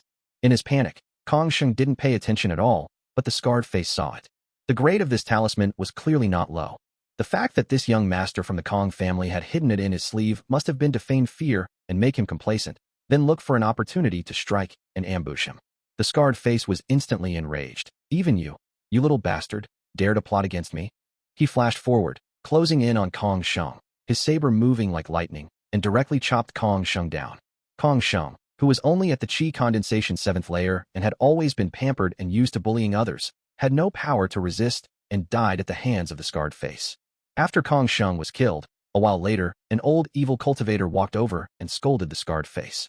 What are you going crazy for? Killing one person during the day wasn't enough? You even killed the hostage? The scarred face lowered his head and cupped his hands. He wanted to escape. The old evil cultivator snorted. Don't make excuses. This time, you'll be given a major demerit. From now on, you'll be on guard duty alone. If there are any mishaps, you'll be held responsible. The scarred face could only agree. Imohua sighed. He hadn't expected the penalties for evil cultivators in Black Mountain Stronghold to be so light. The scarred face killed the pale-faced man and then Kong Sheng, and only received a major demerit, being punished to guard duty alone, with no other penalties. He had been hoping that if the scarred face received heavy punishment or was seriously injured, it would be easier for him to kill him. Imohua remembered the tragic appearance of the female cultivator in the night. He definitely intended to kill this scarred face. However, it seemed that he might not be able to kill him in a short time. After consecutively causing the deaths of 2 people, he had already left quite a few traces. The pale-faced man's storage bag, the opened iron gate in Kong Sheng's room, and the talisman in his sleeve. Anyone with a keen eye would be able to find clues and deduce that someone was causing trouble. He couldn't stay in Black Mountain Stronghold any longer. Indeed, the scarred face said to the old, evil cultivator. Kong Sheng's iron gate was opened. I don't know who let him out. The old, evil cultivator frowned. The two chatted for a while, but found no clues, so they temporarily let it go. But Imo knew that they must have become suspicious. Things that are out of the ordinary must have a reason. It was already quite good that Imo could hide his actions with the invisibility technique until now. Should I go home now? Mother and father must be worried, Imo thought to himself. Just then, he heard the old, evil cultivator say something to the scarred face. Drag this young master of the Kong family to be fed to the pigs. Third watch complete. Chapter 284, The Alchemy Room. Feeding pigs? Imo was slightly taken aback, his brow slowly furrowing. He had been exploring Black Mountain Fortress for so long and didn't recall seeing any pigs. And what would these evil cultivators want with pigs? It couldn't be for meat, could it? What kind of pig was it then? Was it a demon beast? For some reason, Imo became particularly curious. He felt that the term feeding pigs was exceptionally odd within Black Mountain Fortress. Want to take a look? Imo glanced at the sky. Night had just fallen, and it was rather dark. It was still early, so he'd take a look and then sneak back once it was deep into the night. He couldn't stay in Black Mountain Fortress any longer. Imo had made up his mind. He then concealed his presence and quietly followed the scar-faced man. The scar-faced man stuffed Kong Sheng into a sack, carrying him by one hand as he walked. Blood dripped all along the way to the entrance of the rear fortress. The scar-faced man pushed the door open and went inside. Imo's gaze, however, sharpened, and he frowned. So it was in the rear fortress, no wonder he hadn't seen it. Do you want to go in? The second and third bosses, two Foundation Establishment evil cultivators, lived in the rear fortress. Imo's concealment could momentarily fool their divine senses, but if he wasn't careful, he could easily expose himself. Just then, he heard the scar-faced man talking to another old, evil cultivator. Is the third boss here? I brought something. Kong Sheng's corpse was merely something, not even considered a person. Perhaps all cultivators who died in Black Mountain Fortress were just things in the eyes of the evil cultivators, not people. The old, evil cultivator rasped. The third boss just went out, and the fourth boss isn't here either, but I have the key. I'll open the door for you. Imo was stunned by this, then his eyes lit up. With both bosses absent, he could enter the rear fortress. He had always wondered what was in Black Mountain Fortress's rear fortress, and now was the perfect chance to take a look. The old, evil cultivator led the scar-faced man deeper inside, finally stopping before a colossal bronze door, forged with beastly faces and fangs, emanating an ominous and heavy aura. The old, evil cultivator took out a white skull from his embrace and stuffed it into the beast's mouth on the bronze door. On the door, blood-red formation patterns lit up one by one, the crimson light flowing inward, converging at the beast's mouth. It was as if fresh blood was flowing into the mouth of a beast. As the beast drank its fill of blood, it opened its massive mouth, and the door rumbled open. Imo's eyelids twitched. This formation, it was definitely not a normal 5 elements formation, nor any other orthodox cultivation formation. It was a true evil formation. That red light was not demon blood, but human blood. And that skull was not a demon bone, but a human bone. Learning evil formations, like cultivating evil arts, was strictly forbidden by the Dao court, and anyone discovered doing so would be executed. The door was guarded by an evil formation, so what lay behind it? Could it be Black Mountain Fortress's true secret? Imo had long harbored doubts. Were these evil cultivators merely gathered to find a place to stay? Did the first boss establish Black Mountain Fortress and gather so many evil cultivators for some other purpose? Was that purpose hidden behind the door? Imo suddenly felt a pang of nervousness. The old evil cultivator pushed open the great door and said to the scar-faced man, "Go in." The scar-faced man seemed to be no stranger to this place, nodding his head. He then entered the bronze door, carrying the sack. The old evil cultivator did not enter, but watched from outside. His cultivation was only at the 9th layer of chi condensation, unable to see through Imo's concealment technique. As long as no Foundation Establishment cultivators were present, these chi condensation stage evil cultivators were essentially blind to Imo. Imo first quietly released his divine sense, peering into the door. Behind the door, there was only the presence of the scar-faced man, and no other trap-like formations. Imo felt a little relieved. Then, taking advantage of the old evil cultivator's inattention, he quietly and stealthily entered the great door without making a sound. As soon as he entered, the smell of blood hit him. A faint mist of blood hung in the air, accompanied by a dull, putrid, and nauseating odor. Imo wasn't surprised by this smell behind the door. Black Mountain Fortress had this smell everywhere, but here it was just stronger. What surprised Imo was the layout and furnishings. In front of the hall stood a massive alchemy furnace. The alchemy furnace was white, as if made of bone. Below it burned an eerie green ghost fire, swaying strangely as the flames licked the furnace. What was being refined inside? Imohua didn't know, but it was sizzling.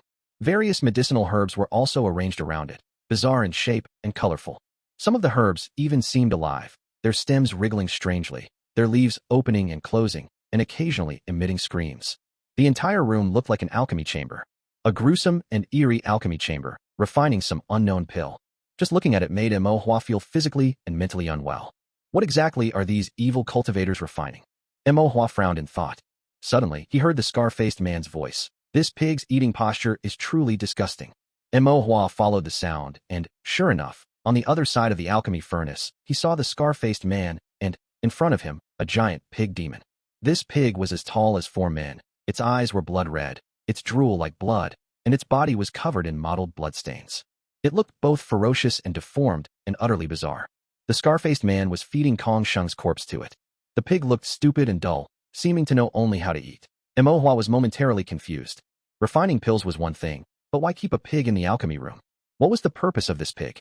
Before he could figure it out, Imohua's heart suddenly leaped. He sensed someone approaching through his divine sense. The approaching presence was subtle and unfathomable. It was none other than the third boss. Imohua immediately used his flowing water steps, taking 2 steps at a time to ascend to the rafters. He lay flat on the wide beam, holding his breath and daring not to make a sound. In just a moment, the third boss entered. Upon seeing the third boss, the scar-faced man's expression turned respectful, and he said, "Third boss." The third boss saw him feeding the pig and nodded, saying, "You may go." "Yes." The scar-faced man respectfully agreed, bowed, and then left. The alchemy room was now left with only the third boss and Imohua, secretly hiding on the rafters. Imohua lay on the rafters, not daring to move, and couldn't help but think. Didn't this third boss go out? Why has he returned? Perhaps he just went out for a moment and returned after finishing his business? If this third boss stayed here all the time, would he be unable to leave? Imohua's heart grew cold. After a while, there was no movement in the room. Imohua quietly stuck his head out to glance down. His gaze swept past the alchemy furnace, past the pig demon, and then landed on the third boss. Imohua was startled, immediately retracting his gaze, burying his little head, and remaining still. After a while, the third boss showed no reaction. He didn't detect my gaze? Imohua wondered. He poked his head out again, stealthily glancing at the third boss, then quickly retracted it. The third boss still showed no reaction. Imohua thought for a moment and understood. Of the 2 bosses in Black Mountain Fortress, the 4th boss had weak divine senses but sharp senses. He would instinctively notice even a glance. The third boss was the opposite. His divine senses were very strong, but he lacked the almost beast-like sharpness of senses. Therefore, if Imohua stole a glance at him, as long as it didn't contain malice or killing intent, he wouldn't notice. Imohua let out a quiet sigh of relief. It was good that he didn't notice. Otherwise, his situation would be even more dangerous. He then became curious. It was so late. What was the third boss doing alone in this alchemy room? Imohua poked his little head out again, quietly observing. The third boss sat on a futon, concentrating his mind, meditating. This was the same as what he usually did. The third boss did it with an air of calm composure. However, at this moment, he had no idea that in the impregnable Black Mountain Fortress, in this mysterious blood-colored alchemy room, a small cultivator had stealthily infiltrated. And this small cultivator was now peeking at him with his little head, full of curiosity. After meditating for a while, the third boss felt his state of mind was peaceful and his divine sense clear. He then took out a drawing from his storage bag and spread it before him. The third boss made a hand seal, sat in a cross-legged position, and gazed at the drawing, concentrating his mind. Blocked by the rafters, Imohua could only see what the third boss was doing, but not the content of the drawing. Even so, Imohua was shocked. The third boss really had a visualization diagram? Was his current state of being an attempt to comprehend the visualization diagram? Chapter 285, Visualization Diagram. Imohua's thoughts raced. He constantly pondered. The third boss has strong spiritual sense, and his formation skills have reached this level. Could it be due to a visualization diagram? If I obtain a visualization diagram, can I also strengthen my spiritual sense? Imohua had learned the heavenly evolution art and needed to possess the spiritual sense of the Foundation Establishment realm before he could break through to the Foundation Establishment realm. He had the Tao steel and practiced formations daily, honing his sea of consciousness, so his spiritual sense had been growing rapidly. But this was still far from enough. The disparity between the spiritual sense of the Qi condensation realm and the Foundation Establishment realm was too vast, and the further one progressed, the more difficult it became, and the slower the growth of spiritual sense. Mo Hua didn't know how long it would take for him to possess the spiritual sense of the Foundation Establishment realm and break through to the Foundation Establishment realm. He had asked Mr. Zhuang. Mr. Zhuang didn't say explicitly, but judging by his expression, it was likely not optimistic. If comprehending a visualization diagram could strengthen spiritual sense, could he then achieve Foundation Establishment faster? Mo Hua felt a bit excited. If he could achieve Foundation Establishment earlier, he could learn second-rank formations earlier and become a second-rank formation master. The cultivation and abilities possessed by Foundation Establishment cultivators and second-rank formation masters were incomparable to those of Qi condensation cultivators and first-rank formation masters. Mo Hua yearned for it, but then became somewhat dejected. This visualization diagram was in the hands of the third boss. He was a rogue cultivator in the Foundation Establishment realm and a rogue formation master at that. Mo Hua couldn't possibly snatch it by force. Schemes were also useless. He could still scheme against Qi condensation stage cultivators. In front of a Foundation Establishment cultivator, his schemes were nothing more than some cheap tricks that couldn't be brought to the table. Cultivation was the foundation of a cultivator. In the face of the chasm of realms, small schemes wouldn't be of much use. Mo Hua frowned, unsure of what to do for a while. Then he realized that the biggest problem wasn't whether he could obtain the visualization diagram, but whether he could safely get out. If the third boss didn't leave, or if he sealed the door when he left, he would be trapped to death in this bloody alchemy room. Mo Hua had never studied rogue formations, so he didn't know if he could decipher them. If he couldn't decipher it, he would probably have to stay here forever, accompanied by that white bone alchemy furnace and the mentally retarded pig demon. Mo Hua thought for a long time, but still had no solution. Since there was no solution, he could only wait patiently. Patiently waiting for an opportunity was also one of the essential qualities of a demon hunter. Mo Hua was not only a demon hunter, but also a formation master. He could patiently draw formations for a day, so patiently waiting for a chance to escape now was nothing. Mo Hua lay on the roof beam, motionless, waiting patiently. After an unknown amount of time, someone approached the door again. Mo Hua's heart leaped in alarm. Could it be that fourth boss is back? If that were the case, it would be troublesome. The third boss had profound spiritual sense, and the fourth boss was perceptive. With both of them present, Mo Hua's risk of being discovered by his concealment technique would be even greater. Mo Hua focused his attention. Soon, a figure appeared at the door. It was the old rogue cultivator from the door, not the fourth boss. Mo Hua breathed a sigh of relief. The old rogue cultivator stood respectfully at the door for a while.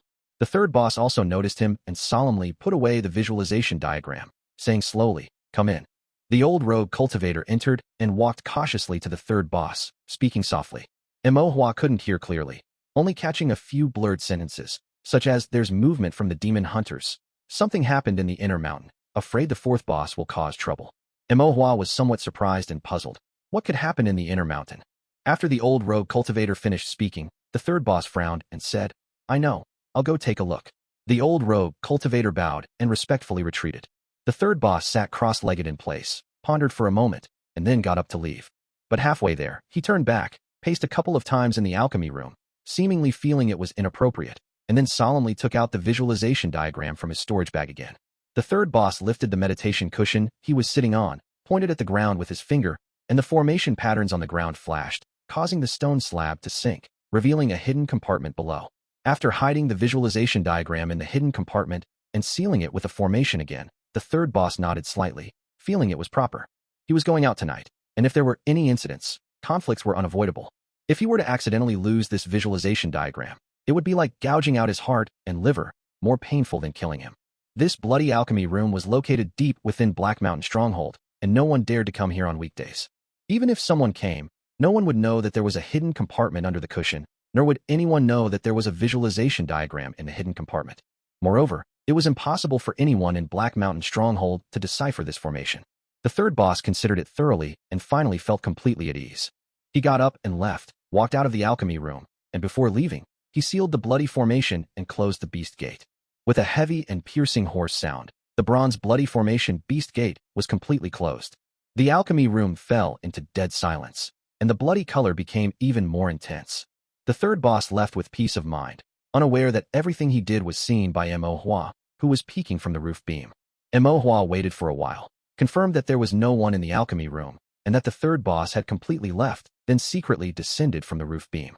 Mo Hua first approached the bronze beast gate. The beast gate was sealed, and the formation was activated. Mo Hua did not have the key, that is, the white skull, so naturally, he could not open the door. However, even with the key, it could not be opened from the inside. Imohua looked at the formation with his spiritual sense again and couldn't help but sigh. The door was covered with rogue formations, which Imohua knew nothing about, let alone how to decipher them. It seems I can't get out for now. Imohua sighed again. Since he couldn't get out, he might as well take a look at the third boss's diagram. Imohua perked up and immediately returned to the alchemy room. Inside the alchemy room, the white bone alchemy furnace had a sinister flame, and the large pig demon was covered in bloodstains. Imohua found the place where the third boss had been meditating and lifted that cushion. There was nothing under the cushion, but Imohua could see the interwoven patterns of the formation with his spiritual sense. The methods of a formation master could deceive ordinary cultivators, but they couldn't deceive Imohua, who was also a formation master, unless the formation attainments of the two differed too much. Although the third boss was a foundation establishment cultivator, he was also a first-rank formation master. In terms of formation attainments, he and Imohua were about evenly matched. In some aspects, he was stronger than Imohua, and in some aspects, he was not as good as Imohua. Imohua looked at the formation with which the third boss had sealed the hidden compartment. It was an invisibility formation and some reinforcement formations. The invisibility formation was used for concealment, and the reinforcement formations were used for strengthening. It's not a rogue formation, that's good, Imohua said silently. The third boss probably felt that rogue formations were too conspicuous and unsuitable for concealment, so he used an invisibility formation paired with reinforcement formations to hide and seal the hidden compartment. After all, near Immortal Pass City, first-rank formation masters who could draw invisibility formations and reinforcement formations were rare. Those who could decipher these formations were even rarer. But Imohua was an exception. Imohua had no way to deal with rogue formations, but when it came to regular formations, especially first-rank 5 elements formations, it was basically effortless. Imohua quickly deciphered the formation meticulously arranged by the third boss, even preserving the integrity of the original formation, and the hidden compartment was not damaged in the slightest. Imohua nodded secretly, feeling inwardly, what Mr. Zhuang taught me about deciphering formations is really effective. Otherwise, his infiltration into Black Mountain Stronghold wouldn't have been so easy. After deciphering the formation, Imohua opened the hidden compartment and carefully took out the visualization diagram from within. The visualization diagram was somewhat old. The paper seemed like both paper and skin, folded together, and the content of the diagram could not be seen. Imohua wanted to open it to take a look, but suddenly he was stunned. He remembered what Mr. Zhuang had told him. Visualization diagrams are very rare, and they contain hidden dangers. It is best not to touch them unless it is an emergency. Imohua's heart sank. If, as Mr. Zhuang said, he rashly opened the visualization diagram, he might encounter unforeseen dangers. Imohua always kept Mr. Zhuang's words in mind. Mr. Zhuang said that visualization diagrams contained hidden dangers, so it was best not to touch them without understanding them first. But he already had the visualization diagram in hand. Should he return it? Imohua hesitated. The third boss used this diagram to visualize, strengthen his spiritual sense, learn more rogue formations, and do more evil deeds. Even if Imohua didn't keep it, it couldn't fall into the third boss's hands again. What should I do? Imohua thought for a moment, and his eyes suddenly lit up. Since the diagram contained dangers, he wouldn't look at it now. He would keep the visualization diagram and ask Mr. Zhuang about it when he returned. Mr. Zhuang was knowledgeable. If Mr. Zhuang said it was okay, he would then comprehend this visualization diagram. If Mr. Zhuang said the diagram had problems, he would throw it into the alchemy furnace and burn it, ending all troubles. Imohua nodded, feeling this was the safest approach, and intended to put the visualization diagram into his storage bag. But as he was handling the visualization diagram, Imohua's peripheral vision inadvertently caught sight of a corner of the diagram. It was a patch of moss-covered rocks. The rocks caught his eye, and Imohua felt a slight doubt. Afterwards, he couldn't help but unfold the visualization diagram little by little. When Imohua came to his senses, he was greatly shocked. What am I doing? Imohua broke out in a cold sweat. He hadn't thought of anything, nor had he done anything, but it was as if someone was controlling him, opening the visualization diagram. Imohua gritted his teeth, wanting to close the visualization diagram, but it was already too late. The visualization diagram had been completely unfurled. A complete visualization diagram appeared before Imohua's eyes, detailed and lifelike. Imohua also saw what was drawn in the diagram. It was a landscape and figure painting. In the distance were green mountains, and in the foreground was flowing water. The flowing water soaked the moss, and the moss climbed the mountain rocks. Sitting on the mountain rocks was a small Tao child, seemingly reciting scriptures. It was a scene of tranquil and serene immortal atmosphere. Imohua was stunned. This was the visualization diagram? What did this diagram mean? As Imohua was thinking, he suddenly discovered that the small Tao child seemed to have come alive and smiled at him. This smile was innocent and bright. Imohua was alarmed, but couldn't help but smile back. His smile was innocent and pure, resembling that of the small Dao child. But then Mo Hua's heart turned cold, and the smile on his face gradually faded, because he found that the innocent smile of the small Dao child had unknowingly gradually taken on a touch of evilness. The evilness then gradually became sinister. The small Dao child smiled more and more sinisterly, and the more sinister it became, the more ferocious it grew. Suddenly, its skin tore off like paper, and from beneath the skin, a small ghost with a green face and fangs emerged. The green-faced small ghost's eyes were like copper bells, staring intently at Mo Hua, as if seeing a rare treasure, its expression filled with covetousness. Taking advantage of Mo Hua's daze, it leaped up, jumped out of the painting, transformed into palm-sized, and pounced towards Mo Hua's glabella. Its hands were like sharp claws, tearing open the sea of consciousness wall and drilling into Mo Hua's sea of consciousness. Chapter 286. The Green-Faced Little Ghost. The green-faced, fanged little ghost, drilling into a realm of pale white sea of consciousness, was ecstatic. It cackled, such profound divine sense. Enough for me to eat for a long time. Then, its bell-like eyes spun, and it saw Mo Hua within the sea of consciousness. Its smile faltered. How are you in here? Mo Hua looked confused. This is my sea of consciousness. Why can't I be in here?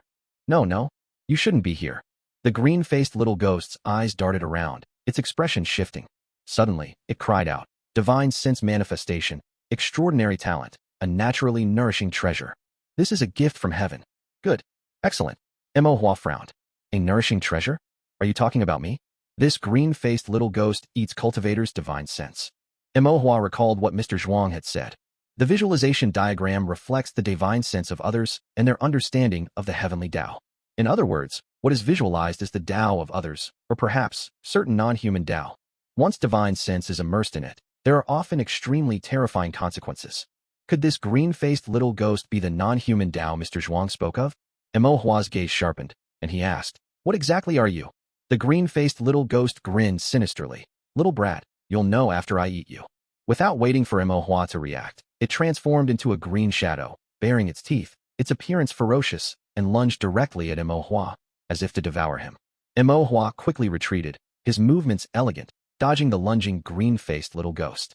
The green-faced little ghost was surprised. Mo Hua also slightly paused. He realized that within the sea of consciousness, he could use the flowing water steps. Before, when he entered the sea of consciousness, he had always sat before the Tao steel drawing formations and hadn't tried using movement techniques. Now, after dodging the little ghost's attack and unintentionally using a movement technique, Mo Hua finally realized. Since the flowing water steps could be used, what about spells? The green-faced little ghost lunged again. Mo Hua dodged while trying to cast Water Prison spell and Fireball technique. However, neither of these spells could be cast. The flowing water steps controlled spiritual energy with divine sense, using spiritual energy to guide the physical body. Mo Hua, currently in the sea of consciousness, was a mere manifestation of divine sense. Without spiritual energy and a physical body, he could naturally move and dodge like the flowing water steps. But Water Prison spell and Fireball technique both use divine sense to activate spiritual energy and condense spells. Spiritual energy was the fundamental element. With no spiritual energy in the sea of consciousness, it was naturally impossible to cast spells. The green-faced little ghost was extremely fast, but Mo Hua's movement technique was more exquisite. Thus, after a few rounds of entanglement, the little ghost could not get the better of Mo Hua. The green-faced little ghost's face contorted in rage. Mo Hua's heart, however, sank slightly. He could only use the flowing water steps to dodge. He couldn't trap the enemy with Water Prison spell or attack with Fireball technique. He was just a moving target. Continuously dodging like this was not a solution. He needed to think of something else. The green-faced little ghost lunged for another half-day, still failing to touch Mo Hua. Feeling it was being toyed with, its eyes filled with malice. You're forcing my hand. Once I catch you, I'll chew you to pieces, bite by bite. With that, the green-faced little ghost tore off its left arm and threw it into its mouth, chewing its left arm to smithereens. Simultaneously, a brutal aura erupted from the little ghost. The little ghost's body gradually grew larger, its eyes filled with even more killing intent, its fangs longer, and its face more ferocious. In less than a moment, it transformed into a true evil ghost. Now you can't escape. The green-faced evil ghost grinned sinisterly at Mo Hua, only to see Mo Hua standing in place, no longer running. Around Mo Hua, intricate patterns had been drawn at some point. Playing tricks. The evil ghost rasped, then fearlessly lunged directly at Mo Hua. It rushed to within a zhang of Mo Hua. As soon as it touched the patterns, it felt a terrifying power ripple outwards. A surge of blazing flames engulfed it directly, burning its body and bringing endless pain. The evil ghost let out an unbelievable shriek. It's a formation. You're a formation master. Seeing the formation take effect, and its power greater than he had imagined, Imohua also breathed a sigh of relief. Since spells couldn't be used, the only thing he could use was formations. Imohua's cultivation technique was the heavenly evolution art, and its bottleneck was the riddle formation. The riddle formation was formed within the sea of consciousness, and to break it, Imohua needed to draw formation patterns within the sea of consciousness to unlock the riddle formation and break through the bottleneck. In other words, within the sea of consciousness, formations were effective. However, this type of formation was different from those outside the sea of consciousness. Formations were manifestations of the heavenly Tao's rules. Their essence was the divine sense's comprehension of the heavenly Tao. When drawing formations in the external world, one needed to use formation mediums to carry them, spirit ink to inscribe them, and finally, spiritual energy to activate them. The effects of a formation were realized by spiritual energy. The power of a formation was essentially the destructive power of various spiritual energies, like the 5 elements. Formations within the sea of consciousness were different. Within the sea of consciousness, there were no external objects, only the essence of divine sense. Therefore, the effect of a formation was essentially the effect of divine sense.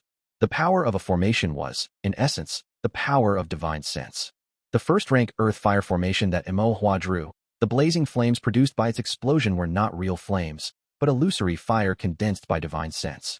It could only damage divine sense, burning without fire, accompanied by the illusory pain of burning. Coincidentally, this green-faced little ghost, like Imohua in the sea of consciousness, was likely a phantom manifestation of divine thought. It seemed that the effect of the formation was even better than Imohua had imagined. The formations constructed with divine sense were extremely pure and possessed considerable power, enough to damage the very foundation of the evil ghost's divine thought. Imohua's spirit was invigorated, and his gaze gradually turned cold. Drawing formations required time. Previously, being chased by this little ghost, Imohua had no time to consider anything else, so he naturally had no opportunity to draw formations. But this little ghost, in its rage, had spoken a lot of nonsense before the battle. Then it chewed its own arm for a long time, and then enlarged its body, wasting more time. This long preparation time was enough for Imohua to draw the formation. The little ghost transforming into an evil ghost seemed to make it stronger, but it gave Imohua time, allowing him, as a formation master, to draw the formation. A formation master within a formation was the most powerful formation master. Imohua's eyes narrowed, and he began to consider how to kill this little ghost. Having been chased by it before, Imohua was filled with anger and naturally would not let it go now. The green-faced evil ghost was repelled by the earth-fire formation and fell to the ground, howling incessantly as it was burned by the fierce flames. It wanted to extinguish the flames, but these flames were condensed spiritual energy from the formation, without physical form, only a phantom of divine sense. The green-faced evil ghost could not extinguish them. The flames continued to burn until its green ghostly skin was scorched black before they gradually died down. The green-faced evil ghost stood up. Its scorched skin quickly recovered, but its aura had weakened. The exterior was a phantom of divine sense, and the formation's flames burned its divine sense.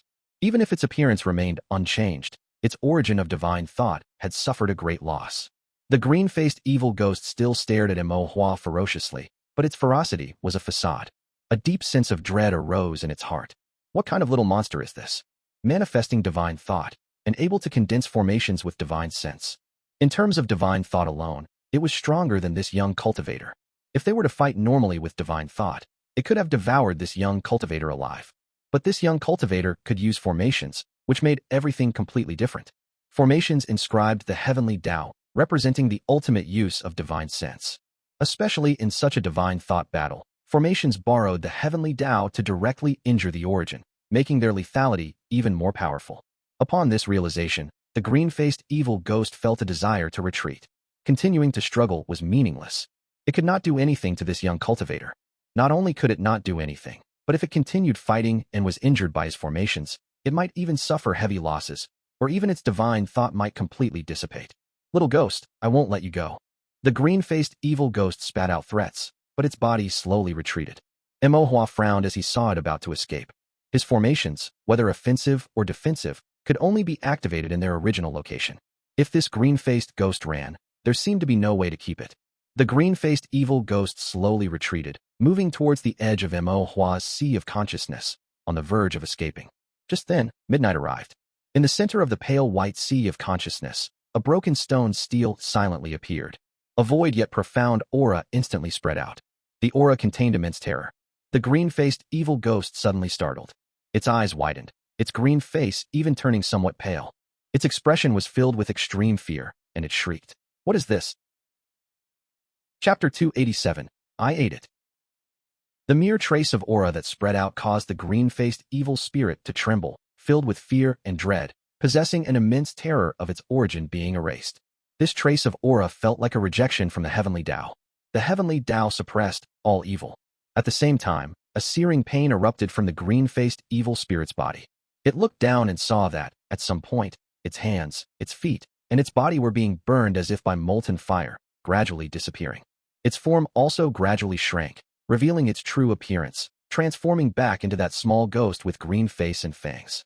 "I must escape, or I will surely die." The green-faced little ghost was so frightened its soul scattered. It screamed and struggled desperately, trying to escape from Mo Hua's sea of consciousness. Mo Hua naturally would not allow it to escape. His eyes lit up. Seizing the opportunity, he used the flowing water steps, taking 2 steps in place of 3, and in an instant, he was in front of the green-faced little ghost, grabbing it. Previously, the green-faced little ghost's aura was powerful, and Mo Hua could not get close. But now, after being blasted by Mo Hua's earth fire array and then burned by the aura of the Tao stele, it had revealed its true form. Its remaining divine sense had weakened considerably. Mo Hua subdued it with ease. The green-faced little ghost was still struggling, screaming, "Let go of me! Let go of me!" Mo Hua did not release it, instead asking, "What exactly are you?" The green-faced little ghost did not answer, its expression turning ferocious as it threatened. "Let me go quickly, or one day, I will eat you." Mo Hua's gaze sharpened, and his small face turned serious. "On the brink of death, you still dare to threaten me?" He gripped the green-faced little ghost's throat and said coldly, "If you're still so arrogant, do you believe I'll eat you first?" Mo Hua was just threatening it, but upon saying this, the green-faced little ghost suddenly showed a look of terror. Don't say eat." The green-faced little ghost was both shocked and fearful. But it was too late. As soon as Mo Hua finished speaking, a more powerful aura emanated from the Tao stele, directly burning the green-faced little ghost into a phantom. The green-faced little ghost's phantom roared, writhed, and struggled, screaming, but it was all in vain. It was crushed by the Tao stele's aura and quickly refined into several wisps of green energy. These wisps of green energy then directly drilled into Mo Hua's mouth, and Mo Hua swallowed them. In an instant, the green-faced little ghost was eaten by Mo Hua. Mo Hua was stunned. He had just said it casually. How did he actually eat this little ghost? He didn't really want to eat it. Mo Hua thought of the little ghost's ferocious appearance with its green face and fangs, and couldn't help but mutter, "I won't get a stomach ache. I mean, a brain ache." Before he finished speaking, Mo Hua's expression changed. He felt as if his mind had exploded like a kaleidoscope, and many images appeared. In the deep mountains, a young Taoist boy followed a Taoist priest to learn cultivation. The Taoist priest was reading a strange book, and the young Taoist boy followed suit.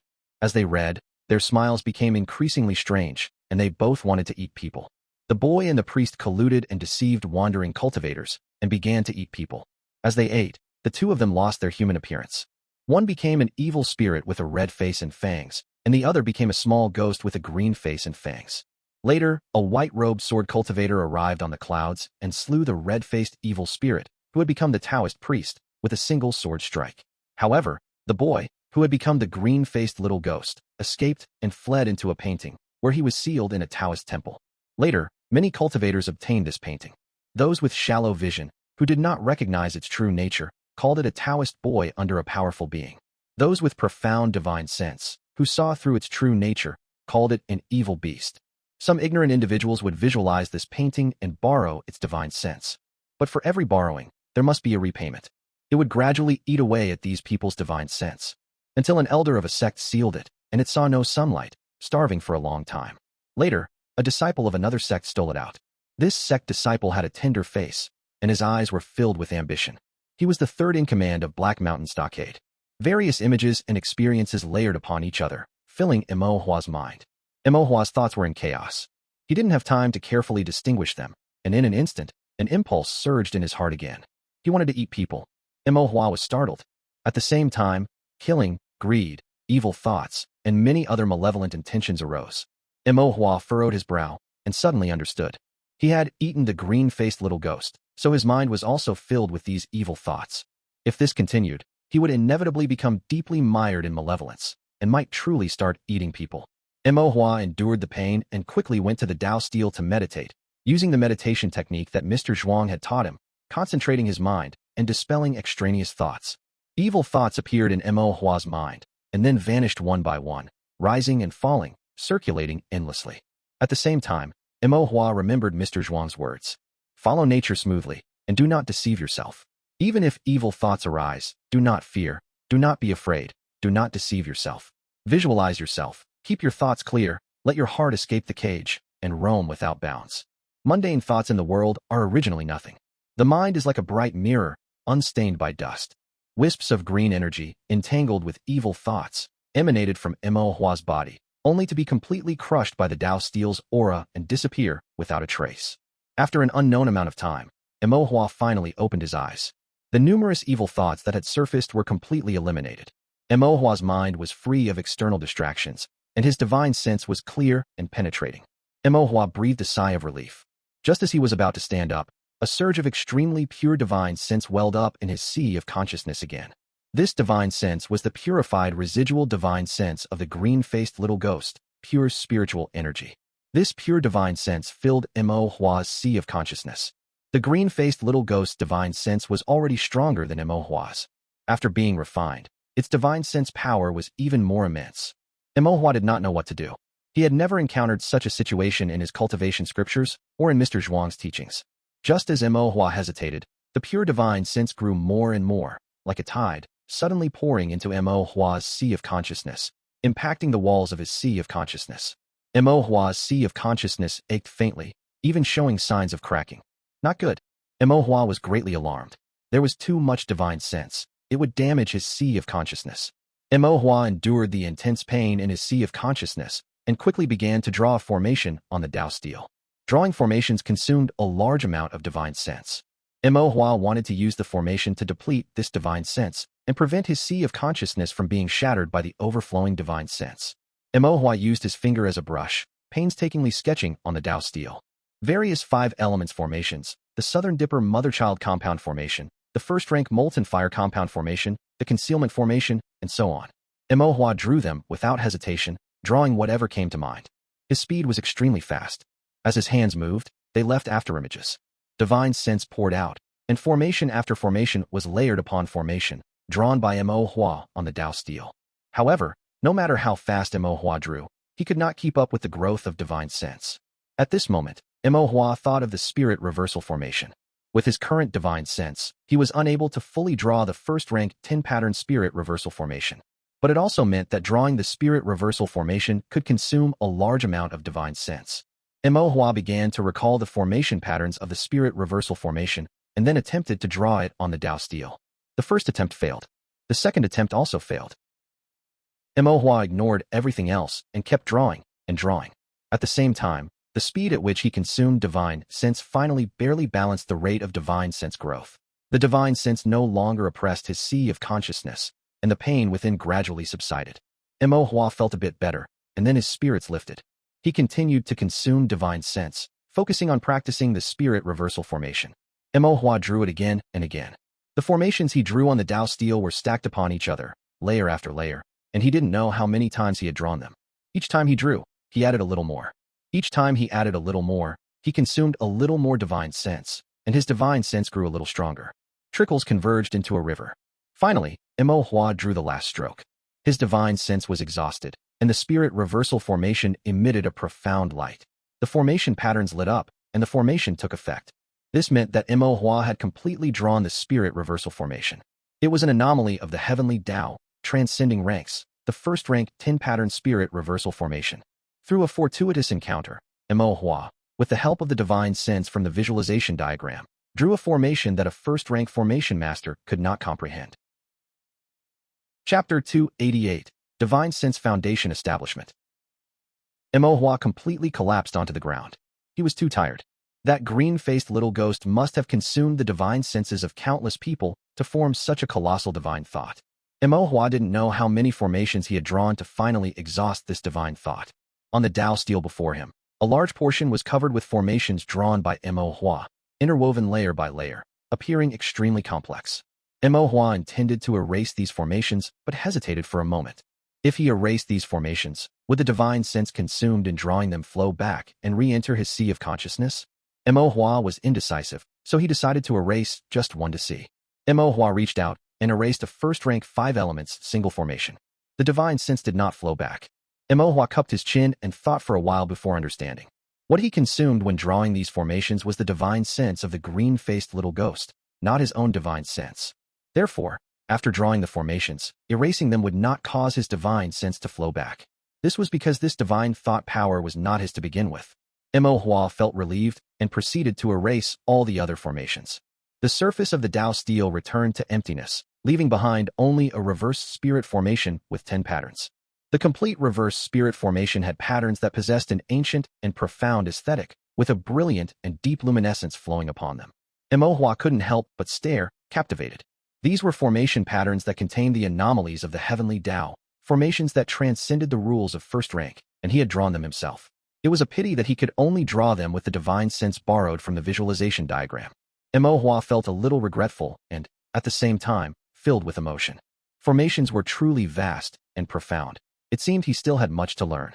Mo Hua admired it for a while longer, then, with a hint of reluctance, reached out to wipe away the reverse spirit formation. Mo Hua had only erased a single stroke when he was suddenly startled and his eyes widened. He felt his divine sense actually flowing back. Mo Hua was shocked. Did this mean that this formation was something he had drawn using his own divine sense? Mo Hua's heart pounded. He focused his gaze and completely erased the reverse spirit formation. Simultaneously, a vast and boundless divine sense surged back into his sea of consciousness. This divine sense was extremely powerful, much deeper and stronger than Mo Hua's previous divine sense.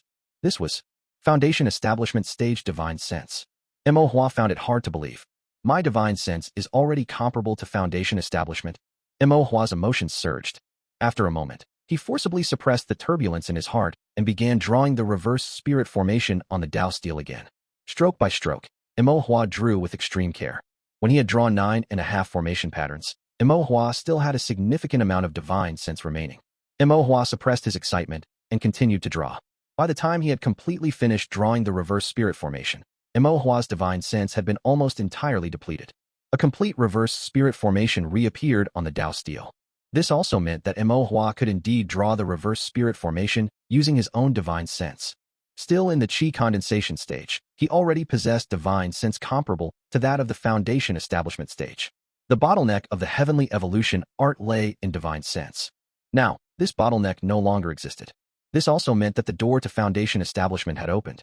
As long as he continued to cultivate and reach the peak of the Qi condensation stage, Mo Hua would truly be able to become a Foundation Establishment cultivator.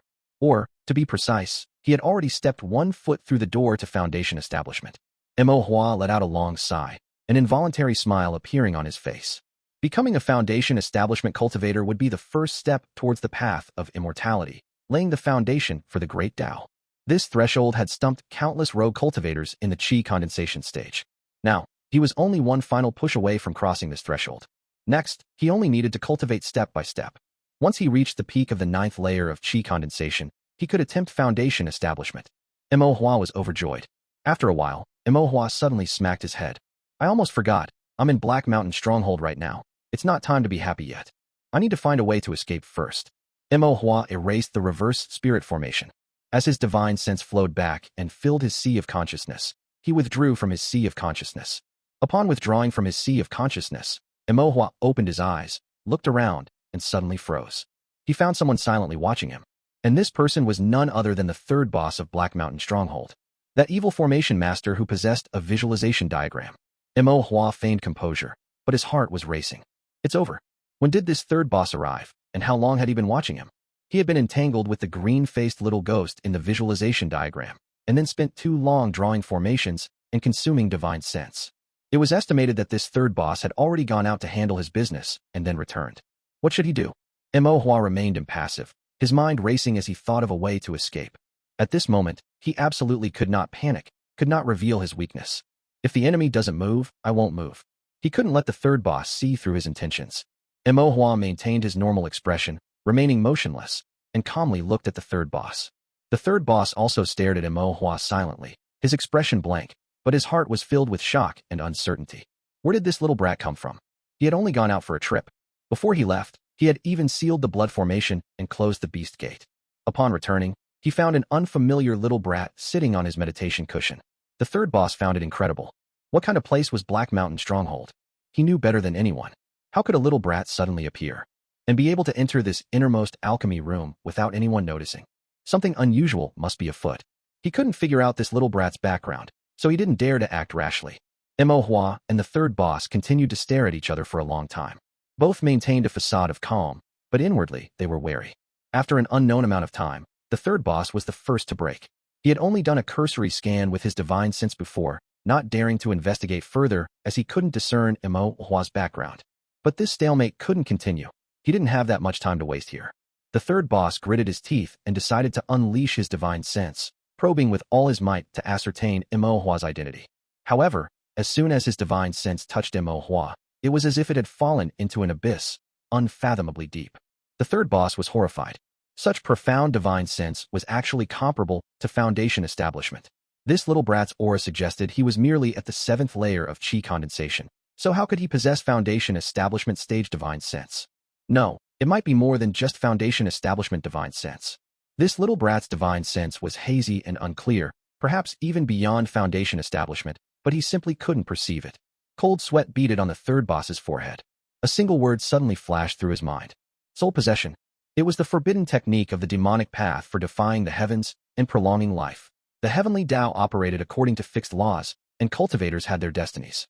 No matter how high a cultivator's attainments, if they did not enter the immortal path, they could not achieve longevity. Once their lifespan neared its end, even with supreme cultivation, they could not escape death. Therefore, mighty cultivators who could not achieve immortality, in order to avoid death, researched and created many forbidden techniques and methods to deceive the heavenly Tao and prolong their lives. These methods allowed people to live even after death, surviving in the world even when their lifespan was about to expire. Soul possession was among the most profound of these forbidden techniques, strictly prohibited by the Tao court, and a secret inheritance of the demonic path, generally only practiced by ancient demonic cultivators who had lived for hundreds or thousands of years. An icy chill ran through the third boss's body. A forbidden technique of the demonic path, soul possession. Was this little brat an ancient demon who had possessed a body? He looked at Mo Hua again. Mo Hua calmly met his gaze, showing neither panic nor fear, his emotions unreadable. A normal child would absolutely not be so composed upon seeing him. The third boss became increasingly convinced. After a long period of deliberation, he finally mustered his courage and said, "Esteemed elder, may I ask what brings you here?" Mo Hua, originally unaware of the third boss's thoughts, was forcing himself to remain calm, unsure of what to do. Upon hearing this, he was slightly taken aback. In a flash of inspiration, he let out a sinister laugh. This laugh, pure yet naive, naive yet wicked, wicked yet bizarre, was like a little demon wearing human skin. "I'm hungry, I want to eat people," Mo Hua said. Chapter 289, Leaving the Stockade. Mo Hua finished speaking and licked his lips. His lips were red and plump, and under the red light of the room, he looked a bit sinister. The third boss's heart skipped a beat. As expected, he's an old monster. These evil cultivators, at most, could only perform yin-yang cultivation, dual cultivation, for extraction, saibu, absorb spiritual energy, or drink blood. They never truly had methods of cultivation that involved eating people. In other words, any cultivation technique that allowed one to practice by eating people was no simple technique, but rather a legitimate demonic cultivation technique, which they, as evil cultivators who had only learned it halfway, could not learn. Immediately, the third boss thought of another problem.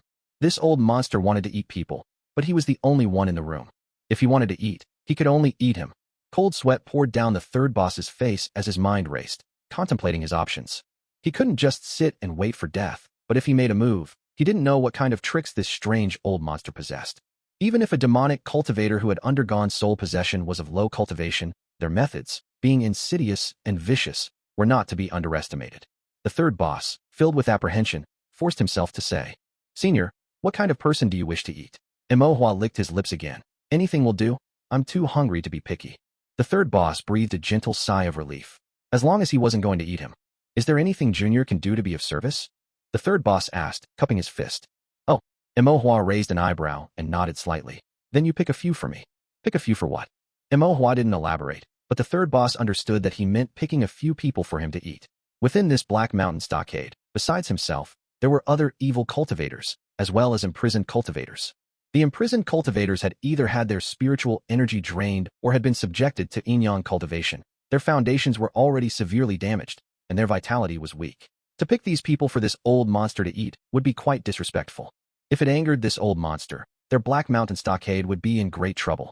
Then the ones who could be eaten were the evil cultivators in the stockade. The third boss considered this carefully and then cupped his fist.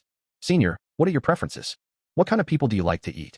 Perhaps I could guide you, and Senior could pick for himself. The third boss wanted to lure this old monster out. After he had eaten his fill, he would then send him away from the Black Mountain stockade. The death of a few evil cultivators, in exchange for a favor with this old monster, was a worthwhile transaction. He didn't expect this old demonic cultivator to offer guidance or help them in any way. Such an old monster, who had lived for a long time and mastered forbidden arts like soul possession, had a strange mind and was unpredictable. If he wanted to toy with them, it would be as easy as turning over his hand. They were no match for this old monster. He simply hoped that this old monster, remembering their favor, would not cause them trouble, and after eating his fill, would leave peacefully. That would be enough. Guide him. Mo Hua's heart skipped a beat, but he still feigned hesitation, thought for a moment, and then nodded slightly, saying, "That would be acceptable. Please." Thus, the third boss led the way, personally dispelled the blood array, opened the beast gate, and brought Mo Hua out. Mo Hua, acting very composed, followed the third boss out of the bloody alchemy room. The night was dark, and dawn had not yet broken. The two walked along the small paths of the Black Mountain stockade, both in silence. The third boss wanted to send him away. Mo Hua also wanted to leave the Black Mountain stockade. Their goals aligned, and they tacitly understood each other. However, a pretense still needed to be found, and the people to be eaten still needed to be chosen. Mo Hua followed the third boss with a calm expression. As they walked, he would point his finger at some familiar evil cultivators who had committed many wicked deeds and pick them out. He usually concealed himself to gather intelligence and had seen many evil deeds and many wicked evil cultivators. He only regretted that his cultivation was insufficient to kill them. Now that he had the chance, Mo Hua didn't mind eating them. The third boss summoned the evil cultivators Mo Hua pointed out, one by one. These evil cultivators didn't understand what was happening, but since the third boss had given the order, they dared not disobey. Moreover, as the third boss didn't explain, they dared not ask, and could only follow silently. As they approached the main gate of the Black Mountain stockade, Mo Hua had already picked out 4 evil cultivators. Picking too few wouldn't be enough food, and picking too many might make the third boss suspicious. Soon, they reached the bonfire by the main gate of the Black Mountain stockade. Mo Hua's eyes flashed, and he saw the Scarface guarding the night. That evil cultivator who practiced yin-yang cultivation and killed without mercy, whom Mo Hua wanted to kill but couldn't. Mo Hua extended his small hand and pointed at Scarface from a distance. The third boss nodded slightly, called Scarface over, and seeing the ferocious scar on his face and his ugly appearance, he muttered to himself, "This senior has truly heavy tastes to be able to eat this. He really isn't picky." The third boss instructed Scarface, "You come with me. I have something for you to do." "Yes." Scarface respectfully agreed, feeling a surge of excitement within him. The third boss personally giving an order must be an important matter. He wondered if it was to kill someone, rob spirit stones, or perhaps capture a female cultivator.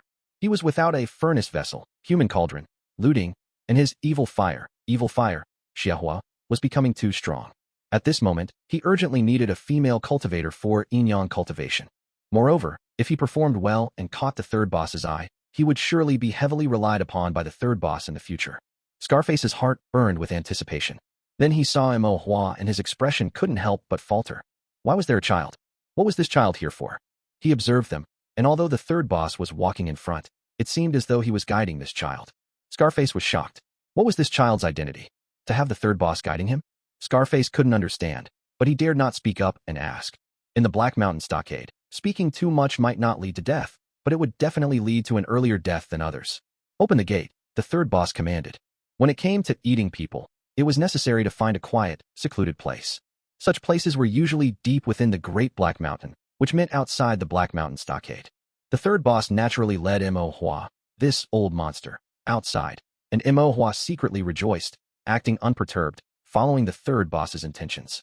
As long as he left the Black Mountain stockade and escaped the third boss's sight, allowing him to activate his concealment, these evil cultivators would be unable to do anything to him. With the strength of his current divine sense, no cultivator in the depths of the Great Black Mountain could see through his concealment technique. Scarface activated the mechanism, revealing the gate of the Black Mountain Stockade, and the large gate creaked open. The third boss was in front, the other evil cultivators were behind, and Mo Hua was in the middle.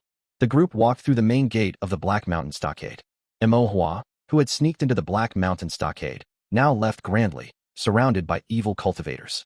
As soon as they exited the Black Mountain Stockade, the fog suddenly thickened, but the smell of blood lessened, and the atmosphere was no longer as oppressive. The third boss led everyone along a secluded path, taking many turns, until they reached a quiet spot in the deep mountains, a wooded area. The surroundings were desolate, filled with mist, overgrown bushes, and rugged rocks. The third boss glanced at Mo Hua, seeking his opinion. Mo Hua nodded slightly, indicating that this place was perfect. The third boss then asked, "Senior, are there any other instructions?" The few evil cultivators exchanged glances, filled with shock. The third boss was actually asking this child for instructions? What was this child's origin? Was his status higher than the third boss? Mo Hua simply said, "How do you eat them alive?" The third boss understood. The few evil cultivators exchanged glances, not understanding. How do you eat them alive? What did that mean? But they soon understood. Because the third boss suddenly attacked, his hands like sharp claws, his spiritual energy condensed like mercury, he killed them, one by one, piercing their hearts and tearing open their chests. Scarface was the most vigilant. When Mo Hua said, "How do you eat them alive?" he had already thought of escaping. However, he was only at the 9th layer of chi condensation and couldn't escape from the third boss, who was at the foundation establishment stage. The third boss's sharp claws pierced through his chest from behind. Scarface spat out blood and fell to the ground, also inexplicably.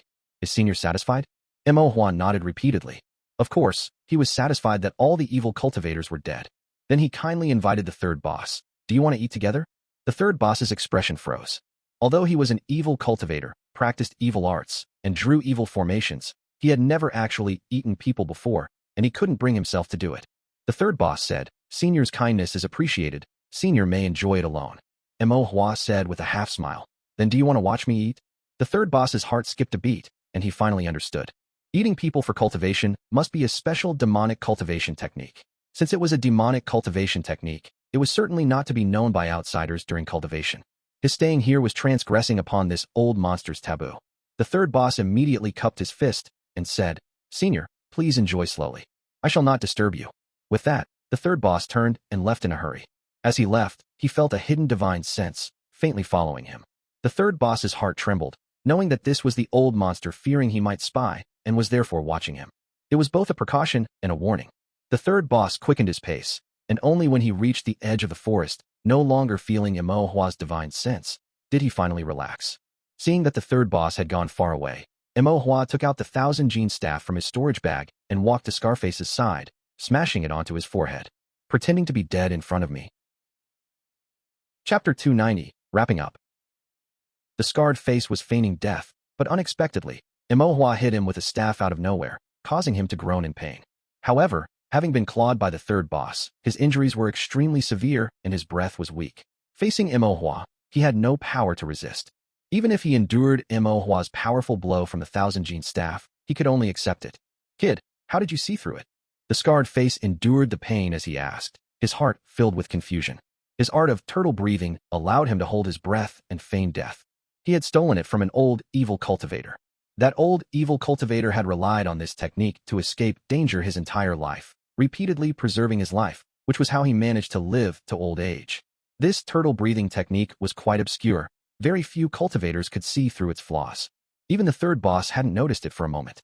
He couldn't understand how this young kid, with presumably little experience, could see that he was faking his death. Mo Hua snorted coldly, but had no intention of answering him. His divine sense had already broken through its limits and was now comparable to that of a foundation establishment cultivator. Although the scarred face's spiritual energy flowed slowly, it wasn't stagnant. The minute fluctuations of spiritual energy were perfectly perceived by Mo Hua's divine sense, so he couldn't be fooled. Besides, he was a demon hunter. A compulsory course for demon hunters was to see through a demon beast's feigned death. How could he be fooled by this crude, turtle-breathing technique of the scarred face? As for the third boss, the reason he didn't see through the scarred face's feigned death was twofold. Firstly, his attention was entirely focused on Mo Hua, making him neglect his senses. Secondly, he was confident in his own cultivation, believing that with his actions, the scarred face would surely die. Most importantly, he wasn't a demon hunter and lacked the experience to see through feigned death. Mo Hua didn't answer the scarred face's question. Instead, he raised the 1000-gene staff, activated the array, and broke the scarred face's 4 limbs one by one. The scarred face was in immense pain and hated. Kid, we have no grievances or enmity. Why are you trying to kill me completely? No grievances or enmity? Imohua raised an eyebrow and struck him again. Those women you drained to death, those cultivators you sliced down, what enmity did they have with you? Didn't you still try to kill them all? The scarred face sneered through the pain. Whether I drain them or kill them, what business is it of yours? Guess. The scarred face's eyelids twitched. This kid spoke illogically, and he couldn't figure out what this kid was thinking or what he intended to do. He couldn't even sense any killing intent. But he knew in his heart that this kid definitely wanted to kill him. Why? He shouldn't have met this kid before, nor should they have any enmity. The scarred face couldn't understand and gritted his teeth. Tell me clearly where I offended you, so I can die with understanding. I like making people die without understanding. It saves trouble, Imohua said. His unyielding demeanor made the scarred face helpless. The scarred face's thoughts spun rapidly, and he suddenly sneered. You don't mean to be a chivalrous hero, right? Imohua ignored him and began to ponder something. The scarred face mocked. This cultivation world is inherently a jungle where the strong prey on the weak. If you are so naive and immature, you won't survive in the cultivation world. You'll die without a burial place sooner or later. Seeing that he was still chattering on the verge of death, Imohua swung his staff again, hitting him in the face. What nonsense are you spouting? Imohua thought for a moment, then took out a large handful of demon-scent grass from his storage bag, squeezed out the juice, and dripped it onto the scarred face, while continuing, the strong prey on the weak is just a deceptive lie. When you are strong and want to oppress the weak, you say the strong prey on the weak. When you are weak and oppressed by the strong, you say the heavenly Tao is just. In the final analysis, they are all excuses for selfishness. After squeezing out the juice, Imohua threw the remaining demon-scent grass onto the scarred face and said, Moreover, now, it is you who will die without a burial place. The scarred face smelled a foul, fishy odor on himself and exclaimed in panic, What are you doing? Imohua said, This is demon-scent grass. It has a foul, fishy smell and will attract demon beasts to eat you. Didn't you say the strong prey on the weak? I'll let you experience what it's like to be preyed upon as the weak. Let's see if you'll still say that then. The scarred face's eyes widened in terror. Oh, right, Imohua thought for a moment, then suddenly realized, you probably won't have a then. So maybe in your next life, if you can be reborn as a human. The scarred face's eyes bulged with rage. You little brat, your heart is so malicious. Malicious? Imohua snorted coldly. When you harmed others, you didn't think you were malicious. When others harm you, you blame them for being malicious. This favoritism is wrong. Knowing that death was imminent, the scarred face felt fear. His eyes darted around, and he suddenly softened his tone. Little brother. No, little Taoist master, spare me, and I will definitely change in the future. Change what? Imohua began to draw formations on the ground, casually replying. I will perform good deeds and accumulate virtue, not cultivate evil techniques, and not commit evil acts. The scarred face said urgently. Really? If I violate this oath, may lightning strike me. The scarred face swore. Imohua's expression showed hesitation. Truly? Seeing this, the scarred face thought there was a turning point and immediately said, Truly. I will definitely eat vegetarian meals and do good deeds from now on, and do nothing that goes against the heavenly Tao. Imohua pondered for a moment, then nodded with satisfaction. It is a great virtue to know and correct one's mistakes. The scarred face was overjoyed. Then can you spare my life? Imohua smiled brightly. No. The scarred face was stunned. I'm tricking you. It is a great virtue to know and correct one's mistakes is also bullshit. Mistakes aren't that easy to correct. Even a dog can't stop eating shit. The scarred face was furious. This kid was toying with him. He struggled to get up, but suddenly realized that at some point, this kid had already set up an array around him, fixing him firmly in place. This kid was talking nonsense with him, it turned out, to lower his guard and set up an array, making him unable to struggle and die completely. Now, the little spiritual energy he had managed to recover was completely useless. As long as demon beasts arrived, he would surely die. Despair filled the scarred face's heart. He glared at Imohua with a ferocious and venomous expression. Little beast, even as a ghost, I will never forgive you. Imohua turned a deaf ear. The real blue-faced little ghost had been eaten by him. What fear did he have of this fake ghost who wished to be a ghost, but couldn't even be a person? The scarred face wanted to curse again, but Imohua had already finished what he was doing and had no patience to waste his words with him. Then remember this. Imohua, carrying the 1,000-gene staff, walked to the scarred face's side and looked down at him, saying, If you are a human, I will make sure you die without a complete corpse. If you become a ghost, I can still scatter your soul. Just wait for death peacefully. After speaking, without waiting for the scarred face to say anything, Imohua raised the 1,000-gene staff and smashed it down heavily again. This blow was with his full strength, immensely powerful. The scarred face was completely knocked unconscious. Imo put away the 1,000 gene staff and nodded slightly. This scarred face had fainted. When he woke up, he would likely see himself being eaten by demon beasts, truly experiencing the strong prey on the weak. Imo had knocked him out to prevent him from shouting, which was also to prevent him from enduring the torment before death. After all, the anticipation before death was the most painful. Imo considered it with good intentions. After finishing these matters, Imo sighed again, his mood somewhat dejected. He thought again of the woman who had committed suicide in the night. The living suffered torment, and even death was a luxury. The torment and despair the woman suffered before her death, he was now making this scarred face experience. However, his realm was low and his cultivation limited. This was all he could do for now. Not far away, several night-roaming demon beasts, smelling the rotten scent of the demon-scent grass and the fishy smell of human blood, were greedily heading towards the forest. Imohua's divine sense had long since discovered these demon beasts. He calmly cast an invisibility technique to conceal his figure, while simultaneously using the flowing water steps. He found a direction without demon beasts or the third boss and fled rapidly. Having stayed in Black Mountain Fort for so long and gone through so many twists and turns, he had now finished his tasks and could finally go home. Moreover, he no longer had any worries along this journey. He had broken through the visualization diagram, eaten the blue-faced ghost, and refined his divine sense. Now, Imohua's divine sense was comparable to the Foundation establishment stage. In this deep mountain, no one could see through his invisibility technique anymore.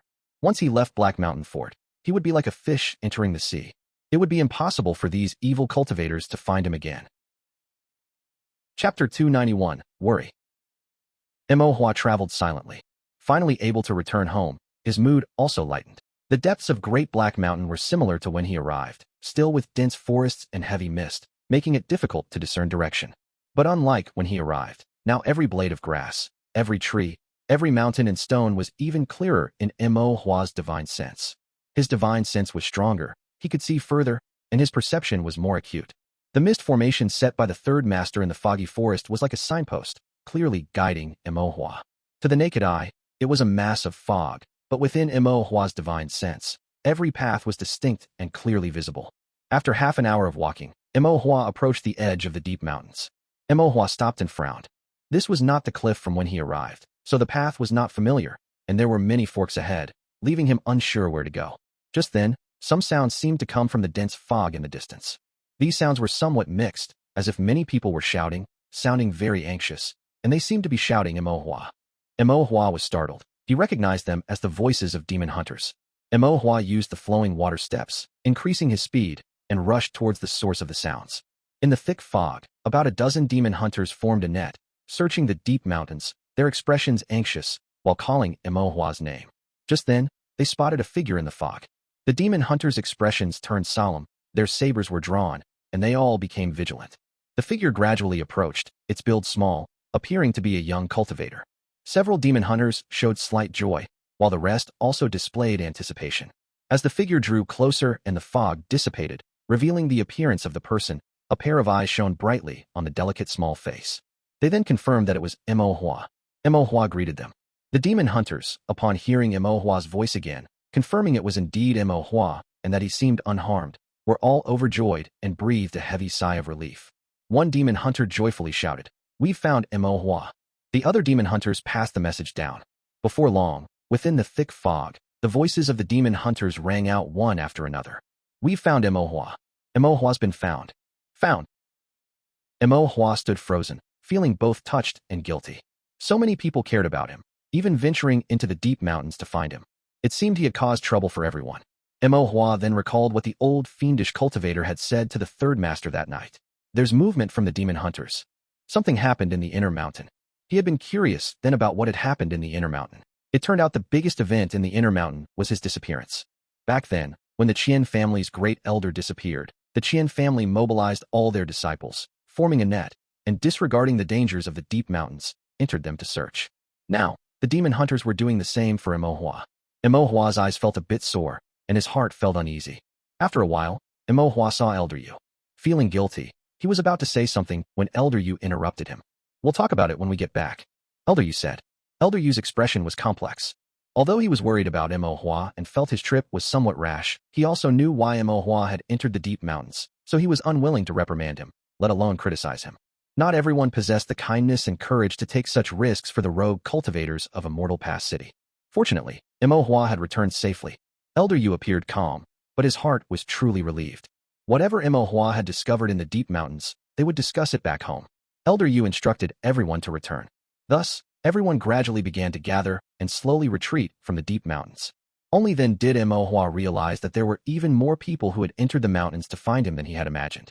He could recognize almost all the demon hunters he was somewhat familiar with, and there were even some cultivators from the Dao court. Imo Hua also saw Zhonglan. Upon seeing Imo Hua unharmed, Zhonglan also breathed a heavy sigh of relief. He wanted to say something, but for a moment, he didn't know what to say, so he roughly ruffled Imo Hua's small head, messing up his hair. Imo Hua knew he was in the wrong and didn't say anything. When they reached the inner mountain, Imo Shan rushed over from the other side of the deep mountains. Even though he already knew Imo Hua was safe, only now, seeing him with his own eyes, did he feel truly at ease. Imo Hua lowered his small head and said softly, "Dad." Imo Shan had been angry initially, but upon seeing his son, all his anger dissipated. He could only sigh, pat Imo Hua's head, and say, "Go see your mother. She hasn't slept properly these past few days." Imo Hua was surprised. Mom was also in the mountains? Imo Shan nodded. Following Imo Shan, Imo Hua saw his mother, Lu Ruhua, at a camp in the inner mountain. Lu Ruhua stood waiting for him at the camp entrance, her figure thin, her face haggard, her usually gentle eyes filled with anxiety. The moment she saw Imo Hua, tears silently flowed. Imo Hua's nose twitched, and he called out, "Mom." Before Imo Hua could say anything, Lu Ruhua ran over and hugged him tightly, her arms trembling slightly. She held him so tightly, as if afraid that in the blink of an eye, the Imo Hua in her arms would disappear again. She had been too anxious to sleep these past few days, but no matter how hard everyone searched, they couldn't find any trace of Imo Hua. She was afraid she would never see her child again, afraid that one day, even seeing Imo Hua would be impossible. Lu Ruhua held Imo Hua for a long time before her emotions finally calmed down a bit. Imo Hua felt immense guilt and apologized. "Mom, I'm sorry." Lu Ruhua, with tears in her eyes, breathed a sigh of relief and shook her head. "Although you are young, you already have your own abilities, you know right from wrong, and you have your own ideas when you do things. Mom doesn't blame you. But you must remember that there are many people in this world who care about you. No matter what you do, you cannot make them worry, and you must let your parents know if anything happens." Imo Hua nodded solemnly. "Mom, I remember." Lu Ruhua looked at Imo Hua's delicate face and his clear, water-like eyes. Feeling reluctant, she stroked Imo Hua's small face and smiled. "Also, no matter what happens, you must protect your own life. There are countless treasures in the world, but to Mom and Dad, you are the most unique treasure. Even becoming an immortal through cultivation is not as important as your safety." Lu Ruhua's gaze was gentle and profound. Imo Hua felt even more guilty. He thought he had considered his parents' feelings, but he hadn't realized at all that he understood nothing. He had guessed that his parents would be a little worried, but he hadn't expected them to be so worried. In this world, a child's concern for their parents was less than 1/10 of their parents' concern for them. Next time he did something, he definitely wouldn't let anyone worry, and even more so, he wouldn't let his parents worry. Imo Hua thought to himself, then said earnestly to Lu Ruhua, "Mom, don't worry, I will definitely live well, live for a very long time, all the way until I become an immortal. You and Dad will also live for a very long time and attain immortal status." Lu Ruhua didn't take it seriously, but she was still immensely comforted. She wiped away a tear, ruffled Imo Hua's small face, and smiled. "Okay, it's a deal then." Chapter 292, Gains and Losses. On the way back, Imo Hua silently summarized the gains and losses of this trip in his heart. Overall, infiltrating Black Mountain Stronghold was fraught with peril, but thinking back, many of the situations he faced were very dangerous. Especially listening to the Foundation establishment evil cultivators speak, peeking under their noses, and even stealing the third chief's visualization diagram, only to be caught red-handed by him. These actions were no different from snatching food from a tiger's mouth or stealing fire from a burning furnace. Although Imo Hua managed to muddle through in the end, and some predicaments were resolved, turning danger into safety. However, one should always seek advantages and avoid disadvantages. Such dangerous matters should be done as little as possible in the future. If absolutely necessary, more thorough planning is required. Imo Hua sighed softly. His actions were not thorough enough, his considerations not comprehensive enough, and his methods not meticulous enough. Most importantly, he also made everyone, including his parents, worry. Imo Hua took this as a lesson for himself. The cultivation world is vast and boundless, and the path of cultivation is long. He was still young, lacked experience, and still had many deficiencies. In the future, he would encounter many more things and learn a great deal. If there were any oversights in his actions, he must reflect on them more. Only then could he benefit from them and act more steadily in the future. Imo nodded. After summarizing his shortcomings, Imo then contemplated his gains from this trip. First, he learned the truth about the deep mountains, found a way into Black Mountain Stronghold, investigated its reality, and practically mapped it out. He even drew a map of Black Mountain Stronghold and gained a partial understanding of its deepest secrets. Black Mountain Stronghold was the biggest hidden tumor in Great Black Mountain, and if it wasn't removed, the entire Immortal Pass City would face immense danger. At that time, all the cultivators in Immortal Pass City, including his parents, as well as the demon hunters, item forging masters, and alchemists he knew, could be tragically poisoned by the evil cultivators inadvertently. This was something Imo did not want to see. Therefore, Black Mountain Stronghold had to be dealt with sooner or later, and conflict with it was inevitable. Know yourself and know your enemy, and you will win 100 battles. Once a direct confrontation with Black Mountain Stronghold occurred, the intelligence Imo had gathered would be of paramount importance. Knowing the reality of Black Mountain Stronghold would make it easier to plan and strategize, and dealing with it would be much simpler. Without knowing their strengths and weaknesses, a rash engagement would make the insidious and unpredictable Black Mountain Stronghold several times more powerful. The casualties would also be several times higher for everyone else engaging Black Mountain Stronghold. Imo hoped that everyone could live well, ideally with no casualties. If it was unavoidable, casualties should be minimized. Aside from the intelligence related to Black Mountain Stronghold, the rest were Imo's personal gains. He had tricked the corpulent cultivator to his death and obtained Kong Sheng's jade pendant. This jade pendant was only held by direct descendants of the Kong family, symbolizing great significance. For now, it could only be exchanged for spirit stones, but if kept, perhaps he could find an opportunity to trouble the Kong family someday. Secondly, Imo obtained a secret manual for the fireball technique from the pale-faced evil cultivator. Upon receiving this manual, Imo immediately tucked it into his storage bag without a detailed look. If Imo's guess was correct, this manual, although in the hands of the pale-faced evil cultivator, likely did not belong to him. It was probably stolen, robbed, or obtained by chance. Manuals that meticulously studied a certain type of spell were also relatively rare. Ordinary cultivators simply did not have such inheritances. Imo felt a slight joy in his heart. By deciphering this manual, he should be able to enhance the power of the fireball technique, compensating for his lack of offensive power despite his agility and resourcefulness. However, there was no rush. Imo planned to study it thoroughly after returning. What was also relatively important was the visualization diagram. This was Imo's first time seeing a visualization diagram, glimpsing its secrets, and encountering the hidden dangers within.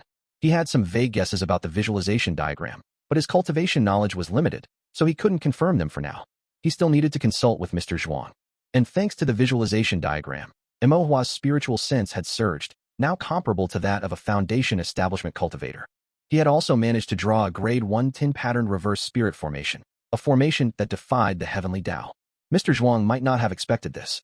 Imo felt a little smug in his heart, wondering if he would startle Mr. Zhuang when he returned. Finally, the most important matter was the Tao Steel. Imo had been using the Tao Steel to practice formations and hone his spiritual sense. This Tao Steel was less like a steel and more like a blackboard, where he drew and erased, and drew again. Anything could be drawn on it, but in the end, nothing remained. However, after the trip to Black Mountain Stronghold, seeing the visualization diagram, having the green-faced ghost invade his sea of consciousness, experiencing the danger, and then turning it into safety, Imo finally realized that he might know nothing about this Tao Steel. He still remembered the look of fear in the green-faced ghost's eyes. It was as if it were facing the greatest terror in the world, the true terror of body death and Tao dissipation, of the great Tao being erased. The Tao Steel did nothing. It didn't glow, nor did it exhibit any phenomena. With just a few wisps of aura, it had incinerated the green-faced ghost into a wisp of smoke. Imo's heart was filled with awe. This Tao Steel might be far more powerful than he imagined, and its origin was likely quite formidable. Imo couldn't ask Mr. Zhuang about it yet. Although he trusted Mr. Zhuang implicitly, the Tao Steel's origin was special, and its implications were significant. The fewer people who knew about it, the better. It was best if only he knew. As for the mysteries of the Tao Steel, he would study them slowly in the future. The miasma around him weakened, and the mist also thinned. The surrounding scenery was no longer oppressive, and the demon beasts along the way also became weaker. Unknowingly, everyone had exited the inner mountains and was walking on the mountain path of the outer mountains. Imo looked back again at the deep mountains. They were obscured by heavy fog, a scene of vast emptiness. But Imo knew that Black Mountain Stronghold was located deep within that fog, and had existed for 200 to 300 years. Within the stronghold were mountains of corpses and seas of blood, with demons dancing wildly. The spirit slaves were emaciated and their forms had dissolved. The cauldrons suffered fates worse than death, and other captured cultivators endured endless torture. Imo had lived his entire life in a mortal past city, a life that, though poor, was filled with harmonious neighbors and mutual aid among cultivators. It was only now that he truly saw the other side of the cultivation world. Bloody, cold, cruel, and evil. In this world, there were righteous cultivators who cultivated diligently and held on to righteousness, and at the same time, there were lawless and deeply sinful demonic outsiders. Some cultivators not only killed people but also drank their fresh blood, absorbed their spiritual energy, and treated people not as humans, but as spirit slaves, blood slaves, and as breathing spirit stones. This was a world of cannibalism. Imo understood that merely learning formations was not enough. If his cultivation were powerful, he could have saved all the innocent cultivators in Black Mountain Stronghold, instead of merely watching them be persecuted to death by evil cultivators. To kill those evil cultivators, there would be no need to scheme and devise tactics. A single fireball technique would be enough to incinerate them. And if his cultivation were sufficient, he could comprehend more powerful formations and even draw a great earth fire formation, causing the entire Black Mountain Stronghold to be obliterated. In the final analysis, cultivation was the foundation of a cultivator, formations were the basis of their existence, and spells were the sharp tools for self-preservation. All three were indispensable. He needed to comprehend the heavenly Tao and benefit all living beings through formations, and he also needed to master spells and eradicate evil through his cultivation. Imohua's thoughts gradually became clearer, and his gaze grew firmer. Lu Ruhua, by Imohua's side, saw his expression change, sometimes happy, sometimes frowning. She wondered what was going on in his little head, and finally, as if he had made up his mind, his expression also became serious. Even just watching Imohua from the side, she felt much more at ease. Lu Ruhua smiled with relief, her gaze as gentle as water. Chapter 293, Intelligence. The group returned to Immortal Pass City in grand fashion. Elder Yu dismissed everyone else, keeping Imo Shan, Yu Qingyi, Yu Qingwu, and Zhang Lan from the Dao Court. Elder Yu led them to the living room of a refining shop in the south of the city. With no one else around and a formation providing concealment, it was relatively private. Everyone knew what Elder Yu wanted to discuss and wore solemn expressions. Elder Yu took a sip of tea and then asked Imo, "Are there truly rogue cultivators in the deep mountains?" Imo was discreet. He had been delayed in the deep mountains for so long, so he must have made some discoveries. Thinking back to their previous speculation about the deep mountains, Elder Yu suspected that Imohua's earlier claims might indeed be true. The depths of Great Black Mountain were indeed harboring a group of rogue cultivators, and their influence was likely not small. However, Imohua shook his head. They are not rogue cultivators. Elder Yu was momentarily stunned, then breathed a sigh of relief. It was good they weren't rogue cultivators. They are evil cultivators, Imohua said. Elder Yu's relief vanished, and his heart tensed again.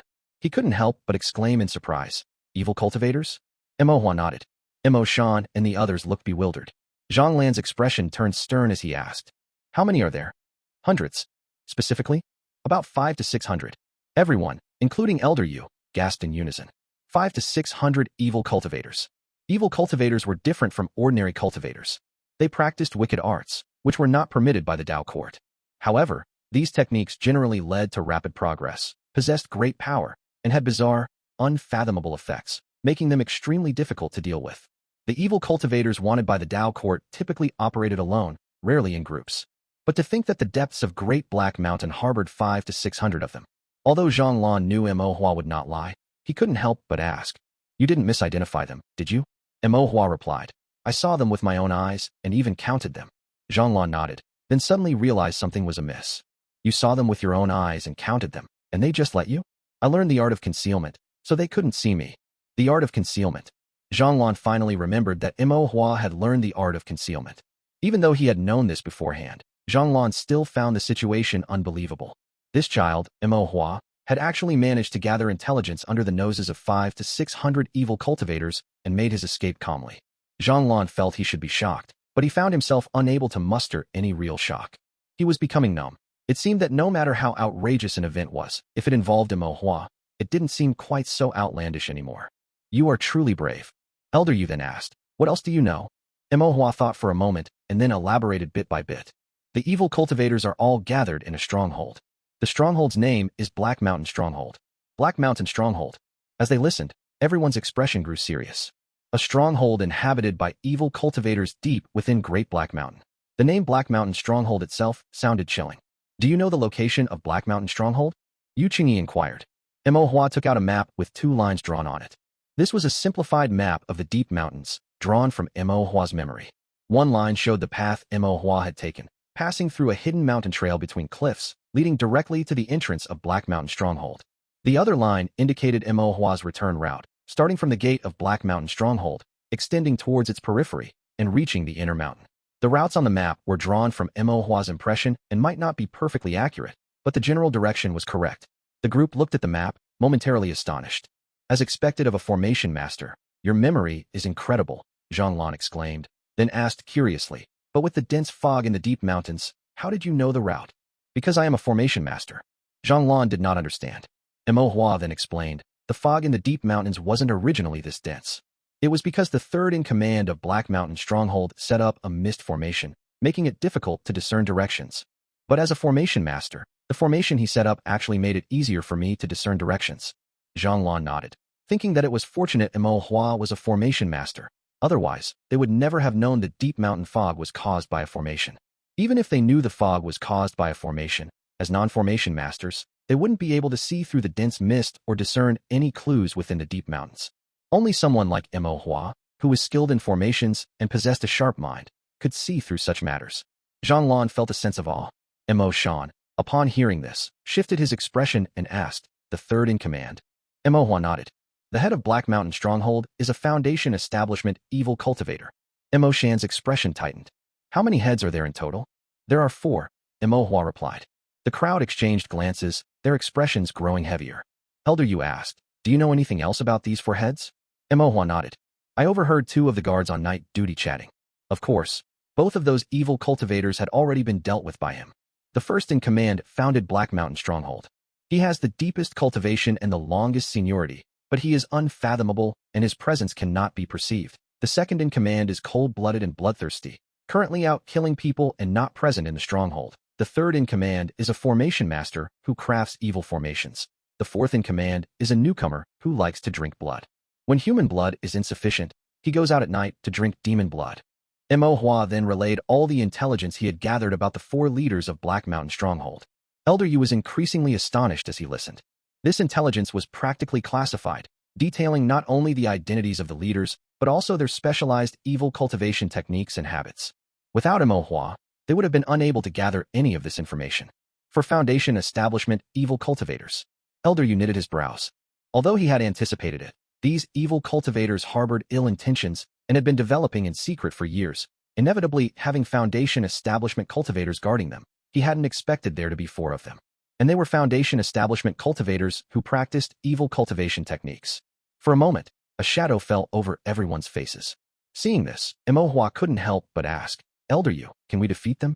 Elder Yu shook his head and stated decisively, we cannot defeat them. We can't defeat them at all. With just us, we cannot defeat them at all. Then what should we do? Mo Hua also seemed troubled. Elder Yu looked at Zhang and cupped his hands. We can only ask the Dao Court for help. Mo Hua frowned slightly. The Dao Court also had limited personnel.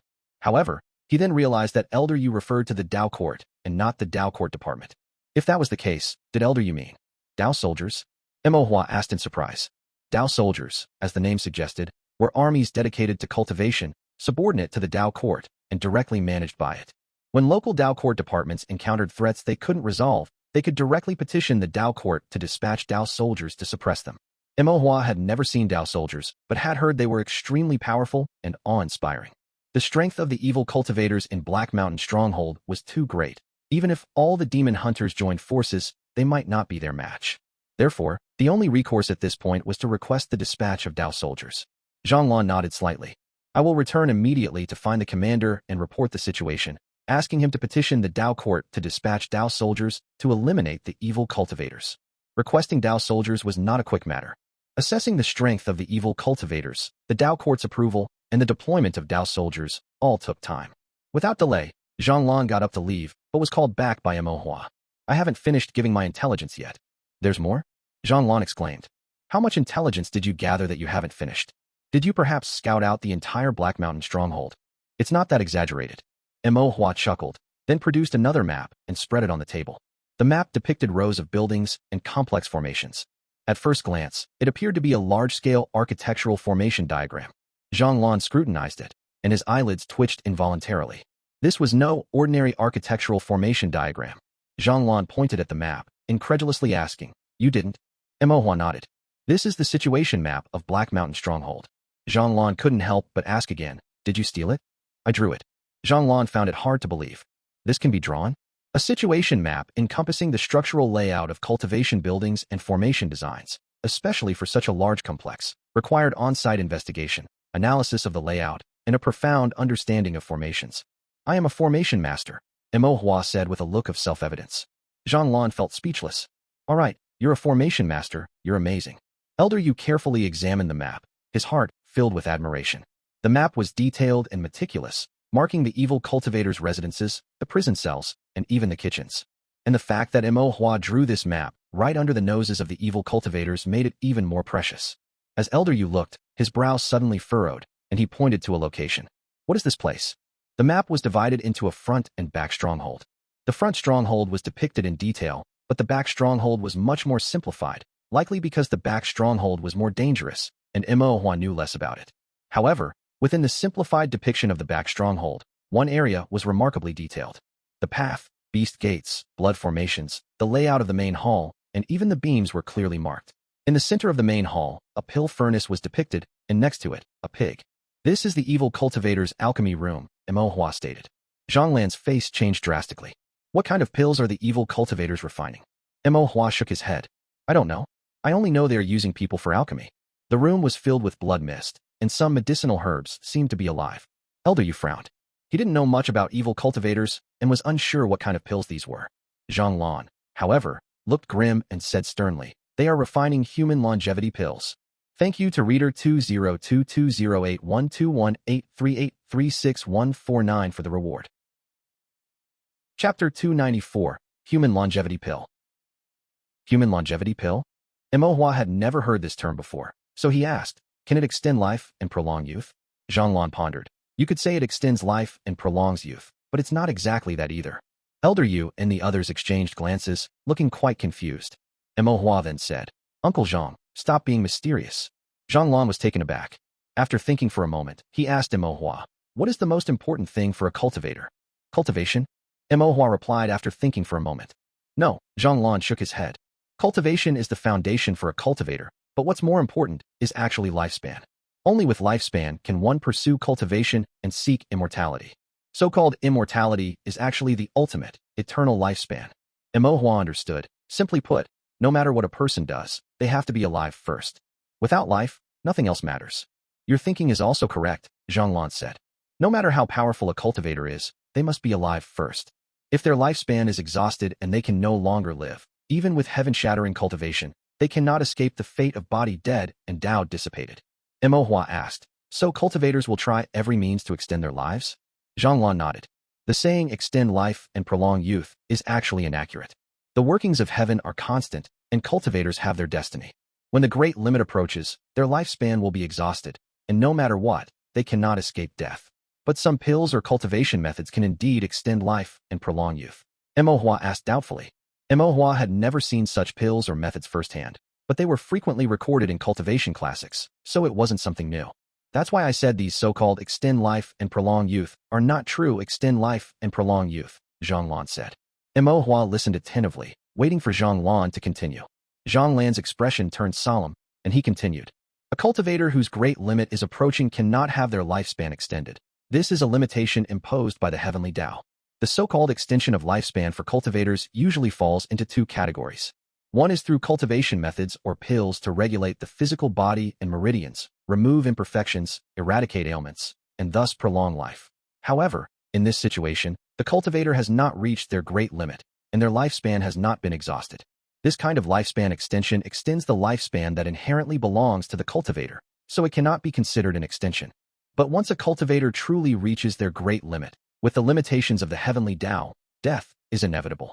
If one wants to avoid death, they can only tread the path of demonic and unorthodox methods, cultivating forbidden arts and refining forbidden pills. The human longevity pill is one such forbidden pill. Imo's heart chilled, and he asked, Does refining the human longevity pill require killing many people? Zhanglan nodded. The human longevity pill is difficult to refine and requires killing many people. Refining human pills to extend life is equivalent to using people as ingredients in pills, borrowing life from others. However, such acts that go against the heavenly Tao are extremely difficult. It might take a great deal of effort, and one person can only borrow a little life. This requires accumulating small amounts from many people to extend one's own life. Mo Hua's heart tensed, and he gradually understood. The way of man is to diminish the insufficient to enrich the sufficient. It is all about exploiting others for one's own benefit. When families and aristocratic families become powerful, they exploit spirit stones. When the Tao court is supreme, it exploits power. The demonic and unorthodox are even more cruel. Some drink blood, exploiting fresh blood. Some absorb spirit energy, exploiting spiritual energy.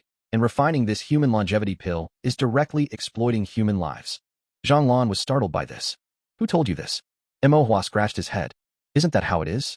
Zhanglan wanted to say no, but he vaguely felt that the logic was indeed sound, though he couldn't sort out his thoughts immediately.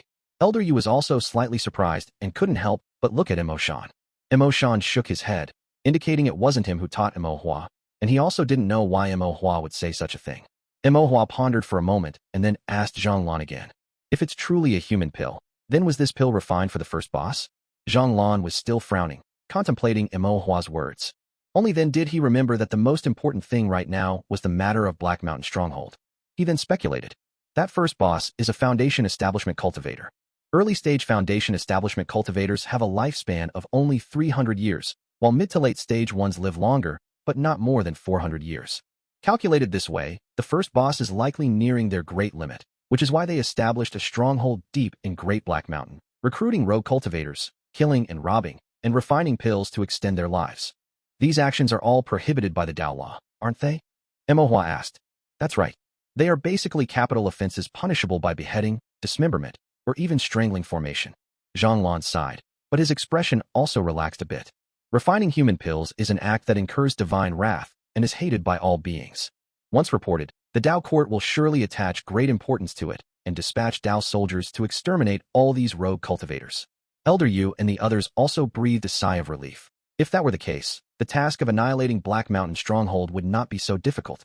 Mo Hua thought for a moment and then asked again.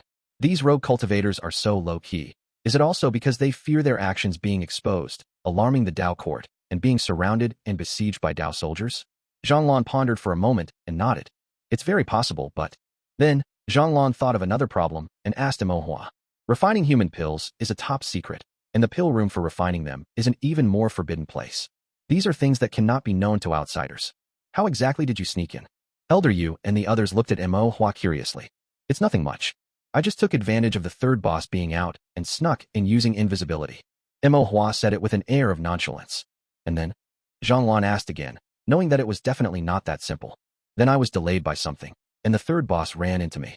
Everyone's expression changed drastically, and Mo Shan's heart trembled, his expression filled with worry. Encountered by a Foundation Establishment rogue cultivator, and you managed to come out alive? Zhanglan was somewhat shocked. How exactly did you get out? The third boss sent me out, Mo Hua said. Zhanglan didn't believe it. What nonsense are you talking about? Mo Hua said. It's true. Zhanglan retorted. Is he out of his mind? He's not out of his mind, but perhaps he misunderstood, hence the mistake. Misunderstood what? He misunderstood me for an old monster who had undergone soul possession. Soul possession? Zhanglan was startled and couldn't help but ask, why? Mo Hua tried to appear humble, but couldn't help but feel a bit proud. Perhaps because my spiritual sense is strong. Zhanglan was taken aback. I know your spiritual sense is strong, but it shouldn't be to the point.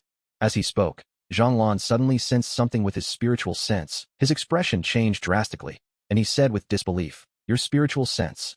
Upon hearing this, Elder Yu also released his spiritual sense. In an instant, his eyes widened, and he suddenly stood up. He hadn't noticed it at all until now. When spiritual sense was mentioned, he released his own to probe Mo Hua. But after probing for only a moment, he couldn't sit still. In his spiritual sense perception, Mo Hua was hazy, his aura faint, making him impossible to see clearly or grasp his reality. The stronger the spiritual sense, the more reclusive it becomes. This indicated that Mo Hua's spiritual sense had become so strong that it could rival his own, even obstructing his perception. But how could this be possible? He was at the Foundation Establishment stage, while Mo Hua was only at Qi condensation. This had broken his common sense of cultivation. Elder Yu's expression was one of horror. Your spiritual sense. Imo scratched his head, looking a bit embarrassed. My cultivation is at chi condensation, but my spiritual sense has already reached the foundation establishment stage ahead of time. Everyone gasped collectively. For an instant, the room fell into a dead silence. At the same time, deep in the mountains, the third boss also murmured, chi condensation cultivation, foundation establishment spiritual sense, how is this possible? He realized something was wrong. It's Dragon Boat Festival, wishing everyone a happy holiday. The plot of the first volume is nearing its end, and some clues need to be tied up, so the writing will be a bit slow. Currently, there are only 2 updates, but it should get better later. Chapter 295, Cannot See Through. After Imo left, it took a quarter of an hour for the third leader to no longer sense Imo's divine sense. He returned to the secluded small forest. Blood splattered everywhere, and the scene was a mess. Those evil cultivators had indeed been eaten, and eaten clean, but their remains had stained the ground with blood. His skin is that of a child. How can anyone eat people and leave such a mess? The third leader muttered to himself. He then noticed something was wrong. There were many claw marks and bite marks on the ground, even some bloody fur. The third leader was startled, his brows furrowed slightly. These dismembered, evil cultivators were not eaten by people, but by demonic beasts. Moreover, the child who had been possessed was nowhere to be seen. The third leader's gaze sharpened as he sensed something strange. These people weren't eaten by that brat. Or perhaps, that brat wasn't an old monster who had possessed someone, but a demonic beast in human skin. But that didn't make sense either. If it wasn't possession, how could someone at the chi condensation realm have the divine sense of the foundation establishment realm? The heavenly Tao had its rules, and everything had its limits. No matter how strong a chi condensation cultivator's divine sense was, it couldn't possibly exceed the limits and be comparable to foundation establishment. The third leader couldn't figure it out, and suddenly he was greatly alarmed. He had forgotten something important. The visualization diagram.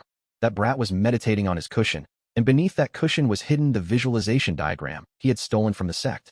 The third leader's movement technique was like the wind. He rushed to the Black Mountain Stronghold's alchemy room. When he reached the alchemy room and lifted the cushion, he found the hidden compartment had been opened, and it was empty. The third leader's heart went cold. As he was in a panic and dazed, thinking the visualization diagram had been stolen, he spotted a diagram not far away. It was made of a material that seemed like both leather and paper, depicting green rocks and flowing streams, which was exactly his visualization diagram. Lost and found, the third leader was ecstatic. He didn't know who had opened his hidden compartment and taken out his visualization diagram, but they clearly didn't recognize its true value and had discarded it. This was a visualization diagram, a treasure that countless formation masters dreamed of. The third leader breathed a sigh of relief and carefully opened the visualization diagram. However, his smile suddenly froze on his face. The diagram was still the same diagram. The mountains were still the same mountains, the rocks were still the same rocks, and even the stream by the rocks and the moss on the rocks were identical to before. But the little Taoist boy was gone. The third leader's hands trembled. He quickly put the diagram away, sat down cross-legged, and suppressed his emotions, visualizing the diagram. But he visualized it again and again, yet he could no longer communicate with the meaning within the diagram, and his divine sense did not increase at all. The third leader was both shocked and furious. This visualization diagram was ruined. It could no longer enhance his divine sense.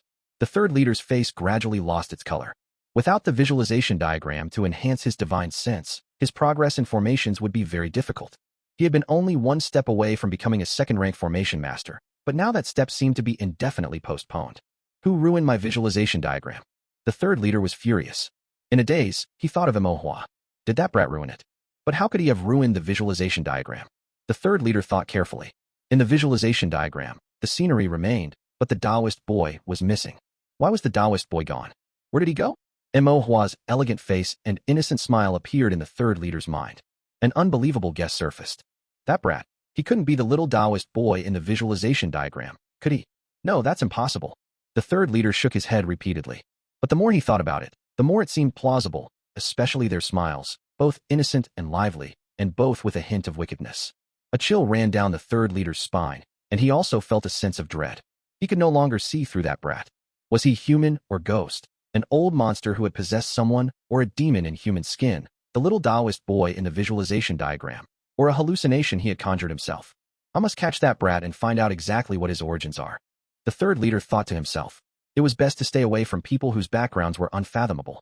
But his visualization diagram was ruined, and the reason for its ruin was most likely due to that brat. He had to find that brat and get an explanation. Without the visualization diagram, his divine sense grew slowly, and it would be very difficult to make breakthroughs in formations and become a second-rank formation master. The third leader frowned.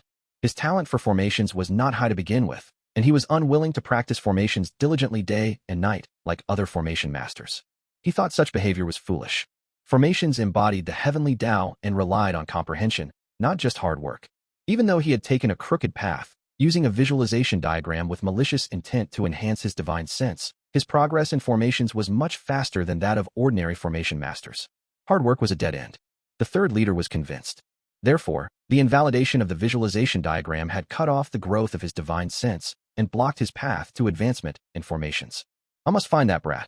If he was human and had the divine sense of the foundation establishment realm at the chi condensation stage, he must have a secret method to enhance divine sense, and he absolutely had to obtain this secret method. If he was the little Taoist boy in the visualization diagram, all he needed to do was seal him back into the diagram, and the visualization diagram would be restored to its original state. He could then continue to visualize it to enhance his divine sense and reach the threshold of becoming a second-rank formation master. Cold light condensed in the third leader's eyes, and then they became lost again. Where's that brat right now? Mo Hua, who was being thought of by the third leader, was currently at home, heartily enjoying the meal his mother had personally prepared for him. A table full of dishes, all perfectly cooked and seasoned. He held a large steamed bun in his left hand and a large chicken leg in his right, his cheeks bulging, his eyes narrowed into crescent moons. He thought to himself, home-cooked food is still the best. The food at Black Mountain Stronghold was too bad. He would never eat there again. That third leader had probably discovered something and was targeting him, but Mo Hua had no intention of returning to Black Mountain Stronghold. Unless the Tao Court took down Black Mountain Stronghold, he wouldn't go to watch the excitement. However, it was impossible to break through Black Mountain Stronghold in a short period, so Mo Hua naturally wouldn't venture into the deep mountains again. If the third leader wanted to wait for him by ambush, then let him wait. He would wait until he successfully reached Foundation Establishment and then became a second-rank formation master before dealing with him. At that time, even without his trickery, he wouldn't have to fear him. And Mo Hua's next goal was Foundation Establishment. He had already saved enough spirit stones. He had shares in the item forging and alchemy shops in the south of the city. He received dividends from the Fortune and Prosperity restaurant in the city, and he could also get some benefits from the Tao Court. However, the benefits from the Tao Court could be saved for now, to be used in case of emergency, and only to be claimed when urgently needed. This was Zhang Lan's suggestion. Zhang Lan was an internal cultivator of the Tao Court and definitely knew more than him, so his advice was worth listening to. Mo Hua had a spirit root of middle to low grade, and he cultivated the Heavenly Evolution Art, a classical cultivation method, which was also considered a middle to low grade cultivation method. The circulation of spiritual energy he cultivated was also only middling. He didn't have much spiritual energy, so the spirit stones required for breakthroughs weren't particularly numerous. Thus, the spirit stones Mo Hua had saved so far were already sufficient. As for the bottleneck of the Heavenly Evolution Art, it was divine sense. Mo Hua's current divine sense at Foundation Establishment far exceeded expectations and should also be sufficient. Now, everything was ready.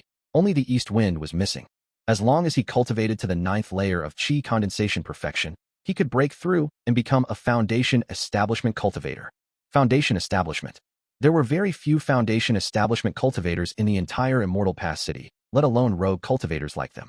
For years, they had relied on Elder Yu, a single Foundation Establishment cultivator, to stubbornly support them, oppose the Qian family, and seek justice for rogue cultivators.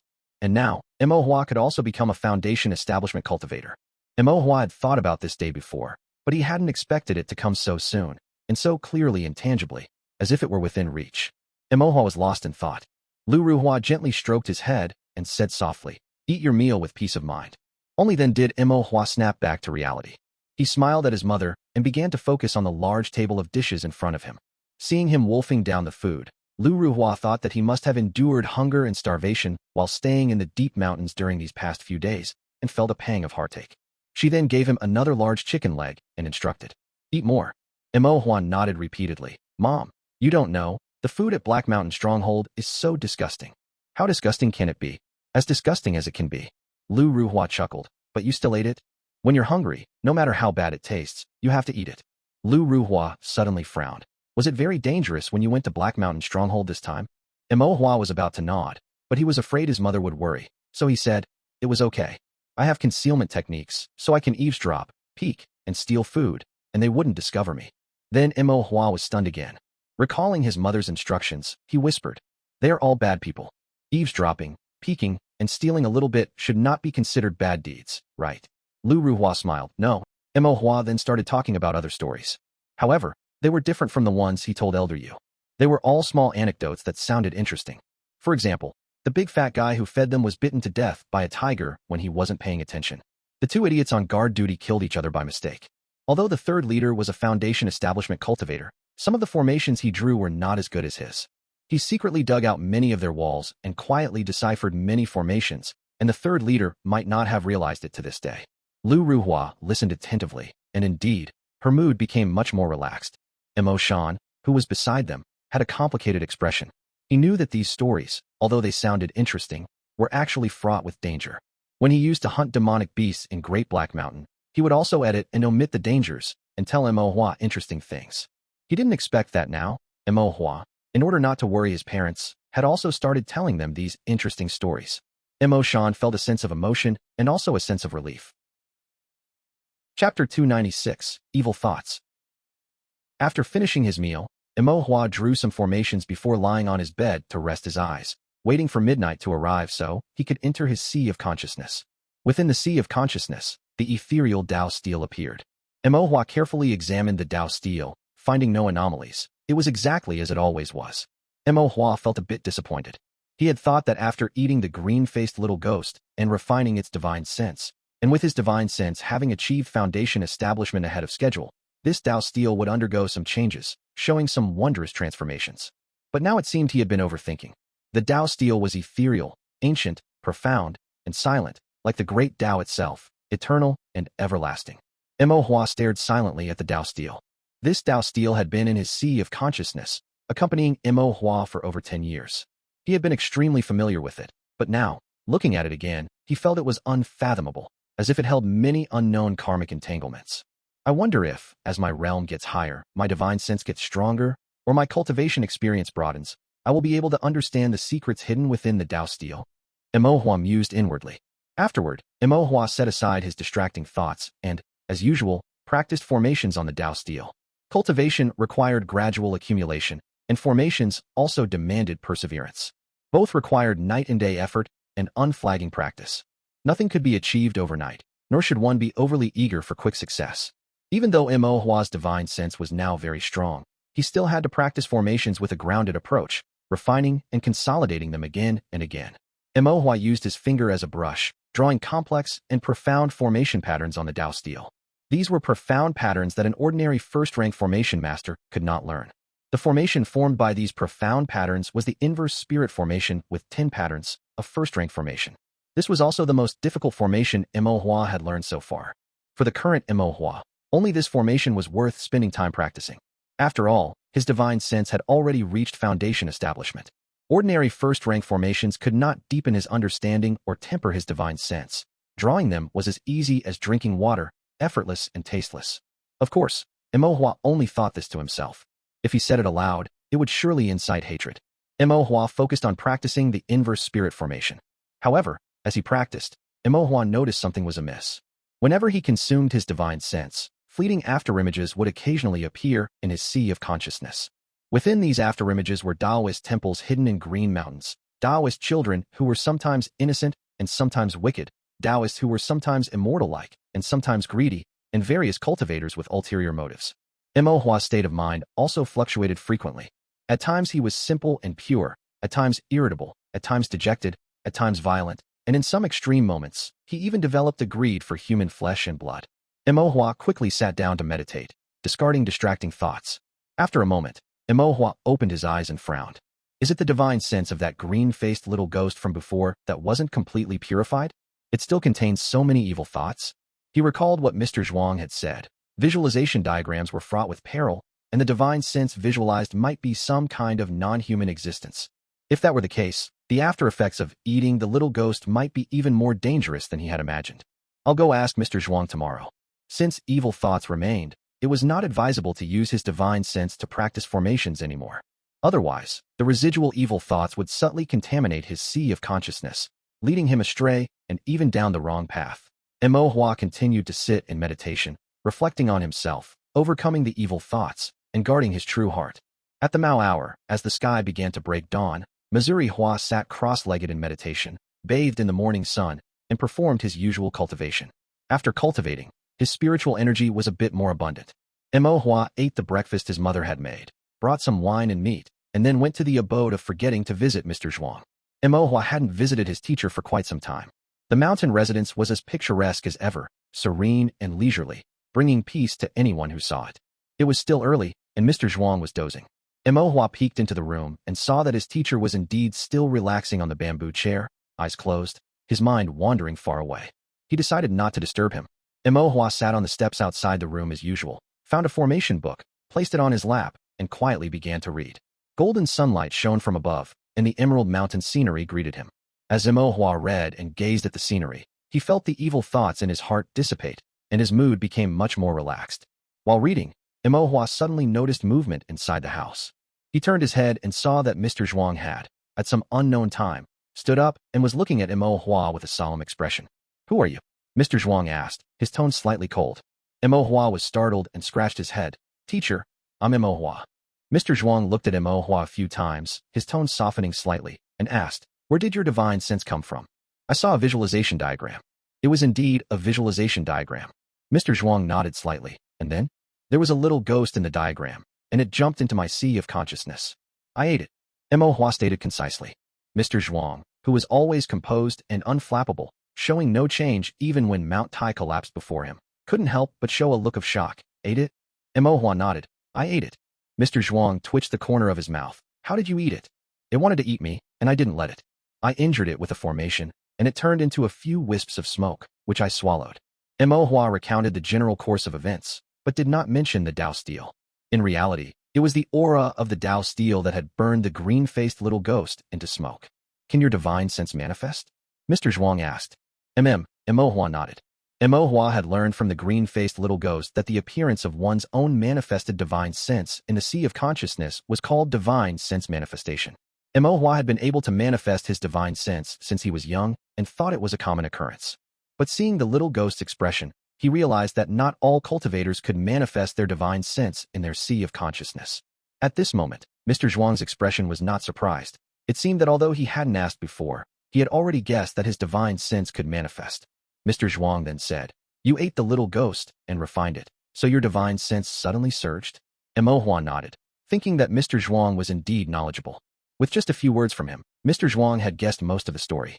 Mr. Zhuang stood in place, his expression complex, hesitating several times before finally slowly confirming. "So, your divine sense has already achieved foundation establishment?" "Yes, teacher." Imo smiled bashfully, his eyes sparkling with a hint of pride. Mr. Zhuang sighed, then slowly sat back down, his expression returning to its leisurely state, though his mind was clearly not as calm as it appeared. He hadn't seen Imo for a while and had assumed he had gone off to play somewhere and forgotten the time. He never expected that in just a few days, Imo's divine sense would achieve foundation establishment. Too fast, Mr. Zhuang thought to himself, although it was said that preparation prevents failure. But Imo's divine sense had grown so rapidly that it was impossible to predict. This meant that all the preparations and plans he had made before would have to be overturned and redone. Seeing that Mr. Zhuang seemed somewhat lost in thought, Imo voiced his concerns. "Teacher, I ate the little ghost from the visualization diagram, and it seems to have left its memories in my sea of consciousness. Sometimes it generates various illusions and distracting thoughts. Is this dangerous?" "That," Mr. Zhuang's gaze deepened. "It's hard to say." Imo was surprised that the knowledgeable Mr. Zhuang would give such a vague answer and couldn't help but ask, "Why is it hard to say?" "Because no one has ever done that." Imo was taken aback. "No one has eaten a little ghost?" "Yes." Mr. Zhuang looked at Imo, his expression somewhat complex. "Normally, it's the little ghost that eats people. You are the first one to have eaten a little ghost." Chapter 297, Visualization Diagram. Imo's mouth fell open. He hadn't expected the cultivation world to be so vast, with so many cultivators, that he would be fortunate enough to be the first to eat a crab. Imo was conflicted. He didn't want to eat crabs. Without any precedent, if he did it incorrectly, he could get a stomach ache. Then what should I do? Imo asked. Could it be that one day my sea of consciousness will be eroded by evil thoughts? I'll lose my original heart and truly become a little ghost that eats people? Mr. Zhuang glanced at Imo. There's no need to worry about what might happen. You've eaten the living little ghosts, so what are a few stray thoughts after death? What you've done is at most. Mr. Zhuang pondered for a moment and found a word. Indigestion. Indigestion. Imo pondered for a moment and understood. You mean like having a bad stomach? Mr. Zhuang nodded. You can say that too. Mo Hua felt relieved and then began to ask other questions, babbling on. Sir, how do visualization diagrams come about? Also, you mentioned that visualization diagrams hide dangers. Is this little ghost one of the dangers? Is it the non-human Dao you spoke of? Do all visualization diagrams contain such little ghosts? What should I do if I encounter them again in the future? Mo Hua's voice was clear, and he asked a string of questions in one breath. Mr. Zhuang couldn't help but rub his forehead. Having a clever disciple was also troublesome. When their minds worked quickly, they had more questions, making it a bit strenuous to answer. Mr. Zhuang thought for a moment and decided to start with the basics. He asked Mo Hua, all the extraordinary powers of a cultivator are based on 3 things. Do you know what they are?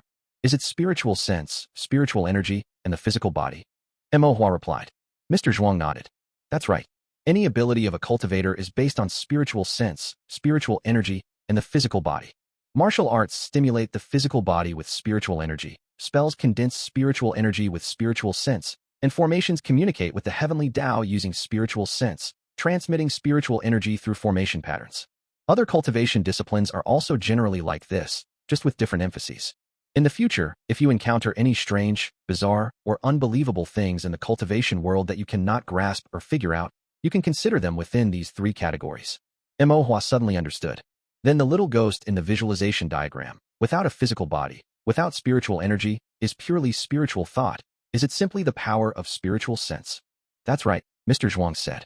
In other words, so-called visualization diagrams are merely mediums that carry spiritual sense. What they carry is the residual spiritual sense of some cultivators who encountered certain opportunities, or the spiritual thoughts born from certain non-human entities by chance. These spiritual senses or spiritual thoughts are often called evil spirits or ghosts by cultivators. Mo Hua asked, can these evil spirits and ghosts be eaten? Mr. Zhuang tapped Mo Hua's little head. Don't be so greedy, thinking of eating everything. Mo Hua smiled sheepishly. Mr. Zhuang warned, these evil spirits and ghosts also vary in strength. The green-faced little ghost you encountered was relatively weak, which is why you could eat it. If you encounter a strong one, who knows who will eat whom? How strong can they get? Mo Hua was a little curious. A deep look of dread flashed in Mr. Zhuang's eyes, and his tone was solemn. They can be terrifyingly strong. Mo Hua's expression also became serious. Even the unfathomable Mr. Zhuang found them terrifying? Mr. Zhuang looked at Mo Hua, pondered for a moment, and still felt it was best to give Mo Hua a heads up. Originally, Mo Hua's realm was too low for him to come into contact with these things. But now, he could inexplicably find a visualization diagram and even swallow a ghost from it. Who knew what he might encounter in the future? Mr. Zhuang was quite fond of this young disciple and didn't want him to fall into an abyss of eternal damnation out of ignorance and fearlessness. There are some dangers in this world that you cannot see, Mr. Zhuang said. Desolate mountains, ancient temples, and dust-covered cave dwellings, as well as underground ancient tombs, often harbor some unspeakable evil spirits or ghosts. They feed on human spiritual sense and are adept at corrupting the human heart. Cultivators with weak spiritual sense, when encountering these things, cannot see or touch them. They might die without even knowing how they died. Either their spiritual sense is completely devoured, or their sea of consciousness is occupied by evil spirits, and they are unknowingly manipulated, becoming like living dead puppets. There are also some existences that have survived for a longer time, with immense spiritual thought, almost immortal.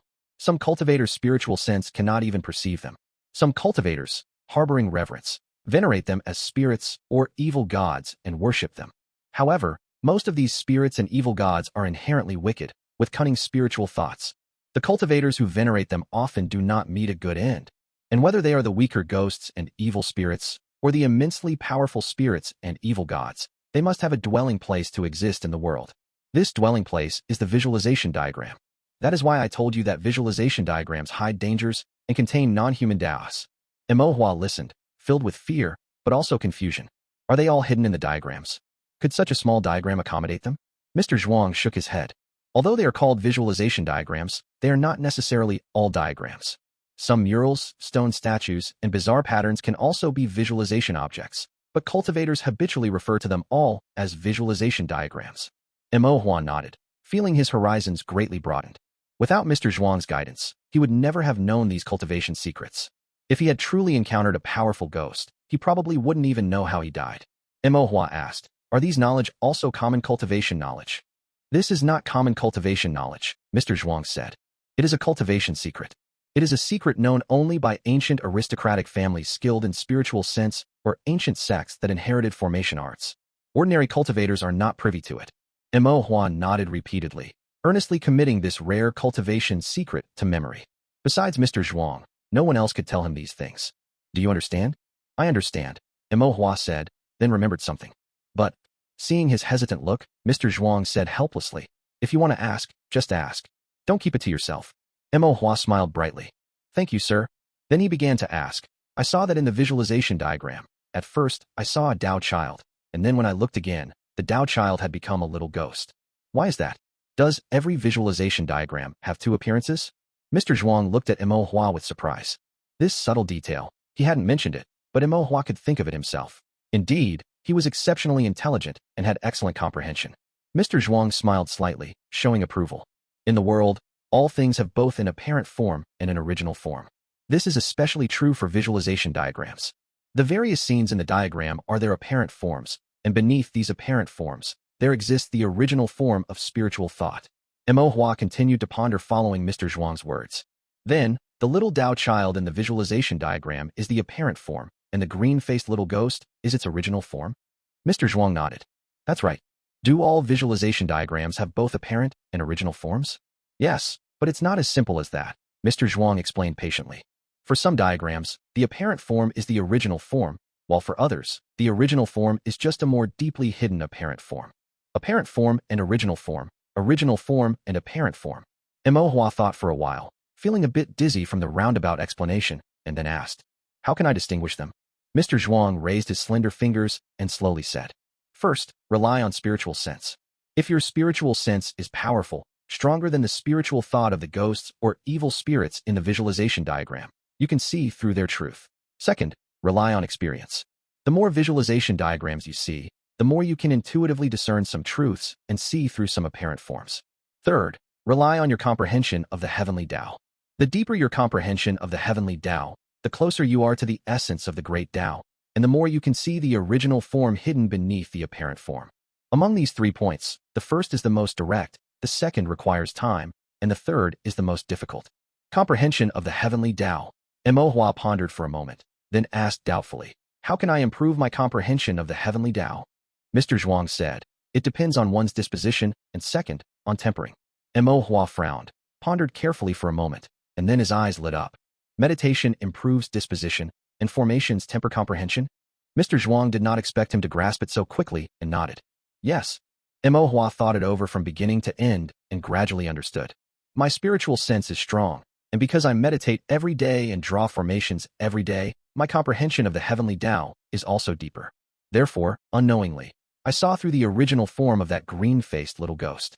That green-faced little ghost then burrowed into my sea of consciousness, wanting to devour my spiritual sense. But Mo Hua's expression was puzzled. The third master's spiritual sense is also strong. Why didn't he see through the original form of the visualization diagram? Mr. Zhuang said indifferently, although his spiritual sense is stronger, his disposition is too greedy, blinded by profit. His comprehension of the heavenly Tao is too poor, so naturally, he cannot see through it. Mo Hua understood. It seemed that disposition was very important. Otherwise, it was easy to be blinded by selfishness, deceived by apparent forms, unable to see through the original form of things, and thus deviate from the heavenly Tao. After this conversation with Mr. Zhuang, Mo Hua understood a lot. He said sincerely, thank you, sir. Mr. Zhuang's gaze was somewhat profound as he asked, do you know why I am telling you so much now? Because I asked you. Mo Hua thought silently, but he knew that since Mr. Zhuang asked, it couldn't be that simple. He could ask, and Mr. Zhuang could answer or not answer. Whether Mr. Zhuang answered a lot or a little, and what he chose to answer, could all be very significant. Mo Hua reviewed Mr. Zhuang's answers in his mind again. He felt that what Mr. Zhuang had said was related to spiritual sense and the heavenly Tao, but he couldn't quite figure out why he was saying these things. Seeing Mo Hua deep in thought, but with his small brow furrowed and a look of confusion, Mr. Zhuang stopped beating around the bush and asked meaningfully, foundation establishment is building the foundation of the great Tao. Have you thought about what kind of Tao foundation you want to build? Chapter 298, Proving the Tao with Divine Sense. What kind of Tao foundation should I build? Mo Hua had never considered this question, so he asked, is there a difference between building a foundation and building a foundation? Cultivators are very different from one another, so building a foundation naturally differs too. Mr. Zhuang went on to explain, the foundation of a cultivator relies on divine sense, spiritual energy, and the physical body. The sea of consciousness, sea of qi, and physical bodies that different cultivators are born with vary. The cultivation methods and Taoist arts they practice are also myriad, and the Tao they cultivate naturally differs depending on their choices. Mo started to worry. He had originally thought that being able to build a foundation would be good enough, but he hadn't expected that building a foundation would involve so much consideration, even requiring a choice of what to cultivate. However, these were things he had never considered before, and he didn't know what to do for a moment. "Sir, can't I just take it one step at a time?" Mo whispered. Mr. Zhuang said, "Cultivators cultivate by building their foundation with qi condensation, paving the way with foundation establishment, and taking one step at a time. You must consider what path you want to take and what Tao you want to cultivate from the beginning. It will be very difficult to change course later." Mo paused, then asked weakly, "Sir, what do you think would be best for me to cultivate?" Mr. Zhuang glanced at Mo and said bluntly, "Your physical body is not good, and your spirit root. It's actually not very good either." Mo knew that he was congenitally weak and had a mediocre spirit root, but hearing Mr. Zhuang say it made him feel a bit uncomfortable. He tentatively asked, "Is it really that bad?" He thought it was all right. At least his spirit root was considered below average. Seeing Mo's large, watery eyes, Mr. Zhuang hesitated to speak further. "It's not that bad," Mr. Zhuang said euphemistically. "It has great potential." Mo was stunned, his expression becoming complex. Mr. Zhuang's words were indeed very tactful. Having great potential in the future meant being very weak now. Then, in the future, will I still have a chance to cultivate my body, or have any advantage in spiritual energy? Mo still held a sliver of hope. Mr. Zhuang stroked his chin. "That depends on who you compare yourself to." "What do you mean?" Mr. Zhuang said. "Firstly, you have a mid to low grade spirit root. It seems decent, but that's when compared to rogue cultivators in Immortal Pass City. If you compare yourself to cultivators from aristocratic families, sect disciples, especially the younger generation from forces of the 3rd or 4th rank and above, you wouldn't even be considered entry-level." Mo nodded. That was indeed true. The spirit roots of some aristocratic families and sect disciples were indeed much better than his. "Do you know about spirit root inheritance?" Mr. Zhuang asked. "Yes." Mo nodded. He had heard from young master and that when couples with different spirit roots had children, the children's spirit roots and grades followed certain patterns. This was spirit root inheritance. Mr. Zhuang said, "More than 20,000 years ago, when the Tao court was first established, high-grade spirit roots were indeed extremely rare. Even low-grade high-grade spirit roots were highly valued and vigorously cultivated. But ever since some aristocratic families discovered that spirit roots were inheritable, and that this inheritance could be controlled, all aristocratic families and sects began to follow this principle for the arranged marriages of their family members. Precisely because of this, nowadays, high-grade spirit roots are abundant in any major aristocratic family or sect. Even low-grade high-grade ones are no longer rare spirit roots." Mr. Zhuang quietly looked at Mo again and remained silent. Low-grade high-grade spirit roots were no longer rare, let alone Mo's mid-grade low-grade one. Mid-grade low-grade was still 3 thresholds away from high-grade mid-grade. Mr. Zhuang, being considerate, did not voice this. Mo, however, understood Mr. Zhuang's meaning and drooped his head, sighing deeply. Mr. Zhuang, however, had not finished speaking. He continued, "This is just comparing with the ordinary disciples of aristocratic families and sects. If you were to compare yourself with the favored geniuses among them, the gap between you and them would be even larger. Without going too far back, just looking at Zixing and Zixi, your talent in terms of physical body and spirit root is worlds apart from theirs. Is the gap really that big?" Mo quietly asked. Mr. Zhuang hesitated for a moment, then decided to tell the truth. "The gap isn't really that big. It's actually even bigger than what I've said." Mo was shocked. He didn't realize that Zixing and Zixi's talents were so high. Or perhaps his own talent was so low. Mo thought of Mr. Zhuang's earlier mention of heavenly Tao and divine sense, and then asked, "Then should I focus on cultivating my divine sense?" Mr. Zhuang nodded. "That's right. Since your physical body and spirit root can't compare to others, then don't compare them. You compete in divine sense. Your physical body and spirit root are weaker than you think, but your divine sense is actually stronger than you think." Mr. Zhuang looked at Mo and silently thought, "In fact, it might even be much stronger than I imagine." Mo, unaware of Mr. Zhuang's thoughts, was still worried about his physical body and spirit root talent and asked, "Can my physical body and spirit root problems be improved?" Mr. Zhuang slightly shook his head. "Physical weakness is a congenital problem, which can be improved, but no matter how much it's improved, the fundamental issue won't change. At most, after improvement, your body won't be as weak, but it won't be much stronger either. You still can't compare with cultivators who naturally have the physique and roots for body cultivation. Spirit roots are even more predetermined. Whatever spirit root you are born with, that's what you'll have your entire life. it cannot be changed. If you are worse than others in this regard, you are just worse than others, and there's no other good way. So, I should focus on what is strong, playing to my strengths, and avoiding my weaknesses, is that right? Mo Hua said. Mr. Zhuang nodded. Divine sense, spiritual energy, and the physical body are the foundations of a cultivator's journey. None of the three can be lacking, but the heavenly Tao is harsh, and human talent is limited. You can't be good at everything. Cultivation doesn't require you to be stronger than others in everything. It's enough if you can cultivate one aspect to a profound level. Mo Hua nodded, feeling his thoughts suddenly clear. Then he became curious again. Are there people who are good at everything?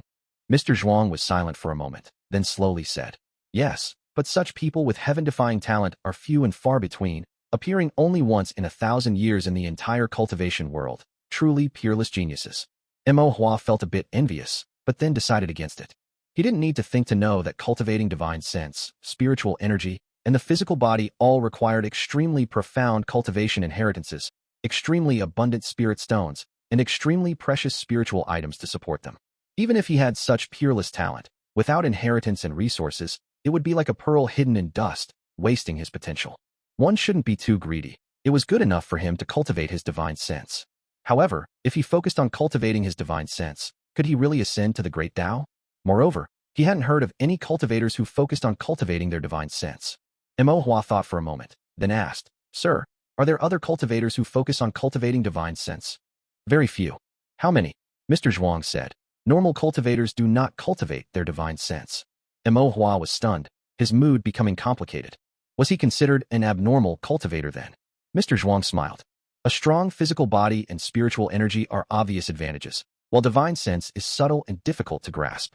Except for some formation masters who must possess powerful divine sense due to the requirements of formations, and thus are forced to focus on cultivating it, other cultivators rarely choose this path. Is that so? Mo Hua sighed slightly. Mr. Zhuang's gaze sharpened. But you are different. You are congenitally weak with an average spirit root. Your divine sense is almost your only advantage, and it's exceptionally strong. Since that's the case, then cultivate your divine sense to its utmost, to the point where other cultivators are left in the dust, or even tremble in fear. Mr. Zhuang looked at the small Mo Hua, his gaze far-reaching. As long as you cultivate your divine sense to be sufficiently powerful, one day, you can prove the Tao with your divine sense, and through your supreme divine sense, glimpse the true meaning of the great Tao. Chapter 299, Not Losing One's Original Heart. Divine sense proves the Tao, perceiving the great Tao with supreme divine sense. Mo Hua listened, utterly shocked. He pondered it carefully. Cultivating divine sense indeed seemed the most suitable method for him. All his cultivation and abilities relied on his divine sense. Firstly, drawing formations required divine sense. Without strong divine sense, he couldn't comprehend formations, let alone learn and utilize them. Moreover, formations and divine sense inherently complemented each other. Continuously practicing formations could also temper the sea of consciousness and strengthen divine sense. Secondly, the cultivation method Mo Hua practiced had a bottleneck in the maze formation, which existed within his sea of consciousness. If his divine sense wasn't strong enough, he couldn't unravel the maze formation, nor break through the bottleneck, and his cultivation would remain stagnant forever. Finally, there were the spells Mo Hua practiced. Whether it was the fireball technique, which emphasized divine sense locking and invincibility through speed, or the flowing water steps, which required controlling spiritual energy and guiding the physical body, or the stealth technique, which concealed one's presence from detection. For these spells, the stronger the divine sense, the greater the effect when cast. Seen in this light, proving the Tao with divine sense was the most suitable path for Mo Hua, and possibly his only path. Mo Hua nodded, then suddenly recalled a problem and couldn't help but ask Mr. Zhuang. But, my divine sense has already established a foundation. What else do I need to establish? It's not enough. My divine sense has already established a foundation, and it's still not enough? Mo Hua was startled and somewhat confused. Didn't they say that in the Qi condensation realm, establishing a foundation for divine sense was extremely difficult? In such a situation, his divine sense was still insufficient. Mo Hua scratched his head. Mr. Zhuang said, For others, it is enough, but for you, it is not. Why? Mr. Zhuang didn't answer directly, but instead asked, Zisheng and She have higher talent than you, are older than you, have better inheritances, and even more spirit stones than you. Mr. Zhuang listed many things, and Mo Hua could only sigh inwardly. Comparing oneself to others makes one angry. Being registered disciples alike, he seemed to be holding back Mr. Zhuang's registered disciples, and holding back the strongest ones at that. After finishing listing the white siblings' advantages, Mr. Zhuang asked, Do you know why they haven't established their foundation yet? Mo Hua thought for a moment and replied, Are they tempering their realm? Correct, Mr. Zhuang nodded. A journey of 1,000 miles begins with a single step. Qi condensation is the first realm and also the starting point of cultivation. Therefore, one must consolidate their foundation and build it solid, not rush forward. Mo Hua frowned. Sir, if that's the case, then shouldn't Qi condensation be the foundation establishment? Shouldn't tempering the foundation and establishing the basis of the great Tao be done in the Qi condensation realm? Mr. Zhuang shook his head. Qi condensation is merely consolidating the foundation, but it is different from foundation establishment. Does foundation establishment have any extraordinary significance? Mr. Zhuang's expression turned solemn. Foundation establishment is the first major realm breakthrough among the many realms of cultivation. When a cultivator establishes their foundation, their spiritual energy undergoes a qualitative change, condensing like liquid. Their physical body undergoes a qualitative change, their blood and qi like mercury. At the same time, the sea of consciousness expands, and divine sense multiplies. Divine sense multiplies. Mo Hua's heart skipped a beat. Could it be? Mr. Zhuang nodded slightly, his gaze deep. This means that no matter how strong your divine sense is in the qi condensation realm, after establishing your foundation, it could directly double. Mo Hua's heart trembled, his expression filled with disbelief. Other cultivators' qi condensation realm divine sense would double to reach foundation establishment divine sense. But his divine sense had already established a foundation. After doubling, how powerful would his divine sense become? Mo Hua couldn't quite imagine it, so he looked at Mr. Zhuang and asked, Then my divine sense? Mr. Zhuang said, Your current divine sense is roughly equivalent to early foundation establishment. After doubling, it will be the divine sense of mid-foundation establishment.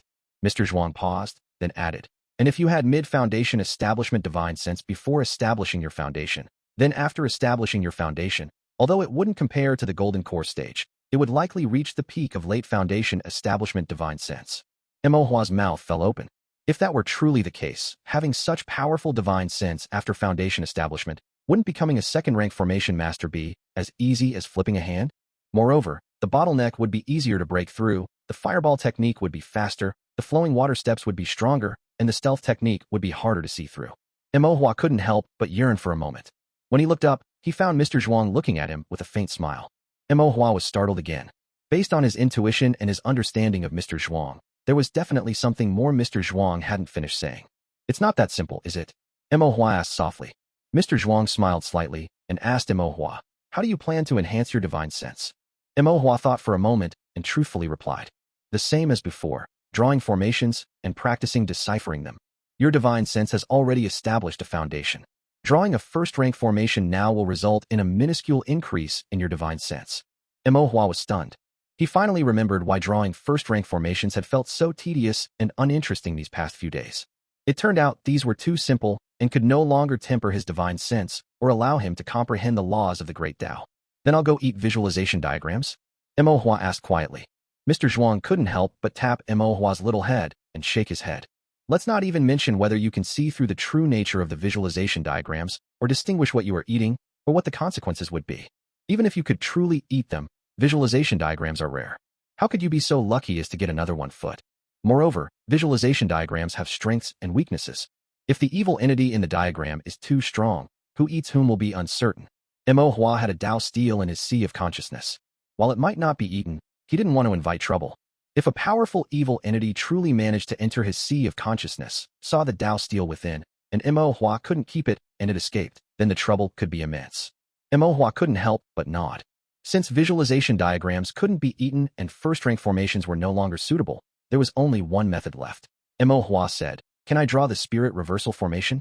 Not just the spirit reversal formation, any first-rank formation with 10 patterns, including those containing anomalies of the great Tao, can help you enhance your divine sense, Mr. Zhuang said. Are there other formations with anomalies of the great Tao? Mr. Zhuang nodded. Yes, but they are not in my possession. Mo Hua's eyes lit up. Then can they be obtained? Mr. Zhuang chuckled. We'll talk about that later. You first learn the spirit reversal formation. After you learn it well, I have other things to teach you. If you can fully master the spirit reversal formation, I will try to find some other formations with anomalies of the great Tao for you to learn. Mo Hua felt grateful and respectfully bowed. Thank you, sir. Mr. Zhuang said many things, his expression showing fatigue. Mo Hua prepared to get up and leave, not wanting to disturb Mr. Zhuang's rest. After taking a few steps, he was called back by Mr. Zhuang. I forgot to tell you, Mr. Zhuang said. lying on the bamboo chair, looking at Imo Hua with a gentle gaze. Those evil thoughts are actually useful. The evil thoughts of the azure-faced little ghost. Yes. What can they be used for? To temper the heart with evil thoughts. Mr. Zhuang's gaze sharpened as he said to Imo Hua. Cultivators seek the Tao and ask for longevity. There are myriad obstacles and dangers. Besides cultivation realms, the greatest obstacle is actually the Tao heart. Can cultivators lose their Tao heart? Yes, Mr. Zhuang nodded, his expression melancholic. The cultivation path of a cultivator is long. In the beginning, perhaps they are single-minded in seeking the Tao, with a firm Tao heart. But as they age, myriad worldly desires taint their hearts, and gradually, they no longer know what they are cultivating for. After living for a long time, they forget why they are living. Those who seek the Tao with all their heart indulge in worldly pleasures. Those who resolve to slay demons become devils. Those who care for all living beings poison the world. Those who are filled with compassion become numb and indifferent. The most resilient thing in this world is the human heart, and the most fragile is also the human heart. The myriad worlds, their superficial appearances, and the vast expanse of time corrode the Tao heart. This is also why I asked you to prove the Tao with divine sense. With powerful divine sense, one can see through the true nature of things, and with a clear mind, one can ward off external evils. No matter what happens in the future, I hope your Tao heart remains as it was. You do not lose your own Tao, and you do not forget your original heart. After Mr. Zhuang finished speaking with heartfelt sincerity, his expression suddenly became extremely tired, and he involuntarily closed his eyes, falling asleep peacefully. Imo Hua respectfully bowed to Mr. Zhuang, walking on tiptoe. He silently committed Mr. Zhuang's words to heart, especially the last two sentences. Not losing one's own Tao, not forgetting one's original heart. Thanks for the reward from Dark Night, Star Morning. Chapter 300, Demonic Evils. Imo Hua bid farewell to Mr. Zhuang, walked through the bamboo forest, crossed the grassland, passed by the pond, and arrived under the big Huai tree. Under the big Huai tree, Bai Zixing and Bai Zishi were reading books. Upon seeing Imo Hua, Bai Zixing's eyes lit up. He quickly put down the book in his hand and asked, "Where have you been? I haven't seen you around lately." Imo Hua opened the food box and distributed the beef and pastries his mother had prepared to Bai Zixing and Bai Zishi.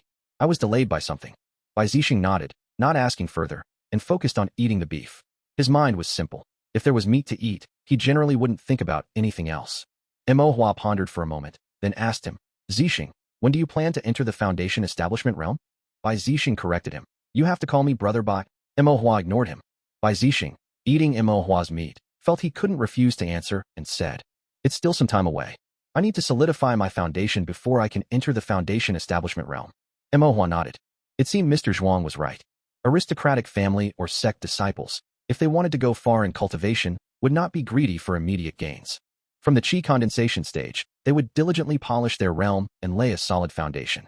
Bai Zixing then asked Imo Hua, "Are you planning to enter the Foundation establishment realm?" "Yes, I'm at the 7th layer of qi condensation, so I need to make plans soon." Bai Zishi, eating her pastries bit by bit, looked up at Imo Hua. She suddenly paused, frowning. "Your spiritual sense." Hearing this, Bai Zixing also sized up Imo Hua and was immediately startled. "Imo Hua, what's going on with your spiritual sense?" "Oh, my spiritual sense entered the Foundation establishment realm first."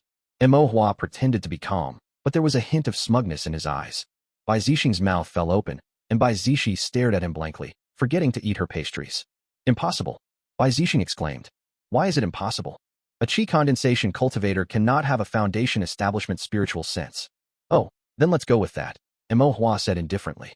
Bai Zixing stared at Imo Hua, looking him up and down, still unable to believe it. "Did your spiritual sense really enter the Foundation establishment realm? Didn't you say it was impossible?" Bai Zixing scratched his head and muttered, "It shouldn't be possible. I've never heard of a spiritual sense entering the Foundation establishment realm first." Imo Hua picked up a piece of pastry, popped it into his mouth, and chewed with a smile. "How did your spiritual sense enter the Foundation establishment realm?" Bai Zixing couldn't help but ask again. "Brother." Bai Zishi's voice was clear, with a hint of reproach. Only then did Bai Zixing remember and say apologetically, "I shouldn't have asked. Cultivators have their own destinies, and they usually don't tell others." "It's all right," Imo Hua waved his hand. "But I can't tell you right now. If there's a chance later, I'll tell you." Regarding the matter of the visualization diagram, he had only told Mr. Zhuang so far. Because it involved his sea of consciousness, and his sea of consciousness contained the Tao steel, the fewer people who knew, the better. At least, he couldn't tell Bai Zixing at the moment. Seeing Imo Hua's candor, Bai Zixing nodded. "Okay." Imo Hua smiled. Seeing Imo Hua smile, Bai Zixing was suddenly startled and couldn't help but ask, Why are you suddenly smiling so eerily, with a touch of evil energy? Imo was slightly taken aback, then remembered that it must be the evil thoughts from the green-faced little ghost that occasionally surfaced.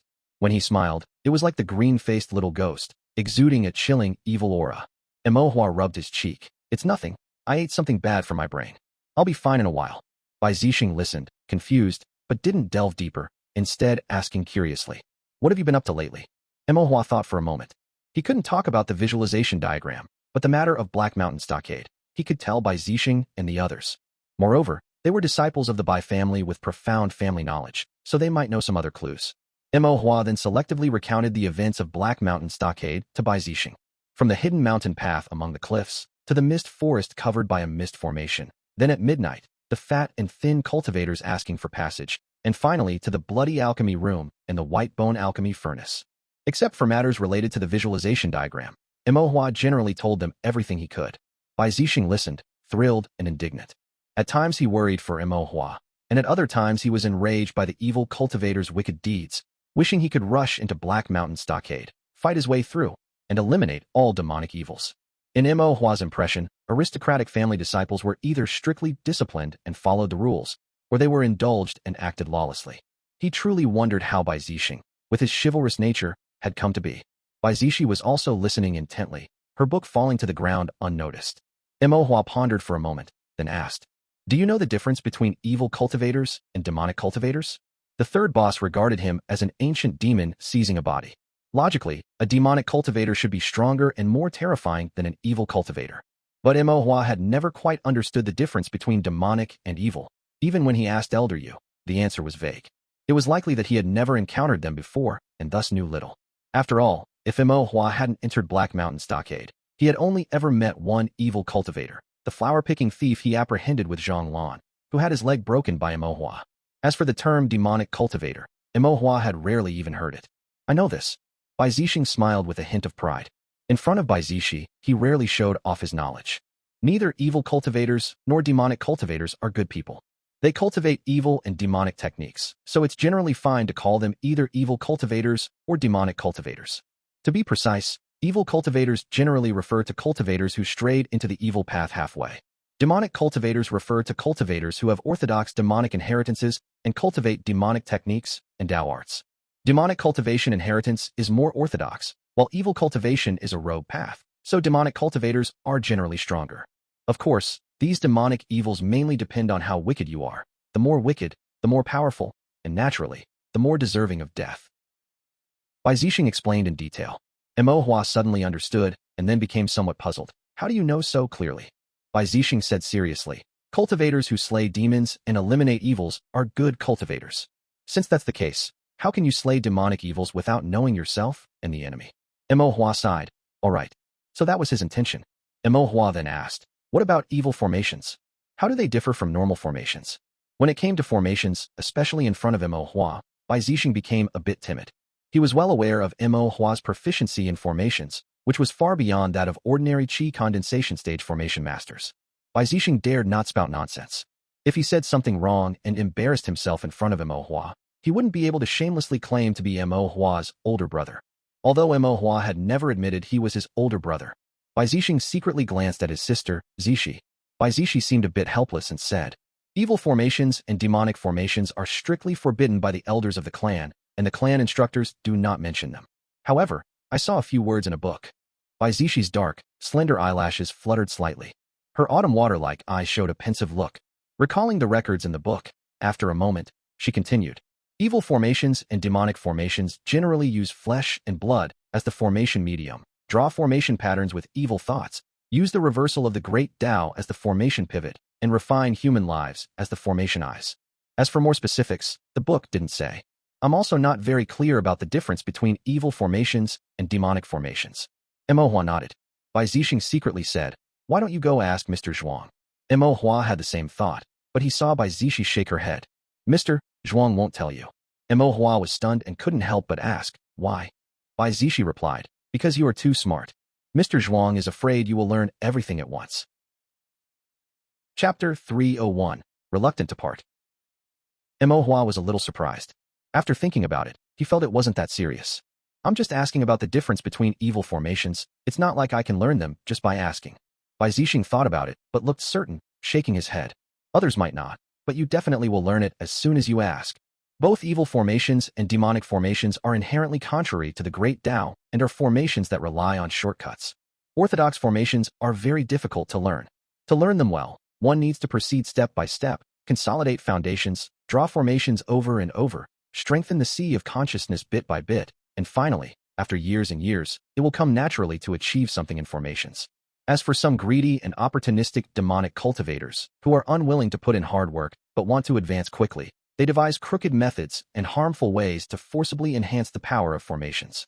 Evil formations and demonic formations are easier to learn than orthodox formations. Moreover, one is orthodox and the other is evil, and they are opposites. Ordinary formation masters might not be able to decipher them, but for a formation master as intelligent and gifted as Mo Hua, he can basically understand it at a glance. Although Bai Zixing was unwilling to admit it, Mo Hua was the most outrageously talented formation master he had ever seen among cultivators of similar age. If he learned orthodox formations so quickly, how much faster would he learn those evil and unorthodox formations? Even if Mr. Zhuang only gave him a few hints about the principles, he might be able to figure out the evil formations himself. And once one falls into demonic ways, there's no turning back. Bai Zixing glanced at Mo Hua and quickly cautioned him. You absolutely must not ask Mr. Zhuang about this, or he will definitely get angry. Evil formations are not something that can be brought to the table, so it's better not to ask. Really? Mo Hua was a little suspicious. It wasn't that he really wanted to learn any evil formations, he just wanted to have a way to deal with them the next time he encountered them, so he wouldn't be helpless and fall into a predicament. Really? Bai Zixing said solemnly. All right then. Heeding advice is like having a full meal. Since Bai Zixing and Bai Zishi both said so, he would just put it aside for now and think about it later if he had the chance. By the way, how did you get out after entering Black Mountain Stronghold? Bai Zixing asked curiously. So Mo Hua recounted his feat of having the third boss lead the way, and him swaggering out of the main gate of Black Mountain Stronghold with great dignity. Bai Zixing was shocked to hear this and directly said, You're bragging. Believe it or not. Mo Hua's expression didn't seem to be faked, and Bai Zixing was a little conflicted, so he asked, Then what happened? Mo Hua then briefly explained what happened afterward, including how he tricked and killed those evil cultivators. Bai Zixing's expression turned serious, and after a long period of contemplation, he finally made up his mind and said sternly, Based on your courage and actions, I've decided not to take you as my junior brother. Huh, you can be promoted. Be my junior disciple. Mo Hua was uninterested and pouted. I don't care for it anyway. Bai Zixing was shocked again. You don't care for being my junior disciple? What's there to care about? This is my junior disciple. For ordinary cultivators, even some direct descendants of the Zhao family, Li family, and Shintu family, I wouldn't bother taking them as my junior disciple. Bai Zixing tried his best to persuade Mo Hua.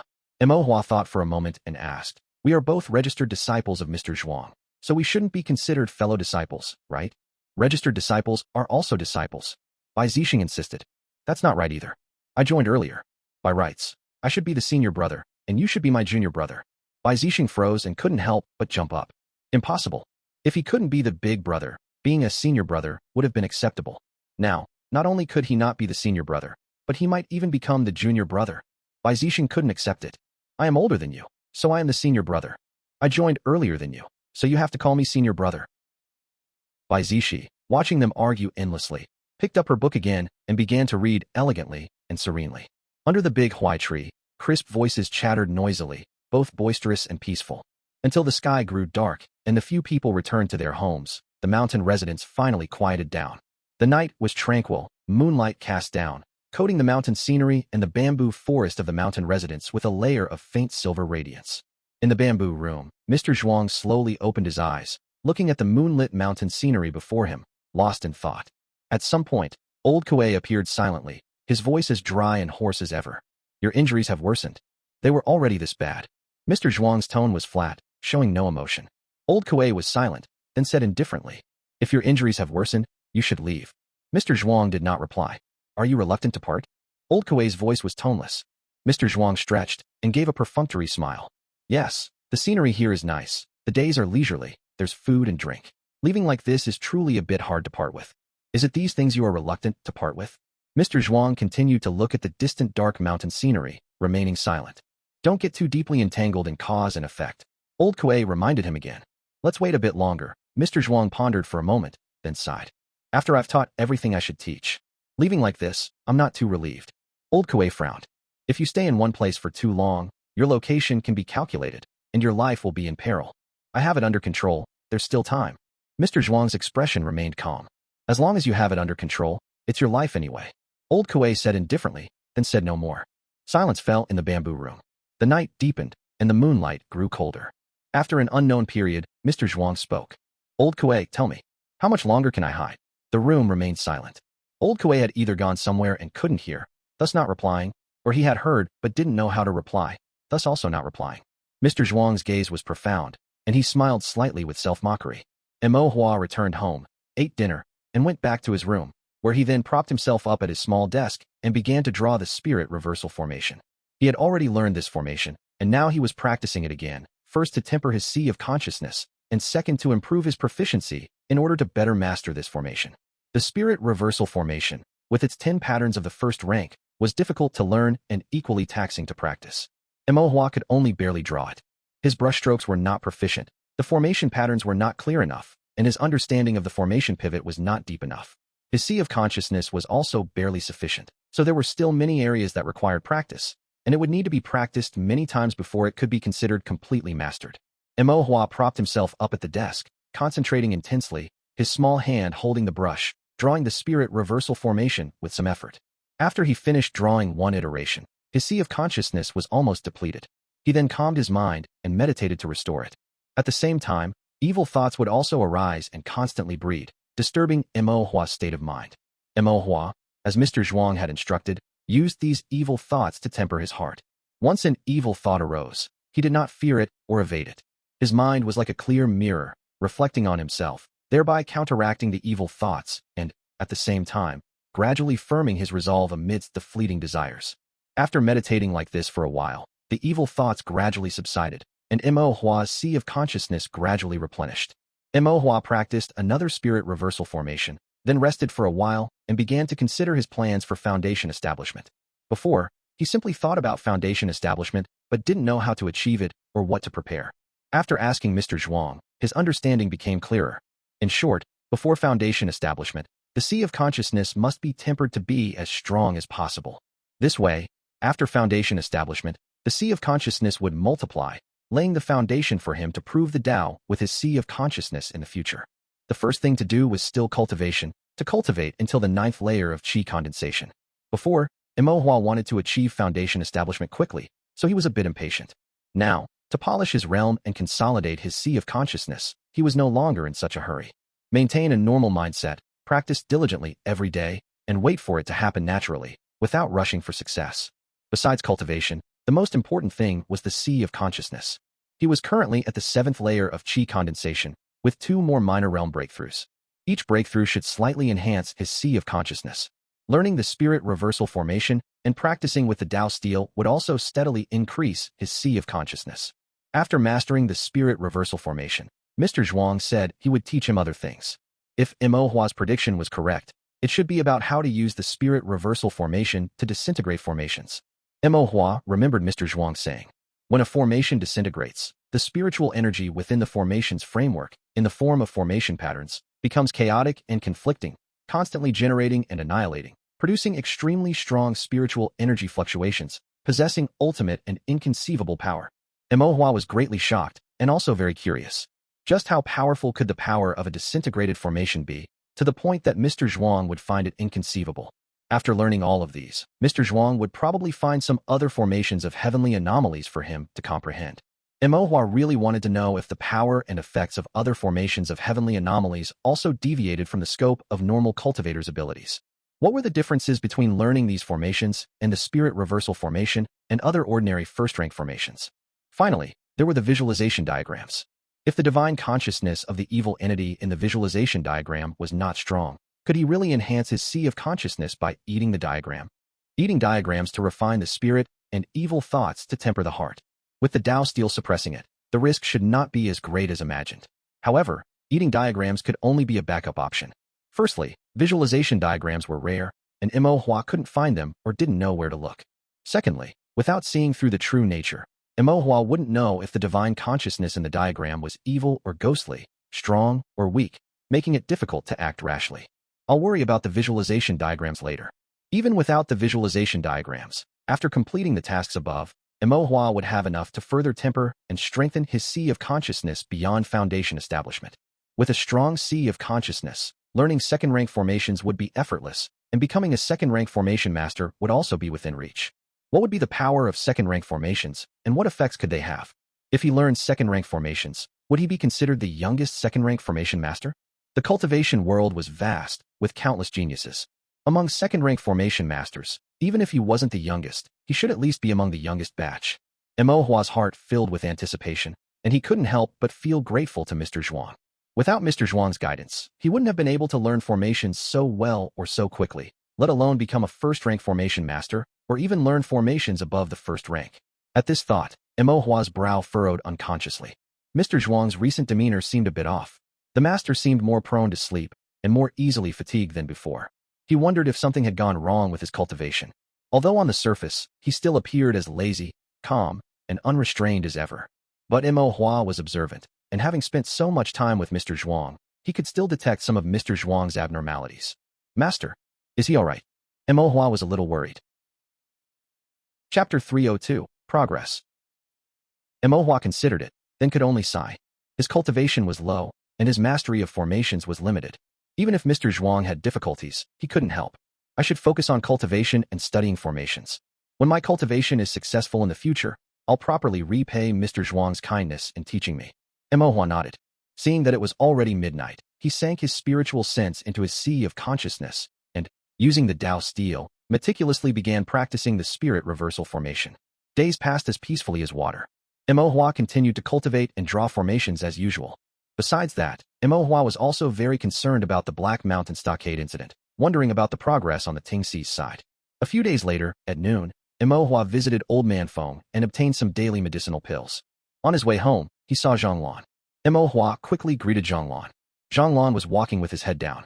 Hearing a child's voice call out, "Uncle Zhang," he knew it was Imohua without thinking. Imohua walked up to Zhang Lan and whispered, "How's it going?" What Imohua was referring to was, naturally, the matter of the Dao soldiers. Since the matter involved secrets, Imohua was very cautious and didn't say it out loud.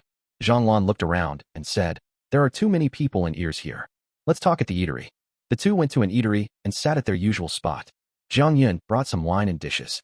Seeing that the surroundings were filled with regular customers, most of them demon hunters, clinking glasses and drinking heartily, paying no attention to their corner, Zhang Lan also quietly said to Imohua, "I've told the details to the prefect. The prefect has already submitted a memorial to the Dao court. Now we just need to wait for the Dao court's approval. If the Dao court agrees, in a short while, Dao soldiers will be dispatched to annihilate the Black Mountain Stockade. Will it take a long time? If the Dao court agrees, it won't take long. What if the Dao court disagrees?" Imohua asked. Zhang Lan took a sip of wine and pondered. If what you saw is true, and there are 500 to 600 rogue cultivators in the Black Mountain Stockade, and they are still killing people to refine human pills, then the Dao court cannot let the rogue cultivators act recklessly. They will definitely dispatch Dao soldiers. Don't worry. Imohua nodded, clearly relieved. Zhang Lan glanced at Imohua, but sighed inwardly. This matter wasn't that simple. The most difficult part was how to prove that there really was such a stockade in the deep mountains, that there were really 500 to 600 rogue cultivators in the stockade, and that these rogue cultivators were indeed refining life extension pills. Currently, all of this was just Imohua's word. The only evidence was the two drawings Imohua had made. One was a map to guide them through the misty forest, and the other was a strategic map of the Black Mountain Stockade. Besides these, there was no other testimony or physical evidence. They believed Imohua, but the Dao court would not believe a cultivator who was only about 10 years old. Moreover, Imohua had not been ranked, and his identity as a first-rank formation master was of no use. Prefect Zhou was also in a difficult position. He was already very old and was about to retire peacefully to enjoy his old age, ending his tenure as prefect on a good note. Now, with the Black Mountain Stockade incident, he was in a dilemma. If he reported to the Dao court, and Imohua's intelligence was wrong, meaning there was no such stockade in the deep mountains, or the people in the stockade were not rogue cultivators, then the old prefect would bear great responsibility. If the Dao court investigated and held him accountable, although he wouldn't be imprisoned, he would certainly lose his position as prefect. If he didn't report it and allowed the rogue cultivators to fester in the deep mountains and grow stronger, then all the cultivators in Immortal Pass City might face disaster one day. Should he play it safe and secure a peaceful retirement for himself, or should he take risks to seek peace for Immortal Pass City? It was truly not an easy choice. However, in the end, Prefect Zhou chose to report the Black Mountain Stockade incident to the Dao court. Zhang still remembered Prefect Zhou's words. I've been a prefect for most of my life, doing things by the book without any significant achievements. Later, when the rogue cultivators became self-reliant and established item forging and alchemy shops, I actually benefited and gained merit. To be honest, I feel ashamed. Now that there is hidden danger in Immortal Pass City, I am the prefect of Immortal Pass City. We rise and fall together. Naturally, I cannot protect myself and stand by idly.